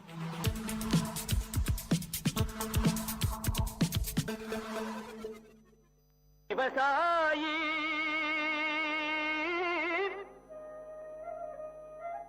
விவசாயி கடவுள் என்னும் முதலாளி கண்டெடுத்த VIT வேளாண் துறை மற்றும் VIT சமுதாய வானொலி இணைந்து வழங்கும் தினம் ஒரு வேளாண் செய்தி. வணக்கம் நேயர்களே, இது உங்கள் விஐடி பண்பலை 90.8 விஐடியின் சமுதாய வானொலி. தினம் ஒரு வேளாண் செய்தியில நான் உங்கள் திவ்யநேகா, மதுமித்ரா, காயத்ரி, மாலினி, ஷஷாந்த். விஐடி வேளாண் துறை மாணவர்கள். இன்னைக்கு நாம விஐடி வேளாண் துறையில இருக்கும் புதிய திட்டத்தை பற்றிய சுவாரஸ்யமான கலந்துரையாடலை கேட்போம். இடம் உள்ளூர் சந்தையில் 2 இயற்கை விவசாயிகளுக்கு நடக்கும் உரையாடல். என்ன கலா இந்த பக்கம் பார்த்தே ரொம்ப நாள் ஆச்சு. அது ஒன்றும் இல்லை சீதாக்கா, எங்கள் தோட்டத்து மாம்பழத்தை வெளி மார்க்கெட்டுக்கு வண்டி ஏற்றி விட்டு காய்கறி வாங்கலாமேன்னு சந்தைக்கு வந்தேன். ஆமாம், நீங்கள் ஏன் உங்கள் மாம்பழத்தை எடுத்துட்டு இங்கே வந்திருக்கீங்க? நானே உன்கிட்ட சொல்லான்னு தான் இருந்தேன். மகசூல் அதிகமாக வர ஆசைப்பட்டு உயிர் உரத்தை நிறைய வாங்கி போட்டேன். ஆனால் கடைசியில் பூவெல்லாம் கருகி மகசூலே வராமல் போயிடுச்சு. ஏதோ மிச்சம் இருக்க இந்த மாம்பழத்தை எடுத்துட்டு வந்த விலைக்கே வித்துட்டு போலான்னு வந்திருக்கேன். அட என்னக்கா இப்படி சொல்கிற? நானும் தான் உயிர் உரத்தை போட்டேன், ஆனால் எனக்கு நிறைய மகசூல் வந்திருக்கே, உங்களுக்கு மட்டும் ஏன் வரல? என்னடி சொல்கிற? என் நிலமும் உன் நிலமும் பக்கத்து பக்கத்தில் தான் இருக்குது. உன் நிலத்தில் இருக்க அதே மண்ணு தான் என் நிலத்துலையும் இருக்குது. அப்புறம் ஏன் எனக்கு மட்டும் இப்படி நடக்குது? சரி விடுக்கா, நம்மள மாதிரி இயற்கை விவசாயிகளுக்கு இது மாதிரி அடி அப்பப்போ விழ தான் செய்யும். அடுத்த முறை பார்த்துக்கலாம், விடுங்க. அதே சந்தையில் விவசாயம் தொடர்பான சந்தை கணக்கெடுப்பதற்காக வந்த வேளாண் துறை மாணவி செல்வி இந்த உரையாடலை கேட்கிறாள். வணக்கங்க, என் பேர் செல்வி. நான் விஐடி வேளாண் துறை மாணவி. நீங்கள் 2 பேரும் பேசிட்டு இருந்ததை கேட்டுட்டு தான் இருந்தேன். உங்களை மாதிரி விவசாயிகளுக்கு இருக்க பிரச்சனையெல்லாம் ஆய்வு பண்ணி தீர்வு கொடுக்க தான் எங்கள் விஐடி வேளாண் துறையில் ஒரு புதிய திட்டத்தை கொண்டு வந்திருக்கோம். அந்த திட்டம் மூலயமா உங்களுக்கு தேவையான தீர்வை கொடுக்க முடியும்னு நம்புகிறேன். என்னம்மா சொல்கிற? இத்தனை வருஷமா விவசாயம் பண்ணுற எங்களுக்கே இது என்ன பிரச்சனை தெரியலம்மா. நீ இப்போதான் படிச்சுட்டு இருக்க, நீ எப்படிம்மா எங்களோட பிரச்சனைக்கு தீர்வை கொடுக்க முடியும்? நீங்கள் சொல்கிறதும் சரிதாம்மா. ஆனால் எங்கள் ஆசிரியர்கள்லாம் அவங்க துறையில் வல்லுநர்களாக இருக்காங்க. நான் உங்கள் பிரச்சனையை அவங்கக்கிட்ட எடுத்துகிட்டு போய் சொல்லி அவங்க சொல்கிற தீர்வை உங்ககிட்ட வந்து சொல்லுவேன். அப்படியா? இது ரொம்ப நல்லா இருக்கே. அப்போது நான் என் நிலத்தில் இருக்க பிரச்சனைலாம் சொன்னால் எனக்கு உடனே தீர்வு வந்துடுமா? ஆமாம்மா, அதிகபட்சம் 2 நாளில் சொல்லிடுவாங்க. அப்படி அவங்களுக்கு தெரியலன்னா அவங்களுக்கு தெரிஞ்ச மற்ற விவசாய விஞ்ஞானிகள் கிட்ட கேட்டு அவங்க தீர்வை சொல்லுவாங்க. சரி சரி, அப்போது என் நிலத்தில் நான் என்னெல்லாம் பண்ணுறேன், என்ன பிரச்சனைலாம் இருக்குன்னு சொல்கிறேன், எழுதிக்கோமா. பல்கலைக்கழகத்தில் மாணவி செல்விக்கும் அவளுடைய ஆசிரியருக்கும் இடையே நடக்கும் உரையாடல். வணக்கம் சார். சொல்லுங்க செல்வி, நான் உங்களை விவசாயிகளை சந்திச்சு அவங்களோட பிரச்சனைகளை கேட்க சொல்லியிருந்தேனே, கேட்டிங்களா? அதை பற்றி தான் சார் பேச வந்தேன். நான் நேற்று சந்தைக்கு போயிருந்தப்போ 2 இயற்கை விவசாயிகளை சந்தித்தேன். அவங்க 2 பேருமே இயற்கை முறையில் மாந்தோப்பு பராமரிக்கிறாங்க. அதில் ஒருத்தருக்கு மகசூல் அதிகமாக வந்திருக்கு, இன்னொருத்தருக்கு கம்மியாக வந்திருக்கு. அப்படியா செல்வி? அவங்க நிலத்துல என்ன பயன்படுத்துகிறாங்கன்னு கேட்டிங்களா? அவங்களோட பிரச்சனையெல்லாம் விசாரிச்சிங்களா? சார், நான் எல்லாத்தையுமே தெளிவாக கேட்டு எழுதிட்டு வந்திருக்கேன். எங்கே கொடுங்க பார்ப்போம். இந்தாங்க சார். பூ கருகிருக்குன்னு போட்டிருக்கு, தண்ணி கரெக்டாக இருக்குது, பூச்சியோ நோய் தாக்கலோ இல்லை. அப்படி பார்த்தா இது அநேகமாக பொட்டாசியம் அப்படி இல்லைன்னா நைட்ரஜன் அளவு அதிகமானதுனால வந்திருக்கலாம். எனக்கு கொஞ்சம் டைம் கொடுமா, நான் என்னன்னு பார்த்துட்டு நாளைக்கு உனக்கு தீர்வை சொல்கிறேன். சரிங்க சார். மறுநாள் ஆசிரியர் மாணவியிடம் விளக்கத்தை கொடுத்தார். செல்வி, நீ கொடுத்த விவரத்தெல்லாம் பார்த்தம்மா. நிலத்துல நைட்ரஜன் சத்து அதிகமானதுனால பூ கருகிருக்கு. நான் இந்த நோட்டில் விவரமாக எழுதியிருக்கேன், நீ படித்து அவங்களுக்கு புரிய வச்சிடுமா. சரிங்க சார், நான் அவங்கள பார்த்து சொல்லிடுறேன். பின் மாணவி இயற்கை விவசாயியான சீதாவை சந்தித்தாள். வாமா செல்வி, நான் என் பிரச்சனைலாம் சொன்னனே, இதெல்லாம் தகவல் தெரிஞ்சுச்சா? நானும் எங்கள் சார் கிட்ட போய் இது எல்லாத்தையும் சொன்னேன். அவரும் சில குறிப்புகள்லாம் கொடுத்துருக்காரு. அதை உங்ககிட்ட சொல்லலான் தான் வந்தேன். முதல்ல நீங்கள் என்ன தெரிஞ்சுக்கணுன்னா, ஒரே ஊரில் இருந்தாலும் வயலுக்கு வயல் மண்ணோட தன்மை மாறும். அதனால் 3 வருஷத்துக்கு ஒரு தடவை மண் பரிசோதனை செஞ்சு பார்க்கணும். நீங்கள் உயிர் உரம் போடும்போது அது கூட ஜீவாமிர்தத்தையும் சேர்த்து போட்டிருக்கீங்க. அதனால தான் நைட்ரஜனோட அளவு அதிகமாகி பூவெல்லாம் கருகிருக்கு. ஓ, இதில் இவ்வளோ விஷயம் இருக்கா? இதுக்கப்புறம் நான் கவனமாக இருக்கமா. அப்படியே இந்த விஷயத்த அந்த கலாக்கிட்டையும் சொல்லி வைக்கிறேன். அப்போ தான் அவளும் முன்னெச்சரிக்கையாக இருப்பா. இந்தாங்க என் நம்பர். வருங்காலத்தில் உங்களுக்கு எதனா பிரச்சனை இருந்துச்சுன்னா என்கிட்ட சொல்லுங்கள். நான் இதே மாதிரி உங்களுக்கு உதவுறேன். நம்ம விஐடி வேளாண் துறையில் விவசாயிகள் இணைப்பு திட்டம், அதாவது ஃபார்மர்ஸ் அட்டாச்மெண்ட் ப்ரோக்ராம் மூலமாக ஒவ்வொரு வேளாண் மாணவர்களையும் சீதா மாதிரி இருக்கிற விவசாயிகள் கூட இணைக்கும் போது கள பிரச்சனைகளை பற்றி மாணவர்களுக்கு விழிப்புணர்வு ஏற்படுது மற்றும் விவசாயிகளுக்கும் பயனுள்ளதாக இருக்குது. இந்த இருவழி கற்றல் திட்டத்தில் விவசாயிகளை ஆசிரியர்களாகவும் விஐடி வேளாண் துறை அங்கீகரிக்குது. மீண்டும் தினம் ஒரு வேளாண் செய்தியில் நாளை சந்திப்போம். நான் உங்கள் திவ்யநேகா, மதுமித்ரா, காயத்ரி, மாலினி, சஷாந்த், விஐடி வேளாண் துறை மாணவர்கள். இது உங்கள் விஐடி பண்பலை 90.8 விஐடியின் சமுதாய வானொலி. விவசாயி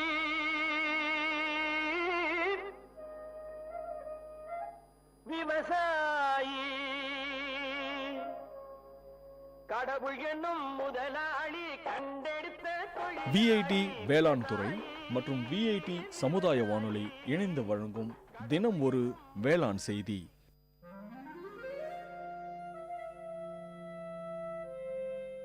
It's story time. In Vit Community Radio 90.8, you are going to listen to a short story written and narrated by Professor Pranesh Kumar, VIT University. Title of the story: Padma. A land traditionally endued with myths and spirituality, India still pertains to its belief and notions, which sometimes are ridiculed as superstitious. Fortune tellers, tantris and sannyasis are welcomed, and their service is sought by an ordinary man, irrespective of whether he is an urban or rural dweller. The beginning of 1980s was a period in South India, especially in South Tamil Nadu, when most of the homes in villages were electrified, and God said, "Let there be light," and there was light. While some claimed that light enlightened people, there are also notions that it wiped away the innocence of the ordinary. The hero of the story, Raghav, was employed in the electricity board. He was looked upon with great wonder and respect. People spoke to him rarely. It must be the fear factor or respect that made the villagers shy away from Raghav. Raghav was in his 40s. He had a fearful appearance with a huge imperialistic mustache, reddish eyes, and a gigantic figure which would scare away children. It was 6:30 p.m. Raghav rushed to the tea shop close to the Panchayat office. Mohan and Aji were waiting there for his arrival. In the dim light, Raghav could rightly locate them from a few meters away with the illuminated cigarettes on their lips. The silence of the eve was beautiful, with a movie song from the Tamil movie 16 Vayadinile that was ascending from the tea shop radio. The atmosphere was disturbed in intervals by a scratch noise. Probably it's the tea shop owner cleaning his vessels. Raghav, Mohan and Aji were friends right from their childhood days.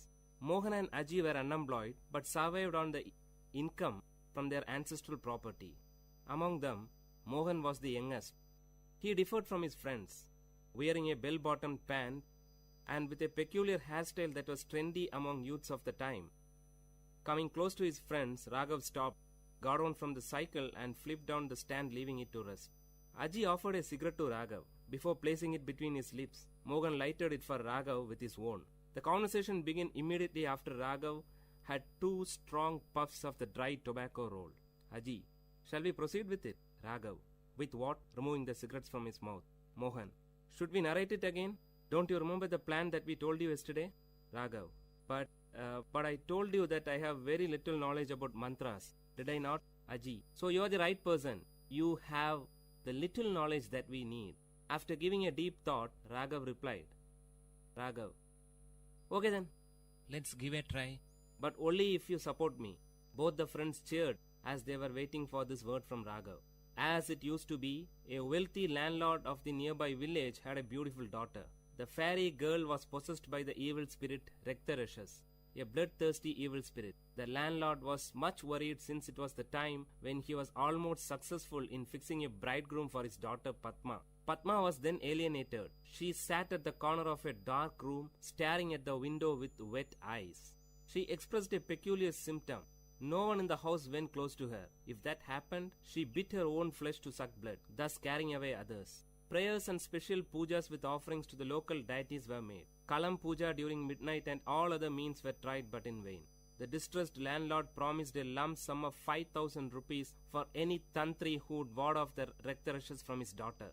5,000 rupees was a lump sum then. The secret news of Padma spread throughout the village. Everyone knew of this, but none dared to discuss about it in public. Aji's father Natraj, the prominent matchmaker of the village, brought home the story of Padma. Natraj was the matchmaker for Padma. When the story of the Raktarashas reached the three friends through Aji, they discussed the issue. The bone of content of the discussion was not Padma, but the 5,000 rupees.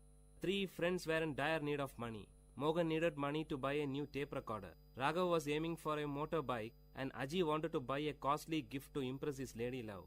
Aji said, "Merely dreaming about the lump sum will give us absolutely no result. How do we grab it?" Mohan: Raghav's grandfather was a well-known Vaidya and a Tantri.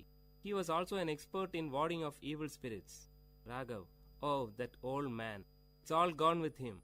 Aji: Gone? No, it still exists in you. Raghav: Me? Aji: Yes, you. My dad often recalls your grandfather and concludes that Raghav resembles his grandfather in every minute detail. Raghav: But that's not all. Mohan: I have several experiences of witnessing tantris warding off evil spirits from people. It's an easy task. They chant and murmur mantras, and the major part would be beating the victim till he obeys his orders. If that's easy for you, why don't you? Before Raghav could complete, Aji interrupted. Aji: The appearance, that's your ancestral gift. Raghav: Okay, even if I accept it, imagine what would happen if the evil spirit pounces on me. Mohan: Raghav na? Wasn't it you who preached us Periyar thoughts and rational thinking? And now it's time to prove your dedication to Tanthai Periyar. The conversation came to a halt. All the three lighted their cigarettes, which they shared from the same pack. Before departing, Raghav promised his friends that he would give a reply the next day evening.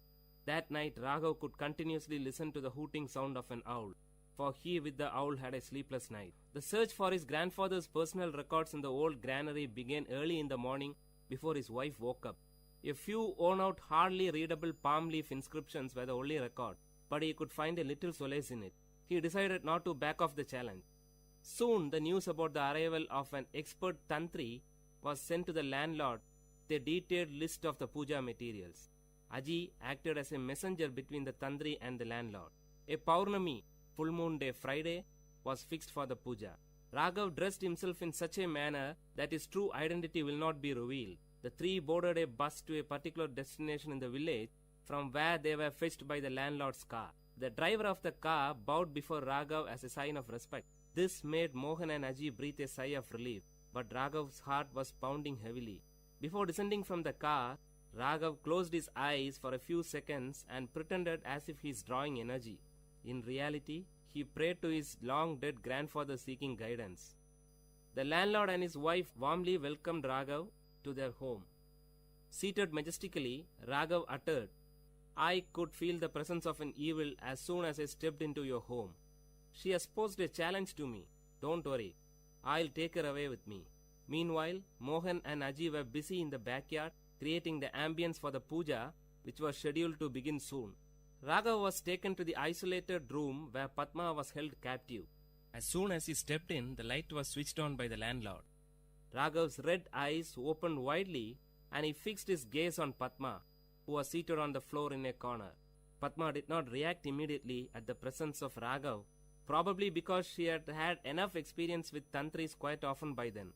Raghav's eyes were still set strong on Padma. Actually, he was stunned by the unblemished beauty of Padma, a beauty that makes one speechless.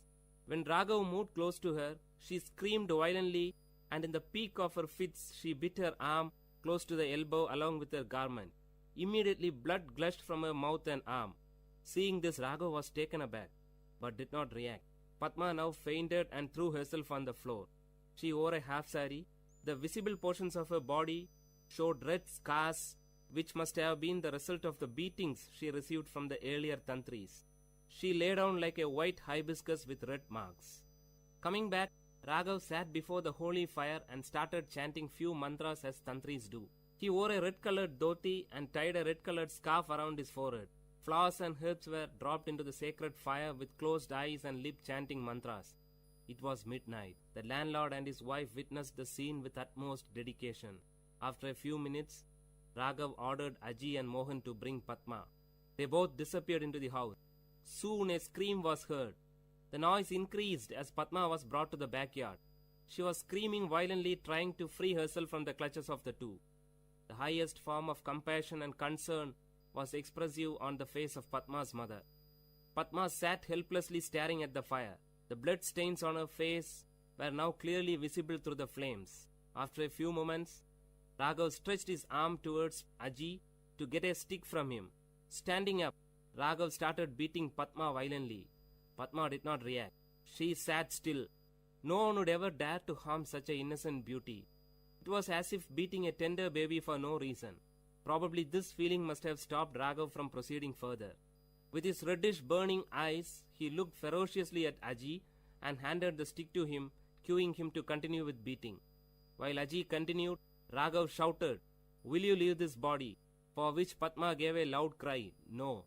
Not able to witness the scene, Padma's mother left the place with panic, followed by her father. Second expanded to minutes, and minutes to hours. In another couple of hours it would be dawn. The voice of Padma became faint. She hardly opened her mouth, but shook her head rhythmically to convey the message, "No, no." Padma was wet with sweat and blood. She lay down like a wet flag on the roadside, unattended by party cadres after a meeting. Now Padma was partially dragged to her room. After leaving her alone, the three looked at each other. Raghav gave a tight-lipped expression and nodded his head to admit his failure. He rubbed the kumkum from his forehead and descended down the stairs. He sat on the first step. After giving a second thought, Raghav took a piece of electric wire which was lying on the floor and rushed towards Padma. Padma was cornered. Holding the folded wire in his arm, he raised it to beat Padma, but to his shock, she grabbed his feet, fell on it and pleaded. She cried with a sweet voice, "Please, leave me." Raghav was moved. Raghav closely watched her lips for more words. She paused. A drop of water would fall from a melting ice only when the required amount gets collected. Now the drop fell. "I am normal. I don't have any illness," Padma said in a soft voice. Raghav, "But you?" "Padma, can you help me?" Before Raghav could give an answer, Padma continued, "I am in love with my cousin, but our families are not in good terms. My parents will never accept him as my pair. If I reveal it, Chandran may be in trouble. He is serving in the Indian army. He'll be back by the end of this month. I have to wait just for 15 days more to postpone this marriage that my parents have arranged for me." "Raghav, you tortured yourself by biting?" Raghav paused when Padma took out few packets of kumkum hidden under her garment. That was the secret behind her blood-sucking act. Raghav was stunned. Padma continued, "I know you are not a tantri." Hearing this, Raghav touched his face and dress with his fingers to make sure if his makeup hasn't deceived him. "You never uttered a correct mantra." Raghav expressed a surrendered look of a child in front of his mother. Padma continued, "My parents will not let me out of the house." Those were the days when women were denied freedom to move about, especially after the marriage is being fixed. In most of the communities, women did not have any freedom in choosing their life partners too. It was considered wrong for a woman to express her opinion about the choice of her parents. Some women considered that pretension of being possessed by an evil spirit was the only way by which they could get an outlet to express their views. Whatever she uttered in this form was considered as a word of the spirit which possessed her. Padma was one such victim. Raghav was deeply moved by the depth of love that Padma had for Chandran. She had withstood all the humiliations of the tantri for her love. Padma carefully stood up, stretched her hand towards the picture of goddess Lakshmi, and took a piece of paper which was hidden behind it. She carefully handed the paper to Raghav. "Can you inform Chandran that my parents are busy in getting me married to another man? Please?" Raghav took the paper and looked into the contact details. Nodding his head as a sign of acceptance, he moved out. Just as he stepped out of the room, he could hear the murmuring sound of his friends outside. Then something struck him. He swiftly turned back to Padma. Holding the paper in one arm and the other arm holding the door, Raghav uttered to Padma in a feeble sound, "Can you do us a favor?" Padma looked at Raghav with an expression that signaled proceed. "Raghav, I assure you that we will unite you with Chandran. But till then, can you stop this self-punishing at least for our sake?" Hearing this, like streams of water in a dry place, Padma's lips started to smile after a long time. "Padma, don't worry, you will get your reward." The word was kept. Years passed, and today Padma and Chandran are happy with their children and grandchildren. Today, as the opinion of women is being sought by their parents for all the factors that concern their life, the cases of women possessed by evil spirit in the society has declined.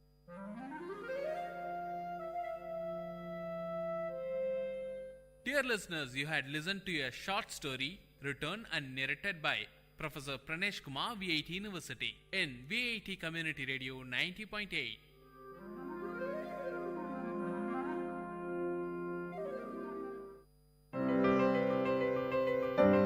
This song is presented by Spark X Music Band.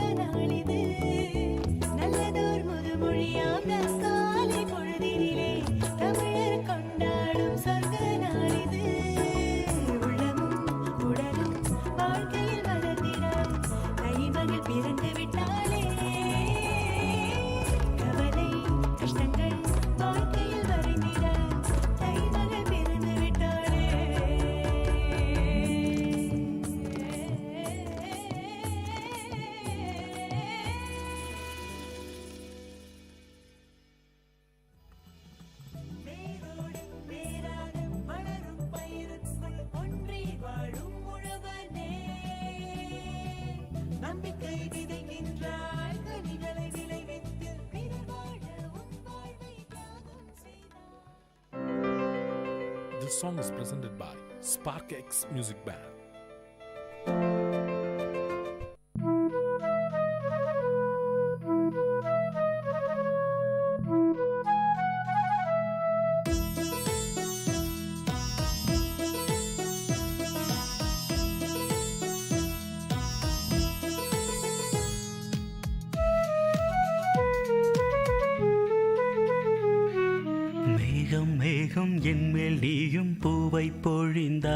அதிலே என்னை கொஞ்சம் நனைய விட்டு மோகம் கொண்டாய். மேகம் மேகம் என்மேல் நீயும் பூவை பொழிந்தாய். அதிலே என்னை கொஞ்சம் நனைய விட்டு மோகம் கொண்டாய். காலை கதிரே உன் பனித்துளி நான் தினம் என்னை கிள்ளியே நீ எழுப்பி விட்டாய். மேகம் மேகம் என்மேல் நீயும் பூவை பொழிந்தாய். அதிலே என்னை கொஞ்சம் நனைய விட்டே மோகம் கொண்டாய்.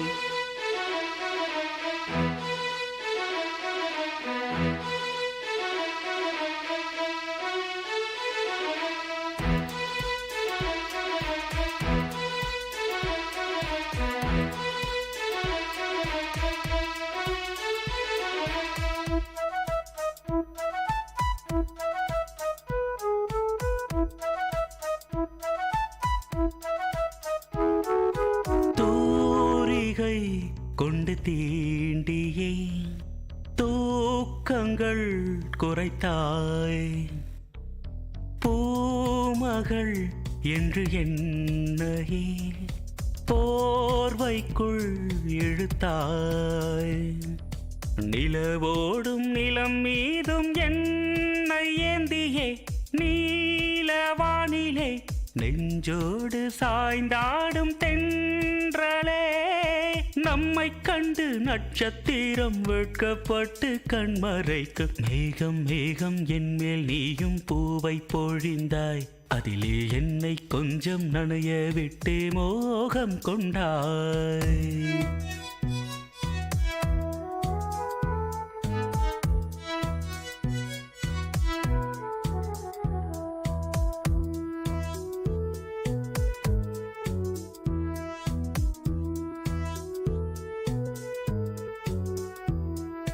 வானவில் வண்ணம் கூட்டியே வார்த்தைகள் வரைந்தாய். தேன் துளி என்று என்னையே நாக்கினுள் ஒலித்தாய். விழியோரம் நடை போடும் ஆசை மேகமே எந்தன் ஜீவனே. கரம் சேர்த்து நடமாடும் சொந்தமே. உன்னை போல மின்னல் கூட மின்னி மின்னி முத்தம் போடும். மேகம் மேகம் என்மேல் நீயும் பூவை பொழிந்தாய். அதிலே என்னை கொஞ்சம் நனைய விட்டே மோகம் கொண்டாய். மேகம் மேகம் என்மேல் நீயும் பூவை பொழிந்தாய். அதிலே என்னை கொஞ்சம் நனைய விட்டே மோகம் கொண்டாய். காலை கதிரே உன் பனித்துளி நான் தினம் என்னை கிள்ளியே நீ எழுப்பி விட்டாய். மேகம் மேகம் என்மேல் நீயும் பூவை பொழிந்தாய். அதிலே என்னை கொஞ்சம் நனைய விட்டு மோகம் கொண்டாய். கேட்ட பாடலை இசையமைத்து பாடியவர் முருகானந்தம். பாடல் வரிகள் பவித்ரா. தயாரிப்பு VIT பண்பலை 90.8. தமிழ்ச்சுடர் வாழ்வும் இலக்கியமும் சங்கமிக்கும் ஒலி ஓவியம் உங்கள் VIT பண்பலை 90.8.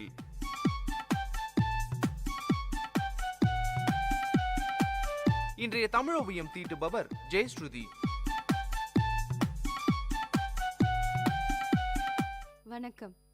கல்லுண்ணா பொழுதில் கலித்தானை காணுங்கால் உள்ளான் கொல் உண்டதன் சோர்வு. குடி என்பது குடிப்பழக்கத்தையும் குடும்பத்தையும் குறிக்கும் சொல்லாகும். குடித்தால் குடும்பம் கெடும் என்பது தான் குடியை கெடுக்கும் என்ற பழமொழியின் பொருள். ஆனால் நம் குடிமகன்களோ போதையில் இதை படிச்சுட்டு அவங்க குடும்பத்தால தான் அவங்க குடிக்கிறதே கெடுதுன்னு எழுதியிருக்கதா புரிஞ்சுக்கிறாங்க. என்ன செய்யறது? சரி, விஷயத்துக்கு வரேன். தற்போதைய சூழ்நிலையில குடும்பங்களின் தனிப்பட்ட பொருளாதார நிலையை சீரழிக்கிற விஷயமா குடிப்பழக்கம் இருக்குன்னு சொல்லலாம். அவங்க கஷ்டத்தை மறப்பதற்கு குடிக்கிறேன் என்று மற்றவங்க கஷ்டத்தை அதிகப்படுத்துறாங்க. குடிப்பழக்கத்துக்கு அடிமையானவர்கள் அதிலிருந்து மீண்டு வருவது சிரமம் என்று நான் சொல்லி உங்களுக்கு தெரிய வேண்டியதில்லை. அதே சமயம் சமுதாய மதிப்பும் குறைந்து பொருளாதார நிலையிலும் தாழ்ந்து போய் வருகிறாங்க. சரி, இது எல்லோருக்கும் தெரிந்த விஷயம் தானே. இது ஏன் நான் இப்போ சொல்றேன்னு நீங்க யோசிப்பீங்க. இப்போல்லாம் நொடிக்கு 100 விசேஷங்கள் வருது. அப்போல்லாம் இந்த மாதிரியான வசனத்தை நம்ம கேட்டிருப்போம். என்ன மச்சி, சரக்கடிக்கலாமா அப்படின்னு. 14-15 வயசு இருக்கிற பசங்களால எது சரி எது தப்புன்னு சரியா தெரிஞ்சுக்க முடியாது. அவங்க கண்டிப்பா அவங்களுக்கு தெரிஞ்சவங்கள தான் ரோல் மாடலா எடுத்து பழகுவாங்க. அப்படி இருக்கும்போது ஒருத்தர் மேல மரியாதை இருக்கும். அவங்க போதைப் பொருட்களை பயன்படுத்துவதையோ இல்ல அதை பற்றி பெருமையா பேசுறதையோ பார்த்தா கண்டிப்பா மாணவர்களுக்கும் அவற்றை பயன்படுத்தணும்னு தோணும். பெரிய அறை ஒன்றில் நடு இருக்கையில் இருந்தார் அலுவலக பொறுப்பதிகாரி. அவரை பார்க்கும்போது அந்த காலத்து அரசவையில் வீற்றிருக்கும் அரசரை போல காட்சியளித்தார். மணி ஒடி ஒன்றுதான் இல்லை.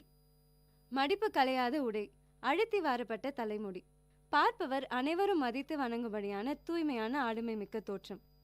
அன்னைக்கு மணி 6:15 அல்லது 6:30 இருக்கும். ஊரோட நடமாட்டம் மிகுந்த பெரிய கடை தெருவில் தொலைவில் ஒரு ஆள் வலப்பக்கமும் இடப்பக்கமுமாக தள்ளாடிக்கொண்டே எதிர் திசையில வந்து கொண்டிருந்தார். கால்கள் நேரே நிற்காமல் தள்ளாடிக்கொண்டே இருந்தார். எங்கேயோ விழுந்துவிட போவதை போன்ற மிக தள்ளாட்டமான தடுமாற்ற நடை, வாய்க்கு வந்தபடியான தொடர்பற்ற குழறிய சொற்கள். என்ன கொடுமை!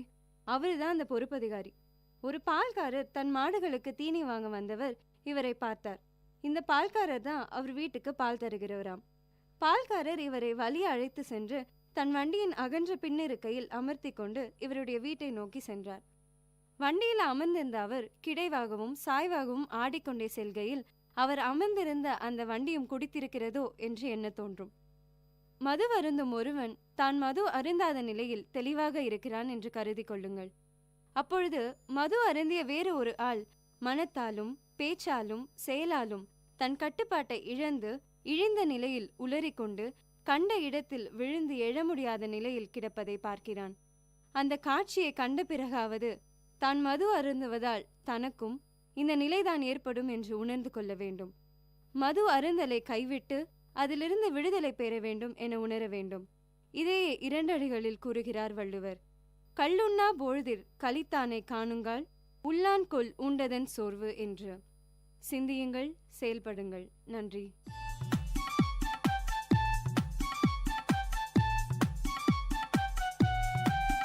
நேயர்கள் இதுவரை கேட்டது வாழ்வையும் இலக்கியத்தையும் இணைத்த ஒளி ஓவியம் தமிழ் சுடர். இன்றைய தமிழ் ஓவியம் தீட்டியவர் ஜெயஸ்ருதி. இது உங்கள் VAT பண்பலை 90.8.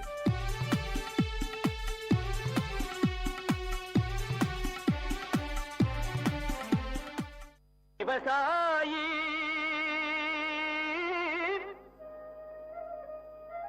விவசாயி கடவுள் என்னும் முதலாளி கண்டெடுத்த தொழில். VIT வேளாண் துறை மற்றும் VIT சமுதாய வானொலி இணைந்து வழங்கும் தினம் ஒரு வேளாண் செய்தி. வணக்கம் நேயர்களே, இது உங்கள் VIT பண்பலை 90.8 VITயின் சமுதாய வானொலி. தினம் ஒரு வேளாண் செய்தியில நான் உங்கள் திவ்யநேகா, மதுமித்ரா, காயத்ரி, மாலினி, ஷஷாந்த். VIT வேளாண் துறை மாணவர்கள். இன்னைக்கு நாம VIT வேளாண் துறையில இருக்கும் புதிய திட்டத்தை பற்றிய சுவாரஸ்யமான கலந்துரையாடலை கேட்போம். இடம் உள்ளூர் சந்தையில் 2 இயற்கை விவசாயிகளுக்கு நடக்கும் உரையாடல். என்ன கலா இந்த பக்கம் பார்த்தே ரொம்ப நாள் ஆச்சு. அது ஒன்றும் இல்லை சீதாக்கா, எங்கள் தோட்டத்து மாம்பழத்தை வெளி மார்க்கெட்டுக்கு வண்டி ஏற்றி விட்டு காய்கறி வாங்கலாமேன்னு சந்தைக்கு வந்தேன். ஆமாம், நீங்கள் ஏன் உங்கள் மாம்பழத்தை எடுத்துட்டு இங்கே வந்திருக்கீங்க? நானே உன்கிட்ட சொல்லான்னு தான் இருந்தேன். மகசூல் அதிகமாக வர ஆசைப்பட்டு உயிர் உரத்தை நிறைய வாங்கி போட்டேன். ஆனால் கடைசியில் பூவெல்லாம் கருகி மகசூலே வராமல் போயிடுச்சு. ஏதோ மிச்சம் இருக்க இந்த மாம்பழத்தை எடுத்துட்டு வந்த விலைக்கே வித்துட்டு போலான்னு வந்திருக்கேன். அட என்னக்கா இப்படி சொல்கிற? நானும் தான் உயிர் உரத்தை போட்டேன், ஆனால் எனக்கு நிறைய மகசூல் வந்திருக்கே, உங்களுக்கு மட்டும் ஏன் வரல? என்னடி சொல்கிற? என் நிலமும் உன் நிலமும் பக்கத்து பக்கத்தில் தான் இருக்குது. உன் நிலத்தில் இருக்க அதே மண்ணு தான் என் நிலத்துலையும் இருக்குது. அப்புறம் ஏன் எனக்கு மட்டும் இப்படி நடக்குது? சரி விடுக்கா, நம்மள மாதிரி இயற்கை விவசாயிகளுக்கு இது மாதிரி அடி அப்பப்போ விழ தான் செய்யும். அடுத்த முறை பார்த்துக்கலாம், விடுங்க. அதே சந்தையில் விவசாயம் தொடர்பான சந்தை கணக்கெடுப்பதற்காக வந்த வேளாண் துறை மாணவி செல்வி இந்த உரையாடலை கேட்கிறாள். வணக்கங்க, என் பேர் செல்வி. நான் VIT வேளாண் துறை மாணவி. நீங்கள் 2 பேரும் பேசிட்டு இருந்ததை கேட்டுட்டு தான் இருந்தேன். உங்களை மாதிரி விவசாயிகளுக்கு இருக்க பிரச்சனையெல்லாம் ஆய்வு பண்ணி தீர்வு கொடுக்க தான் எங்கள் VIT வேளாண் துறையில் ஒரு புதிய திட்டத்தை கொண்டு வந்திருக்கோம். அந்த திட்டம் மூலயமா உங்களுக்கு தேவையான தீர்வை கொடுக்க முடியும்னு நம்புகிறேன். என்னம்மா சொல்கிற? இத்தனை வருஷமா விவசாயம் பண்ணுற எங்களுக்கே இது என்ன பிரச்சனை தெரியலம்மா. நீ இப்போதான் படிச்சுட்டு இருக்க, நீ எப்படிம்மா எங்களோட பிரச்சனைக்கு தீர்வை கொடுக்க முடியும்? நீங்கள் சொல்கிறதும் சரிதாம்மா. ஆனால் எங்கள் ஆசிரியர்கள்லாம் அவங்க துறையில் வல்லுநர்களாக இருக்காங்க. நான் உங்கள் பிரச்சனையை அவங்கக்கிட்ட எடுத்துகிட்டு போய் சொல்லி அவங்க சொல்கிற தீர்வை உங்ககிட்ட வந்து சொல்லுவேன். அப்படியா? இது ரொம்ப நல்லா இருக்கே. அப்போது நான் என் நிலத்தில் இருக்க பிரச்சனையெல்லாம் சொன்னால் எனக்கு உடனே தீர்வு வந்துடுமா? ஆமாம்மா, அதிகபட்சம் 2 நாளில் சொல்லிடுவாங்க. அப்படி அவங்களுக்கு தெரியலன்னா அவங்களுக்கு தெரிஞ்ச மற்ற விவசாய விஞ்ஞானிகள் கிட்ட கேட்டு அவங்க தீர்வை சொல்லுவாங்க. சரி சரி, அப்போது என் நிலத்தில் நான் என்னெல்லாம் பண்ணுறேன், என்ன பிரச்சனைலாம் இருக்குன்னு சொல்கிறேன், எழுதிக்கோமா.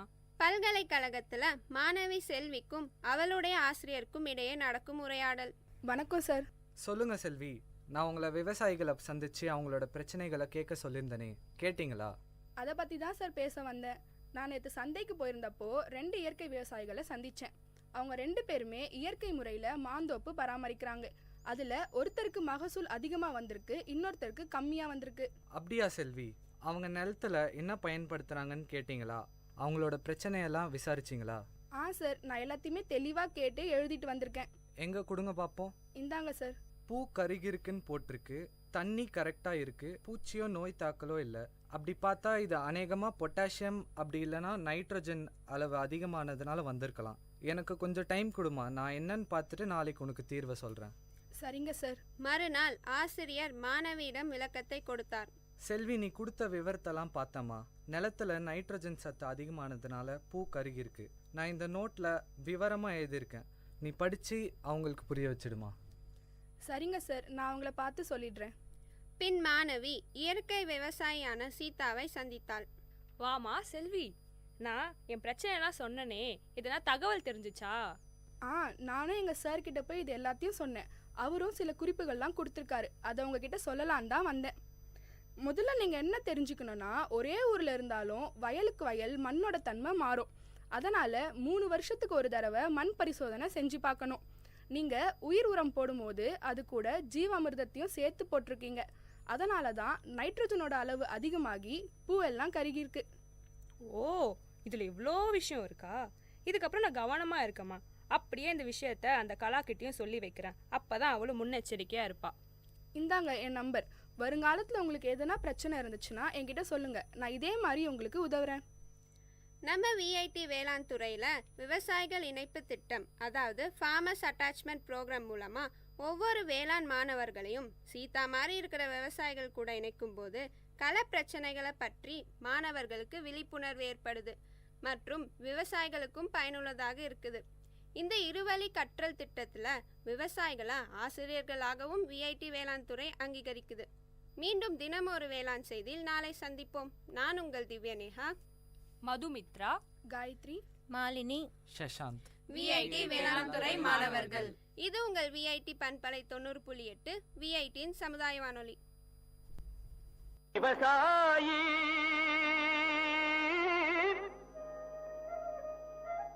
விவசாயி கடவுள் என்னும் முதலாளி கண்டெடுத்த விஐடி வேளாண் துறை மற்றும் விஐடி சமுதாய வானொலி இணைந்து வழங்கும் தினம் ஒரு வேளாண் செய்தி.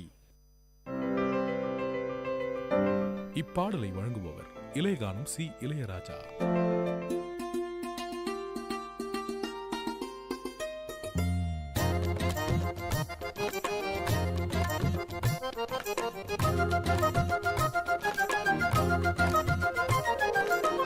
கண்ணே ஒன்ன காணாம நான் கவி பாடுறேன், நெஞ்சுக்குள்ள ஒன்ன வச்சு தினவாடுறேன். மதுரை மல்லி வாசம் உன்னை பார்த்தாலே பேசும், ஓம் கொலுசு சத்தம் கேட்டு அந்த கோயில் மணியாடும். கண்ணே ஒன்ன காணாம நான் கவி பாடுறேன், நெஞ்சுக்குள்ள ஒன்ன வச்சு தினவாடுறேன்.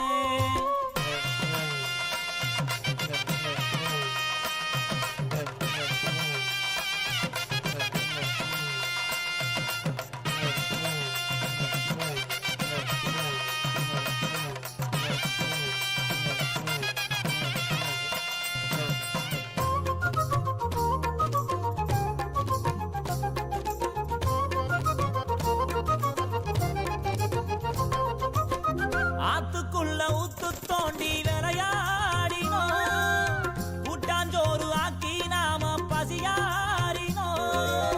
பள்ளி கூட பாடம் மறந்து அடி வாங்கினோம், அம்மா அப்பா பேர சொல்லி கதை பேசினோம்.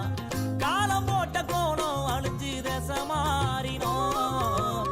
கண்ணே ஒன்ன காணாம நான் கவி பாடுறேன், நெஞ்சுக்குள்ள ஒன்ன வச்சு தினவாடு.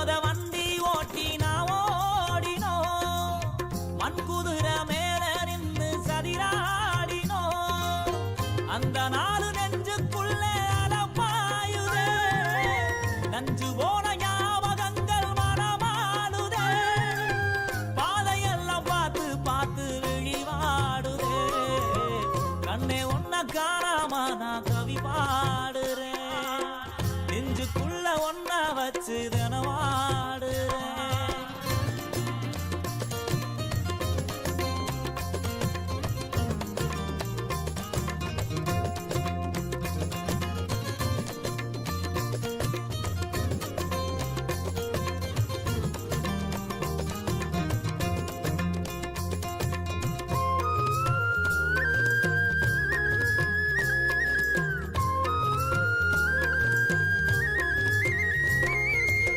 வெள்ளருக்கு வெட்டி வந்து பேயோட்டினோ, செங்கல் மேல பானை வச்சு தீ மூட்டினோ, அந்த நாடு நெஞ்சுக்குள்ள கடம் போடுதே, எந்த நாடு நீயும் வருவே விட தேடுதே, ஆசையெல்லாம் இதைய கேட்டு தினமாடுதே, கண்ணே ஒன்ன காணாம நான் கவி பாடுறேன், நெஞ்சுக்குள்ள ஒன்ன வச்சு தினவாடுறேன்.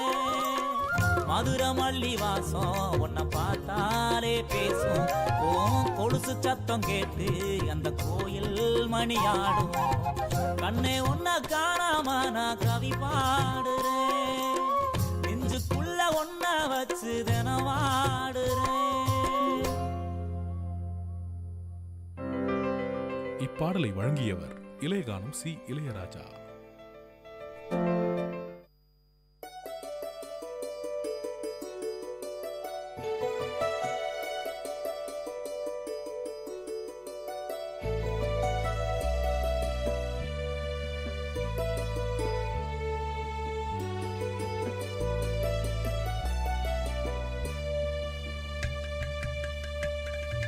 வண்ணமய குதூகலம் வானதிரும் கொண்டாட்டம், கலைகளின் சங்கமம் கவிஞர்களின் கைவண்ணம். வண்ணமய குதூகலம் வானதிரும் கொண்டாட்டம், கலைகளின் சங்கமம் கவிஞர்களின் கைவண்ணம்.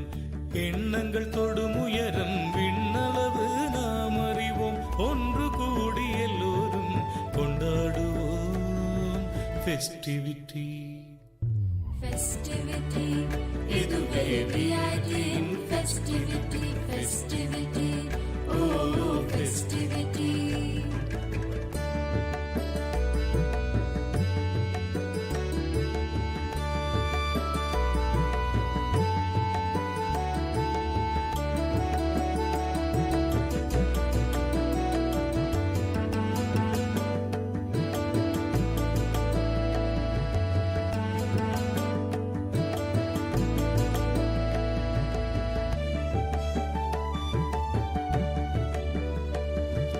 நாமெல்லாம் ஒரு குடும்பம், VIT நம் குடும்பம், உலகெங்கும் பரவி நிற்கும் VIT நம் குடும்பம்.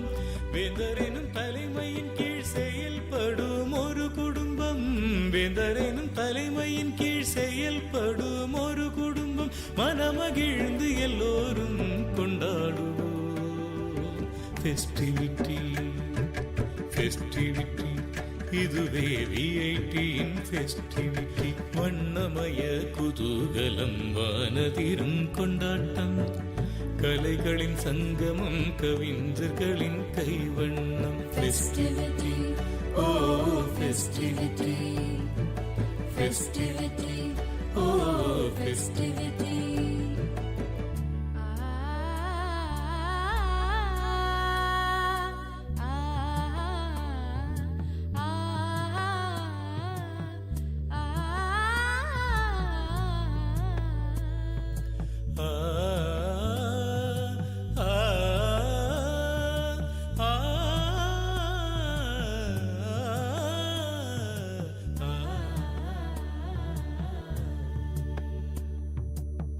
பல வண்ண பாடல்கள், மயிலாடும் மாட்டங்கள், பளிச்சிடும் திறமைகள், ஒளிர்விடும் சிகரங்கள், அதுதொடும் உயரங்கள் என்றென்றும் நிலைத்திடும், அதுதொடும் உயரங்கள் என்றென்றும் நிலைத்திடும். விண்வியக்கும் ஒரு சொர்க்கம் இனி இங்கே அமைந்திடும். ஃபெஸ்டிவிட்டி, இதுவே VITயின் ஃபெஸ்டிவிட்டி. வண்ணமய மனதிரும் கொண்டாட்டம் கலைகளின் சங்கமம் கவிஞர்களின் கைவண்ணம் வண்ணமய குதூகலம் வானதிரும் கொண்டாட்டம் கலைகளின் சங்கமம் கவிஞர்களின் கைவண்ணம் எண்ணங்கள் தொடுமுயரம் விண்ணளவு நாம் அறிவோம் ஒன்று கூடி எல்லோரும் கொண்டாடுவோம் ஃபெஸ்டிவிட்டி ஃபெஸ்டிவிட்டி இதுவே விஐடியின் ஃபெஸ்டிவிட்டி ஃபெஸ்டிவிட்டி ஓ ஃபெஸ்டிவிட்டி.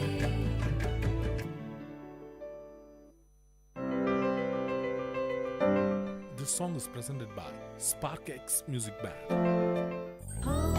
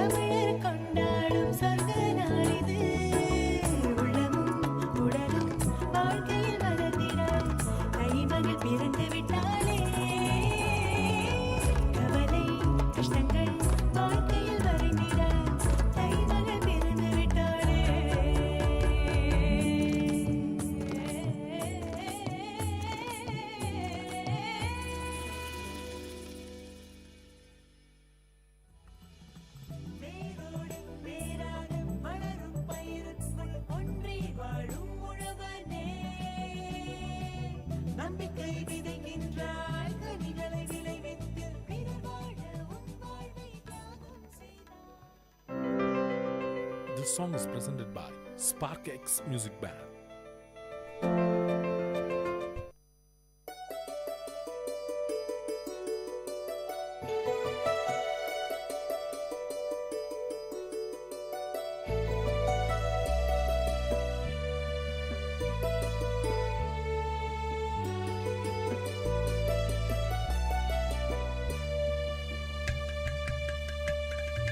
வண்ணமய குதூகலம் வானதிரும் கொண்டாட்டம் கலைகளின் சங்கமம் கவிஞர்களின் கைவண்ணம் வண்ணமய குதூகலம் வானதிரும் கொண்டாட்டம் கலைகளின் சங்கமம் கவிஞர்களின் கைவண்ணம் எண்ணங்கள் தொடுமுயரம் விண்ணளவு நாம் அறிவோம் ஒன்று கூடி எல்லோரும் கொண்டாடுவோம் ஃபெஸ்டிவிட்டி Festivity, இதுவே விஐடியின் festivity, festivity, oh festivity.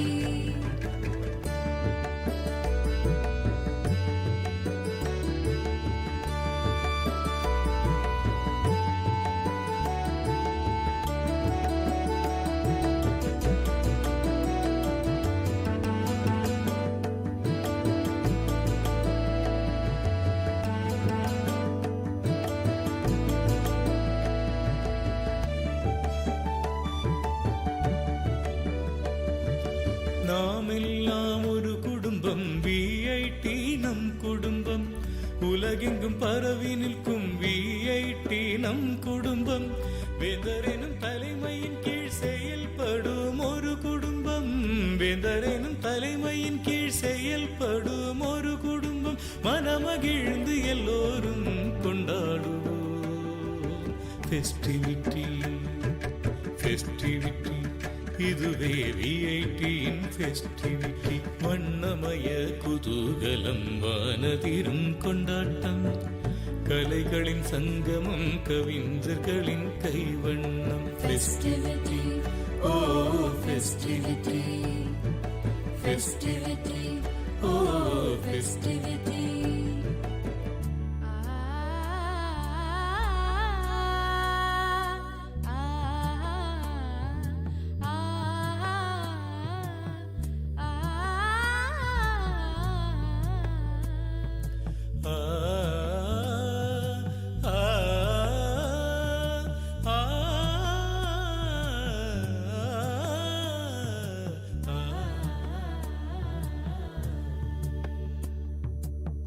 பல வண்ண பாடல்கள், மயிலாடும் மாட்டங்கள், பளிச்சிடும் திறமைகள், ஒளிர்விடும் சிகரங்கள், அதுதொடும் உயரங்கள் என்றென்றும் நிலைத்திடும். அதுதொடும் உயரங்கள் என்றென்றும் நிலைத்திடும். விண்வியக்கும் ஒரு சொர்க்கம் இனி இங்கே அமைந்திடும். ஃபெஸ்டிவிட்டி, இதுவே விஐடியின் ஃபெஸ்டிவிட்டி. வண்ணமய குதூகலம், வானதிரும் கொண்டாட்டம். கலைகளின் சங்கமம், கவிஞர்களின் கைவண்ணம். வண்ணமய குதூகலம், வானதிரும் கொண்டாட்டம். கலைகளின் சங்கமம், கவிஞர்களின் கைவண்ணம். எண்ணங்கள் தொடும் உயரம், விண்ணளவு நாம் அறிவோம். ஒன்று கூடி எல்லோரும் கொண்டாடுவோம் ஃபெஸ்டிவிட்டி, ஃபெஸ்டிவிட்டி. இதுவே விஐடியின் ஃபெஸ்டிவிட்டி, ஃபெஸ்டிவிட்டி, ஓ ஃபெஸ்டிவிட்டி.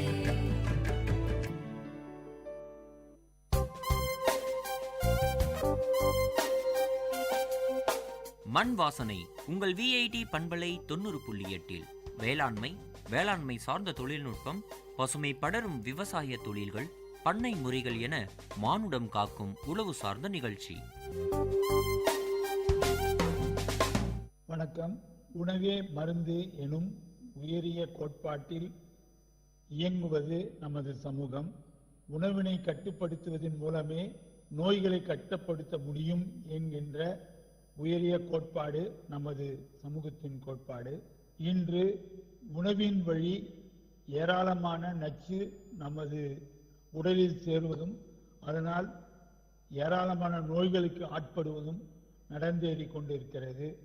உச்சகட்டமாக கேள்விப்பட்டது, அறிந்தது, தாய்ப்பாலிலும் விஷம் கலந்திருக்கின்ற உண்மைதான். இதற்கு காரணம் அந்த தாய் எடுத்துக்கொண்ட உணவில் இருந்த நச்சுத்தன்மைதான் என்பதை ஆய்வுகள் தெளிவுபடுத்தின. இன்றைய காலகட்டத்தில் நச்சில்லாத உணவை மக்களுக்கு கிடைக்க வேண்டும் என்பதற்காக இயற்கை விவசாயிகள் பல சங்கடங்களுக்கு இடையில, பல கடுமையான உழைப்புக்கு இடையில உற்பத்தி செய்து கொண்டிருக்கின்றார்கள். அவர்கள் எந்தவித ரசாயன உரத்தையோ ரசாயன பூச்சிக்கொல்லிகளையோ பயன்படுத்தாமல் இயற்கை உரங்களையும் இயற்கை பூச்சி விரட்டிகளையும் பயன்படுத்தி உணவை உற்பத்தி செய்கிறார்கள். காய்கறிகள், கீரைகள், பாரம்பரிய அரிசி வகைகள், அதே போலவே சிறுதானிய வகைகள் அனைத்தையும் உற்பத்தி செய்து மக்களுக்கு அளிப்பதற்காக தயாராக இருக்கின்றார்கள். அவர்களுக்கான ஒரு மேடையாக மக்கள் நலச்சந்தை உருவாக்கி இருக்கின்றோம். மக்கள் நலச்சந்தை வழியாக மக்களுக்கு நேரடியாக இந்த ரசாயன உரம் கலக்காத உணவுகள், குறிப்பாக காய்கறிகள், கீரைகள், பழங்கள், அதே போலவே சிறுதானியங்கள் கிடைப்பதற்காக மக்கள் நலச்சந்தை என்கின்ற ஒரு எளிய சந்தையினை உருவாக்கி இருக்கின்றோம். இது ஆரோக்கியமானவைகள், இயற்கை விவசாயத்தில் விளைந்தவைகள் கூடுதல் விலையின்றி நியாய விலையில் ஒரே இடத்தில் விவசாயிகள், உற்பத்தியாளர்கள் நேரடி விற்பனையில் இந்த சந்தை இயங்குகிறது. இது ஒரு தனித்துவமான சந்தை. இயற்கை விவசாயிகள் ஒருங்கிணைந்து நடத்தும் வாரச்சந்தை மற்றும் மாதச்சந்தை வழக்கமாக நடைபெற்று கொண்டிருக்கிறது. வாரச்சந்தையை பொறுத்தவரையில் ஒவ்வொரு வாரமும் புதன்கிழமைகளில் காலை 6 மணி முதல் 10 மணி வரை நடைபெறுகிறது. நடைபெறும் இடம் அசோக் பிளான் நர்சரி, நம்பர் 4, 4வது கிழக்கு மெயின் ரோடு, ஆக்சிலியம் கல்லூரி ரவுண்டானா அருகில், காந்தி நகர், வேலூர் 6. இதற்கான தொடர்பாளர் டி ராஜேஷ் 709226293995. இவரை தொடர்பு கொண்டு வாங்குவதாக இருந்தாலும் சரி, விற்பனை செய்யக்கூடிய விவசாயிகளாக இருந்தாலும் இவரை தொடர்பு கொள்ளலாம். இதை தவிர மாதம் ஒரு முறை சிறப்பு சந்தையாக மக்கள் நலச்சந்தை ஒவ்வொரு மாதமும் 2ஆம் சனிக்கிழமைகளில் காலை 6 மணி முதல் 2 மணி வரை நடைபெறுகிறது. இடம் திருமகள் திருமண மண்டபம், ஆக்சிலியம் கல்லூரி சாலை, காந்தி நகர், வேலூர் 6. இந்த சந்தையில் காய்கறிகள், பழங்கள், கீரைகள், பாரம்பரிய அரிசி வகைகள், எண்ணெய், தேன், சத்துமாவு, ஊறுகாய் மற்றும் பிற மதிப்பு கூட்டப்பட்டவைகள் விற்பனைக்கு கிடைக்கின்றன. உங்கள் குடும்பத்தின் ஆரோக்கியமான வாழ்விற்காக உங்கள் வீட்டின் அருகில் அவசியம் வாருங்கள். அன்புடன் அழைக்கும் மக்கள் நலச்சந்தை ஒருங்கிணைப்பு குழு. நன்றி.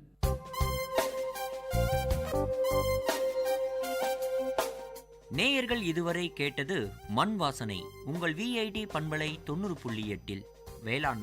வேளாண்மை சார்ந்த தொழில்நுட்பம், பசுமை படரும் விவசாய தொழில்கள், பண்ணை முறைகள் என மானுடம் காக்கும் உழவு சார்ந்த நிகழ்ச்சி.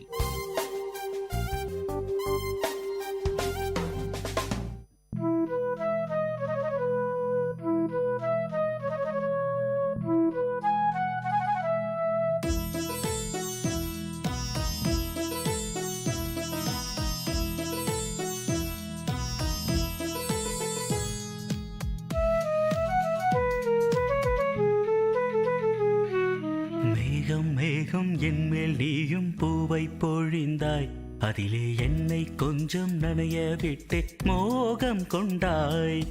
மேகம் என்மேல் நீயும் பூவை பொழிந்தாய், அதிலே என்னை கொஞ்சம் நனைய விட்டு மோகம் கொண்டாய்.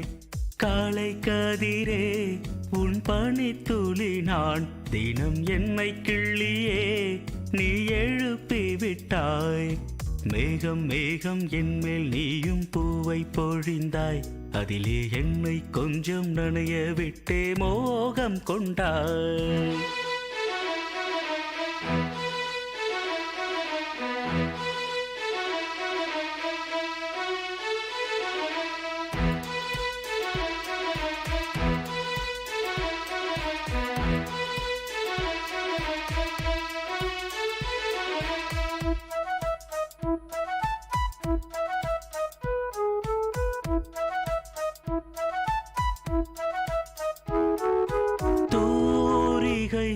கொண்டு தீண்டியே தூக்கங்கள் குறைத்தாய்.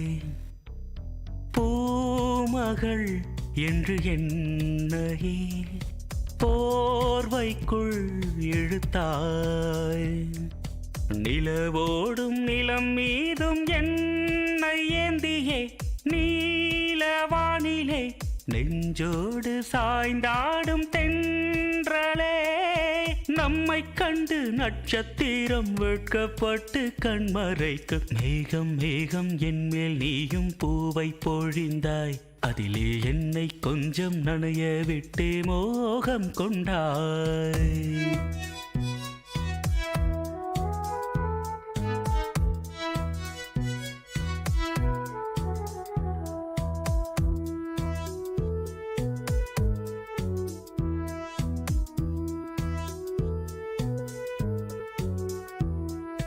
வானவில் வண்ணம் கூட்டியே வார்த்தைகள் வரைந்தாய். தேன் துளி என்று என்னையே நாக்கினுள் ஒலித்தாய். விழியோரம் நடை போடும் ஆசை மேகமே எந்தன் ஜீவனே கரம் சேர்த்து நடமாடும் சொந்தமே உன்னை போல மின்னல் கூட மின்னி மின்னி முத்தம் போடும் மேகம் மேகம் என்மேல் நீயும் பூவை பொழிந்தாய் அதிலே என்னை கொஞ்சம் நனைய விட்டே மோகம் கொண்டாய் மேகம் மேகம் என்மேல் நீயும் பூவை பொழிந்தாய் அதிலே என்னை கொஞ்சம் நனைய விட்டே மோகம் கொண்டாய் காலை கதிரே உன் பனித்துளி நான் தினம் என்னை கிள்ளியே நீ எழுப்பி விட்டாய் மேகம் மேகம் என்மேல் நீயும் பூவை பொழிந்தாய் அதிலே என்னை கொஞ்சம் நனைய விட்டு மோகம் கொண்டாய். கேட்ட பாடலை இசையமைத்து பாடியவர் முருகானந்தம். பாடல் வரிகள் பவித்ரா. தயாரிப்பு VIT பண்பலை 90.8. மானங்கருக்குதடி மின்னிருட்டு கம்முதடி மானங்கருக்குதடி மின்னிருட்டு கம்முதடி மேகம் ஊருளுதடி மாறி மழை பெய்யுதடி மேகம் ஊருளுதடி மாறி மழை பெய்யுதடி மானங்கருக்குதடி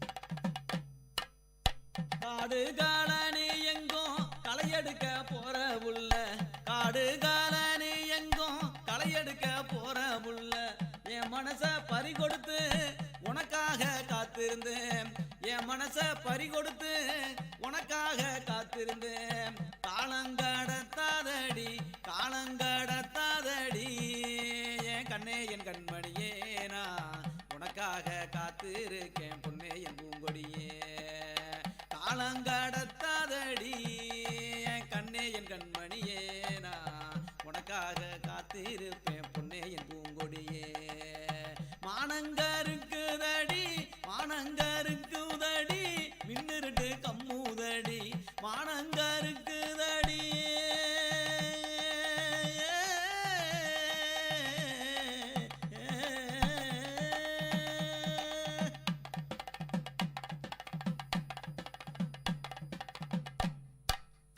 மனசெல்லாம் வெள்ளையடி கண்ணு ரெண்டும் ஜொலிக்குதடி மனசெல்லாம் வெள்ளையடி கண்ணு ரெண்டும் ஜொலிக்குதடி பச்சை கண்ணு நோகாம ஒன்ன பார்க்க தோணுதடி பச்சை கண்ணு நோகாம ஒன்ன பார்க்க தோணுதடி காலம் கடத்தாதடி காலம் கடத்தாதடி என் கண்ணே என் கண்மணியே நான் உனக்காக காத்திருப்பேன் பொன்னே என் பூங்கொடியே காலம் கடத்தாதடி என் கண்ணே என் கண்மணியே நான் உனக்காக காத்திருக்கேன் பொன்னே என் பூங்கொடியே மானங்கருக்குதடி மானங்கருக்குதடி மின்னிருட்டு கம்முதடி மானங்கருக்குதடி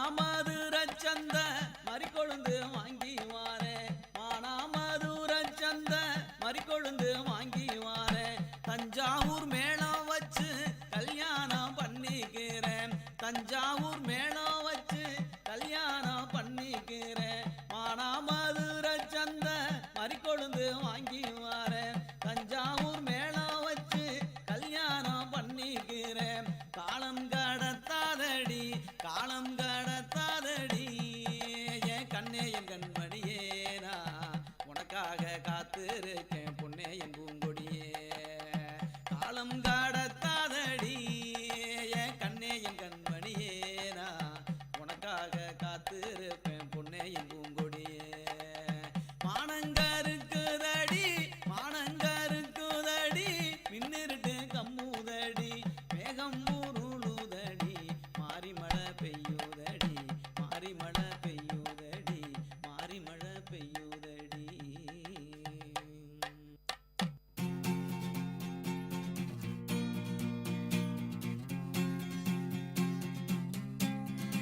थोड़ी आवारगी हल्की सी बंदगी चुटकी पर बेखुदी जरा सी गफलती थोड़ी आवारगी हल्की सी बंदगी चुटकी पर बेखुदी जरा सी गफलती यारों का जो साथ हो यारों का जो साथ हो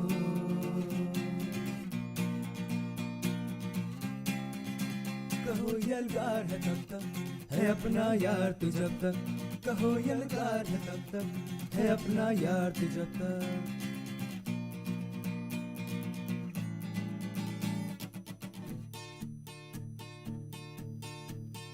शहरों की गलियों में चने की फलियों में लहरों में झाग है जैसे सिगरी में आग है जैसे बुलंद है अपनी यारी हो गम चाहे दुश्वारी पड़ी जब किस्मत भारी बांट ली हिस्सेदारी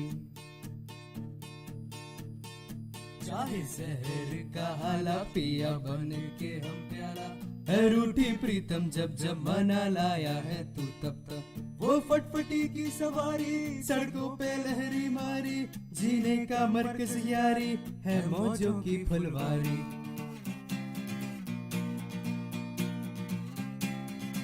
कहो यलगार है तब तक है अपना यार तू जब तक कहो यलगार है तब तक है अपना यार तू जब तक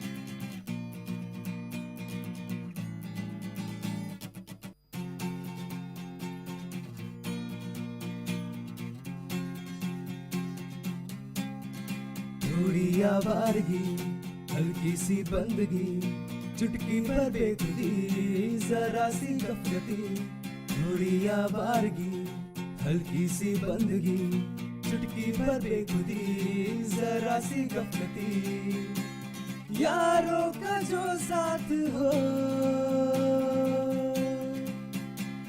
यारों का जो साथ हो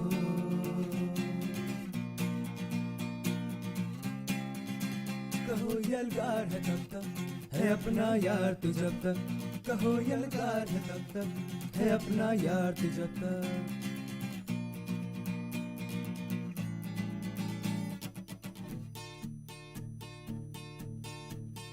शहरों की गलियों में चने की फलियों में लहरों में झाग है जैसे सिगरी में आग है जैसे बुलंद है अपनी यारी हो गम चाहे दुश्वारी पड़ी जब किस्मत भारी बांट ली हिस्सेदारी चाहे शहर का हाला पिया बन के हम प्याला है रूठी प्रीतम जब जब मना लाया है तू तब तक वो फटफटी की सवारी सड़कों पे लहरी मारी जीने का मरकज यारी है मौजों की फुलवारी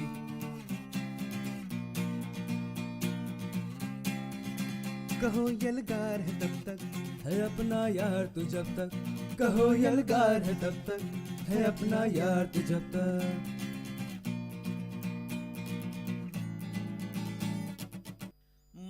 மானங்கருக்குதடி மின்னிருட்டு கம்முதடி மானங்கருக்குதடி மின்னிருட்டு கம்முதடி மேகம் உருளுதடி மாறி மழை பெய்யுதடி மேகம் உருளுதடி மாறி மழை பெய்யுதடி மானங்கருக்குதடி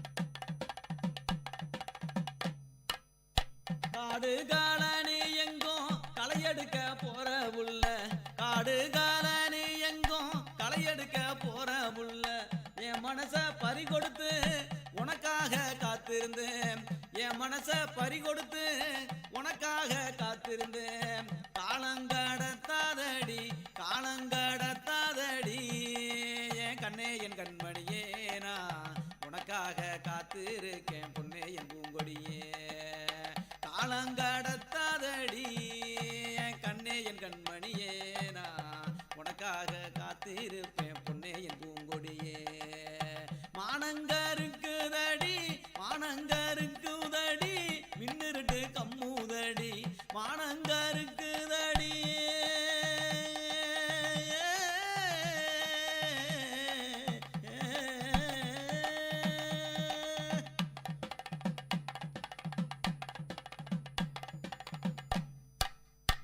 மனசெல்லாம் வெள்ளையடி கண்ணு ரெண்டும் ஜொலிக்குதடி மனசெல்லாம் வெள்ளையடி கண்ணு ரெண்டும் ஜொலிக்குதடி பச்சை கண்ணு நோகாம உன்னை பார்க்க தோணுதடி பச்சை கண்ணு நோகாம உன்னை பார்க்க தோணுதடி காலம் கடத்தாதடி என் கண்ணே என் கண்மணியே நான் உனக்காக காத்திருப்பேன் பொன்னே என் பூங்கொடியே காலம் கடத்தாதடி என் கண்ணே என் கண்மணியே நான் உனக்காக காத்திருக்கேன் பொன்னே என் பூங்கொடியே மானங்கருக்குதடி மின்னிருட்டு கம்முதடி மானங்கருக்குதடி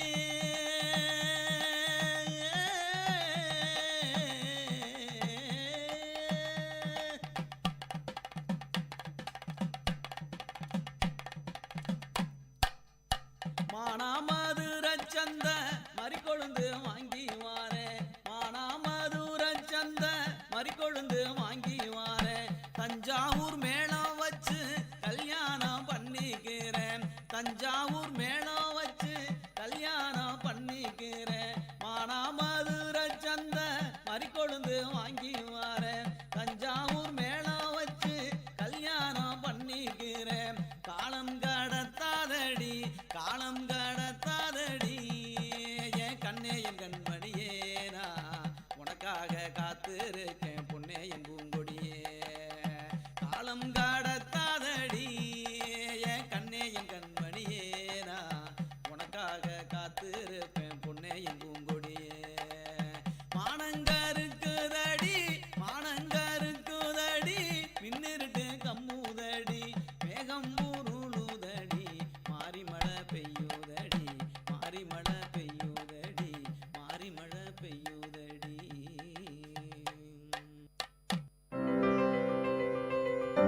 இப்பாடலை வழங்குபவர் இளையகானம் சி இளையராஜா.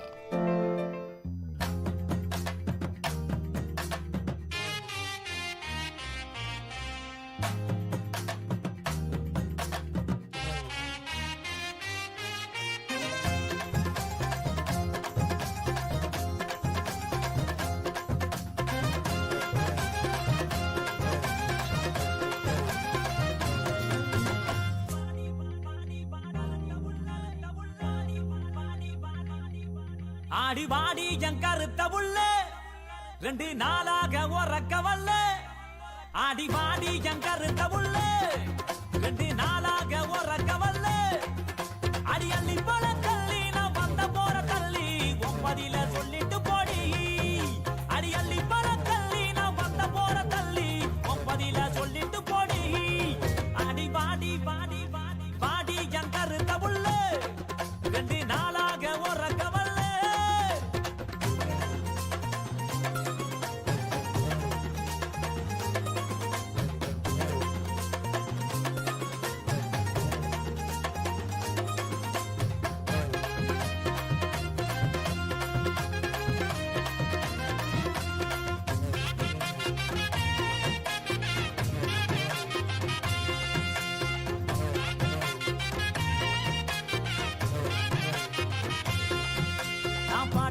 பாடி வாரேன் தெம்மாங்கு பாட்டு நீ இளையராச பாட்ட கேளு அதிருது வேட்டு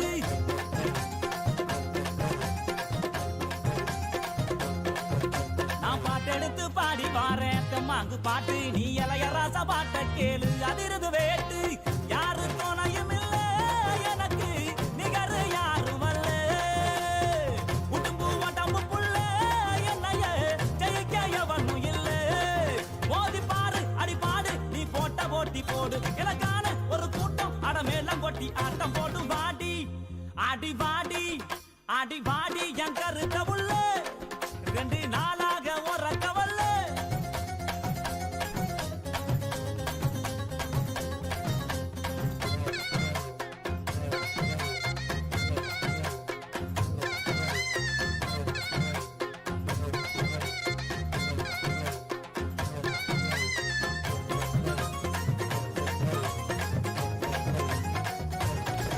ஆடி கண்ட மீனு கண்ணு ரெண்டும் இழுக்குது என்ன உன் பல்வரு சமுத்துச்சாரம் மயக்குவது என்ன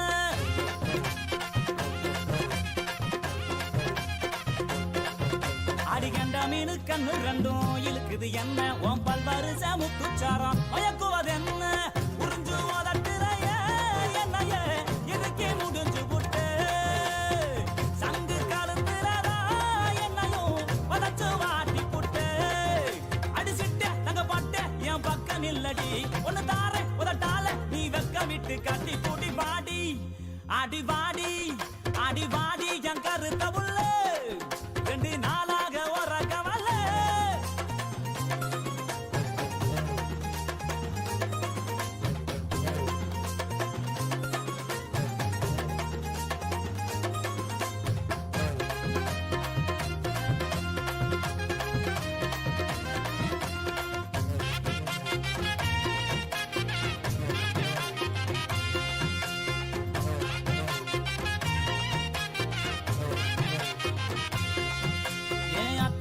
ரத்தினமே மச்சான பாரு என் மாமா வீட்டு மத்தாலாமே அதரவு கூறு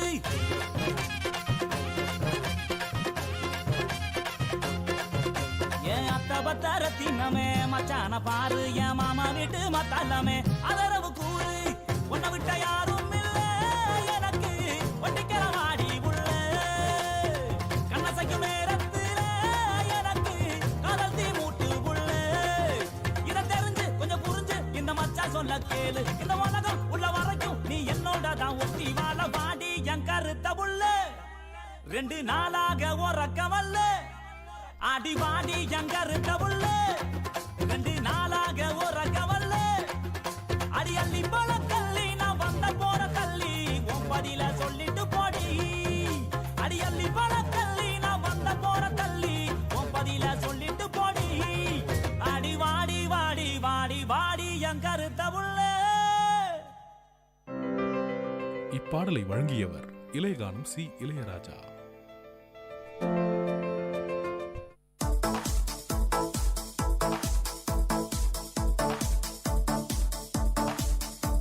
Welcome to the Noble Lectures, an audio lecture series of VIT Community Radio 90.8 FM.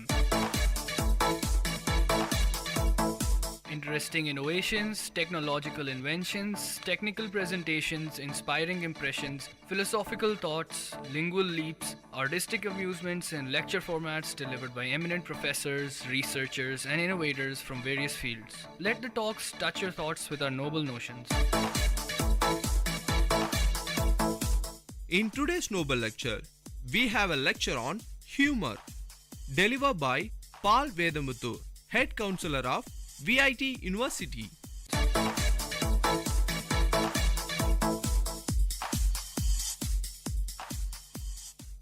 Today I'm going to talk about humor. We live in a world which is full of woes, problems, difficulties, stress, and tensions.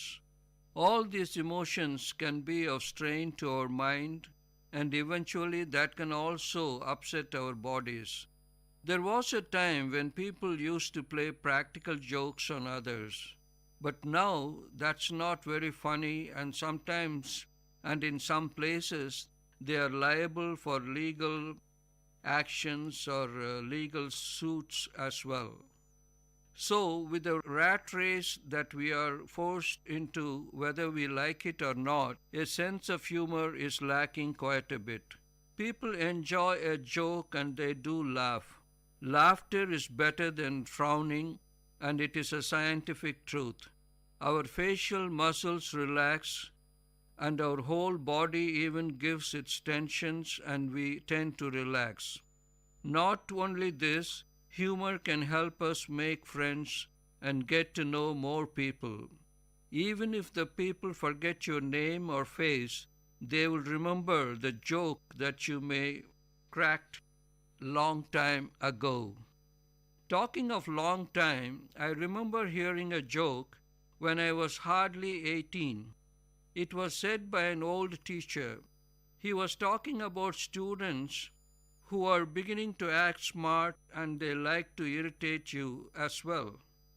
This happened during the days when corporal punishment was quite common, that is, beating the students with a cane. So, in an elementary school, the teacher stressed his cane and said, "The guy who is at the end of this cane is a rascal." Immediately the fellow said, "Sir, this end or the other end." We need to think quite quick to give an answer like this, even though we do admit that the fellow was arrogant. There are two ways to get to know people.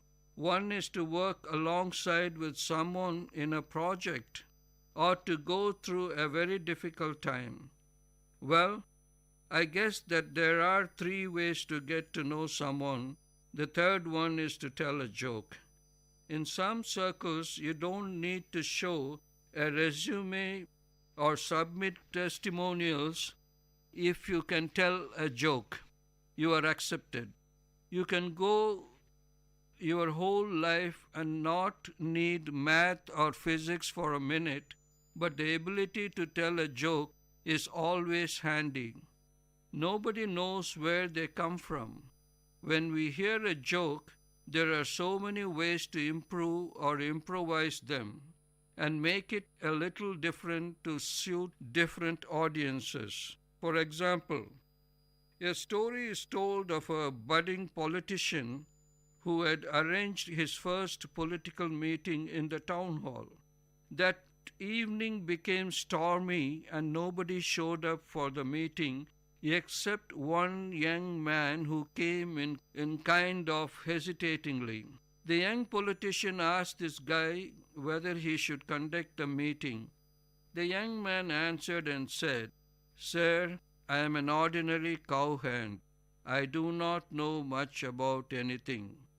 But when I take the feed to the cattle, even if there is only one cow, I do feed him."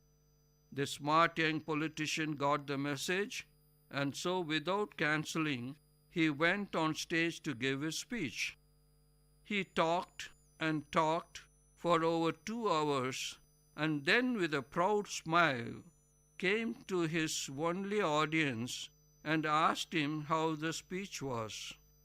Now the simple young man answered and said in the same kind of a voice, "Sir, I am an ordinary simple cowhand, and when I go to feed my cattle, if there is only one animal, I do not give him all the feed that I take." Now, this can be changed and modified into the situation that we want and as per the audience. The same can be changed for a church pastor and his congregation. Well, when we are on the topic of long speeches, a guy was known for his long-winded speeches. People started feeling somewhat bored and anxious about his speeches. After some months, his speeches started to be shorter. So one of his friends asked him as to why his speeches aren't long as it used to be. The speaker answered, "It's not good for my throat." So the friend asked him, "Did the doctor tell you not to talk too much as it's bad for your throat?" The speaker answered, "No. Someone who used to come to hear my speeches gave me a warning that they will slit my throat if the speech was long." So, when we are asked to speak, it's good to keep it interesting and, if possible, short. As I had mentioned earlier, humor is a great tool for speakers, teachers, preachers, and public speakers. I have always found it come in handy to start any talk with either a short story of preferably a humorous one or a joke. I have said this on some occasions. There is this story about the great inventor Einstein. When he had come up with this theory and was giving speeches in several cities, once he had to go out of state to a new city where people had not seen him or known him by sight. When he was being driven to the city, he was telling his chauffeur, that is his driver, that he was somewhat tired of giving the same speech again and again. The driver, who used to sit at the last row at every meeting, very humbly said that he would give the speech if his boss didn't mind it. Einstein was very surprised and said it was all right. The driver can give the speech and he would sit in the last row and listen. The chauffeur gave a flawless speech and even his boss was surprised and impressed. Then the organizers announced that it was question and answer time. Now Einstein became jittery as to what's going to happen. When the question was shot at the speaker, that's the driver, he just smiled and said, "Oh, that's such a simple question that even my chauffeur sitting there can answer it." Well, this happened or not, we are not too sure. But somehow this surfaced, and so it's up to us to decide whether we are going to believe it or not. But anyway, it is interesting to listen to such a story. But then when we listen to a joke, we do not see to the validity of the things mentioned. We see only if it makes us laugh. We do not dissect or dissect the information. Maybe when we hear these kinds of jokes, we believe, I guess, especially married people, a wife wakes up in the middle of the night and finds her husband sitting on the bed crying. She asks, "What is wrong?" He says, "Remember when your daddy caught us in your room when we were 16 and told me I would have to marry you or he was going to send me to jail for 30 years? She says, "Yeah, but why are you thinking about that now?"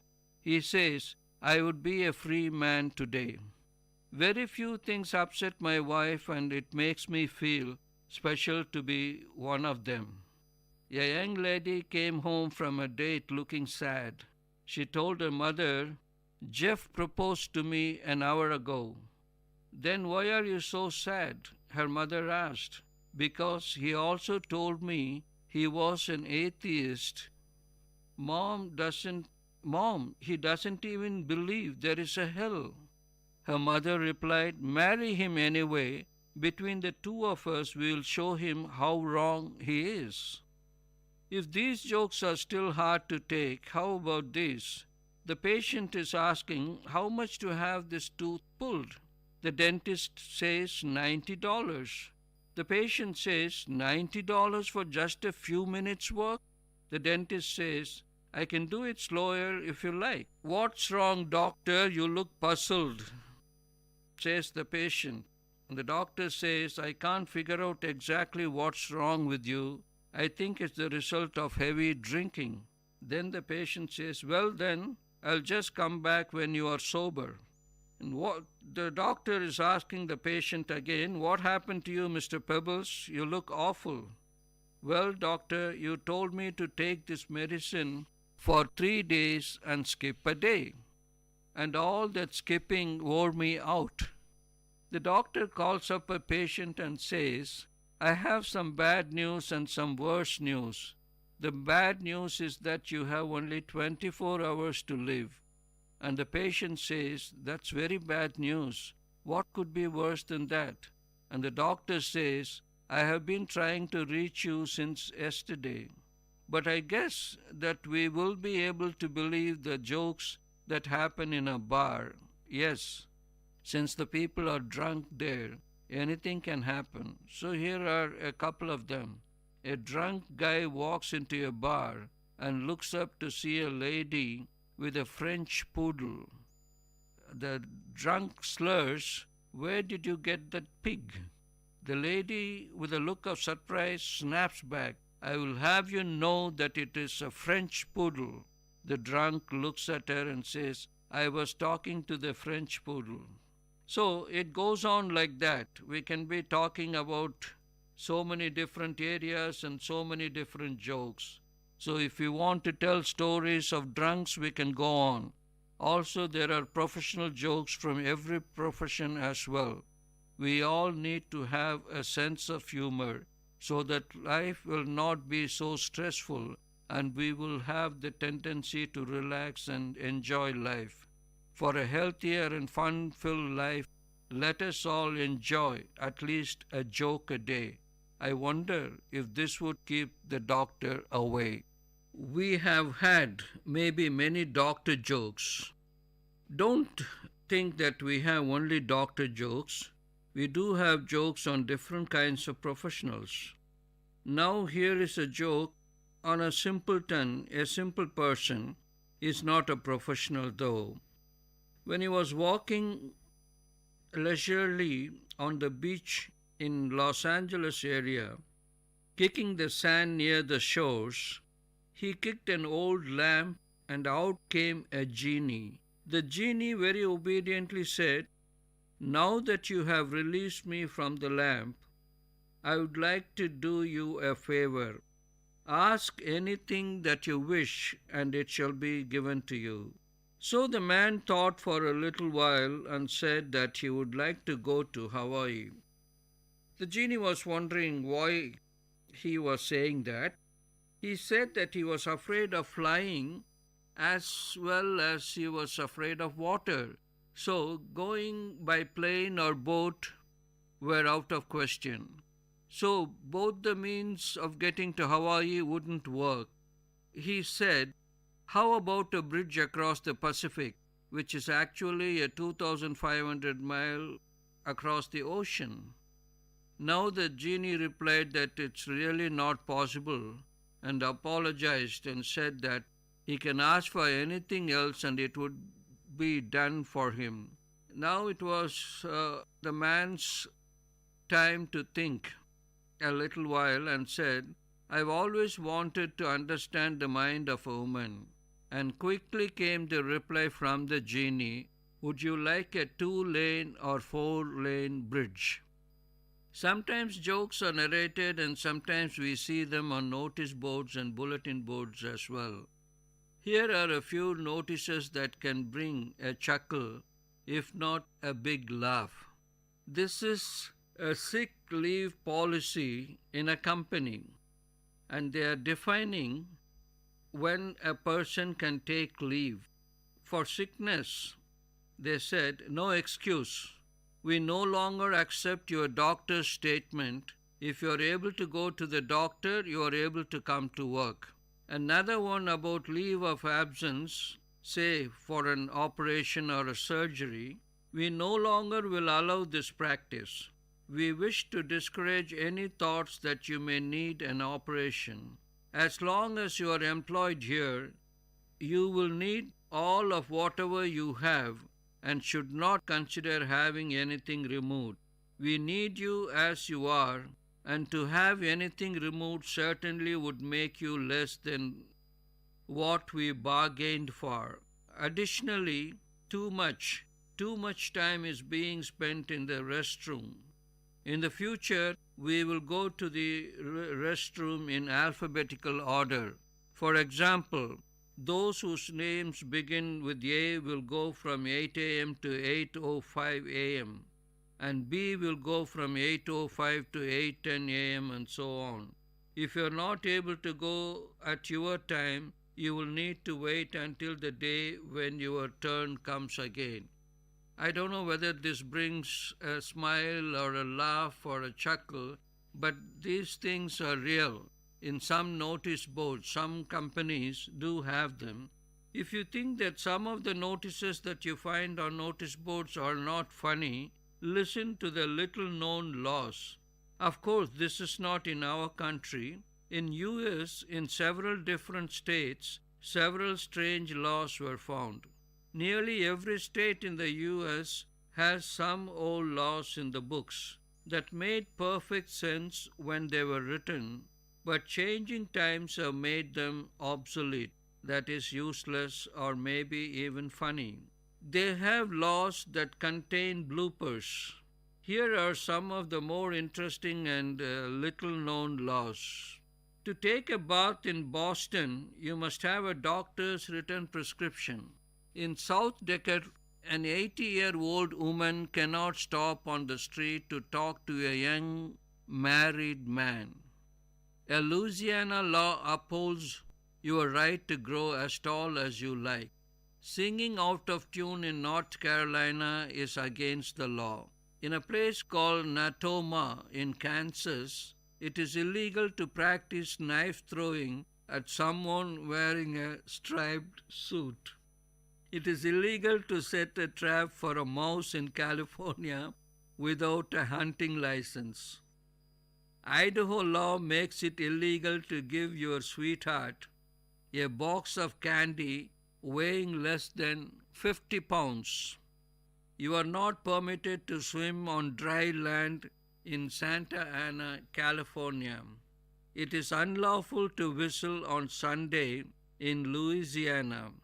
In a place called Belvedere in California, the ordinance or the law was written this way: no dog shall be in public without its master on a leash.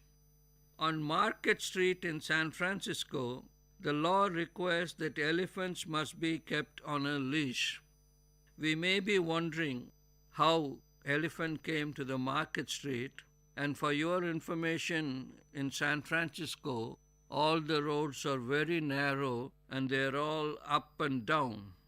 In White Cloud, Kansas, it is illegal to break out of jail. In Colorado Springs, Colorado, the law upholds a dog's right to one bite. That is, the dog can bite someone one time and that person cannot take the dog to the court or the owner to the court. In San Francisco, you are forbidden by law to spit on your laundry. That is, you cannot spit on your own self. Indiana has a law against taking a bath in winter. We are talking about 3 or 4 months. In the beginning, I said how important it is to have humor and enjoy a joke which will lighten our hearts and take away the tensions we have. An ancient biblical proverb says, "A joyful heart is good medicine, but a broken spirit dries up bones." One doctor noted that if you can't take humor, not only is fun, it also benefits our minds and bodies. All the more reason for us to share humor with others. For anyone interested in communicating effectively, whether with individuals or larger audiences, humor has several advantages. It is one of the most effective forms of communication. It can dissolve tension in people to whom you are relating and can help them relax. It can help you gain and keep your listeners' attention. It can increase our credibility and help us come across as a real person. It can help overcome resistance to points you are trying to make. It can provide needed breaks in a conversation or speech. It can help drive home a point. I have experienced all this, and these are all very true. And the one I like the best is that it can increase our credibility and help us come across as a real person. And also it can always help the listener to remember the points that we are trying to emphasize when we are giving a talk. Right from the joke or the story, they can remember the points that we were trying to make. And humor is one of the most effective forms of emotional communication. One young bridegroom tells of a minor crisis that took place in his honeymoon. His wife was trying to press his trousers with an iron they had received as a wedding gift. The iron burned a hole and part of his new trousers went up in smoke. The bride was in tears as she explained to her husband what had happened. "That's okay, sweetheart," he responded. "Let's be thankful that my leg wasn't in those trousers." If he had just said, "It's okay, sweetheart, don't worry about it," that certainly would have helped. But his humorous interjection about the leg in the trousers lightened the mood even more and probably lifted the spirits of his disconsolate bride. Here is a joke to prove that humor can dissolve tension and help relax people. One husband remarked, People ask us the secret of our long marriage, that is, many, many years of married life. And he said it's really quite simple. 2 evenings a week, we take time to go to a restaurant, a quiet dinner, soft music, some candlelight, a slow walk home. Then he paused for a few seconds and said, "She goes on Tuesdays and I go on Fridays." There are doctor jokes, teacher jokes, and so many other professional jokes. I wonder if you knew that there are engineer jokes too. Let's hear a few. Are you a lawyer? This is about a lawyer. So, are you a lawyer? Yes. How much do you charge? $100 for 4 questions. Isn't that awfully expensive? Yes. What's your 4th question? A lawyer comes to visit his client on death row.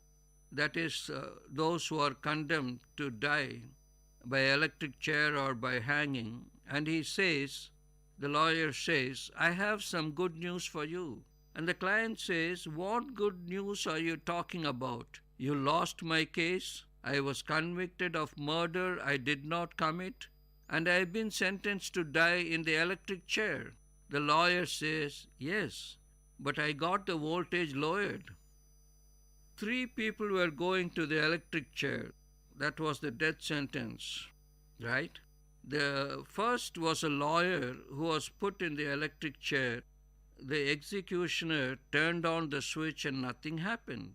To avoid a messy lawsuit, the authorities allowed the lawyer to go free. The next man to the electric chair was a priest. They made him sit in the chair and turned on the switch, and nothing happened. They thought it must have been divine intervention, so they let the priest go free. The last one to sit in the electric chair was an electrical engineer. He too sat on the chair and nothing happened. Then they thought that maybe he too was not guilty and said he can go free. But before going, the electrical engineer said, "You are not going to make anyone die on the chair until you fix the wiring that's not right there." The difference between mechanical engineers and civil engineers is that mechanical engineers build weapons and civil engineers build targets. You think about it. It is said that we all know that computers have made our lives so much easier, and we wonder what we were doing before the advent of the computers and how we managed our businesses. But I'm sure you would have heard some of these. Computers can never completely replace humans. They may become capable of artificial intelligence, but they will never master real stupidity. And then there is this about a psychiatrist. The psychiatrist asked the boy who brought his brother for treatment. So he asked him, "What's wrong with your brother?" The boy says he thinks he is a chicken. The psychiatrist says, "Really? How long has he thought this?" And the boy answered, 3 years. The psychiatrist says, 3 years? Why didn't you bring him sooner? And the boy answered, "We would have brought him sooner, but we needed the eggs." Now you think about it, who needs treatment? And to end, here is another teacher joke. We started with a teacher joke, if you remember. Now we shall finish it with another teacher joke. A teacher was telling her 3rd grade class that they needed to bring in a couple of dollars to get a copy of the class picture. "This is going to mean so much to you in 30 years, she said. "You will look at it and you will say, 'There is my friend Julie, she is a lawyer now. And there is my friend Jim, he is a doctor now. And here is John.'" A voice from the back of the room interrupted, "And there is my teacher, she is dead." All the jokes are said in a lighter vein, and it's not to hurt anyone or any profession or any individual. We all need to have a sense of humor so that life will not be so stressful, and we will have the tendency to relax and enjoy life. For a healthier and a fun-filled life, Let us all enjoy at least a joke a day. I wonder if this would keep the doctor away. Thank you. I hope this lecture touched your thoughts with a noble notion. Tune into the Noble Lecture series of VIT Community Radio for another noble talk from eminent professors, researchers, and innovators from different fields. You are listening to VIT Community Radio 90.8 FM. Let the talks touch your thoughts with our noble notions.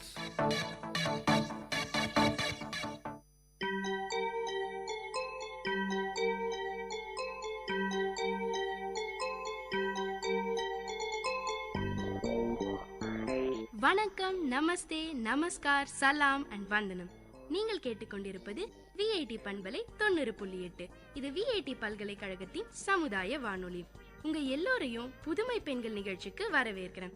நான் உங்க அட்டானா.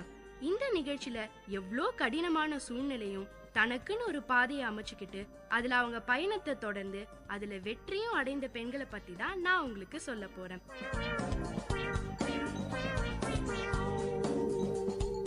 நம்ம எல்லார் வீட்லயும் பொதுவா ஏதாவது books வாங்குறது உண்டு.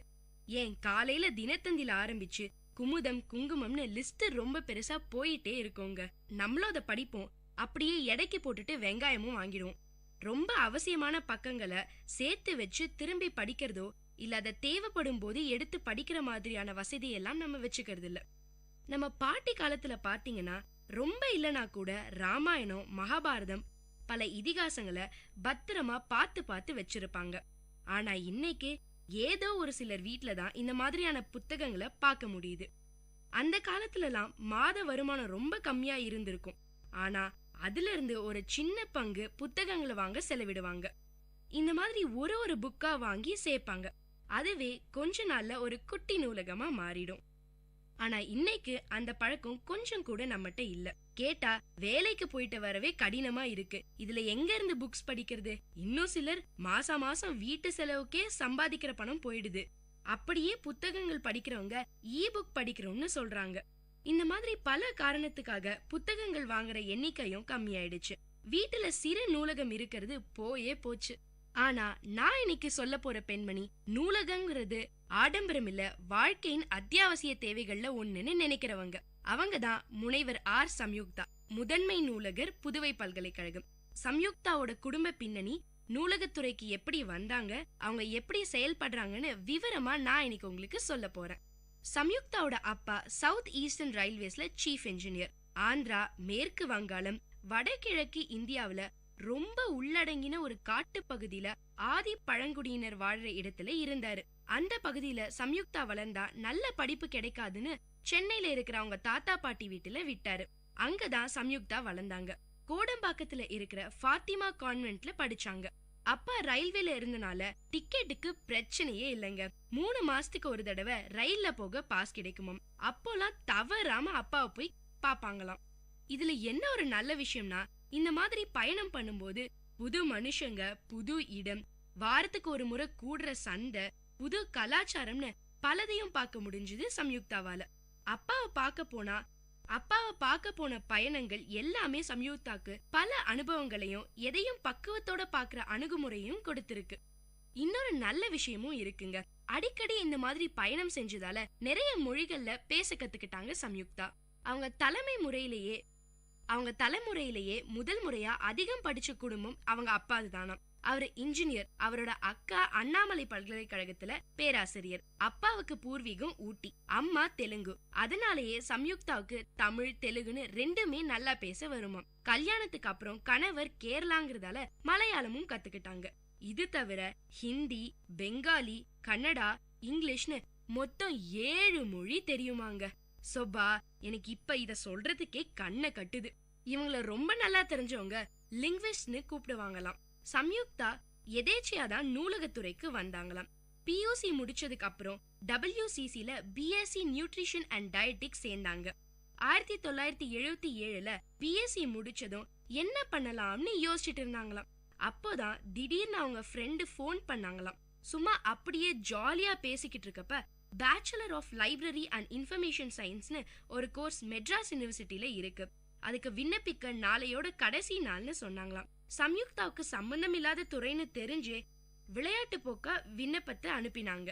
வெறும் 45 சீட்டுக்கு சுமார் 900 பேர் விண்ணப்பிச்சிருந்தாங்களாம். இதுல எல்லாம் எங்க இடம் கிடைக்க போகுதுன்னு சும்மா அப்படியே நினைச்சு விண்ணப்பித்ததோட அதை விட்டுட்டாங்களாம். ஆனா அதிர்ஷ்டவசமா சம்யுக்தாவுக்கு அந்த கோர்ஸ்ல சேர இடம் கிடைச்சிருச்சு. சரி, என்னதான் அந்த கோர்ஸ்ல சொல்லி தராங்கன்னு பாப்போமேன்னு அப்படியே சேர்ந்தாங்களாம்.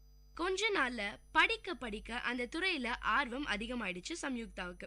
இளங்கலை படிப்போட நிறுத்திடாம master of library and information சயின்ஸையும் படிச்சாங்க. 21 வயசுல காலேஜ் படிச்சுட்டு இருக்கும் போதே கல்யாணம் முடிஞ்சிருச்சு. 1981ல முதுகலை படிப்பை முடிச்சாங்க. ரிசல்ட் வரதுக்கு முன்னாடியே சம்யுக்தா கையில வேலை ரெடியா இருந்தது. முதல் வேலையே சும்மா சூப்பரான காலேஜ்லங்க, சென்னை மீனாட்சி மகளிர் கல்லூரியில நூலகர். அதான் நல்ல வேலை கிடைச்சிருச்சுன்னு அத்தோட நம்ம சம்யுக்தா நிறுத்தல. அங்க நூலகரா வேலை பார்த்துட்டு இருக்கும் போதே MA பப்ளிக் அட்மினிஸ்ட்ரேஷன் படிச்சாங்க. 1989ல முனைவர் பட்டத்துக்கான ஆய்வை தொடங்கினாங்க. நூலகங்களை 3 வகையா பிரிக்கலாம்ங்க. 1 பள்ளி, கல்லூரி, பல்கலைக்கழகங்களுக்கான அகாடமி லைப்ரரி. 2வது பல்வேறு விதமான ஆய்வுகளுக்கு உதவும் ஸ்பெஷல் லைப்ரரி. 3வது பொது நூலகங்கள். நூலகங்களுக்கான முக்கியத்துவம் அத்தியாவசியமான ஒண்ணு. ஆனாலும் இத பத்தி நம்ம பலருக்கு தெரியறதில்ல.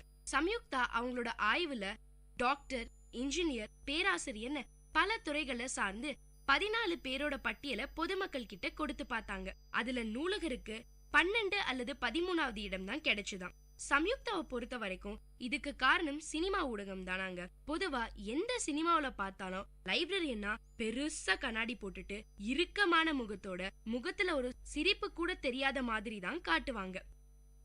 இந்த தாக்கம் பலருக்கும் ஏற்பட்டிருக்கிறத சம்யுக்தா புரிஞ்சுக்கிட்டாங்க. ஆனா ஆராய்ச்சி பணிகளுக்கு நூலகர் ரொம்பவே அவசியம்ங்க. ஆவணங்களை வாங்கி கொடுக்கறது, அதை தொகுக்கிறதுன்னு பல முக்கியமான பணிகள் நூலகர்களுக்கு இருக்கு. இதே பல்கலைக்கழக அளவுல பார்த்தோம்னா ஒரு லைப்ரரியனுக்கு மதிப்பு ரொம்பவே ஜாஸ்திங்க. காலங்காலமா ஒரு நூலகர்னா புத்தகம் கொடுக்கறது, வாங்கறது, கேக்குறவங்களுக்கு எடுத்து கொடுக்கறது தான் வேலைன்னு நம்ம நினைச்சுக்கிட்டு இருக்கோம். ஆனா அது அப்படி இல்லைங்க. அதே மாதிரி நூலகம் சார்ந்த படிப்புகளை இந்த காலத்துல பலரும் படிக்கிறது இல்ல.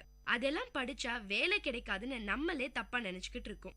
எந்த படிப்புக்கும் இடம் கிடைக்கலனா கடைசியா நூலகம் சார்ந்த படிப்புகளை தேர்ந்தெடுப்பாங்க சில பேர். இன்னும் சில பேர் இத படிக்காமையே இருந்துடலாம்னு நினைக்கிறாங்க.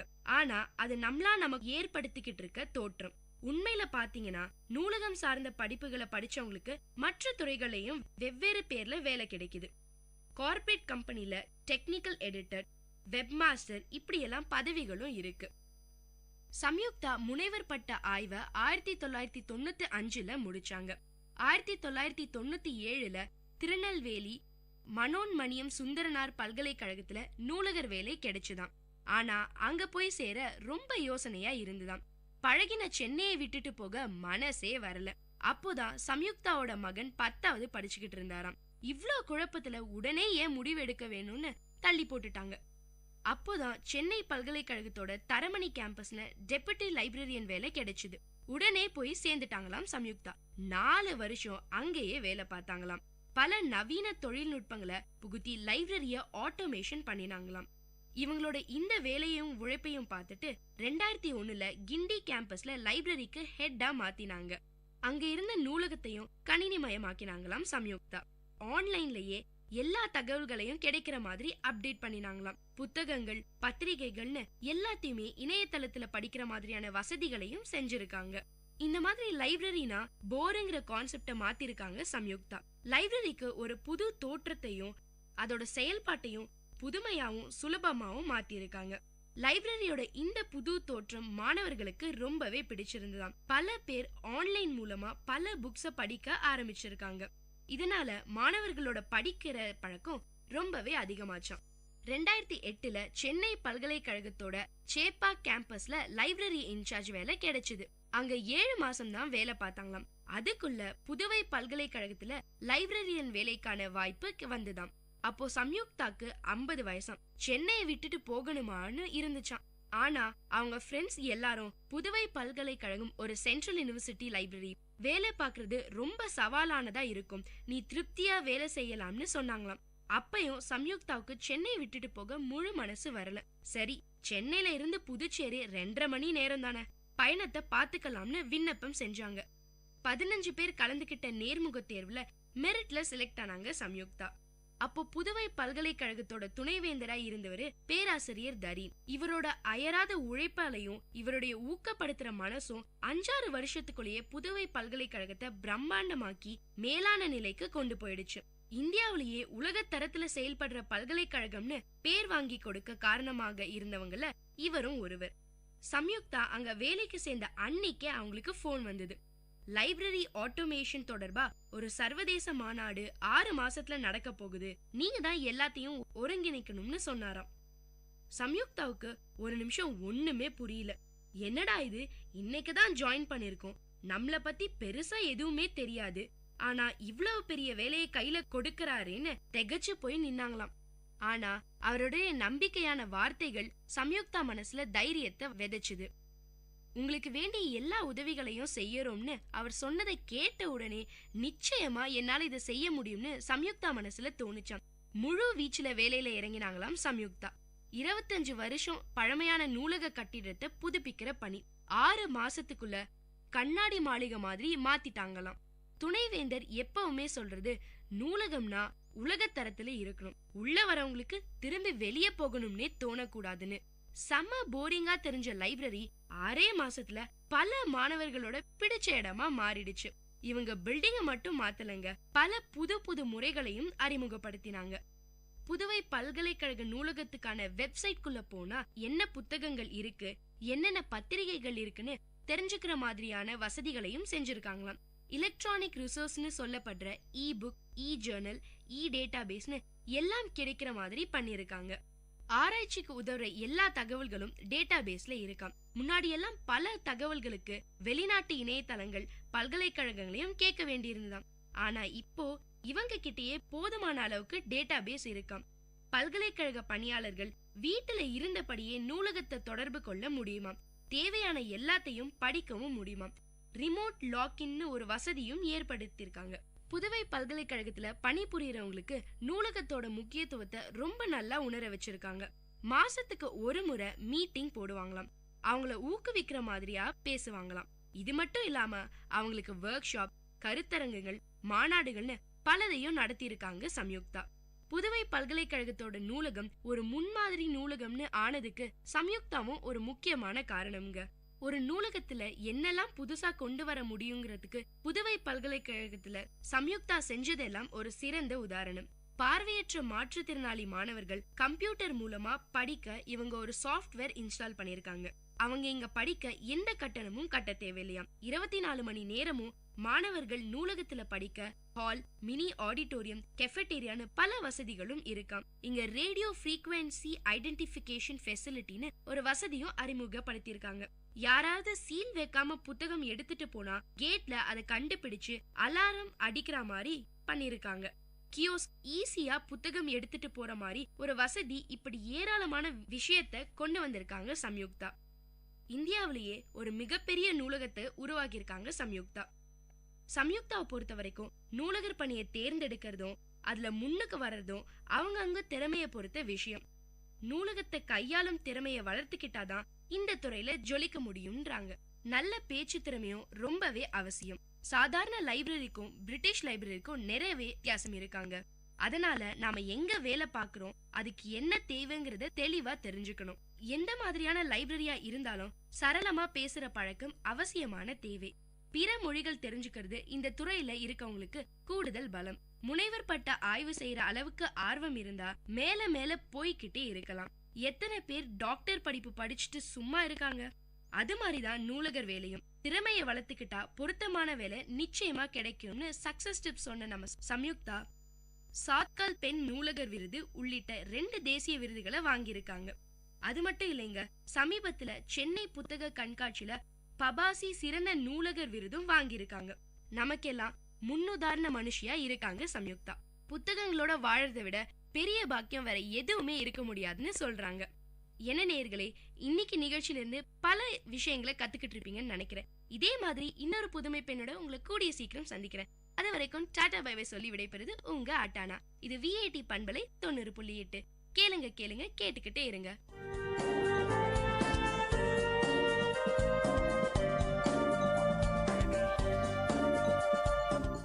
இந்த நிகழ்ச்சி உங்க எல்லாருக்கும் ஒரு பெரிய உற்சாகத்தை தந்திருக்கும்னு நம்புறேன். இதே மாதிரி பல விஷயங்களை தெரிஞ்சுக்கணுமா? அப்போ விஐடி பண்பலை 90.8 கேட்டுக்கிட்டே இருங்க.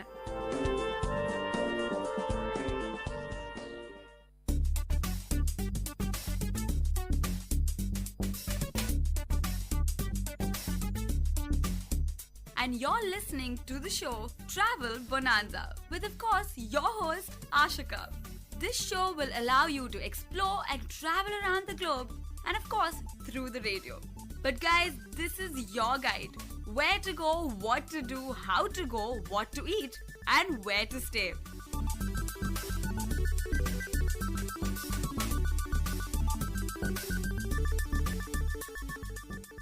Hello to all the listeners.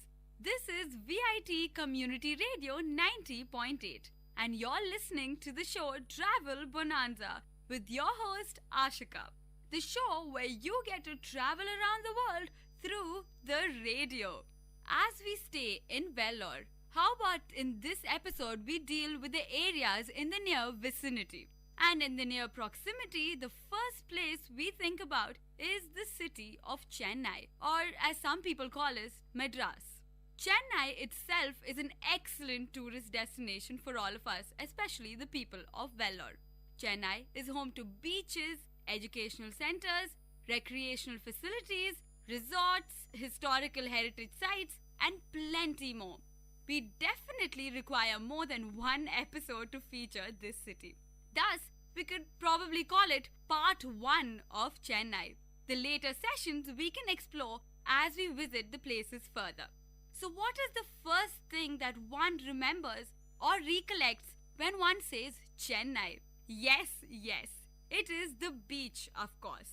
The Chennai coast contains various beaches: the Thiruvanmayur beach, the Besant Nagar beach, Elliot's beach, Kovalam beach, and of course, how can we forget the Marina beach? So we'll talk about Marina in this first episode. Marina is the landmark of Chennai, or let's say India, being the second longest coast in the world. Marina is a hot tourist destination, even literally. Whenever I've visited the beach, it's always bustling with life. Tourists of various nativities all relaxing at the beach. The attraction of the tourists calls for many souvenirs that people can take back home. The main path to the beach contains side stalls that sell souvenirs like shells, beach attire, handicrafts, and of course, what is a tourist destination without food? There are tiny food stalls throughout the beach. Fish stalls, corn, chips, beach kulfi. Oh, that's my favorite, of course. And the famous bhaji stalls, how can we forget that? And apart from that, which you say the food, you have the horse riding, which is, I think, very particular to the Marina beach. You get to witness fishing right in front of your eyes in Marina beach, and it's a complete experience.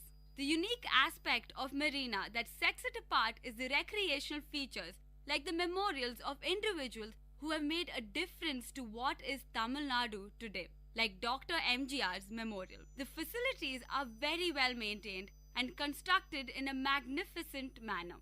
So do visit the memorials, a glimpse of the modern history of the emergence of Tamil Nadu. How can I forget? What is a beach without a lighthouse? You get a chance to get a bird's eye view of the coastal phenomena along the horizon. Enough of me talking. We have an interview with one of the Chennaiites at Marina Beach.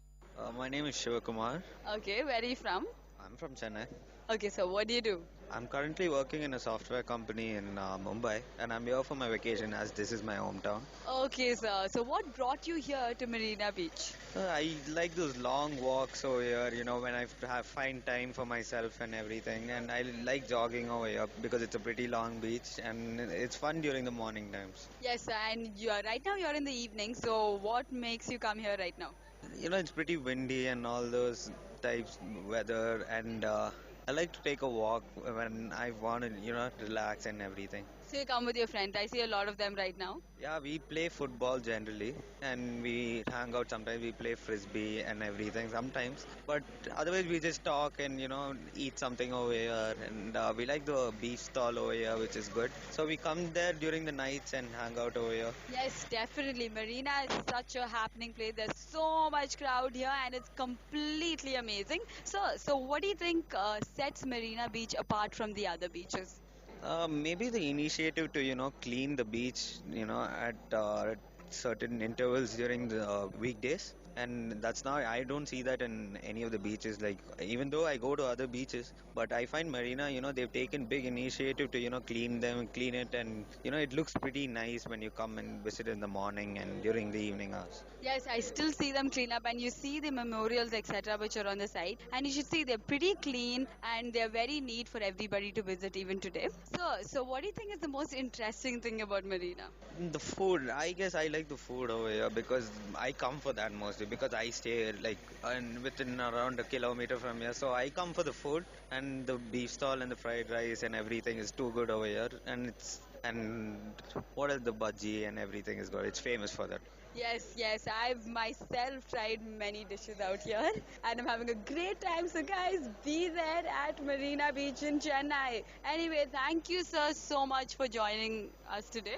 Thank you. And I'm sure it would have got the locals' viewpoint of this destination.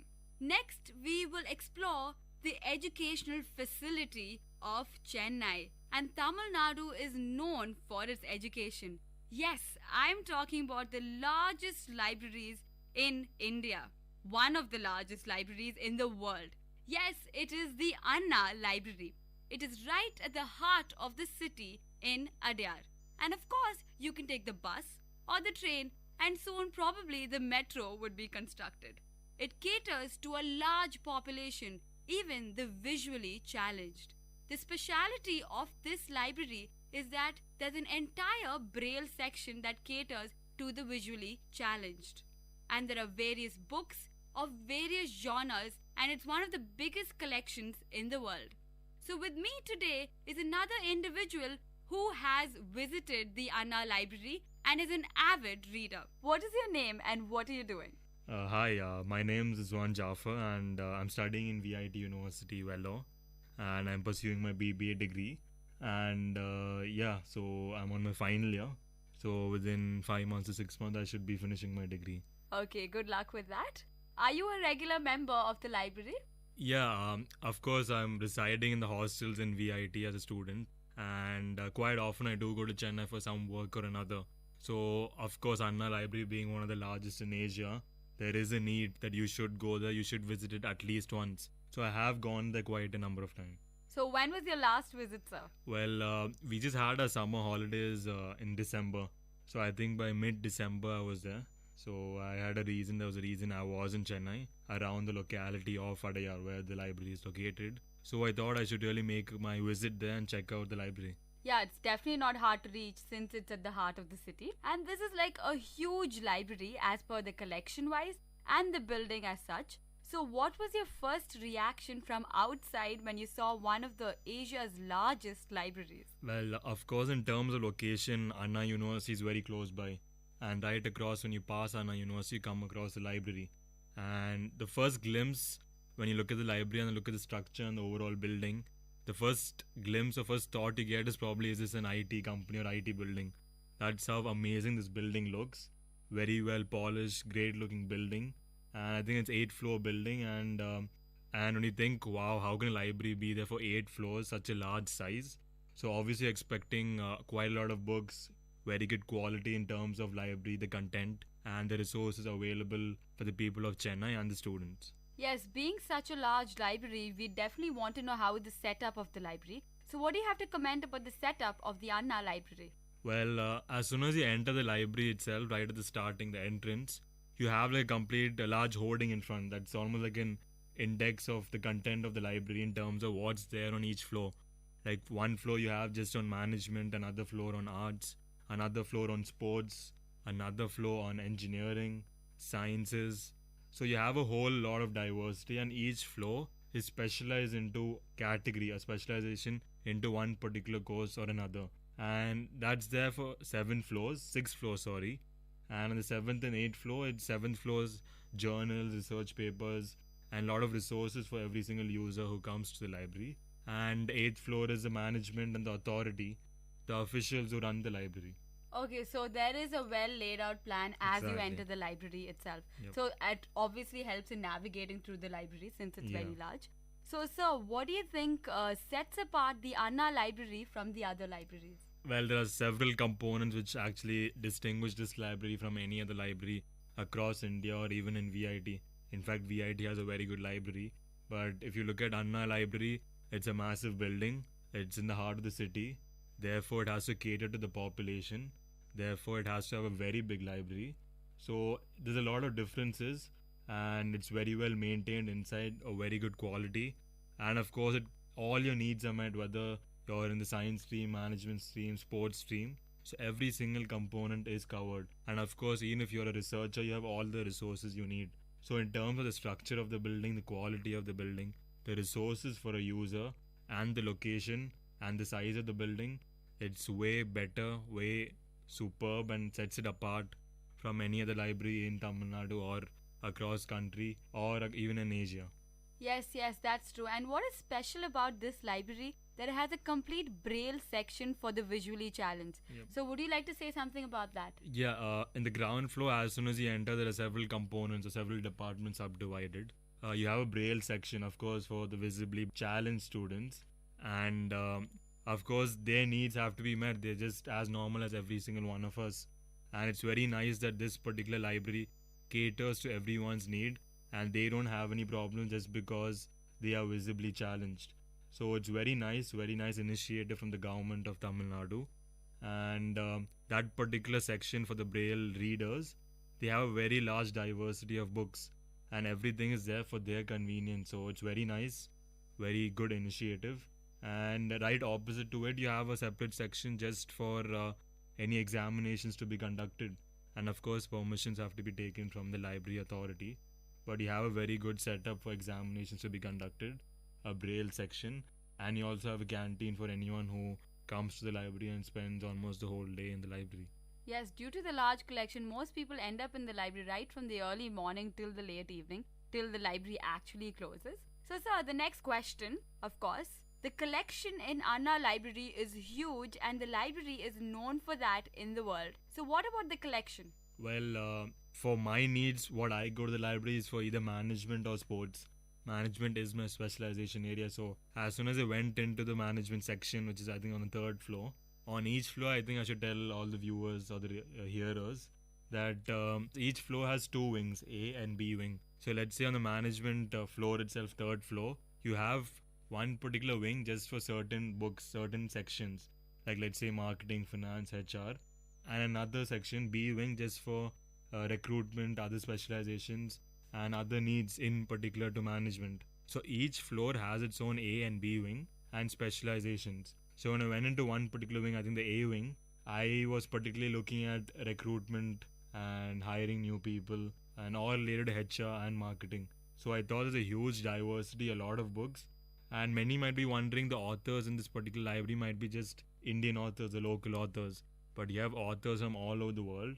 The best books are available, and all the resources are there which you probably cannot buy online. And I was very satisfied, at least my needs when I went to find certain books, I got them. And in fact, there were so many books related to recruitment and hiring people that I in fact had to choose. I was in a confusion which book to choose. So I mean, that's a great thing for any librarian or any person who's an avid reader. Then I went to the sports section. In the sports section, of course, you look at football, cricket, basketball, hockey, swimming, several other sports. And every single sport is very well covered. You have all the books, all the resources, and it's all up to date. Even, let's say, if I'm a Manchester United fan and I follow soccer, the latest editions of the yearbook of the club and latest reviews and magazines about the club, autobiographies of players, every single thing is there in the library. And most importantly, it's very well organized and very well maintained, and it meets the need for every single avid reader and encourages every single person to come to the library and spend their time in the library. Yes. And we as students require journals for our research. So how do you think the library caters to that need? Well, on the 7th floor is the section for all the research journals and all the collections, all the resources we need for any specialization, any course we are pursuing. So every single journal or every single category, let's say management or science, has a lot of subdivision journals or publications. So there's a lot of variety in terms of journals, a lot of publications, and it's very well organized, as I mentioned before. So all the journals you need for references are there. So you can use the best of the resources, and that in turn helps your publication or your research project. So there's an entire floor for the journal section. Exactly. So I'm sure us VITians would find it very, very interesting and definitely a need for us. So, sir, what about the integration of technology in the whole facility? Well, first thing when I went into the library, I thought there would be Wi-Fi. There isn't Wi-Fi in this library, but they have computers in some floors, especially in the kids section. Of course, there are a lot of books for them. Along with the books, you have computers, like you have CDs which will enhance their learning, make the learning experience much more better, more comfortable, more fun. So as per the needs, computers are placed in certain places, but it's not there in every single floor. And of course, I think it is there for a reason, and the management has done that for a reason. Because of course, if you have Wi-Fi and you have computers everywhere, quite naturally people would misuse it for the wrong reasons. And therefore, computers are placed at the right, select and appropriate places. Yes, and because it'll be a free open source, I'm sure they have to monitor it. And it could be a suggestion also for their further use. So, sir, this is such a huge educational opportunity, of course. Do you think the Chennaiites actually utilize the resource very well? Well, I'll be honest, like when I went there, the number of people there were very less. Probably that could be because that was during the holidays period. But I think other than that, from even my friends who have talked to the people of Chennai, very few people even use the library. And I really don't know what could be the excuses, because the location-wise is very good. You have every single resource there. So there isn't really any excuse for the people of Chennai. And I don't think you get any better source of learning, better source of enhancing your knowledge. And in this world, this century where everything is knowledge and how you develop yourself, I think there isn't any other place better than being at the library. And I think probably one suggestion which I have to the authority or the government who's running the library, they could probably, do the marketing of the library to create awareness about the library's existence. That in turn will create awareness and people will come to the library. So I think that is one suggestion which the government can incorporate over the period of time. Yes, that's very understandable. Do you have any other suggestion to the library authorities in terms of maintenance of further facilities, etc.? Yes. Thanks for pointing that out, because, the whole library is air conditioned, it's very well organized, and it's very clear for any person who enters the library on where their books are.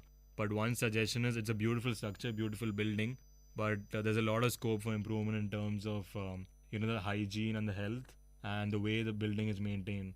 There's a lot of dirt, a lot of dust, the glasses need to be cleaned, and probably the air conditions need to be serviced. There's a lot of things which I notice wherever I go. So I think when the library is such high standards in terms of the content of books, there is always a need to improve on the quality and the standards of the library in terms of basic cleanliness, health and hygiene. That is one big area of improvement which the library authorities can do. But if you look at it from their side, the library has been old and has been running for quite a long time. So if you look at that span and the number of years the library has been running, it's not bad the way they've maintained it.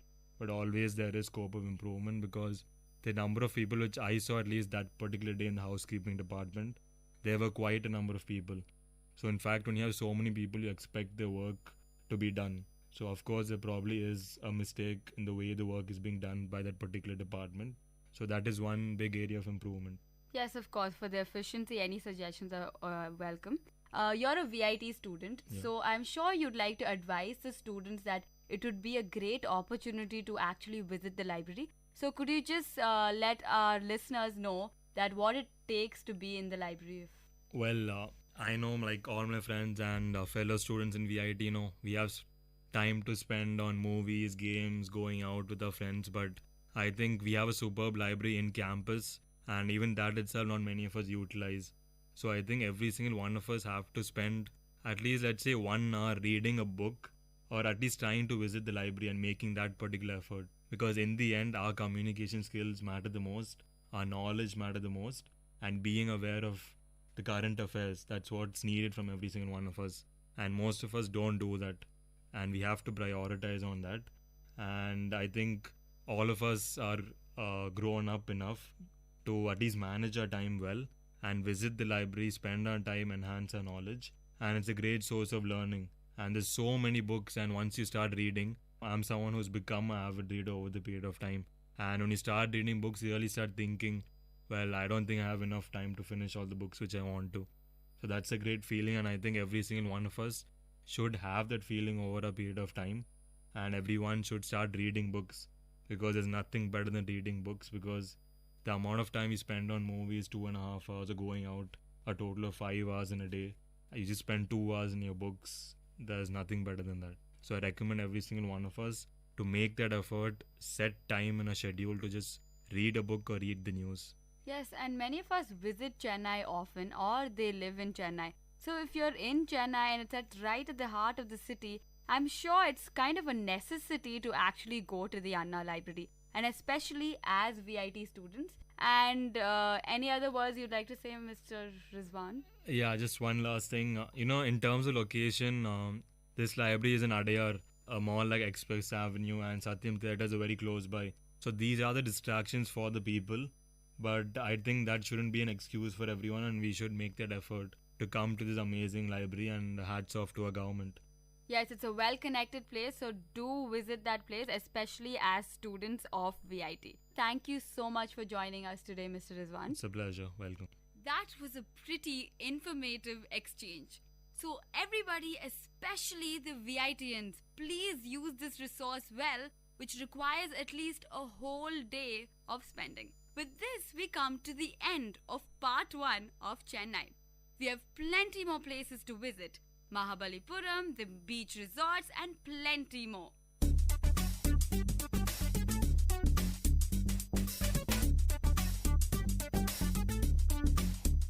This was Travel Bonanza with your host Ashika. So stay tuned to VIT Community Radio 90.8.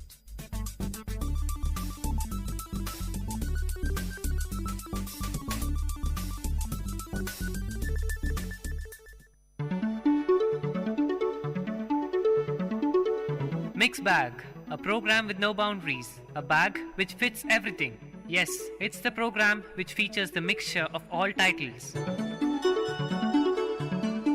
So, tighten your earplugs for the program with no boundaries.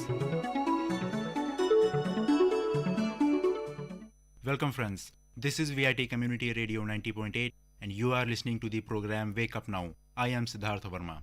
Wake Up Now is a show in which we discuss about various social issues deep-rooted in our society, their causes, consequences, case studies, and their best probable solutions.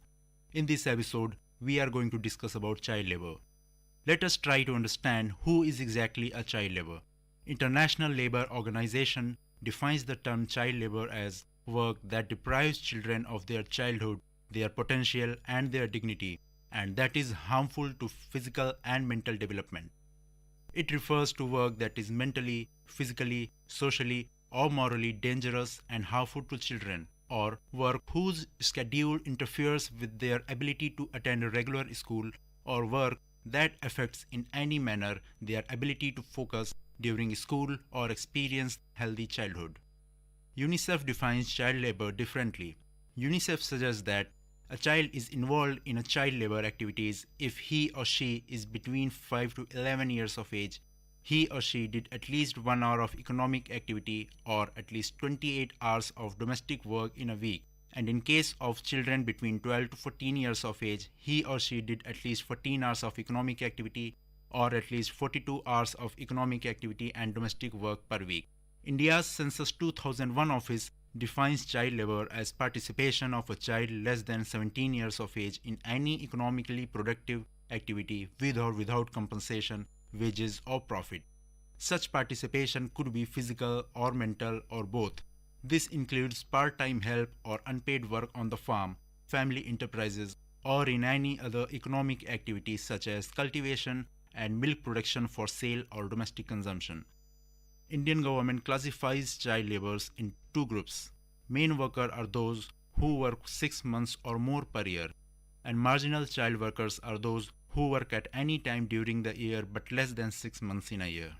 Some child rights activists argue that child labor must include every child who is not in school because he or she is a hidden child worker. UNICEF, however, points out that India faces major shortage of schools, classrooms, and teachers, particularly in rural areas where 90% of child labor problem is observed. About 1 in 5 primary schools have just one teacher to teach students across all grades. When talking about the percentage of child labor in India, the situation is very sad. In spite of efforts made by the government, the census found an increase in the number of child labor from 1.12 crores in the year 1991 to 1.26 crore in the year 2001. According to the census 2001 figures, there are 1.26 crore working children in the age group of 5 to 14 as compared to the total child population of 25.2 crores. There are approximately 12 lakh children working in the hazardous occupations which are covered under Child Labor Act. In an interview on 1st May 2014 in Chennai, a senior representative of UNICEF said that after 67 years of independence, it is a shame that measures to prevent child labor remain unimplemented and the issue itself is under monitoring and regulations. He said it was the time that the various regulations on the child labor were removed. These regulations, he said, were nothing but an open admission of existence of child labor even after so many decades of independence. Now let's have a look on various causes of child labor. Well, the biggest cause which leads a child indulged in labor activities is poverty. People living below poverty line often force their children to work in order to financially support their family.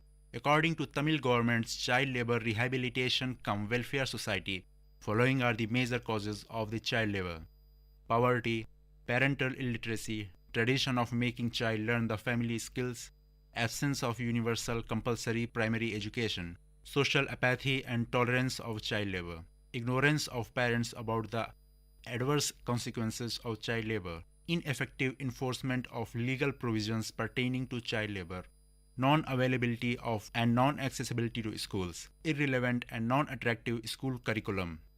Employers prefer child labor as they constitute cheap labor and they are not able to organize themselves against exploitation. Now I have a case study provided by Childline India Foundation which shows the severity of the problem. With an increasing number of children being observed at restaurants and dhabas in Meerut, Childline and the police undertook a campaign titled Operation Masoom with the objective of rescuing children engaged in labor. A meeting was held including Childline members, DIG Akhil Kumar and police officials across Meerut to constitute and implement an intervention strategy for the restaurant and dhabas in Meerut.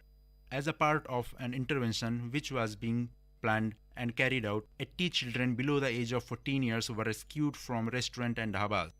The team worked about 15 to 20 days as part of the campaign, observing the target groups. After identifying the laborers, the list was classified on the basis of police station in different areas such that the entire city of Meerut could be covered. During the rescue, the children's name, age, employer name, address of the shop, along with the other details were noted.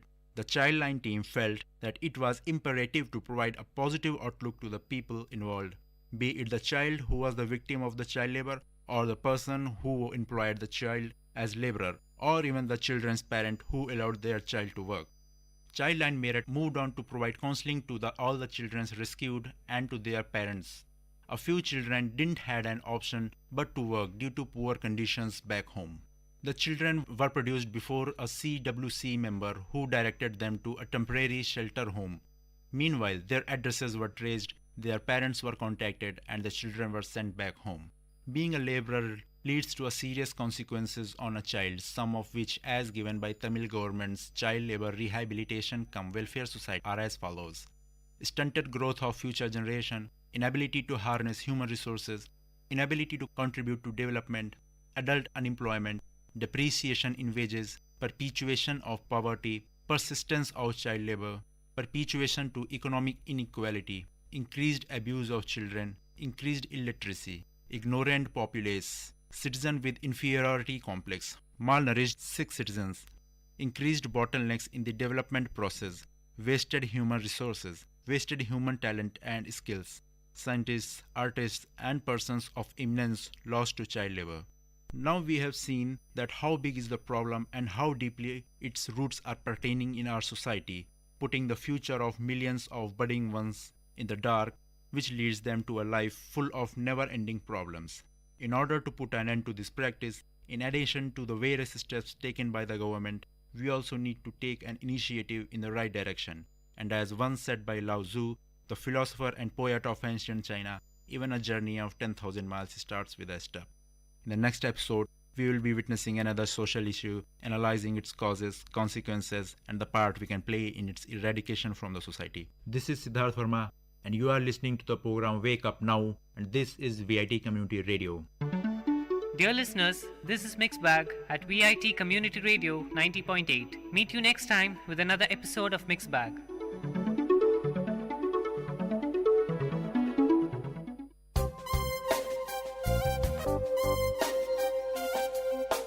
மண் வாசனை உங்கள் VIT பண்பலை 90.8 வேளாண்மை வேளாண்மை சார்ந்த தொழில்நுட்பம் பசுமை படரும் விவசாய தொழில்கள் பண்ணை முறைகள் என மானுடம் காக்கும் உழவு சார்ந்த நிகழ்ச்சி.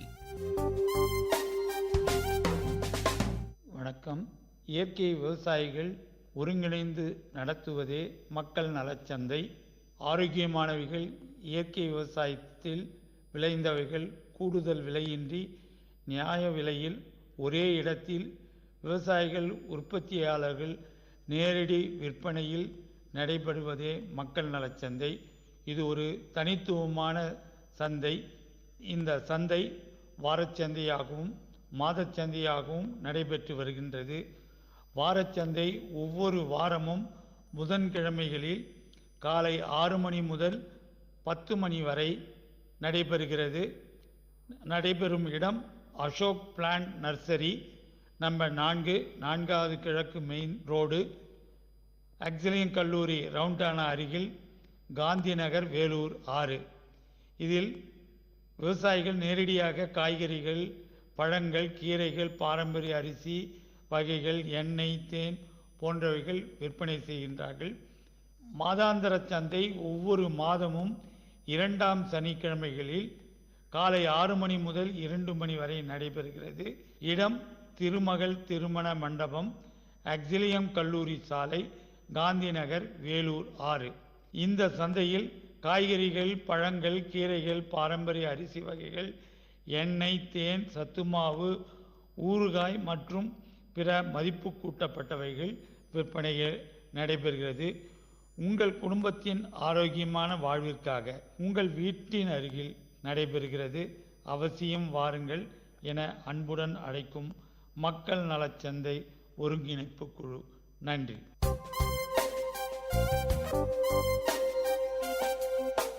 நேயர்கள் இதுவரை கேட்டது மண் வாசனை உங்கள் விஐடி பண்பலை 90.8 வேளாண்மை வேளாண்மை சார்ந்த தொழில்நுட்பம் பசுமை படரும் விவசாய தொழில்கள் பண்ணை முறைகள் என மானுடம் காக்கும் உழவு சார்ந்த நிகழ்ச்சி.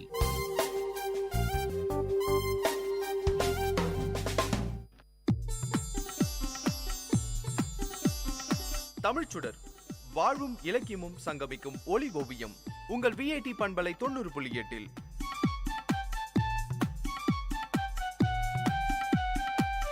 இன்றைய தமிழோவியம் தீட்டுபவர் ஜெயஸ்ருதி. வணக்கம். நிறையுடைமை நீங்காமை வேண்டின் பொறையுடைமை போற்றி ஒழுகப்படும். இன்று அரிதாகி வரும் நட்பண்புகள்ல யாரும் எளிதில் பெற முடியாத நட்பண்பு ஒன்று இருக்குன்னா அது பொறுமை என்கிற நட்பண்பு தான். ஒருவர் தனது அனுபவ அறிவினால பல நற்பண்புகளை பெறுகிறார். அந்த நற்பண்புகளை திரட்டி பார்த்தா அவை அனைத்துமே பொறுமை என்கிற ஒரு சொல்லில அடங்கும். வாழ்க்கையில வெற்றி பெற தேவையான பண்பு தான் பொறுமை. பொறுமையுடையவன் எதை சாதிக்க வேண்டுமென நினைக்கிறானோ அதை சாதிக்க முடியும். ஒரு விதையை விதைக்கிறோம், அது மண்ணுக்குள்ள தன்னை மறைத்துக் கொள்ளுது. அதற்கு நீர் ஊற்றுகிறோம், காத்திருக்கிறோம். அது மெல்ல முளைக்கும், இலைகளை விடும், தண்டுகள் பெரிதாகும், கிளைகள் உருவாகும், பூக்கள் உருவாகும், கடைசியில கனியை தருது. இந்த பயணம் மிகவும் நீளமானது. ஒரு விதை விதைக்கப்படுவதற்கும் அது மறுபடியும் கண்ணிக்குள்ள விதையாய் நம் கையில வருவதற்கும் இடைப்பட்ட காலம் பெரிது. பொறுமையுடன் காத்திருக்க வேண்டியது ரொம்பவே அவசியம். பொறுமை கசப்பானதுதான், ஆனா அது தர கனியோ ரொம்ப இனிப்பானது. ஒரு இலக்கை நோக்கி பயணிக்கும் போது வெற்றி உடனடியா சாத்தியமாவதில்லை. நதிகளை எடுத்துக்கோங்க, அதனுடைய பாதையில வசந்தங்களையும் துயரங்களையும் சந்திக்கும். அருவிகள்ல விழும், தடைகள்ல எழும், மௌனமாய் அழும். ஆனாலும் அதன் லட்சியத்தை கடைசியில நிறைவேற்றிக் கொள்ளும். அதுவரை அதன் பயணம் பொறுமையாய் நடந்து கொண்டே இருக்கும். பொறுமை தனது பயணத்தை நிறுத்தும் போது தோல்வி நம்மை நோக்கி நடை போட துவங்கும். அதற்கு உதாரணமாக சீனாவில் மூங்கில் மரத்தை சொல்லுவாங்க. சீனர்கள் மூங்கிலை பயிரிட்டு தண்ணீர் ஊத்துவாங்க. பருவங்கள் போகும், ஆனா மரக்கன்று வளரவே வளராது. 1 இன்ச் அளவு கூட வளர மாட்டேன்னு அடம் பிடித்து அப்படியே நிற்கும். முழுசாய் 4 வருடங்கள் அம்மரக்கன்று அப்படியே இருக்கும். மரத்துக்கு தண்ணீர் ஊற்றுபவரும் பொறுமையுடன் அதை பராமரிக்கணும். ஆனா அடுத்த பருவத்துல எல்லோரும் வியக்கும் வண்ணம் அந்த மூங்கில் வளர துவங்கும். அதுவும் எப்படி? சடசடன்னு வளர்ந்துரும். ஒரே ஆண்டுல அது எட்டி பிடிக்கும் உயரம் எவ்வளவு தெரியுமா? 80 அடிகள். 4 ஆண்டு காலமாக அமைதியா இருந்த செடி எப்படி 5வது ஆண்டுல மட்டும் விஸ்வரூப வளர்ச்சி எட்டுது? ஆராய்ந்து பார்த்த ஆச்சரியம் தரும் ஒரு ரகசியம் இதுல இருப்பதை புரிந்து கொள்ளலாம். இயற்கையின் அற்புதம் என்றோ கடவுளின் படைப்பு என்றோ நீங்க பெயரிட்டுக் கொள்ளுங்க. முதல் 4 ஆண்டுகள் அந்த மூங்கில் வேர்கள் பூமியில் நன்றாக இறங்கி மிக சிறந்த பிடிமானத்தை உருவாக்கி கொள்ளுது. 5வது ஆண்டுல நான் 80 அடி உயரமா வளரப் போகிறேன், என்னை தாங்கி பிடிக்கும் வல்லமை என் வேர்களுக்கு தேவை, முழு மூச்சாய் நான் என்னை தயார்படுத்திக் கொள்றேன்னு 5வது ஆண்டுல அது நல்ல வளர்ச்சியை அடையும். அப்போது அது தடுமாறுவதும் இல்லை, தடம் புரள்வதும் இல்லை. பொறுமை உயரமான வெற்றிகளை உருவாக்குகிறது. அவசரப்பட்டு முளைத்து சடசடன்னு வளர்ந்து விழுந்திராம அடித்தளத்தை வலுவாக்கிக் கொள்ள பொறுமை நம்மை தூண்டுகிறது. தண்ணீரின் ஆழம் தெரியாம குதிப்பதோ மலையின் ஆழம் தெரியாமல் ஏறுறது எல்லாமே ஆபத்துல தான் முடியும். பொறுமைங்கிறது அனுபவத்தின் வெளிப்பாடுதான். அதுவே வாழ்வோட அலைகளை எதிர்கொள்ளும் துடுப்பாய் பயன் தரும்.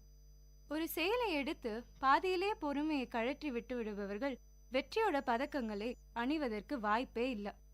அவசரம் நமக்கு சிப்பிகளை தரும், ஆனா பொறுமையை முத்துகளை தர முடியும். அப்படிதாங்க பொறுமை இழந்த ஒரு இளைஞர் வாழ்க்கையில நல்லா சம்பாதிக்கணும்னு ஆசைப்பட்டாரு. சிறிதளவில் ஒரு துணி கடை ஆரம்பிச்சாரு. நல்லா தான் போயிட்டு இருந்தது, லாபமும் ஒரு அளவுக்கு கிடைச்சது. அவர் என்ன பண்ணிருக்கணும்? அந்த தொழில வளர்ந்து ஒரு நிலையான இடத்தை பிடிக்க முயற்சி செய்திருக்கணும். அதை விட்டுட்டு பொறுமை இழந்து ஆத்திரப்பட்டு இன்னும் லாபம் வேணும்னு வேற ஒரு தொழில ஆரம்பிச்சாரு. ஆனா அவரு நினைச்ச மாதிரி நடக்கல. நிறைய லாபத்துக்கு ஆசைப்பட்டு பொறுமை இழந்து இருந்ததையும் இழந்தாரு. ஆனா பொறுமையா இருந்திருந்தா, கடின உழைப்போடும் பொறுமையோடும் முதலில் ஈடுபட்ட தொழிலையே இருந்திருந்தா வாழ்க்கையில முன்னேறி இருக்கலாம். அதனால நேரமும் பொறுமையும் போராளிகளின் பலம். ஒருவனுடைய திறமைகளை வெற்றிகளை உருமாற்றி தருவது பொறுமையே. பொறுமையே அனுபவத்தின் வெளிப்பாடு. அதையே வள்ளுவர் நிறையுடைமை நீங்காமை வேண்டின் பொறையுடைமை போற்றி ஒழுகப்படும் என்று கூறுகிறார். நிறையுடைமை அதாவது வாழ்க்கையில் மன நிறைவுடன் சான்றாண்மையுடன் வாழ வேண்டுமென்றால் பொறுமையோடு இருக்க வேண்டும். அதுவே பிறரால் போற்றி ஒழுகப்படும். சிந்தியுங்கள், செயல்படுங்கள். நன்றி.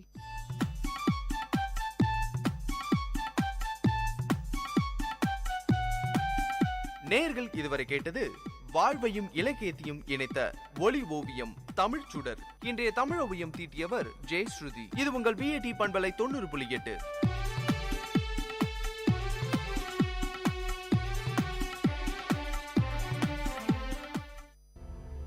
Exchange of ideas. The governments start hacking into your email addresses, start monitoring your phone calls, and that is the issue over here. The reason is quite clear. Basically, we have to fight against terrorism, and the best way to fight against terrorism. I think mass surveillance, the biggest problem with mass surveillance is generally not done towards its own populace. The keyword is not simply kill bomb, right? You can have different keyword XYZ, and whenever you find XYZ in a voicemail, intercept it and find out what they're saying. There is a distinction, there's a balancing act which you do between the rights and the protection of the people. People who are against mass surveillance, they keep on using this single word called privacy. 6 million Jews got killed and no one in the West had a clue about it. You give your reasons. What led you to being suspicious of this person? You tell for how long you are going to monitor this person. Hello VIT, welcome back to another exciting episode of An Exchange of Ideas. This is Anshuman Mishra along with Milan Chennai. Today we'll be discussing mass surveillance. This episode will be divided into two segments. In the first segment, we'll have a formal discussion to bring out the essentials regarding mass surveillance. The second will be a for and against session to help you decide whether we need mass surveillance in today's insecure world. With that, I would like to welcome our guests. Let's hear their intros. Hi everyone, my name is Trideep Ghosh. I'm a second year BTech ECE student. Hello everyone, my name is Devansh Gupta. I'm from Integrated MBA 4th year. Okay, the interesting thing about Devansh Gupta is that he's the president of Fifth Pillar. Okay, with that, I would like to kick off our discussion with the definition of mass surveillance. Mass surveillance refers to the pervasive surveillance of an entire or substantial fraction of the population. The surveillance is usually carried out by governments, but may also be done by corporations at the behest of governments or at their own initiative. It may or may not be legal. Now, mass surveillance has often been claimed by its proponents as necessary to fight terrorism, to prevent social unrest, to protect national security, and other reasons. So now let's get into the forms of mass surveillance.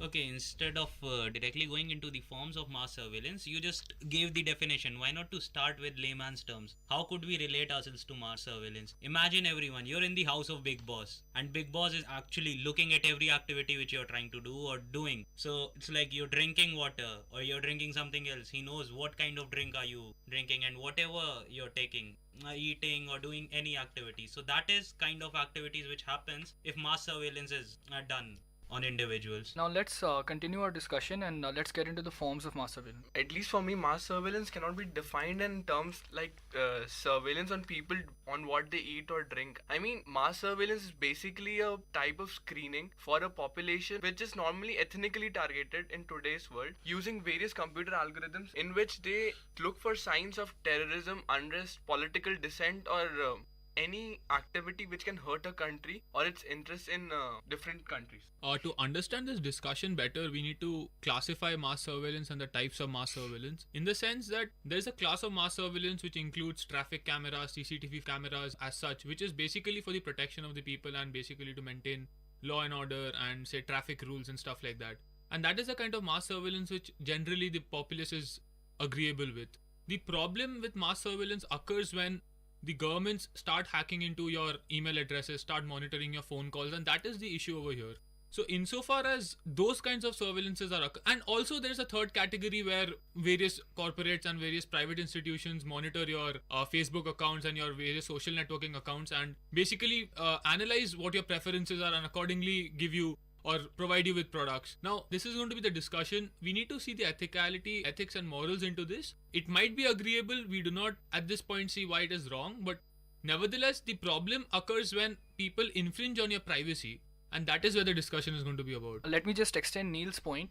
Neil discussed the traditional forms which were employed before the digital revolution, and he went on to the forms that are employed today. Forms which actually make surveillance a mass phenomena, that is intercepting internet traffic. So after that, there are some other methods as well. Those are aerial surveillance, in which they have usually which involves visual imagery from an airborne vehicle, and you have satellite imagery. And one thing that we all missed here was that of human operatives. When a country sets up an intricate network, or let's say a large network of spies in another country, or sets up informants within an organization to provide them information about that country or that organization. Let's say the starting point of all surveillance, and it is present till today. Anshuman, I would like to add one more type of surveillance, that is biometric. And there's one more thing. The government is also taking initiatives to keep track of people's locations via GPS sensors in their phones.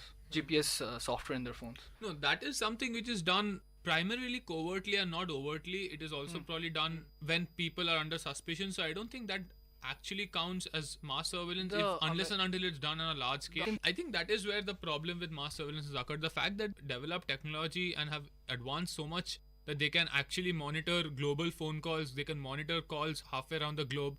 And I think that is where the problem here is. And which is why I don't think human intelligence or spying in its traditional form is under the purview of today's discussion, because spying is something which every country does, and it is more for the country's national interest, and it is generally not done towards its own populace. I think mass surveillance, the biggest problem with mass surveillance is people of a particular country having problems with their own government, whereas when human intelligence, human operatives are concerned, they probably are mostly spying on foreign nationals or spying in foreign countries. So even mass surveillance is in the interests of the country, right? Yeah, the government does not do it for a selfish motive. I mean, in an ideal sense, so they do it to prevent acts of terror. I agree with you, Anshuman, and to some extent that is the justification given by all governments. In fact, all democratic governments, and that is surprising that all democratic governments give that justification for infringement of privacy. But the fact remains that, and here's what you have to understand, right? And why do we have a democracy? So a dictatorship or a monarchy is a far more efficient form of government because the power is held by a single person, which means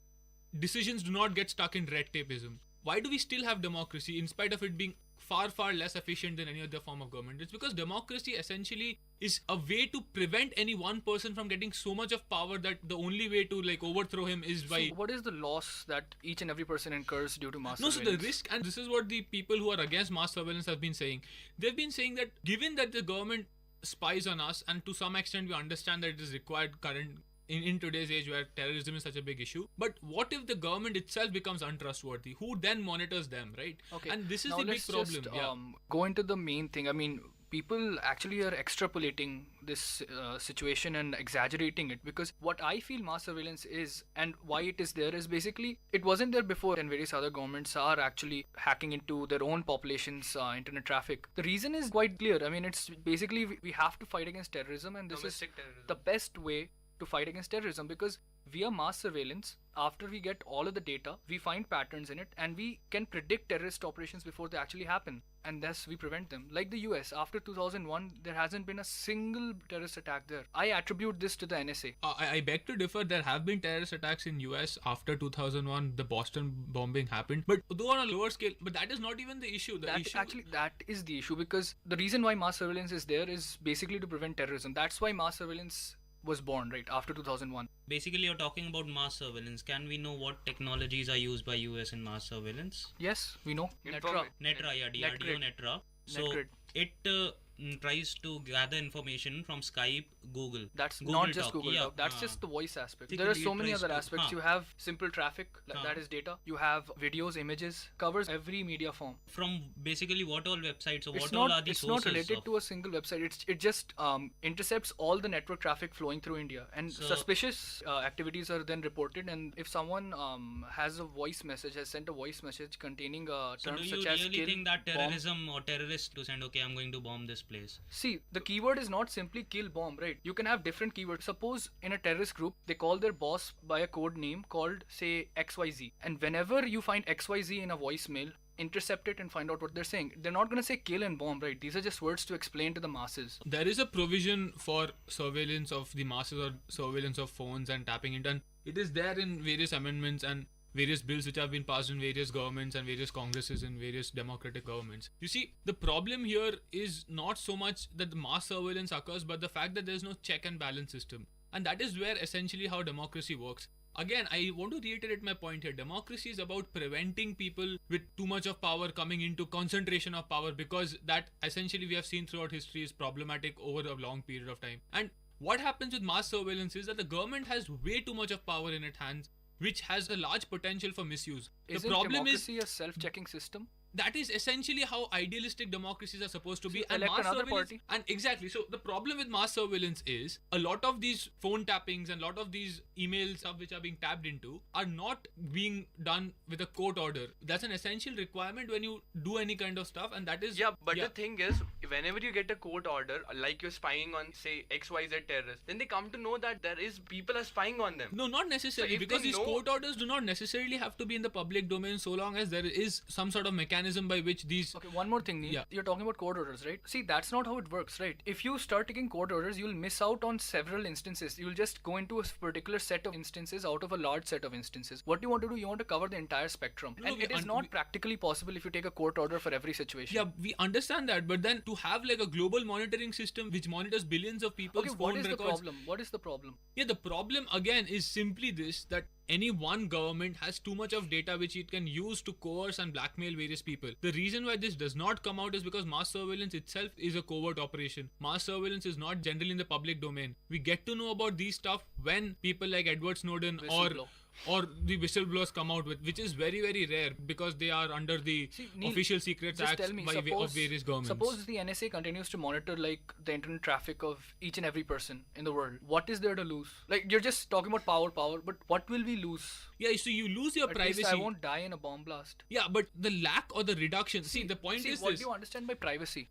Yeah, so here's the thing, right? There's a difference between paranoia and adequate security measures. You can tell me that, all right, fine, India faces bombings. Does that mean we close down every mall because there's a threat to malls because of bombing? Does that mean we close down every malls? Does that mean we employ police round the clock?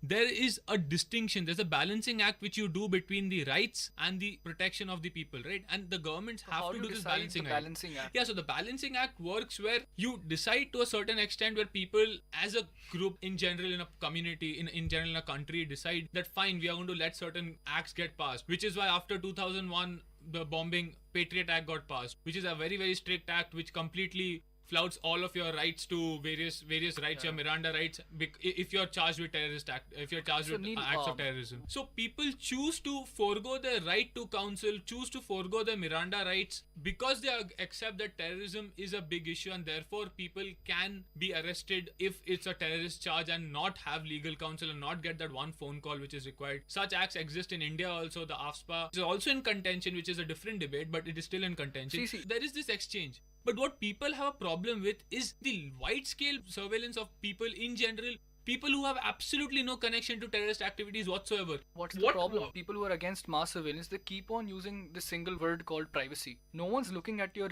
personal information. Yeah, that is something which you do not know. It's all stored in a data. No one can look at so much data, dude. There's so much data, terabytes, petabytes, they cannot gigabytes look of data. into that data, so why to collect it? That's what I'm saying. It's all stored in a database. We apply various computer algorithms, and then people look at the suspicious data elements. I have one conversation over here, which was by Benny. He was NSA agent. So he talked to Daily Caller, and the conversation goes something like this. Daily Caller: there has been some talk about the authorities having recording a phone call Tamilaran, some Russian person, had with his wife. That would be something before the bombing. It is talking about some Russian bombings in USA or something. And Benny says before the bombing, yes. Daily Caller: then how would they have that audio? Benny says because the NSA recorded it.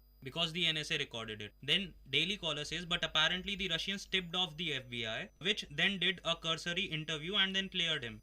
So how were they recording him? Benny: because the Russians gave a warning for him as a target. Once you're on the list, they start recording everything, and that's what I'm saying. So Daily Caller then says, so why didn't they prevent the bombing? Benny says, once you've recorded something, that doesn't mean that has been transcribed. It depends on what they transcribe and what they do with the transcription. Daily Caller: then it seems logical to ask, what do we need all this data collection for when there is not following up obvious leads, such as intelligence agencies calling and saying you need to be aware of this particular terrorist? Then Benny says it's sensible to ask, but exactly what they are doing, they are making themselves dysfunctional by collecting all this data. They've got so much collection capability, but they cannot do anything. Okay, let me respond to this. You actually just supported mass surveillance in the sense that they had data to stop a bombing, right? But what you just talked about was that you were saying that we had too much data, right? So if we have too much data, that means the thing is that we have so much data and we're preventing terrorist acts using that data. How was it prevented? See, every time a terrorist act is prevented, the public doesn't get to know, right? Every time an operation fails, you get to know. So you have no idea how many terrorist attacks have been prevented by the use of mass surveillance. Exchange of ideas.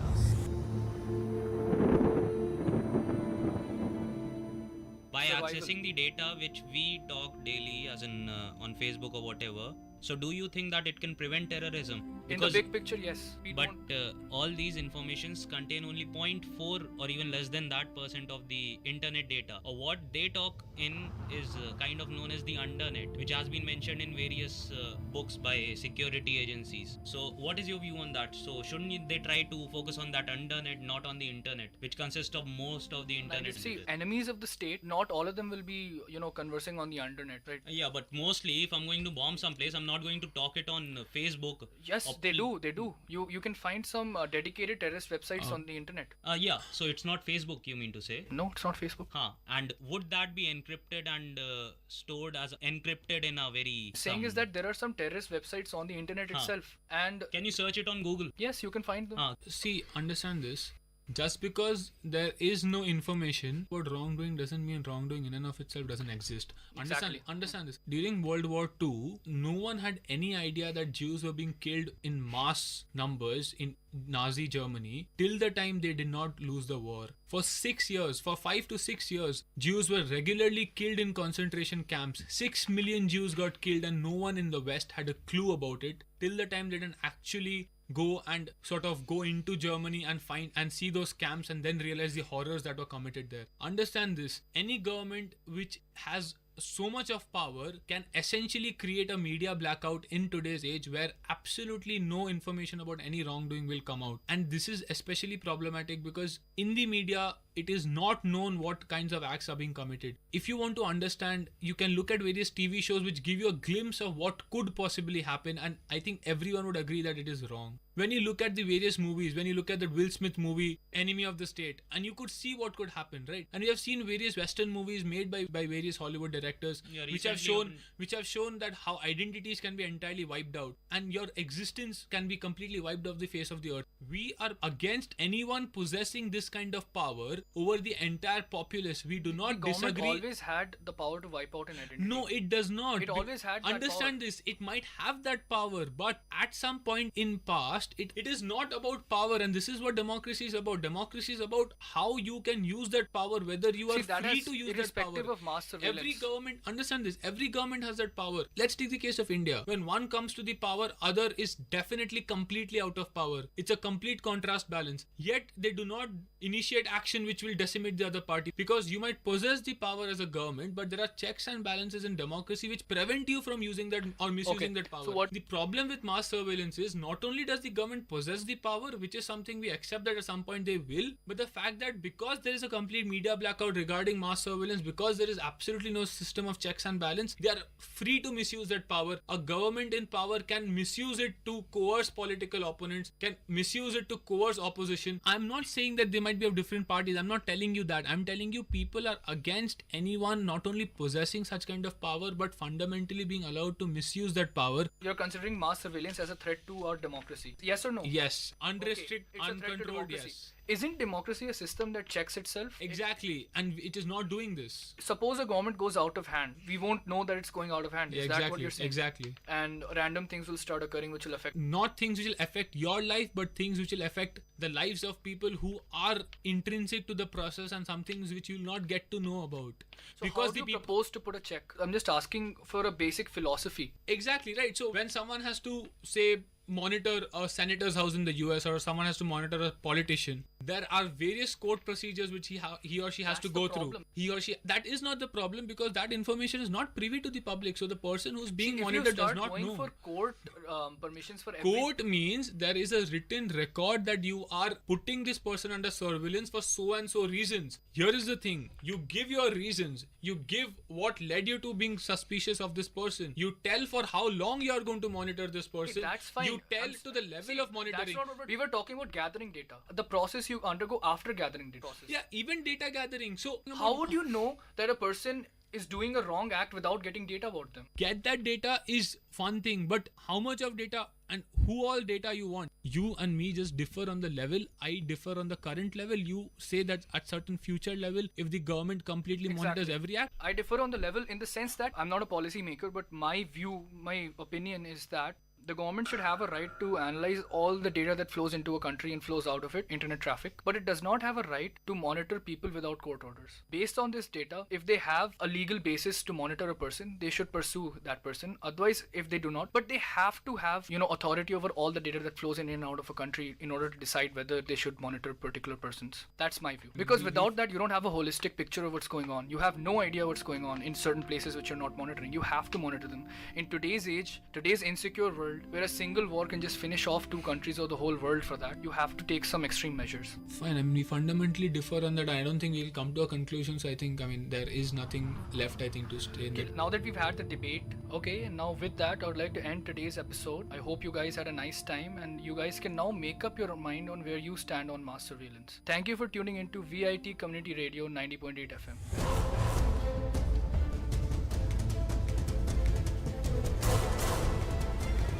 Listeners, thank you for tuning in. This is Anshuman Mishra and Milan Chennai signing off. Exchange of ideas. This is VIT Community Radio 90.8.